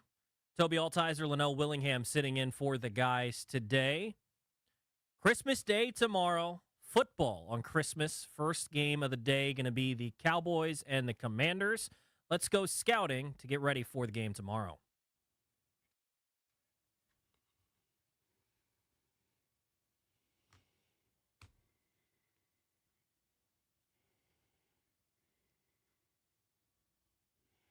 Joining us to do that from 96.7 The Ticket in Dallas, Donovan Lewis joins us now on the Rude Guest Hotline. Rude, the most reliable heating and air conditioning products in the DMV. Donovan, how you doing today? I am doing fantastic. How are you guys? Good, Donovan. I hate that this game's going to suck, but other than that, I'm fine. I hear you right there with you. What has been the feel of the Cowboys season this year, where I think seeing Hard Knocks has been kind of interesting. I think the Cowboys have maybe come out of the winners of that because I thought the Schottenheimer hiring was a joke. And then now that I watch him on Hard Knocks, I'm actually a little bought into what he's doing. What's been the feel around Dallas this year with his first year as man in charge?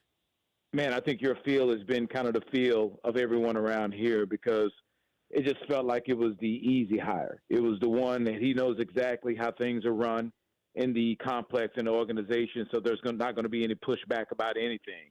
And if you get one of these hot new guys like Ben Johnson or Liam Cohen or one of those guys, they may want to do things differently, maybe upset the apple cart a bit. But, yeah, at first it's like, oh, that's easy. Didn't even have to go outside the organization. He knows how it goes. And then everything that we've heard from Brian Schottenheimer leading up till maybe a few weeks ago has been, oh, man, this guy knows exactly. He's sounding like a head coach. He knows exactly what he's doing. Now, I think the last few weeks, maybe the last few games, it feels like he's been a little bit overmatched coaching-wise. And since he's the offensive coordinator and calling plays and the offense hasn't been exactly what it's been before, maybe you're thinking, okay, there's a lot of tape around, so everyone knows what you're doing, so now you have to adjust. And maybe now the last couple of weeks he's getting a little pushback about his game plan and how the team has been going. But I'm with you as far as, man, I just don't know about this hire. It seems like he fits the script as far as the head coach goes. Now they're going to have to surround that guy with some talent, and maybe we can say, okay, well, if you're going to have all the pieces, can you put it together to have this overall feel of the team? Not just the offense, because the offense has been really good. But this defense, and it's been bad, and does he need to get a little more involved since he is the head coach? So it was a terrible start, a fantastic middle, but I feel like the ending has been a little bit downhill for him.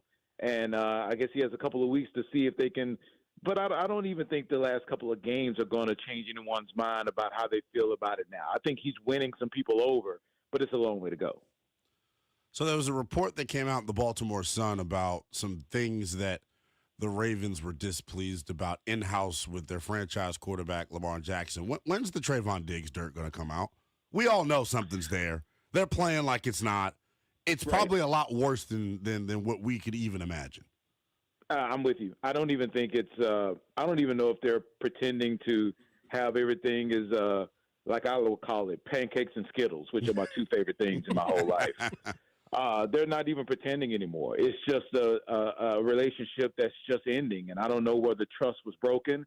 Was it when he was working out somewhere else, and then they fined him $500,000, and he thought, "Oh, there's no way they're going to take $500,000 from me," and they did. I don't know if that started it. I don't know if them trading his buddy Michael Parsons to where he just felt like the writing was on the wall that if Michael Parsons is going to go, he's going to go. But it crashed and burned pretty quickly with Trayvon Diggs and the Cowboys. And now I don't think there's a chance that he'll be back on this team next year. But I do think he'll find somewhere to play that will maybe maximize his talents. And I think he'll be okay. I don't think he's a trash player.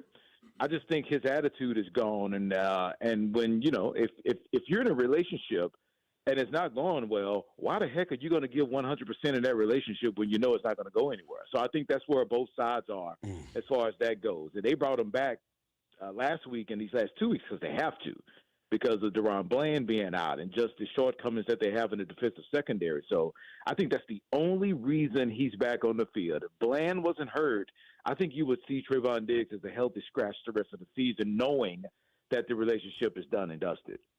Talking with Donovan Lewis of 96.7 The Ticket in Dallas. Tobi Altizer, Lynnell Willingham filling in as we scout the opponent, getting ready for the Cowboys. Donovan, looking ahead to tomorrow, is it the last time that we'll see George Pickens as Washington fans playing against us in a Dallas uniform, or are we going to have to deal with this for years where you've got a legit 1A, 1B situation with CD and George Pickens? I think it's going to have to deal with it at least one more year. They're going to have to make sure that they keep him around. I feel like that last year of Mike McCarthy, they set him up to fail and didn't give him the resources to try and do something good with this team. And I don't think they're going to do that with Brian Schottenheimer. I really don't. So if they have to utilize a franchise tag or tag him somehow, it's not going to make him pretty happy as far as not getting all the guaranteed money. But at least they'll use the leverage that they have to keep him around. So I think that you'll have to deal with him at least one more year. I think that's the bare minimum. I'm kind of in the market of them getting a deal done so they can manipulate the salary cap. And knowing they're going to pay him about $30 million a year, just try and see if they can front load this thing or back load it to make sure that they can play with the salary cap and keep adding to a defense that's been pretty bad. I just don't think you can go into next season, seeing what this offense has done this year, and say we can subtract the Pro Bowl receiver and then just bring someone else in the draft and everything will be okay, because they tried that and it hasn't worked. So they have to make sure that they keep this offense going, and that is only going to work if you have George Pickens and CeeDee Lamb on each side of the ball. You can't even think of it any other way. So I'm sorry, Washington fans. I think you're going to have to deal with George Pickens for a while here at the Dallas Cowboys. As we get ready to wrap the season up, grade the rookie year of Tyler Booker for us. Man, I will give him a very, very solid B, which I think is really good, seeing who he had to replace, right, and just seeing the circumstances of the year. Like, man, when you draft a guard in the first round, a top 12 pick, you expect him to be good, but if a guard is good, you really just don't hear his name. So it's kind of odd and kind of weird to kind of grade it, because when you say, all right, this offensive lineman, we need him to plug and play, that means I don't need to hear his name on Sundays unless he's just destroying people. And you've seen a couple of times where Tyler Book has been really good, but he's a rookie, and you've had some rookie moments, and that's just expected. But when you have to replace a walk-in Hall of Famer like Zach Martin, I think that raises the bar of expectation a bit, and it just kind of makes you grade a little bit, maybe on the curve, not to his advantage, which may not be fair to him, but that's just how it is. And I think any other team would have to be, or any other player will be have to judge that way on any other team when you replace a guy like Zach Martin. So you can definitely tell that the interior of this offensive line is going to be the strength. They're going to have to figure out the tackle situation in order to take this offense to another level. And it's weird to say, because this offense has been really good, and they've had some really suspect tackles. And if they don't get that figured out, then you're going to see that same thing next year. So they are very satisfied with that interior, and Tyler Booker is just a guy that they don't have to worry about and just put him in and feel like for the next decade he'll be right there at right guard, just replacing Zach Martin. And how crazy is that you can have a guy that you picked that you don't have to worry about replacing a Hall of Famer. So they're really satisfied with what he's done, and I think he's been really good this year. On the other side, Donovan, a guy that I thought a lot of us out here thought the Commanders might go with in the draft, Donovan Ezeraku. What have you made of his rookie year? Oh, man, it was a slow start, but I think that's pretty much expected, especially when you trade Michael Parsons a week before the season, and you don't know what the heck you have on the outside rushing the quarterback. And he's a rookie, and he's getting his feet kind of, seeing how he's going to go about in the NFL. But he's been really good. That's one of those arrows pointing up, because the Cowboys, the last couple of drafts before 2025, they missed the mark, and it's especially with their premium picks. And it's like, okay, you got to make sure 2025 is a success. If not, then that's what you see challenging the depth of your team. And Donovan Ezeraku has been a pleasant surprise here. I know everyone knew that he was going to be good, but the experience that they've had here with the Cowboys with young defensive ends is that it takes a year or two for them to even think about finding themselves and how they're going to be, what their role is going to be. And it took him about 6 or 7 weeks, man, but he's been in there making plays, and he's been noticed. Seems like he slowed down a little bit toward the end of the season, but I think that's expected also. But I think they're very, very happy with him and those first 2 picks in the 2025 draft, man. Man, you can even throw the third in with Savon Ravel, the guy that was hurt. He didn't come around until the Raiders game for the Cowboys, but their top 3 picks have been a swing and a hit. And that hasn't been the case the last couple of years. So I think the Cowboys, the front office, the fan base is pretty satisfied to see, okay, next year, but they have some games under their belt, they'll be fine. You don't have to worry about those positions. Now go fix and plug everything else. Is this the year, speaking of like the success that they've had in the draft, and I think it's been, sneaky one of the best drafting teams over the past decade. If you look at, where their premium talent has been and how they've acquired it, it's been via the draft. Is there fear amongst Cowboy fans that maybe this is the year you lose Will Clay? Maybe. I don't know if that's a big-time fear. It feels like Will McClay is pretty happy with his role here. And I know Jerry is officially the GM, but he's getting paid like a GM, and probably – you know what? He's not getting the criticism of a normal GM because of Jerry and his stature. But so he can have those swing and misses, and no one will think badly about him, because if all just blame Jerry, it's one of those things where I don't think anyone wants Jerry to go away except the fan base. Everybody in the front office wants him to stay because he gets every single ounce of the blame that's going on with his team, and it's warranted. 30 years without an NFC championship game appearance, and the only constant has been Jerry around here. So every finger is going to be pointed at him, and I think it's going to be a sad day if Will McClay decides to leave, and you just cross your fingers thinking, okay, the next hire is going to make all the difference in the world. I'll just say that. If you get a name that people will recognize and think, okay, maybe he can step in and do pretty well, then I think everybody will be okay. But I don't know, man. It's just you always have to kind of hold your breath with hires in the Dallas Cowboys land, because you just never know what you're going to get. And just to make and appease Jerry and Steven is what everyone fears more than anything else around here. Talking with Donovan Lewis as we scout the Cowboys ahead of tomorrow's game on Christmas.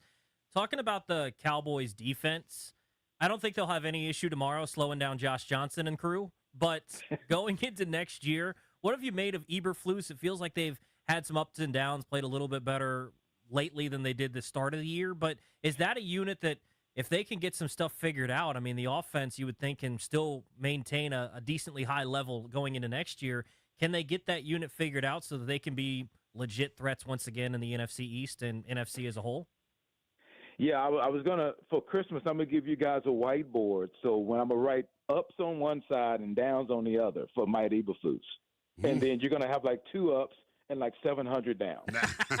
Like there's not a person around here that thinks Matt Eberflus will be the defensive coordinator for the Dallas Cowboys next year. Wow. Not a person. This defense has been really, really, really bad. When you have players walking in saying, look, I know you want to play zone, man, but our strength is man to man. Let's play more man. Let's play more man. and you still don't do it, and you're not playing to the strengths of your players, then I just don't know what to say. That's what coaches are supposed to do. And I know he's been a defensive coach for a long time, and he has skins on the wall. But, man, it just did not work out. And if they don't bring him back, that would be 4 defensive coordinators in 4 years. And that's not a recipe for success around here. This defense has been terrible. And moving Eberflus upstairs to the booth where he hasn't been in 2 decades, it's kind of the writing on the wall thinking that they're going to have to bring someone else in. Now, the problem is Brian Schottenheimer is not going to be the guy that marches in and says, I want that guy as my defensive coordinator. It's going to be Jerry and Steven. And that's the problem, because he's not getting someone that he feels he can work with, and, they can work together to make this defense better. So, man, they did what they had to do as far as getting Quinnen Williams, and that made the defense better up front. But they got a long way to go because they didn't value defensive tackle until this year. And then they signed 3 guys that are making $20 million at defensive tackle. They don't value safety. In the middle, the second level of this defense has been atrocious this year. I mean, terrible. Yeah. So they got a long way to go and a lot of fixing to do. And what if the new defensive coordinator comes in and says, man, the players we have, they don't fit my scheme. We have to try and do something else. You can't do it in one draft because the Cowboys have 2 first-rounders. They don't have a second or third-round pick, minus the compensatory picks. They might get a bottom third-round pick, but that's it. So it's it's the ultimate work in progress, but they've got to get this hire right. They've got to bring someone in. If it's Matt Eberflus, you got to give him the keys and say, you got to get the guys that you want to fix this defense if we're going to keep you here. But, man, I will bet dollars to donuts that it's going to be a new defensive coordinator this year. Next year. I think it's got to be. They got to find a way to, one, cover better. You're right. I mean, coverage busts all over the place. More chance of that happening when you're playing a heavy amount of zone. But on the offensive side of the football, I think watching what Dak Prescott has done this year, super duper impressive. Obviously, that was a big role, or he had a big role, I would assume, in Shoddy coming back as the head coach. Can you win a Super Bowl with Dak Prescott being on this current contract? Are you able to – how much of a limitation do you think the contract is for in terms of their roster construction? Man, that's always the burning question here, especially when you have the highest paid player in the NFL. But you see so many teams paying so many players and still having success and still manipulating the salary cap. Sometimes it may get you in trouble. Look at San Francisco. San Francisco paid all their players. It got them in a little bit of salary cap hell. They had to get some players, release some players, cut some players, and they won 10, 11 games this year. It didn't take long. Look at Denver. Right. Denver had Russell Wilson, had to get out from underneath that contract. You're thinking, man, they're going to be in the pits for a while. And then still paying Russell Wilson, they're still right there in the mix winning the AFC West. So it can be done. It really, truly can. It's just about how much you want to leverage the salary cap and move the pieces around. They did it a ton when Tony Romo was quarterback here, trying to win, and they couldn't get it done. So now it feels like they're going the other way, saying, hang on now, we don't want to try and move too many chess pieces around because we don't want to have to kick the can down the road and get in trouble in the future. Well, man, you wasted a fantastic Pro Bowl Dak Prescott year. How many more does he have in him? Because we've seen players fall quickly and hit hard after a good year thinking, oh, they'll be fine the next year, and then it's not. So a wasted Dak year, you can't do that again, man, because that dude is 32, 33, just not as mobile. He was injury prone. You just never know when the next hit will sideline him. So you got to make sure that you put the right pieces around to try and win. I think you can. I really personally do. You can win a Super Bowl with Dak and that contract and him as quarterback. I really do. But you got to be creative, and you got to make sure that you hit in free agency. You got to hit in draft to put those players around them, especially defensively, to win, because they've invested heavily in that offense. They need to do the same thing in that defense. Donovan, last thing real quick before we let you go. Prediction for tomorrow. And out here, we're struggling to find things that we're interested in to watch tomorrow's game. What are some things that you guys are interested in watching tomorrow's game? Boy, I think we're struggling together. The struggle's real. Yeah, nothing's on the line. So it feels weird that it's the opening game of Christmas Day and it has no ramifications whatsoever. We're all surprised that Dak's even going to play. Are you going to play some of the regulars? But a little pride is in there also, and they want to finish the season strong. Josh Johnson, the ultimate test is a third-string journeyman quarterback against the worst defense in the NFL. That's going to be the test. That's what I'm looking forward to. If he can move the ball up and down the field against the Dallas defense, scrap it and start all over because it's that bad. But it's just all about seeing if you can execute. You know what? They haven't had the Cowboys 2 losing seasons in a row since like 01 or 02 when they went 5-11 those 3 years in a row. So they win the last 2 games. They could be 8-1. Technically, that's not a losing season. That's probably what they're playing for, and just trying to see who you can bring into the next couple of years when you expect to be a good team. So that's what you're looking for tomorrow. It's not about the results. It's about, okay, can you be with us in 27 and 28 when we expect to be a really good team? Show me now, and then we can do this now. So that's basically what I'm looking for. You guys are talking about avoiding back-to-back losing seasons. We were arguing about QB3 and QB4 and Sam Hartman. Rough times right now for both of us. It's rough times in the NFC East, man. I don't know what we did. I don't know what's happening here, but it's rough in the NFC East right now. Well, I appreciate the time, Donovan, and have a Merry Christmas, man. Thanks, Donovan. Hey, thank you. Same to you guys. Really good talking to you. That's Donovan Lewis. He joined us from 96.7 The Ticket in Dallas. Fantastic guest. Appreciate his insight on scouting the opponent. Next, taking a look ahead to tomorrow. Some predictions for Commanders and Cowboys. Also, looking ahead to the final 2 games. What are some predictions that you got? You want to hop in, 800-636-1067. You're listening to Grant and Danny with Tobi and Lynnell filling in on Christmas Eve.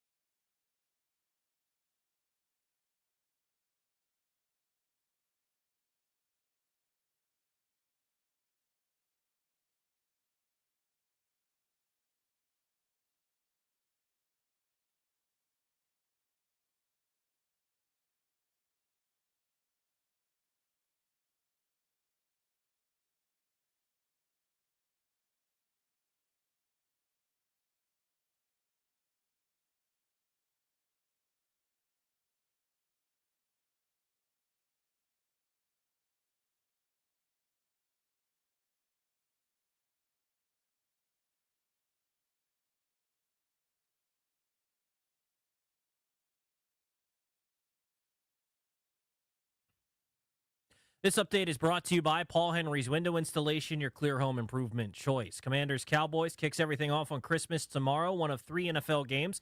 The game will kick off at 1 o'clock at Northwest Stadium tomorrow. Quarterback situation for the Commanders, Jaden Daniels out, Marcus Mariota out. Josh Johnson will get the start. Jeff Driscoll will back him up, and then Sam Hartman will serve as the emergency third quarterback. He was signed to the 53-man roster today. Nick Bellore, Deron Payne, Laramie Tunsil are also out for the matchup. Other Christmas games tomorrow, Lions and Vikings at 4:30. The Vikings going to be without J.J. McCarthy. The Lions have to win to stay alive. They need to win both their final 2 games, and the Packers lose their final 2 games for a chance to get in. The Broncos will take on the Chiefs at 8:15, final game of Christmas. NBA, 5 games tomorrow. The notables, Spurs and Thunder at 2:30, Rockets and Lakers at 8, Timberwolves and Nuggets, the nightcap at 10:30. This December only, score 10% off windows with a 5-window minimum and 10% off doors at Paul Henry's Window Installation. And through December 29th, get an additional 5% off Vitex windows. PaulHenry'sWindows.com, your clear home improvement choice. From the Crop Medcalf 5-Star Sports Desk, I'm Tobi Altizer on The Fan.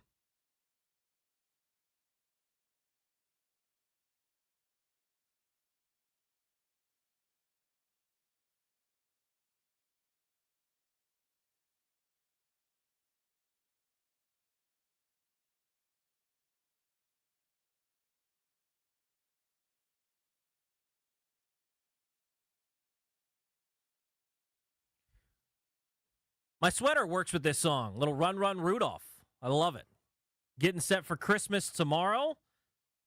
Hour left with us here on The Fan. Tobi Altizer, Lynnell Willingham filling in for Grant and Danny today. I don't know what the heck Lynnell is doing if you're watching the YouTube stream. Well, I was dancing, Tobi.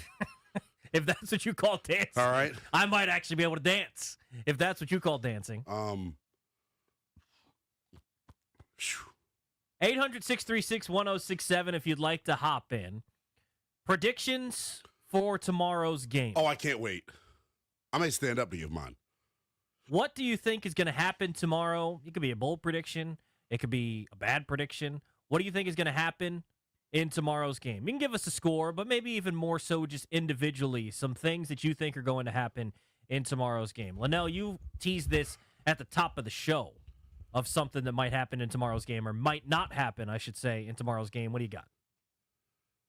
Well, thank you for the introduction. Dating back to last year, the inaugural season for Dan Quinn and company in the nation's capital, in the 2 games against Dallas, we stunk offensively. In the first meeting, before Jaden Daniels threw that bomb at the end of the game, he had under 100 yards passing. In the second matchup, Marcus Mariota came in relief of Jaden Daniels and played well. Earlier this season, we struggled against Dallas offensively. My bold prediction is you combined it being Dallas with us being on a short week. And by the way, Washington on a short week twice under Cliff Kingsbury. Horrible offensive performance against Green Bay. Horrible offensive performance last year against Philadelphia. I think Washington gets shut out for the second time this season. I don't think they score a single point tomorrow. I went earlier and said I don't think they're going to score a touchdown. I now don't think they're going to score a point. Josh Johnson? Seriously. And the chat's going crazy. Talking about if he throws over 100 yards, it might be his career high. It might be. There's not going to be one bust in coverage tomorrow for the Cowboys. Dude, one of the guys isn't going to slip and Terry catches a ball. We could barely score. Bill's not going to bust one open. When Jaden was the guy, we couldn't score. And we can't run against Dallas because their D tackles whip our interior O-line's ass every time we played them. Chris Rodriguez isn't going to be able to run the ball tomorrow. Can I ask producer Darius, EP of the show, can you do some quick homework for us, please? Can you look up Washington's rushing numbers versus Dallas in their last 3 meetings? The numbers are going to stun you.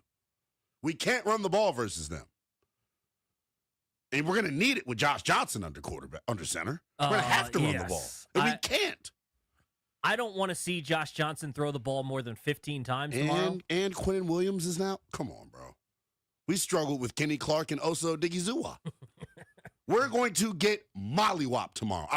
Seriously. I do think they're going to lose. Bad. I think that the Dallas offense is going to be able to do whatever they want. I think if I had to go with a prediction, I don't know that it's necessarily bold, but Pickens and CeeDee Lamb both go for 100. Dak throws for 400. Darius, what do you got rushing numbers wise? So in 3 meetings since 2024, looks like last year. Am I seeing this right? This seems weird. Yeah. So we've run for a total of 394 yards across 3 games since 2024. Okay. But there's some big chunk runs in there that skew the per carry average. Just look at if you're looking at box scores here, Darius, from those games. It was rough sledding. Is how I would put it. I'll look up some of these particulars if we can. Darius was wearing his burgundy and gold colored goggles, so he tried to make it look better than what it is. Well, so their last meeting earlier this year, they ran for $136.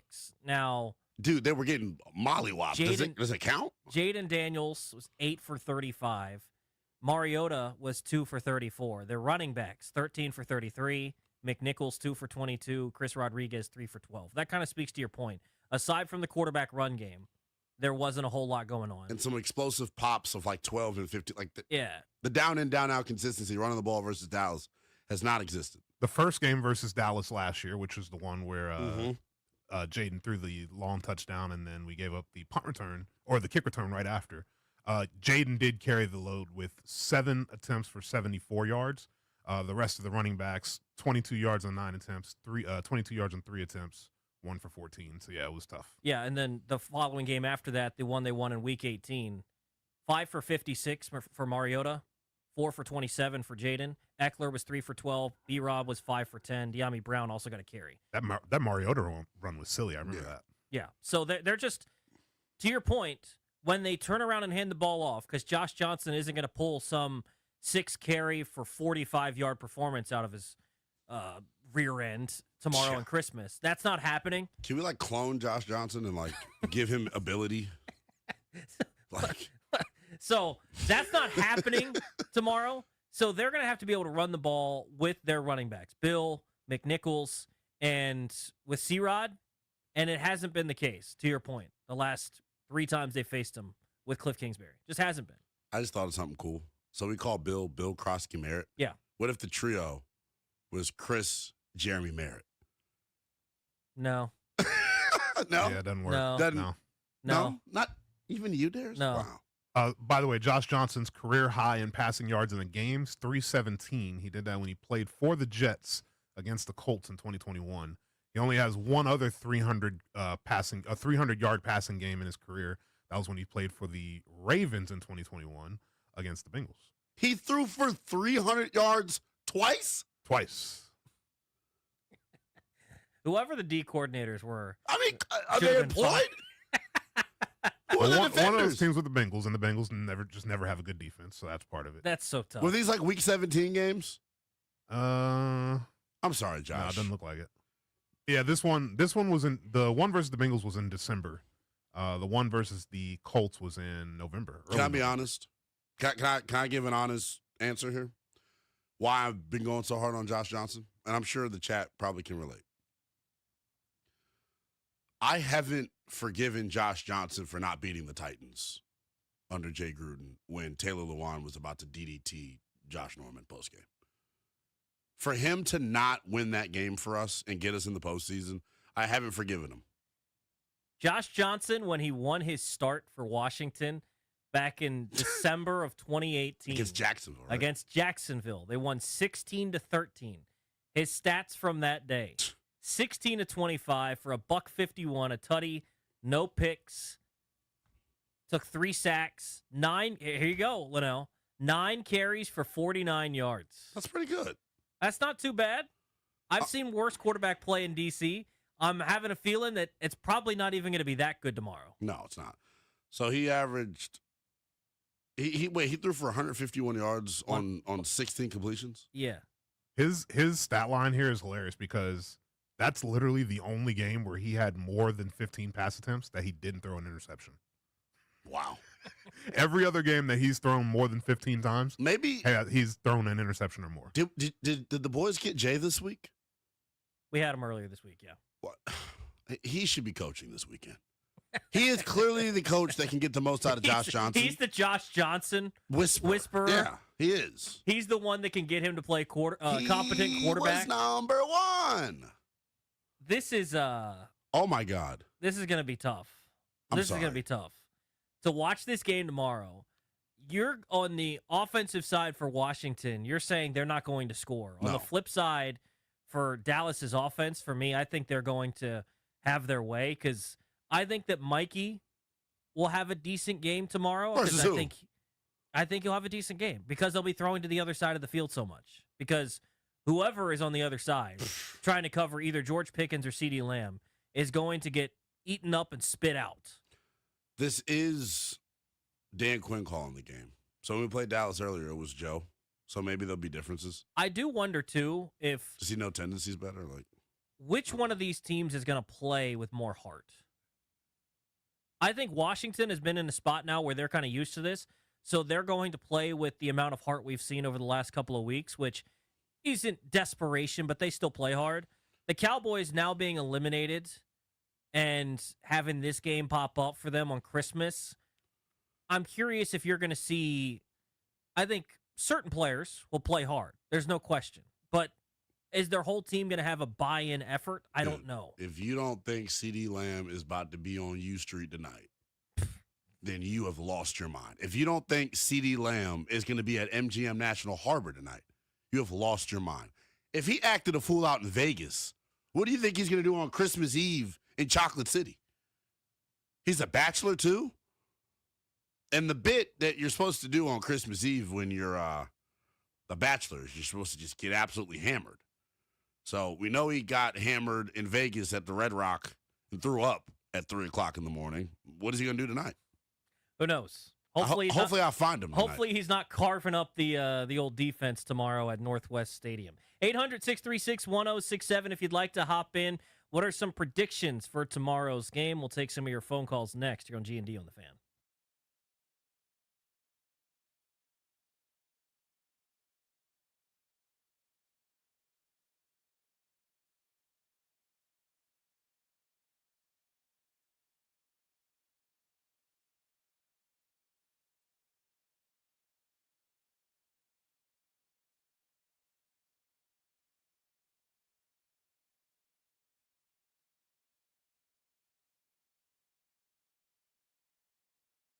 Hey guys, it's GP for the FanDuel Sportsbook, the official sportsbook of 1067 The Fan. 'Tis the season to be boosting on FanDuel because this year you're getting 7 straight days of holiday rewards, each one waiting in the app for you to unwrap. Every day brings a new way to play, so keep checking in to see what drops next. And it all leads to the Christmas Day special where you can get something extra special.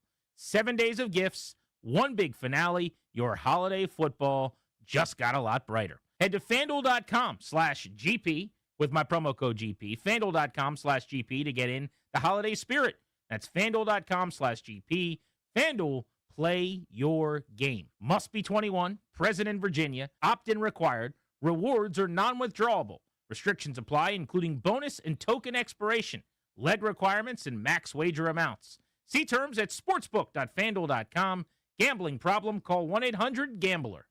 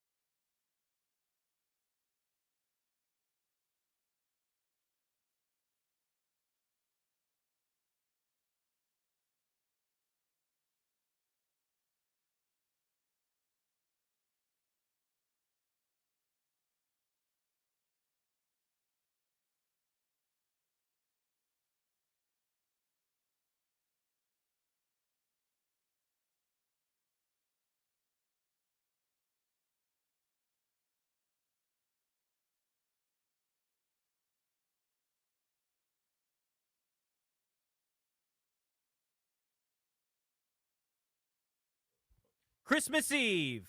Tobi Altizer. Lynnell Willingham sitting in for Grant and Danny today on Christmas Eve.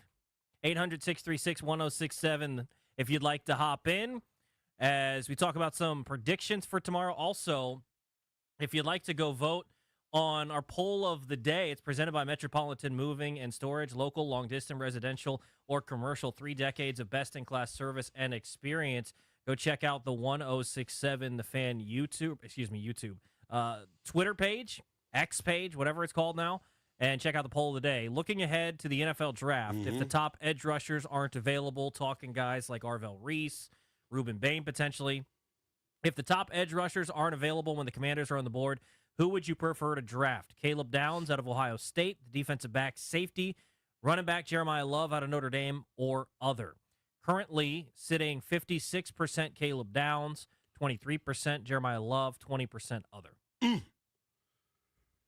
Yeah, I'm a part of the 23% crowd. I didn't officially vote. Let's see how I swing the needle.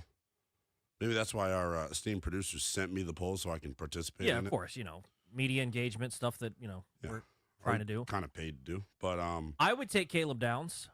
Yeah. I think he's the best player in the draft, maybe outside of Arvell Reese. I understand positional value. I think both these guys fall in that category of positional value and trying to figure out where they should wind up. But you could make the argument that these might be the 2 most talented players in the draft. Here's the thing on Caleb Downs.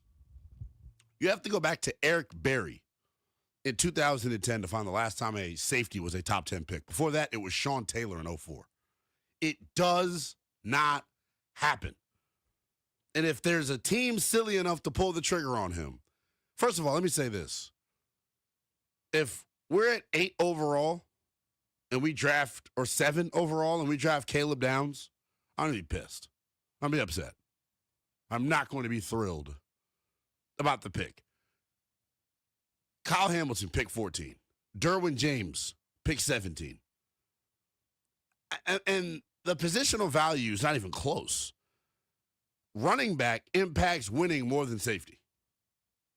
Can I interest you in Jahmyr Gibbs? Can I interest you in Ashton Genty? Yeah, but the Raiders are stuck on stupid and did it the wrong way. We've built our offensive line, so we're ready for a dynamic, game-changing back. The Raiders just said, who'll sell the most tickets? Oh, that guy. That's why they suck. My thing is, if you're going to go offense, that's fine, but you're going to have to spend big time on defense. Defense is the issue. And I don't know that a running back, even though I would love to have a dynamic guy like Jeremiah Love, is he better than going and signing someone in free agency like, say, Rachaad White? Yes, he's better. I'm not questioning that. But is the value better in terms of what you're going to have to pay Rachaad White? Because the way that the league works, too, running back can be relatively cheap to get in free agency, especially those mid-tier guys. Yeah. It's just tough, because I get it. You can go after a back in free agency. You also get a safety in free agency. Yeah, I mean, that's the thing. Both of these fall in the positional value, and I don't have an issue with either of them, because the question becomes, would you rather take one of these guys that maybe isn't positionally worth the pick, or would you just and take him because you believe that he's a blue chipper, building block type of player, or would you rather take a guy that maybe is an edge rusher that you're not as sure could be that guy? And in this draft in particular, where I don't view the top-end talent as great as other drafts, I'll just go ahead and take Caleb Downs. Yeah. The other category there is probably a trade back. Yes. Something that is very much in the cards. How do you feel on that? Excuse me, as far as trading back. I want Adam Peters picking from the richest talent pool possible. So part of me is kind of against the trade back scenario, but yeah, I do want to dive into that. Let's do that next. I want to talk about the draft. I also want to get into the NFL as a whole as we get closer and closer to the NFL playoffs, taking a look at tomorrow's slates for both the NFL and the NBA. We'll break that all down as we wrap things